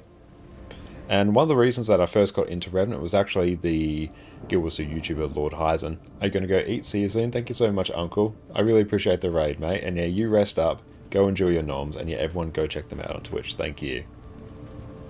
Yeah, Lord Heisen made a build for Revenant, Herald, a good couple of years ago. This was back when there used to be old runes of tormenting, and what they did was every time you would apply torment, every single time for every single stack, you would heal yourself.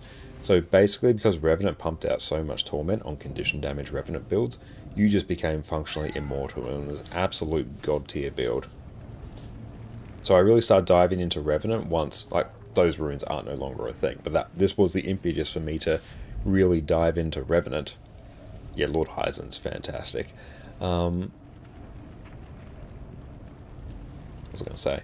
But yeah, that build, just how ungodly strong it was, really got me into Revenant. And then from there, I picked up Renegade, which I absolutely loved. Still to this day, that is the closest I've ever gotten to a DPS benchmark. Got within, I think it was like 2.5% of the benchmark when I was practicing my Condi Renegade rotations. That one just always has a place in my heart.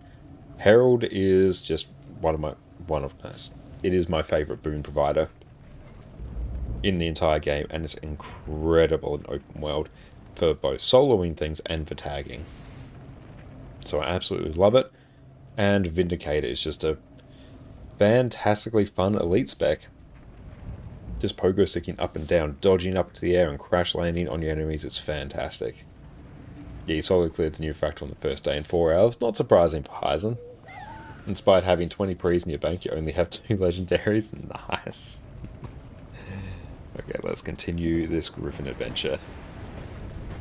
And yeah, thank you as well, Rune, for providing those precurses for funding some of our giveaways. I appreciate you, mate. Thank you.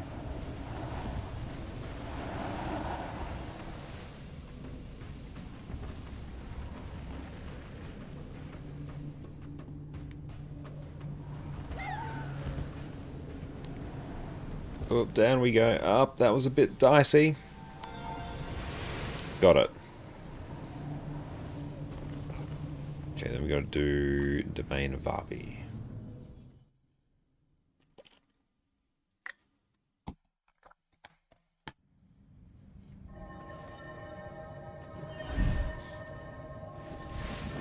There you go. Character was level 38. It's now 44. I do think there is one class which is easier to master than others, or is it all of them in the same line? It depends very much on the particular build that you're playing, because certain builds, like say if we look at Thief, Pistol, Deadeye, literally requires you to press one button every 20 seconds. The rest of it literally just plays itself. So that takes absolutely like no real skill or effort to master, or to get to like a reasonable point. Whereas you compare that to something like Condition Deadeye with Axe, and there's probably about 2 people in Guild Wars 2 that can actually play that build properly, because of just how difficult that build is to execute. So it really depends on the particular build, but just broadly, I would say things like Elementalists are probably on the higher difficulty side in general to master, just given the sheer number of skills they have access to with their attunements. And something that's easier to master, I'd probably say Necromancer. Necromancer I'd put there. Revenant I'd probably put a bit on the easier side if you look at sort of the totality of all of their relevant builds. And things I'd put at the top would be things like Elementalist. I'd probably put Thief up there as well, just because of how ridiculous certain Thief builds are. Untamed is actually a bit of a difficult one, but a lot of the other ones as well. Hey, thank you so much, Chazzy, for the super sticker, man. I really appreciate that. Thank you so much. That's so generous of you. You're an absolute legend. Thank you. Thank you so very much. But yeah, all the other classes I think kind of sit in the middle. So at the top I'd say Ellie and Thief, as these ones are typically a bit more harder to master, at least with some of their builds. And easier ones generally I might say like Necro and Revenant. Everything else I think kind of sits in the middle. The gulf between the classes is not that wide.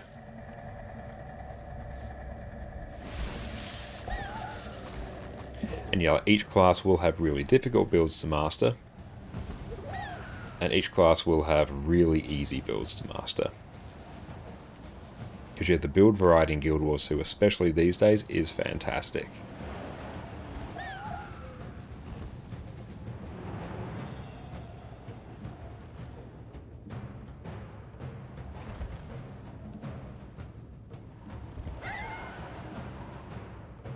If you could assist us, we'd appreciate it.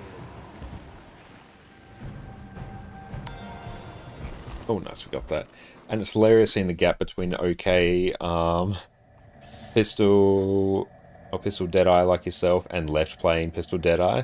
People are like, it's just spam 2 and dodge. Oh yeah, there's more to it than that. There absolutely is. But yeah, like just getting like off the ground and started with it, yeah, you just start and you start blasting. And Cassie, I really appreciate you. Yeah, the Guild Wars 2 community is fantastic, and thank you so much. Our first ever super sticker over on YouTube. Thank you. Oh, Power Daredevil, not Pistol. Oh, I got you. Yeah, my bad. But yeah, that build, yeah, in particular, like, really difficult to play. What's a good way to farm Spirit Shards? Meta events with boosters are like 30 an hour at the moment. Any way to push it faster? That's honestly like a really good farm. That's pretty damn good. In terms of raw time, actually running a bunch of characters with boosters and parking them at Griffin adventures is probably among the best. Rift farming as well with experienced boosters, especially in Mistburn Barrens, because the maps are so close together. That's also a really good one. But like, that many Spirit Shards an hour is... it's pretty good.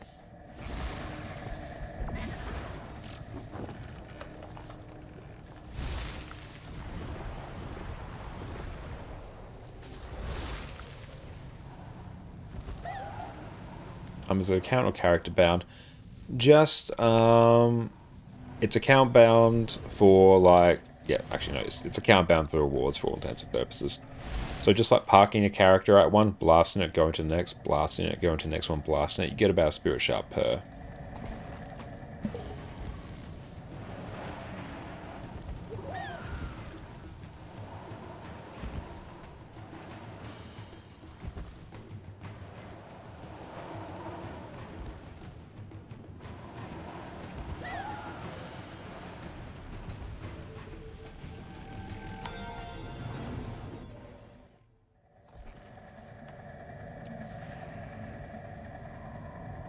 There we go.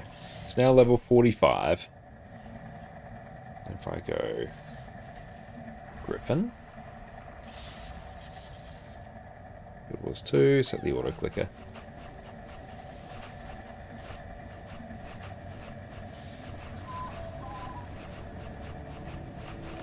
Oh dang, hang on.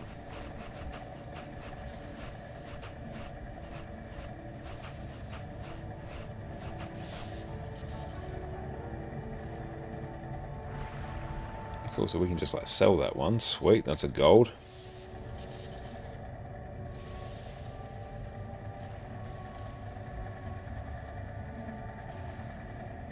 And yeah, I wouldn't worry so much about becoming a trader in Guild Wars 2 unless you know that, hey, you really like just staring at the trading post and running a spreadsheet and tracking all your investments and stuff like that.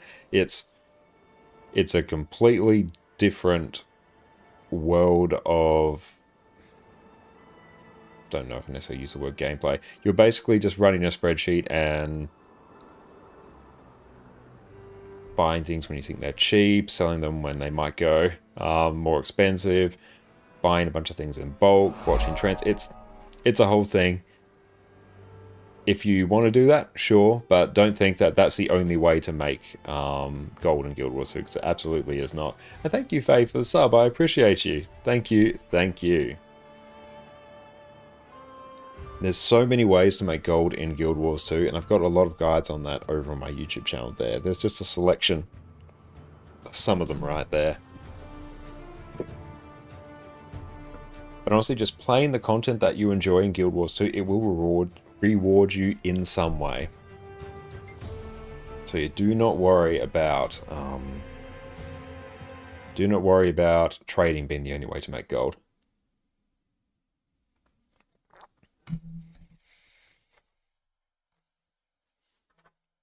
Oh, thank you, Faye. I really appreciate you. That's super kind of you to say. But even what I basically... one thing I did, I'm in the new map here. I basically did a meta run earlier. I took all my Curious Massart remnants and I basically bought... hang on.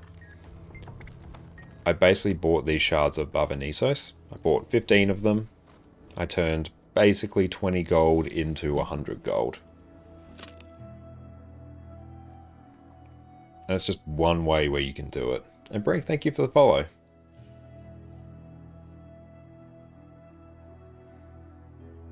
And so many different currencies in Guild Wars 2, so many different materials, there's so many different ways.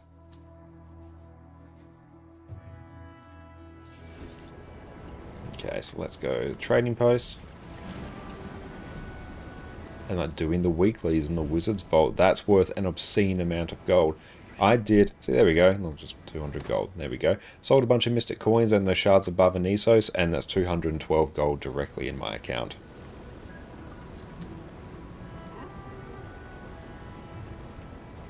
So yeah, there's so many different ways. Let's see, do I have my efficiency tab? Close that tab. That tab and go.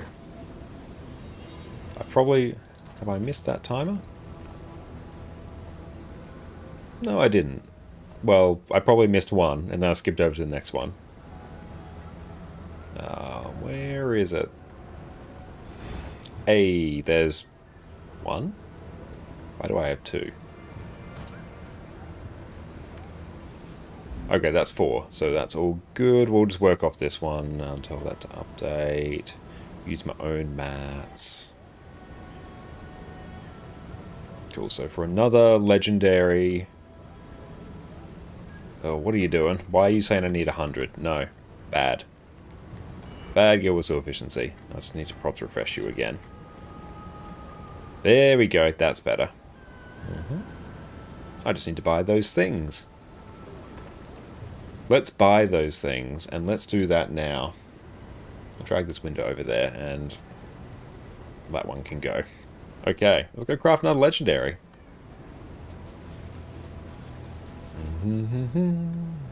And don't do what I'm going to do right now. This is not a good way to do this. What's your account value? Let's check. Let's see. So this account is worth... So 5 years ago, the Chak infusion you think was 20k gold. Doesn't show on the TP because TP doesn't go that high. It's a nice thing to wear. You went halves on it with a friend. He lets you wear it. That's great. We'll let that just update. I'm going to buy these instantly. Oh, dang it. Got to buy 2 more.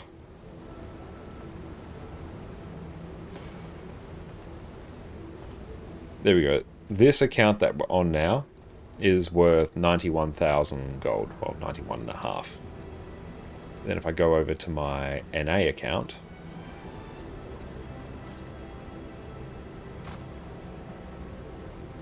we'll give that a minute. Oh, there we go. That one's worth 209,000 gold.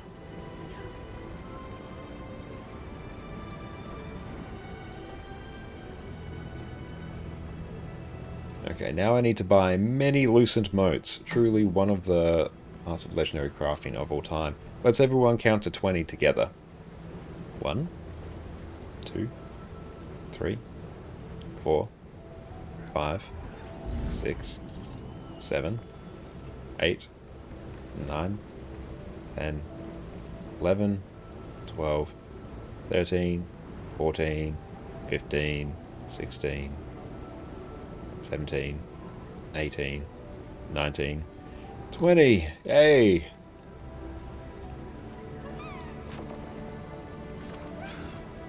$74.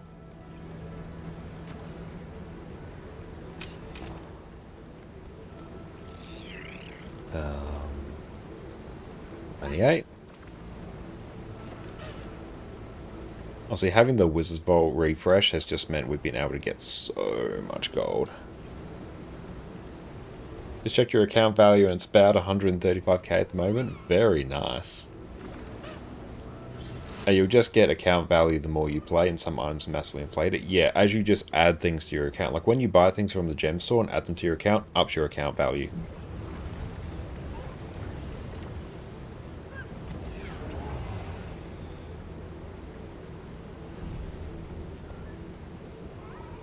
Ancient Bone, 100.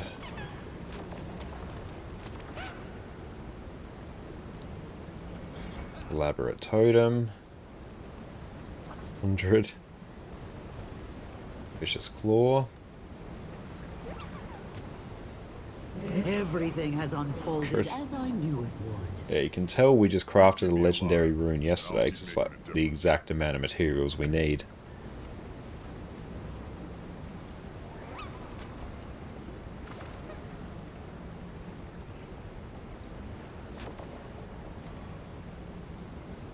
I like Ultra ingots because it's expensive to craft, they inflate the value massively, even if they're worth nothing at all, because you get them from Bureau or chest. Yeah, they're a bit weird with it.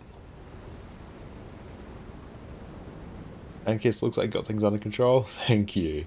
Just made your coffee to depart for the day. Very nice. And yeah, you have a great rest of your day. Thank you so much for hanging out. I appreciate you.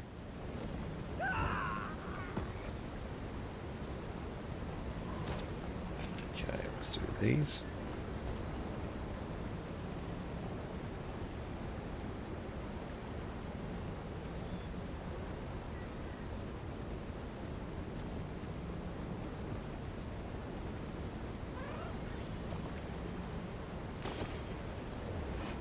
Sharp Brilliance, 49.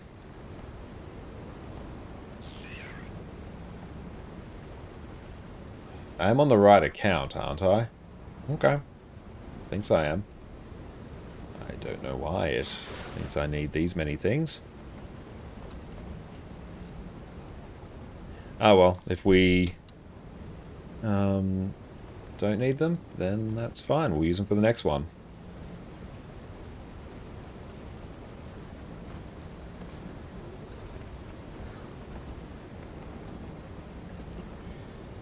Now we just have to do this quickly before Hafaro jumps in and judges us for what we're doing.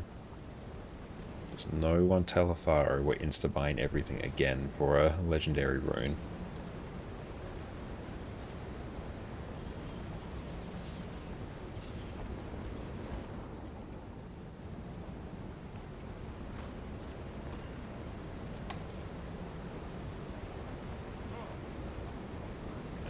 Bang, 49.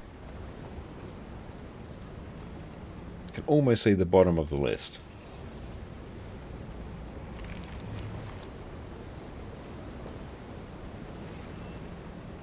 Sharp Fang. Oh wow, these are cheap.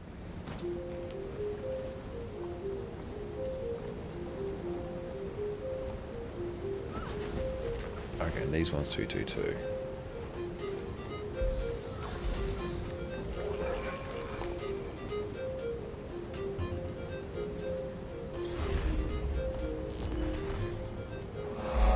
Moon Sugar Vibes, thank you for the follow. Did I just buy?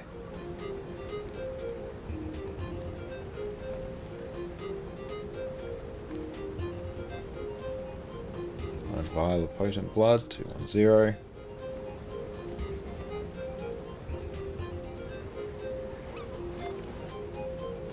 Large Scales, 197.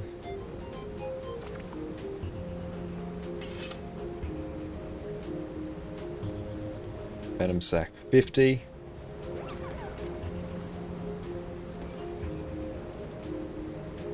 Oh, it's just those first four. Those are the drops.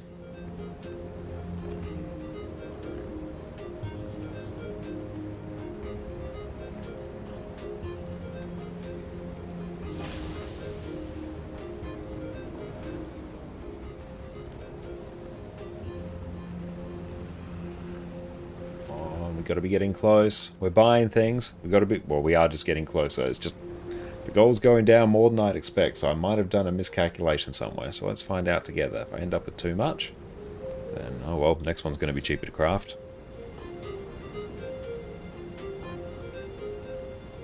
I'll actually put that in the middle so Vertical String can see it.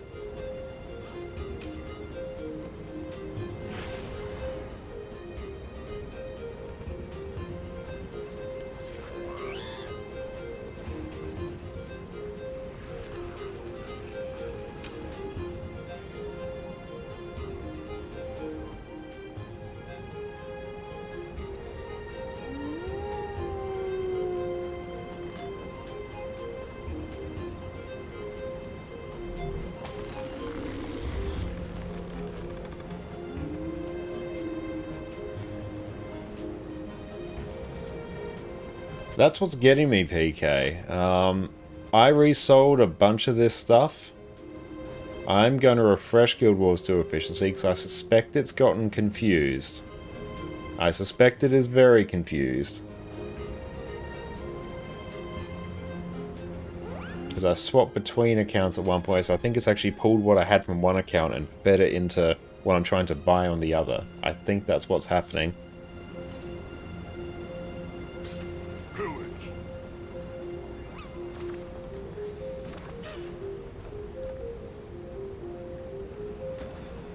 Okay. Yep, it's done that. I know I sold a bunch of T3 yesterday. Yeah, I was confused there. I mean... Yeah, I kept off the rest of the runes. Yeah, so I'm like, why am I buying these? Just blindly following Guild Wars 2 efficiency. I mean, like... That's fine. We'll pick up where we left off. We probably got too much, but we'll use them for another sigil down the track. So I'm a bit of a goofy goober, but it's okay.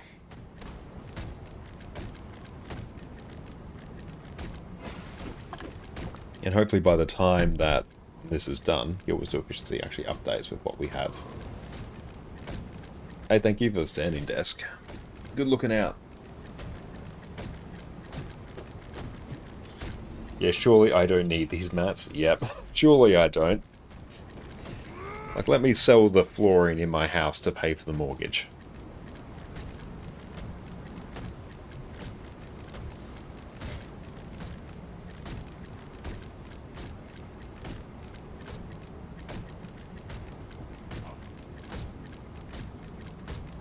Oh well, I will need them at some point.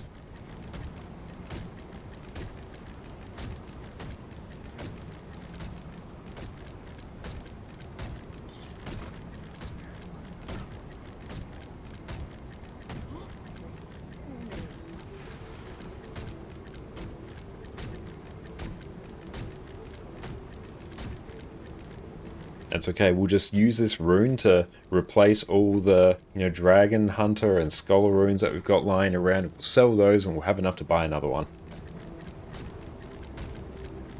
It's all part of my great and mysterious plan. For the Gen 3 collection, you need it anyway. Yeah, let's just say that we're pre-buying for our Gen 3 weapon. That's what we're doing.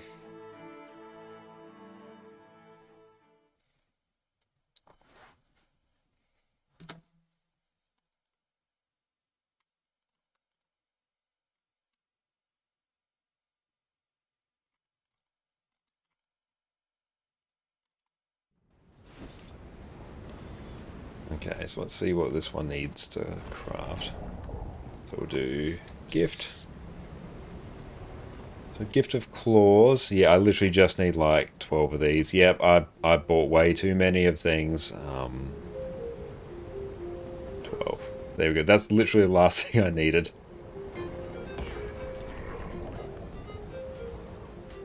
Oh, we have many gold waiting to sell on NA. That will eventually make its way back here.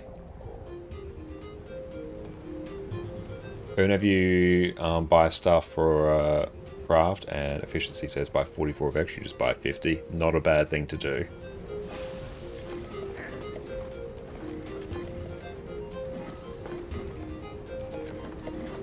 Now this is a find.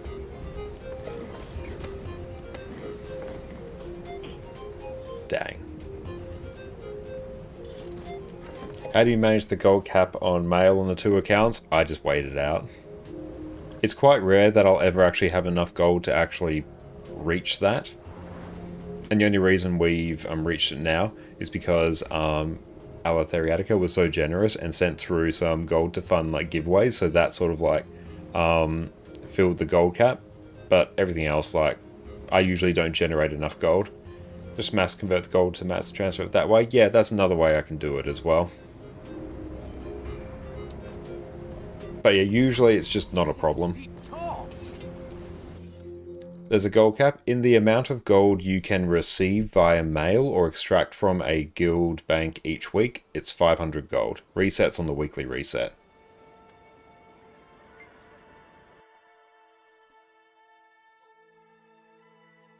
And there is a gold cap, like an actual gold cap, but it's like insanely high. And TP, I think it's 10k per week, I might be wrong. I've never heard of that one. Oh yeah, the wallet cap is 200k. Okay.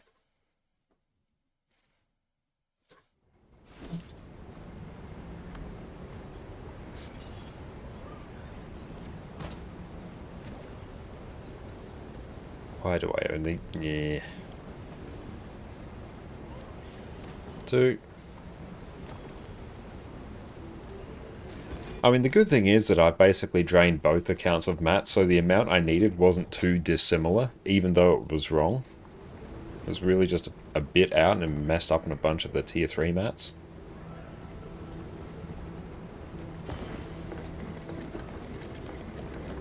You rarely see one of those.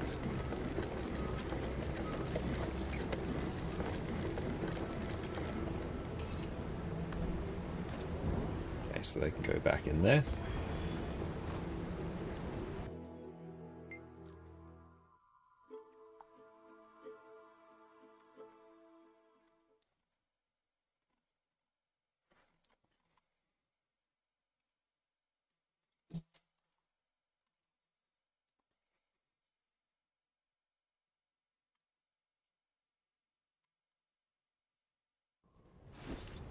Okay, so here, yeah, we ordered the wrong amount of globs.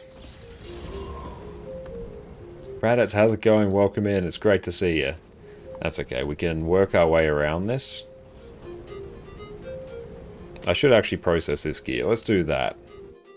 Let's go to this character who actually has the inventory. Because I can probably get enough ectos by processing the gear that's coming through. If not, at least it'll free up some spots in my bank, so that's nice, I guess. I'm glad to hear you're doing well. That's great.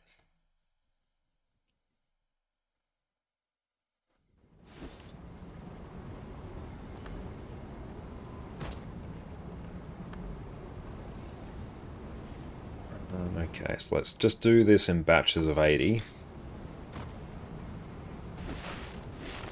What are you going to do at the moment? We're crafting another legendary rune.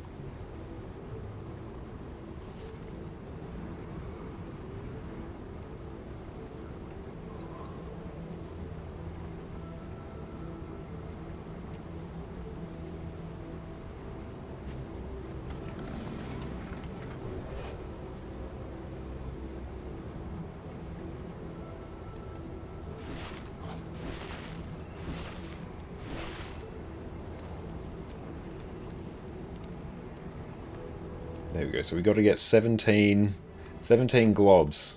Actually, no, 24 globs. Need to get 24 globs of ectoplasm from this exercise. Got one. Use all.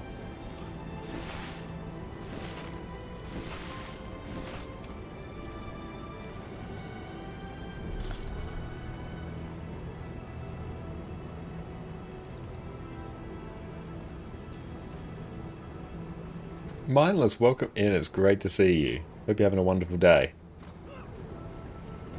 Please don't use up all my storage. It's been a long time. How have you been? It's great to see you. That looks valuable.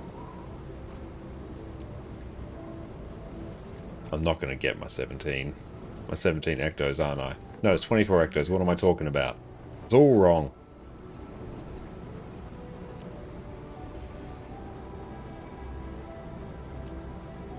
Oh, we got another one.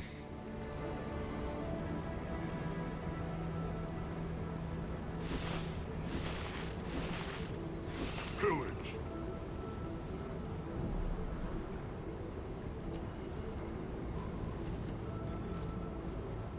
Get some more charms of potence anyway. Oh, we actually got a few there. That's not bad. Moved to a different city, getting back into Guild Wars 2 with your Mechanist, waiting for new PoE 1 update, and we'll probably go on a nostalgia trip with the new Maple Story server on the 11th of June. Hell yeah, that sounds fantastic. And yeah, what are you looking forward to about getting back into Guild Wars 2 with?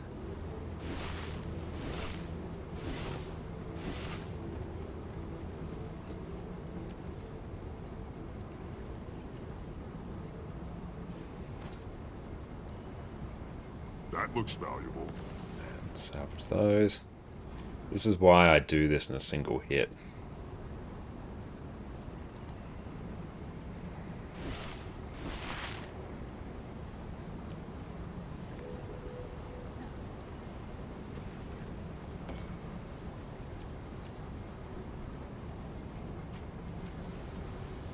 Fan buddies that want to play chill and do different content like World vs. World, PvP and daily fractals in the evening. That sounds great. I'm glad you got a group of peeps there to help you out with that.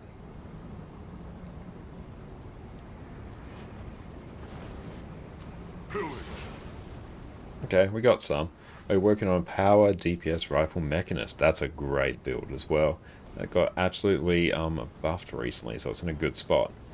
Let's just go refine all that, and I'll refine that later. So we now need... Do you recommend salvaging the bags or open them and salvage the weapons and armor? Typically always open them. I'd never recommend salvaging the bags themselves. What you can do if you want to save a bit of time is honestly just sell the bags. But yeah, typically always open them and salvage. How's your journey on Guild Wars 1 going? I've been really enjoying Guild Wars 1. I'm looking forward to diving back into it sometime after this patch and drops are done. But yeah, we've basically finished off Either North, we've finished factions, we're going to do Prophecies and Nightfall, we're unlocking heroes, it's a good time. Yeah, always identify unidentified gear and salvage at the proper kit, otherwise sell. Yep. And you fix PoE 2 in your setup? No, I haven't yet. I haven't really looked at it since that last stream where it was basically just pinning the CPU all the time.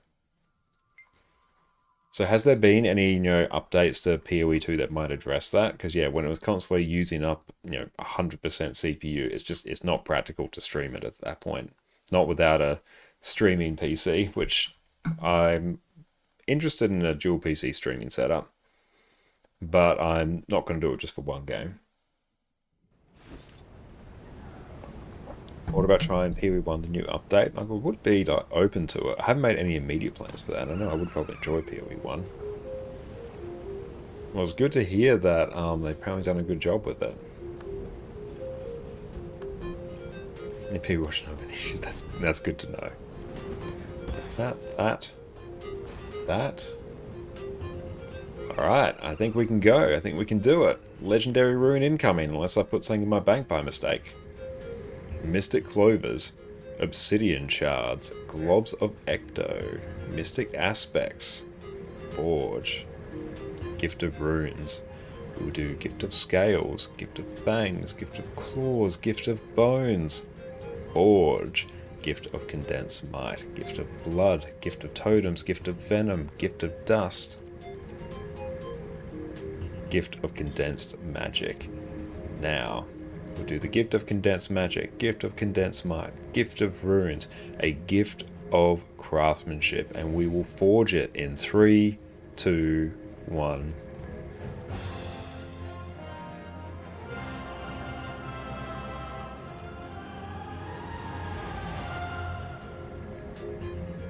Number 4 is in the bag.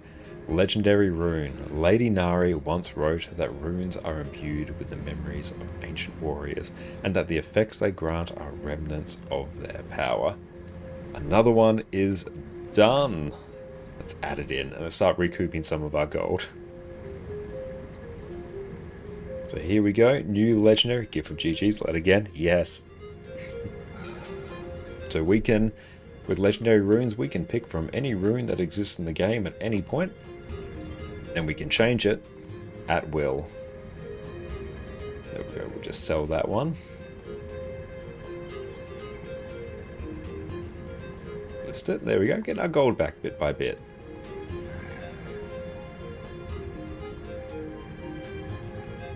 I'll link you a trailer, excellent, thank you. I'll check that one out later.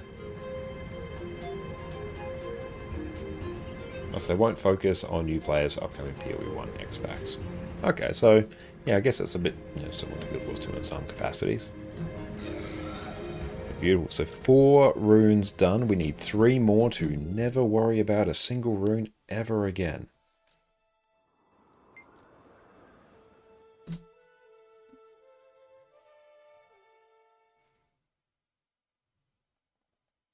It's cold tonight in Tassie. I can imagine, yeah.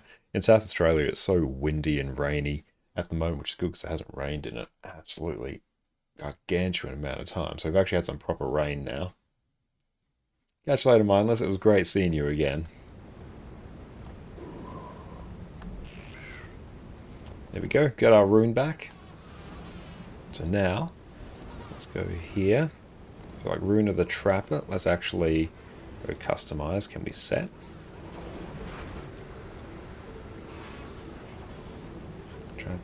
Trapper.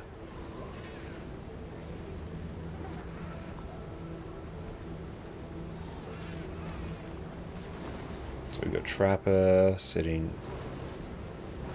Where is the 4th one? Why are you there? No, it just decided, oh hey, you know where you want your legendary rune to go when you click that box? Let's put it in your underwater breather. Let's not put it in your on-land armor. Let's put it in your underwater breather. Phenomenal. It's great. So there's not a snowball's chance in hell that I would have ever decided to do that. There we go. You put it there when you only had one rune. Did I do that? Was I that much of a goofy goober? Need a legendary breather? Yes, we do.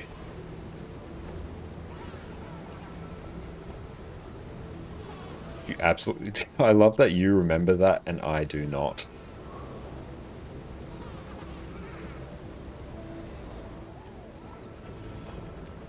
Okay, and here... Good, okay, this makes more sense.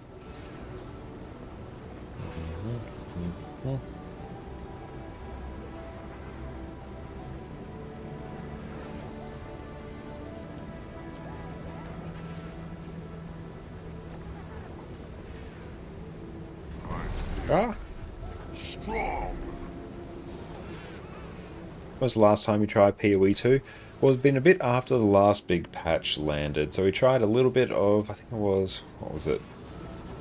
Amazon, the new class for that, but we ran into a whole bunch of performance issues where it was just maxing out our CPU at 100%, just like constantly all the time, which means that the stream becomes terrifically unstable. So yeah, haven't really looked at it since then. But I absolutely loved PoE 2, I had an absolute blast with it. I also remember that you did that because you buy craft 6 runes anyway when you only had one, so you put it on the breather not to mess with the inventory. Okay, so there was actually some reasoning behind it. Great. Well done, past Josh. Trolling current Josh in all aspects.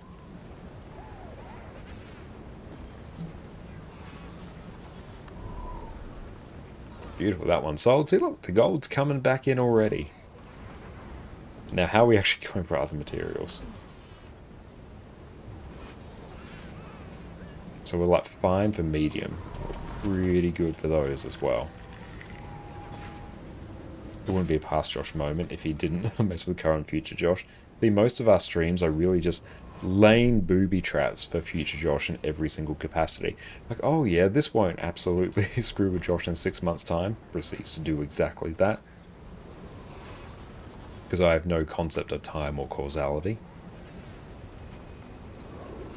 Like, you just wait until I sell off all of my Mystic coins just to make number go up so I can get the instant dopamine hit of all the gold coming in on the trading post.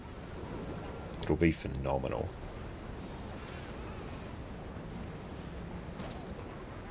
See, how much would that be?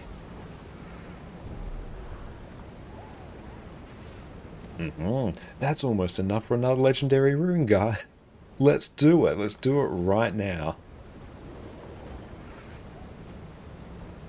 But I will show just that little soupçon of self-restraint. Yeah, just full-on crafting spree. Let's make it happen. Anything else that I can sell out from underneath me before I realize that I need it? Are there any other ways that I can mess with my future goals? But one thing that won't mess with our future goals, though, is us taking a break to go stretch our legs and grab a drink of water. So everyone, enjoy a video and we'll be back in a few minutes. Remember in our previous Herald guide where I said it was easily one of the best builds in the game? Did I? I didn't realize that. What if I told you after that, Herald got some of the most generous buffs I've ever seen for a single class? Okay.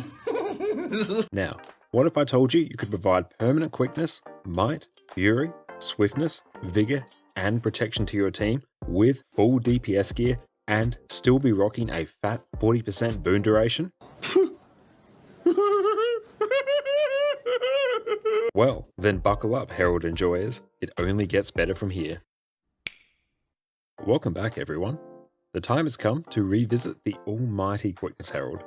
Back in the June balance patch, the way Herald applied Quickness got a massive rework. It used to be that it would only ever apply Quickness when you'd consume one of your facets in Glint when combined with the trait Draconic Echo. This meant that you could only apply Quickness when you were in Glint and that you more or less had to spam all your facets off cooldown. Now, however, instead of applying Quickness when you consume a facet, you now pulse Quickness whenever you're consuming 6 or more points of energy. To put it simply, when this arrow is pointing to the left and your energy is decreasing, you pulse Quickness. What this means is, instead of only applying Quickness when you're in Glint, you can now do it in every legend. This extra flexibility, combined with some of the other changes to Herald, which means you don't need to run any extra concentration gear, has made this build better than ever. With how easy it is to provide insane levels of boon coverage, how durable you are, how much CC you offer, and how simple this build is to play and gear, this is, in my opinion, the single best offensive quickness build in the game. First up, let's go over some of the Herald basics. And we are back. Welcome back, everyone. And yeah, I do have another set of volatility glyphs. I also have the reaping glyphs as well. I could sell all the glyphs on my account. That would actually probably pay for the rest of my legendary runes but I'm actually going to be limited by provisions tokens and spirit shards, so I won't do that right now. But yeah, we've dived right in NA mode. I wonder if there's anything else cursed that we could liquidate on our other accounts. Join here.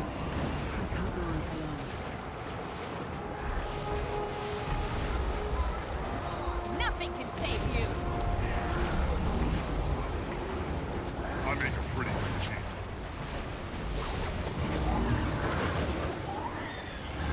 Yeah, why don't I get volatile magic while gathering?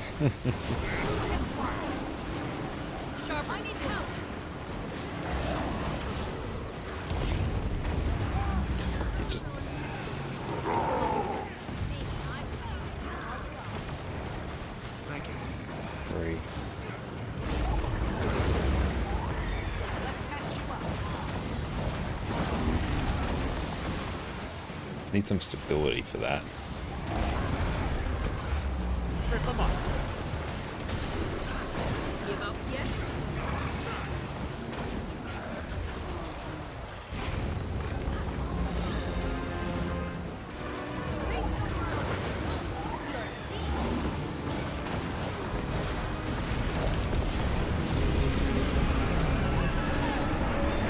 Oh yeah, watch as we all just instantly die here.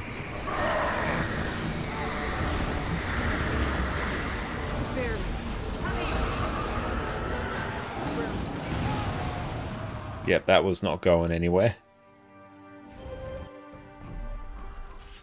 Has anyone seen that break bar, like, actually... Oh, we'll go to this meta event with the actual commander. Nice. Has anyone actually seen that break bar succeed? What? Hello? Wayfinder? Oh, the commander's here. Yes. We've entered the mall. Beset by an unnatural foe. Join us. Let's just check what build we're on. Celestial and open world Herald. Yeah, that's fine.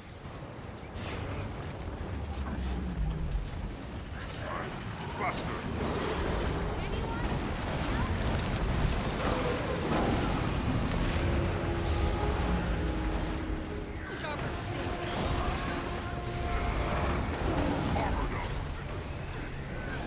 Maybe I does it all along.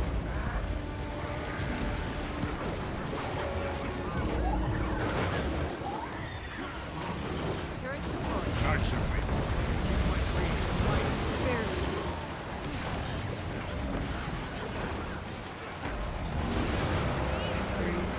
In we go. I'll try and get the achievement. Finally come.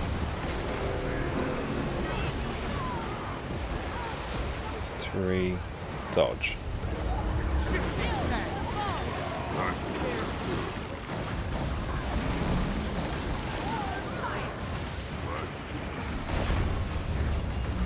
Cool, we're on still 9 stacks the achievement.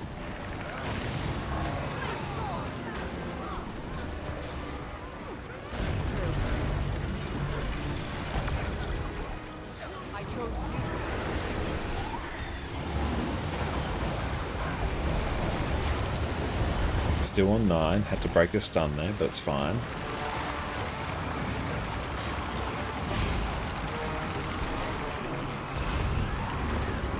Torrance train.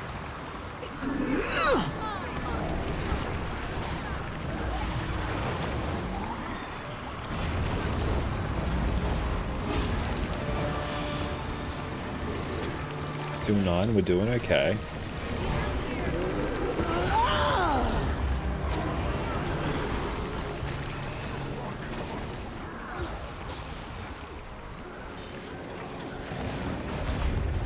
Ooh, nice, we were still able to get that. Is that Gorsey? Yeah, Gorsey is in, dodge. Oh, I actually got it, nice. Yep, Gorsel is in the new map. Well, yeah, obviously it's a different mob lore-wise, but still. Yeah, where's the thing I have to go stand in?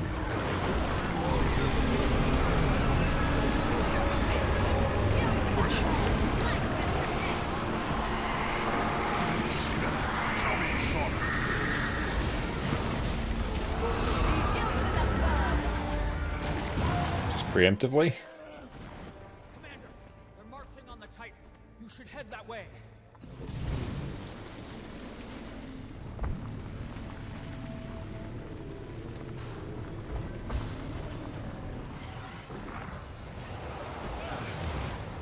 Where is he?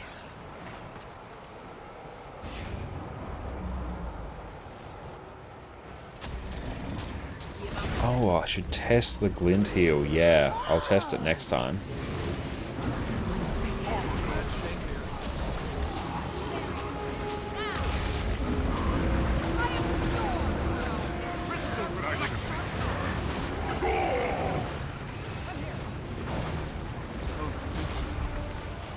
Endurance drain.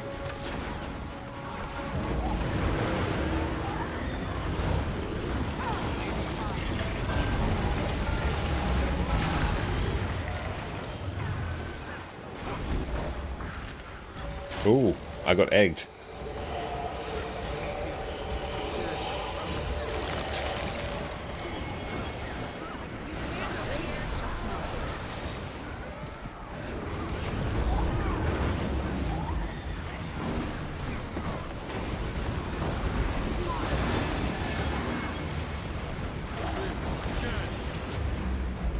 Four. And Count Benzos, how's it going? Welcome in, it's so good to see you.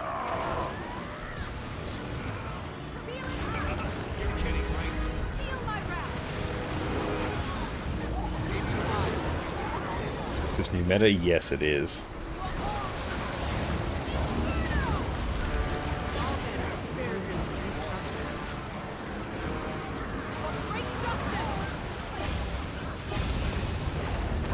Two, we might not get the achievement here because I'm not really paying attention.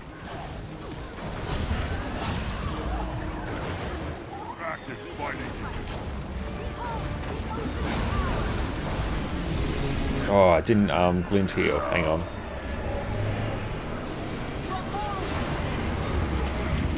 Let's try glint heal. I might be able to get it.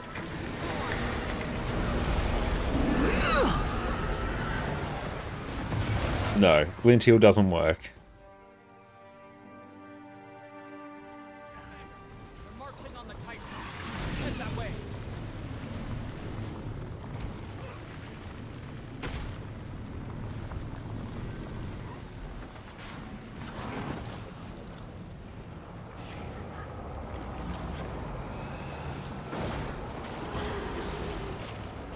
Access to store. If glint heal doesn't work, I have a feeling that the store won't work.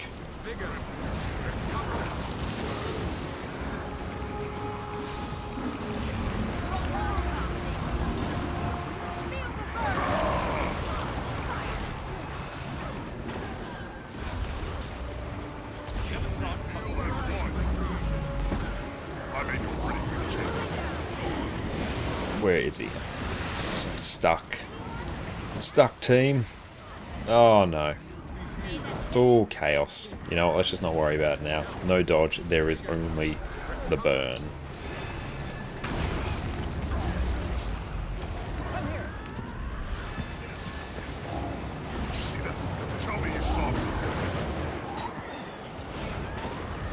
And are there any add-ons in Nexus elsewhere for rotation train other than Dance Dance? Not that I'm aware of. If anyone knows of any, feel free to chime in. Alcar, time is a flat illusion, bro. Every second you waste questioning causality just loops you deeper into the paradox. The future caused the past predicted the present, and your free will is just cosmic flag. Open your third eye. Time is a spiral. Are you okay, Alcar?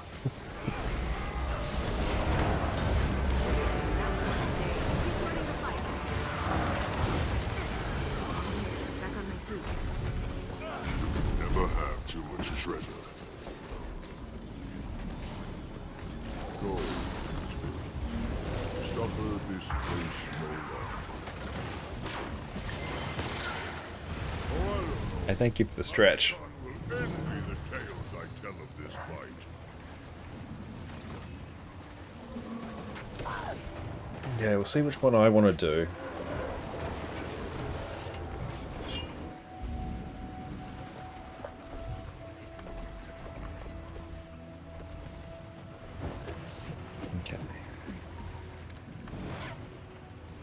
Oh, it might be under Janthir Wilds. Above an Essos. Let's do the central one. Central Gullet. This is stream until Sunday night, right? We'll be taking tomorrow off because we're catching up with some family. Possibly a good time for us just to rest and recharge so we can come back stronger than ever for Sarah CM on Sunday, where we'll be streaming again.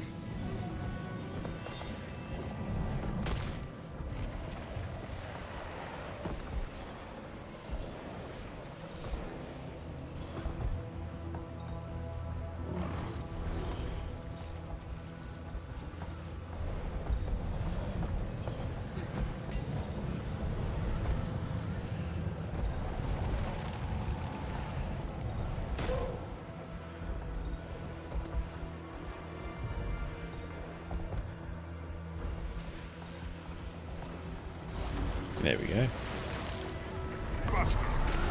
I've been watching Remagic's Vert videos and Ceres. I need to actually spend some time watching their videos as well.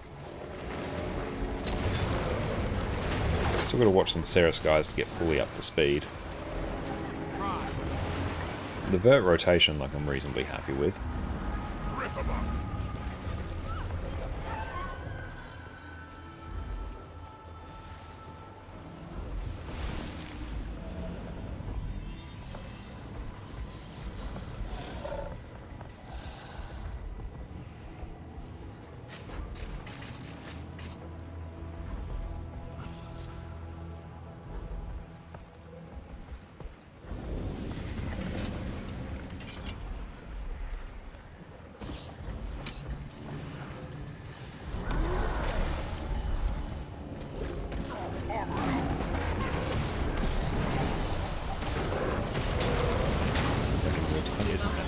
Woven is space and space-time causality means effects follow causes.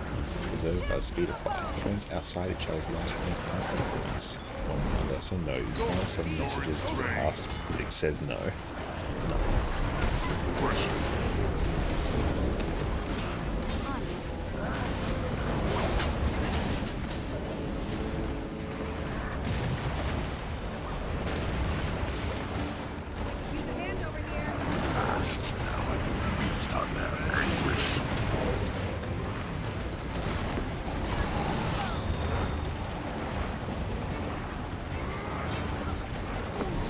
Boons and we will get credit for all of their kills.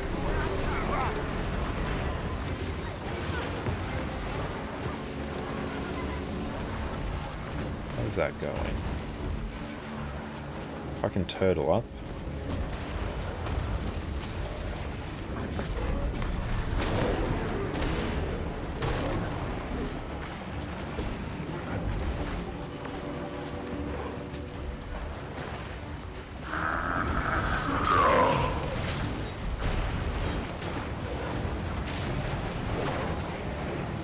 We can get out of combat over here.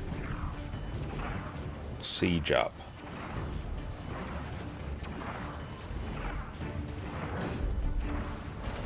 We're actually using the siege turtle for things that it's intended for.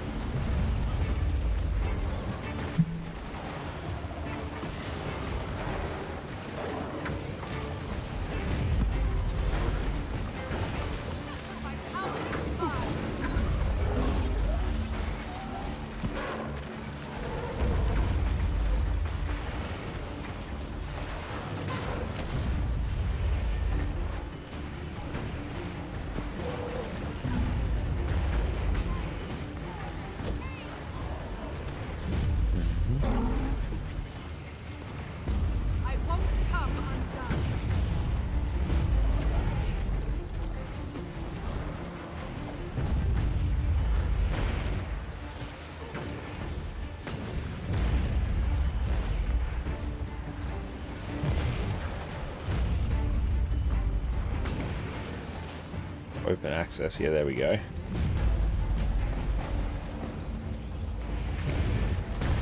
Did I not have open access on already?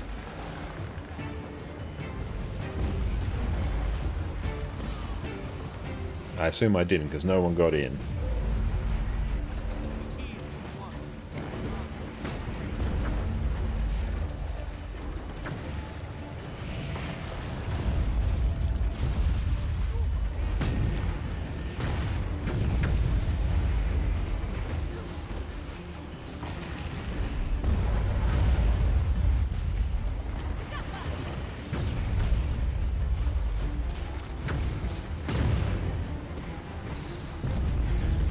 Almost there.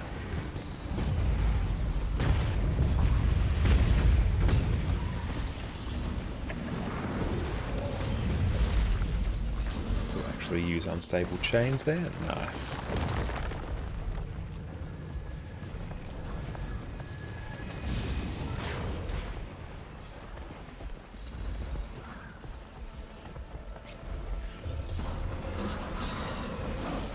Oh no.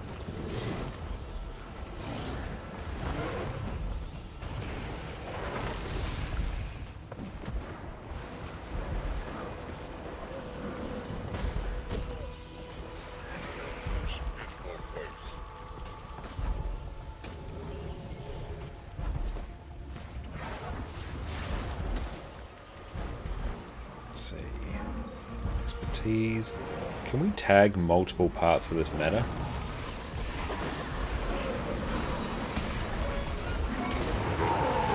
Like, could I like do stuff here then go tag the south one to tick off all three?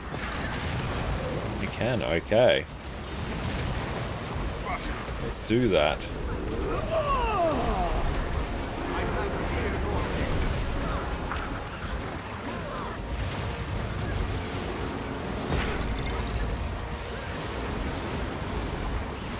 Let's place a waypoint here. I can't use this in combat.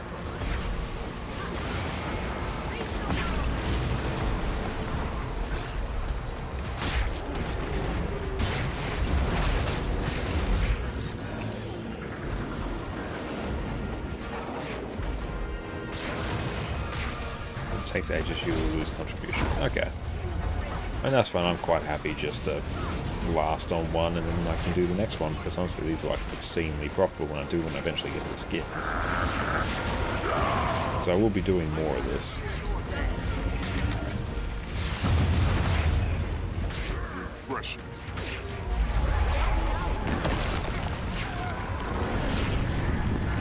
Oh, this is there's decimal mechanics.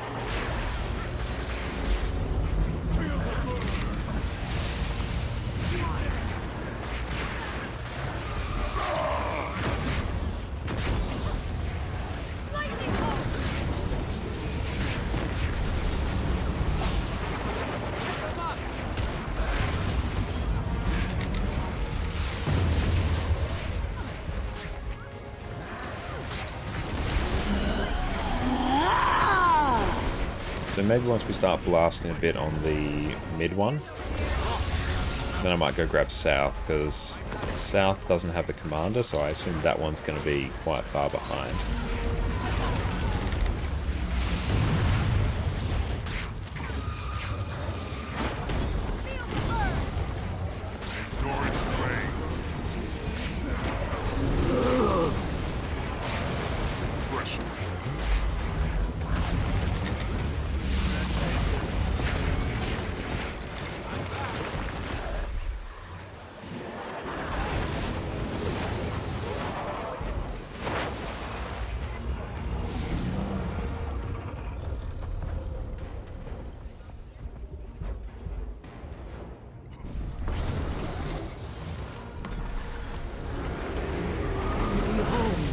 Dragon and hero together.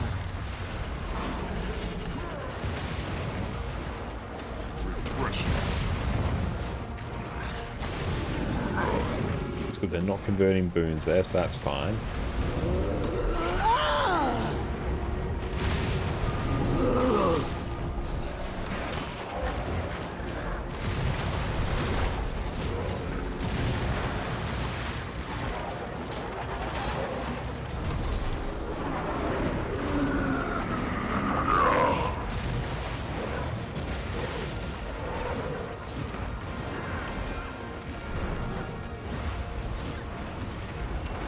Put snap target on just so I can blast.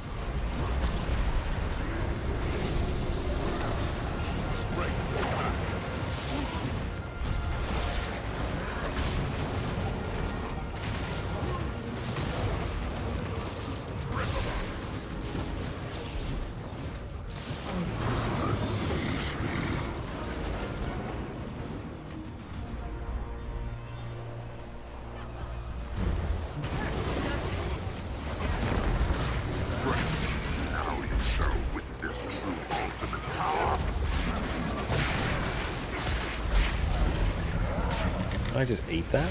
Oh, well, I have Aegis, so I don't know. We'll find out.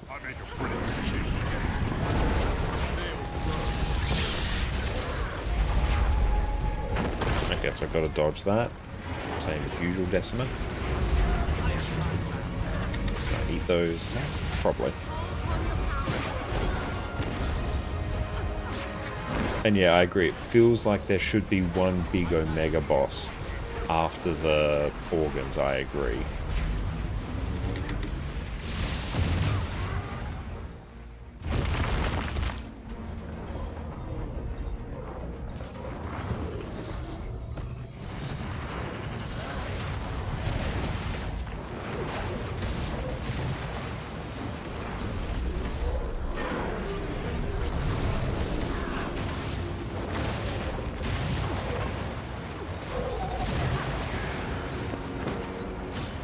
Lexington covers that Mega Boss?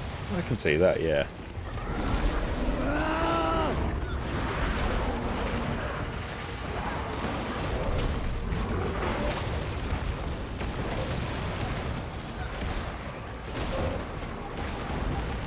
Recipes are account bound, yes.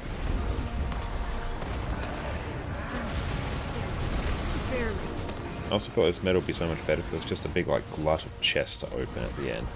Doesn't even have to, you know, up the loot drastically. Just give it like, I don't know, 10 or so chests in a big old circle to open. Give people that dopamine hit.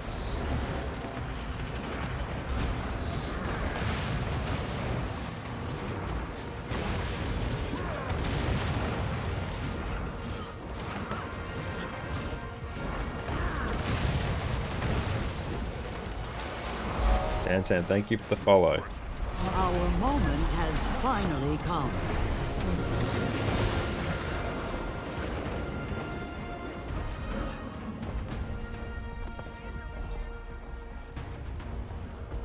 Do we go just hit up south now?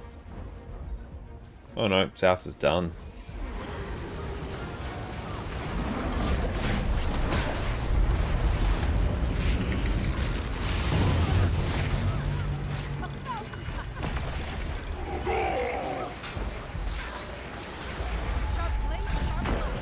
Oh, okay, so we can't do that.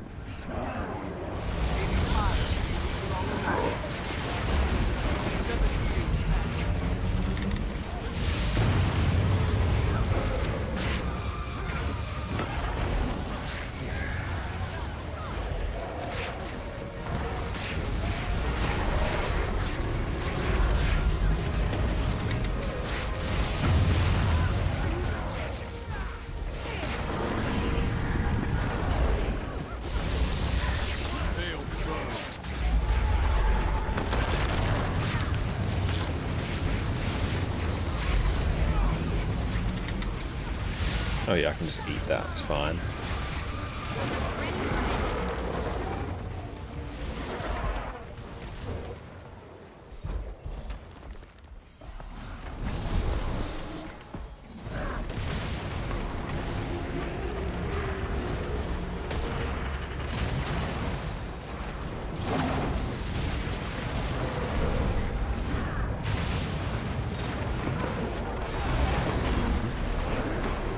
Just eat the stack and see what happens. We'll just blend heal that. If I stand in one of them, it's probably fine.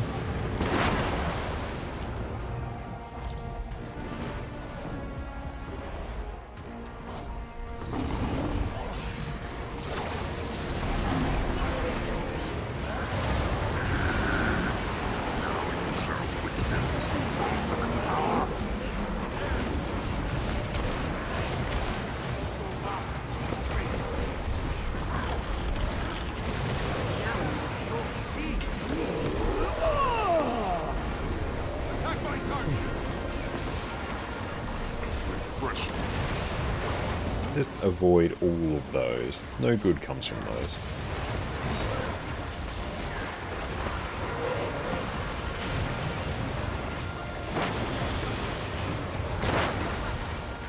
I make a pretty good team.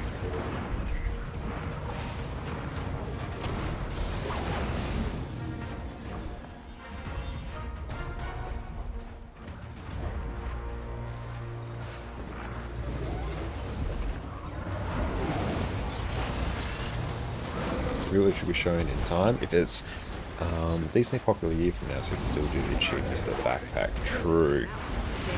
And like at least so much of the stuff in this map is tied to the backpack as well, it seems. That should like at least encourage people to always do it.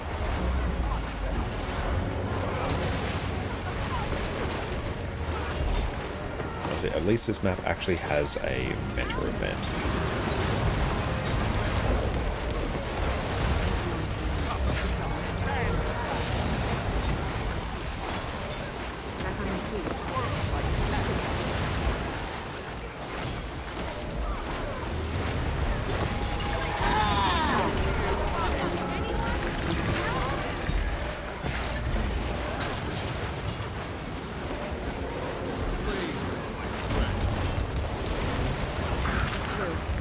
Actually dodged that one.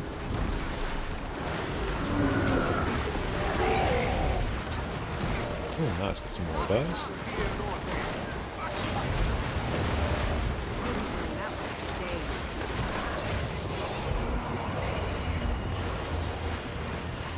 Oh wait.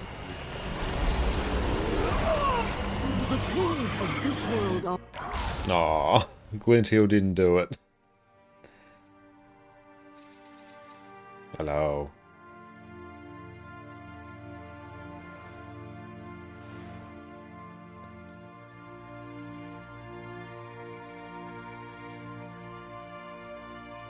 Going for weapons or the backpack? I'll go for weapons before the backpack. The weapons look really, really cool. I could use them on so many classes. Fashion would be on point. So it'll be such a long time before I think about going for the backpack. We're tunnel visioning in on full legendary in every slot. Like honestly, that would even be like well after all the weapons, I think.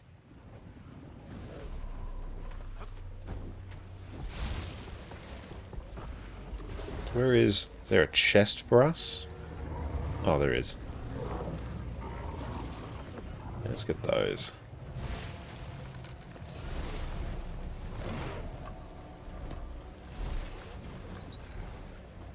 So I think if we buy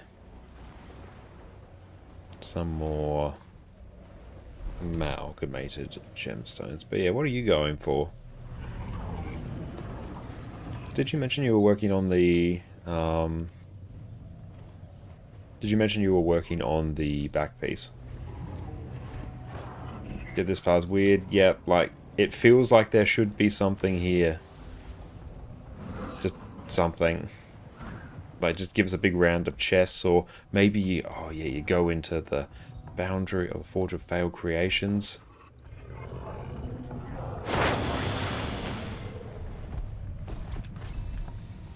Nice. But yeah, then you just open a bunch of chests. Then I'll be like, okay, cool. I'm doing the back piece, but very slowly. Very good.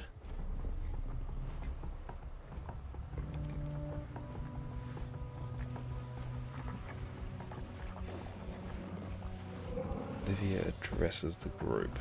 So, I'm done now, correct? There's nothing else for me to do here. I know there's like a fishing hole that I should apparently need to worry about, but I'm also not particularly fussed about it. Because it feels like I'm missing something. Like more some dialogue, fair play. But yeah, there's no Auric Basin. You go open all the chests. There's no Dragon Stand where the map opens up and there's chests. There's no Tangled Depths where you stare at the wall for 10 minutes and then you open a big glut of chests. There's no big circle of chests for you to open. It just feels like, I need something.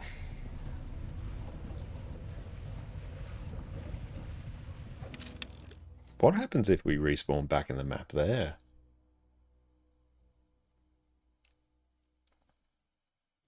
Yeah, it feels a bit strange.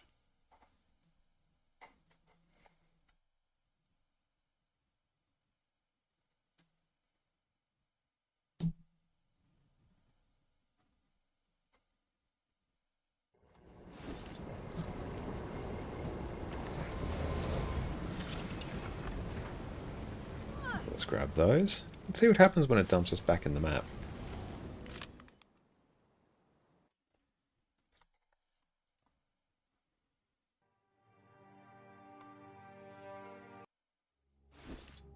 I mean, it doesn't do good things when it puts us back in the map there. That's fine.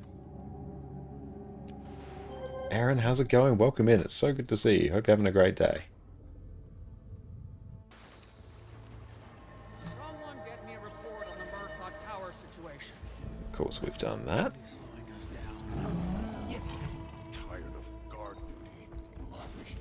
So yeah, I am going... Where is NPC? A true warrior needs a weapon for every day of the week. Here, take a ball. Is today the last day from drops? No, you still got a few more days. I think Monday should be the last day. Or Sunday for peeps. Monday for Australians. Ah, here she is. She moves around.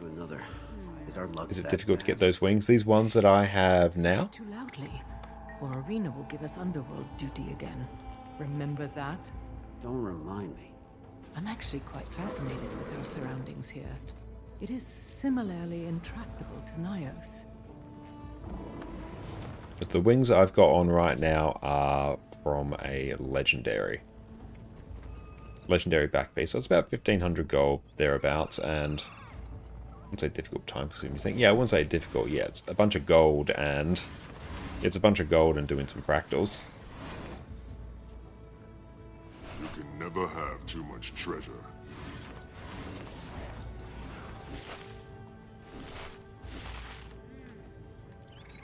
We'll stockpile those.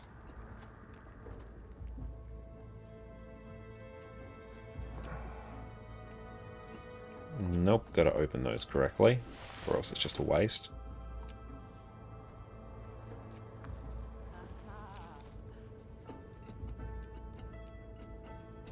What we might also quickly do is jump over to NA and just see if a bunch of stuff is sold. So let's bring that up.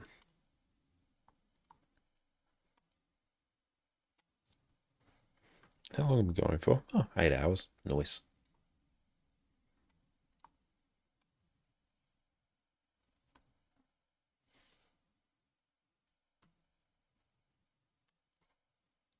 Okay, we'll go back in.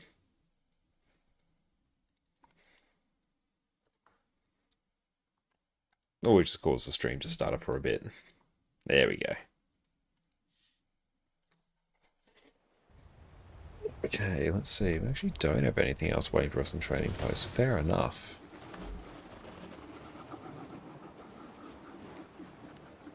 Okay, so we're selling a fair amount there, but that's fine.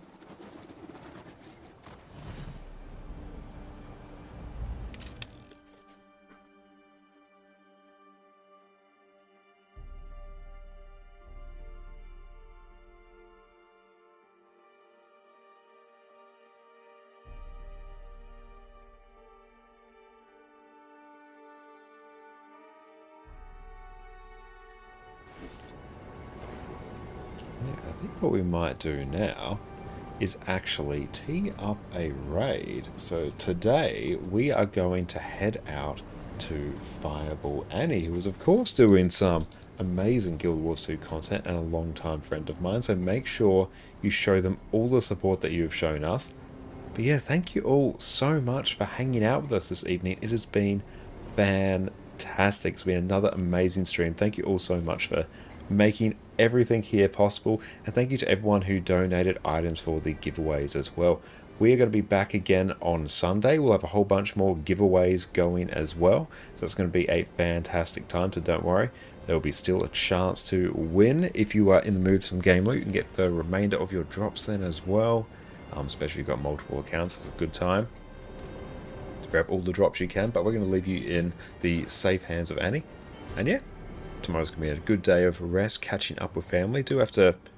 It's not so much I have to be up early tomorrow, but I do have to be up at some time. That's not 4 o'clock in the afternoon, so we will go get some sleep. And yeah, thank you all so much. It's been a wonderful evening. Okay, mate, that's all good, Aaron. Thank you so much for popping in. I really appreciate you. And Sufferance, Ohai, and PK, thank you everyone so very much. Let's actually tee up this raid now. Beautiful. But yeah, it's been a wonderful evening. Crafted another legendary rune. I think have we done 3 legendary runes this week? That is not half bad. I am very happy with that. So yeah, just 3 more legendary runes, I think it is, and then runes are done, and runes will always be done on our EU accounts. That is very exciting. But yeah, you will take care. Go check out my YouTube channel in the meantime. But sometime probably after drops, we'll have a new video going up about Guild Wars 2 efficiency, so go check that out. But yeah, you will take care, have fun with Annie, and we'll see you all on Sunday. Cheers. Janthir Wilds has launched, spears have been added to Guild Wars 2, and Condi Renegade is doing over 50k DPS. Why? I've been playing this game since the X-Pack launch, and it is the most fun that I've had on Revenant in a long time. Let's jump on this one quick while the going's good. Welcome back everyone. Condi Renegade is the new busted DPS build, so it's time for a crash course so we can experience the sheer power of it before ArenaNet realizes what they've done. No matter what though, the introduction of Spear with Janthir Wilds has given us an incredibly fun build that feels amazing to play, has a simple, easy to learn playstyle, and honestly has some amazing looking skills. So let's jump in quickly and cover this hilariously powerful build. First up, some Renegade basics. When you become a Renegade, you get access to the Color Scorch Razor Legend, which lets you summon members of her warband with some nice AoE effects. After a balance patch earlier on in this year, the first color skill you use gives you the band together effect, which empowers the next one you use. So basically every second color skill you use is more powerful, which this plays out when it comes to your rotation. You also get access to Shortbow on Revenant, which with the Weapon Master system from Secrets of the Obscure, you can use on any Revenant spec. We won't be using it today, but it's a very fluid, high damaging, range condition damage weapon, and one of my personal favorites. You also get access to new Citadel Order skills, which let you grant boons to your allies or deal some extra AoE damage. Another small but important mechanic is the buff Colors Fervor. This is a stacking buff that grants you an extra 2% damage, condition damage, and lifesteal damage for each stack with a maximum of 5. Several of your Renegade skills and traits interact with this buff, so keep an eye out. With today's Condi Renegade, you'll end up with an amazing DPS build with lots of AoE cleave, a simple rotation, and oodles range damage. With that, let's dive into the gear. Our gear on Condi Renegade is going to be pretty standard in terms of condition damage builds. We'll be using full Viper's gear in every slot with Runes of the Trapper for the extra condition damage and duration. For your relic, you want to run a Relic of the Fractal for the extra burning and torment whenever you apply bleeding. In terms of weapons, we'll be running a single spear with Sigil of Torment and Earth. The vast majority of your damage comes from Torment, so you'll want to apply as much of this as possible. And the Sigil of Earth will let you keep applying bleeding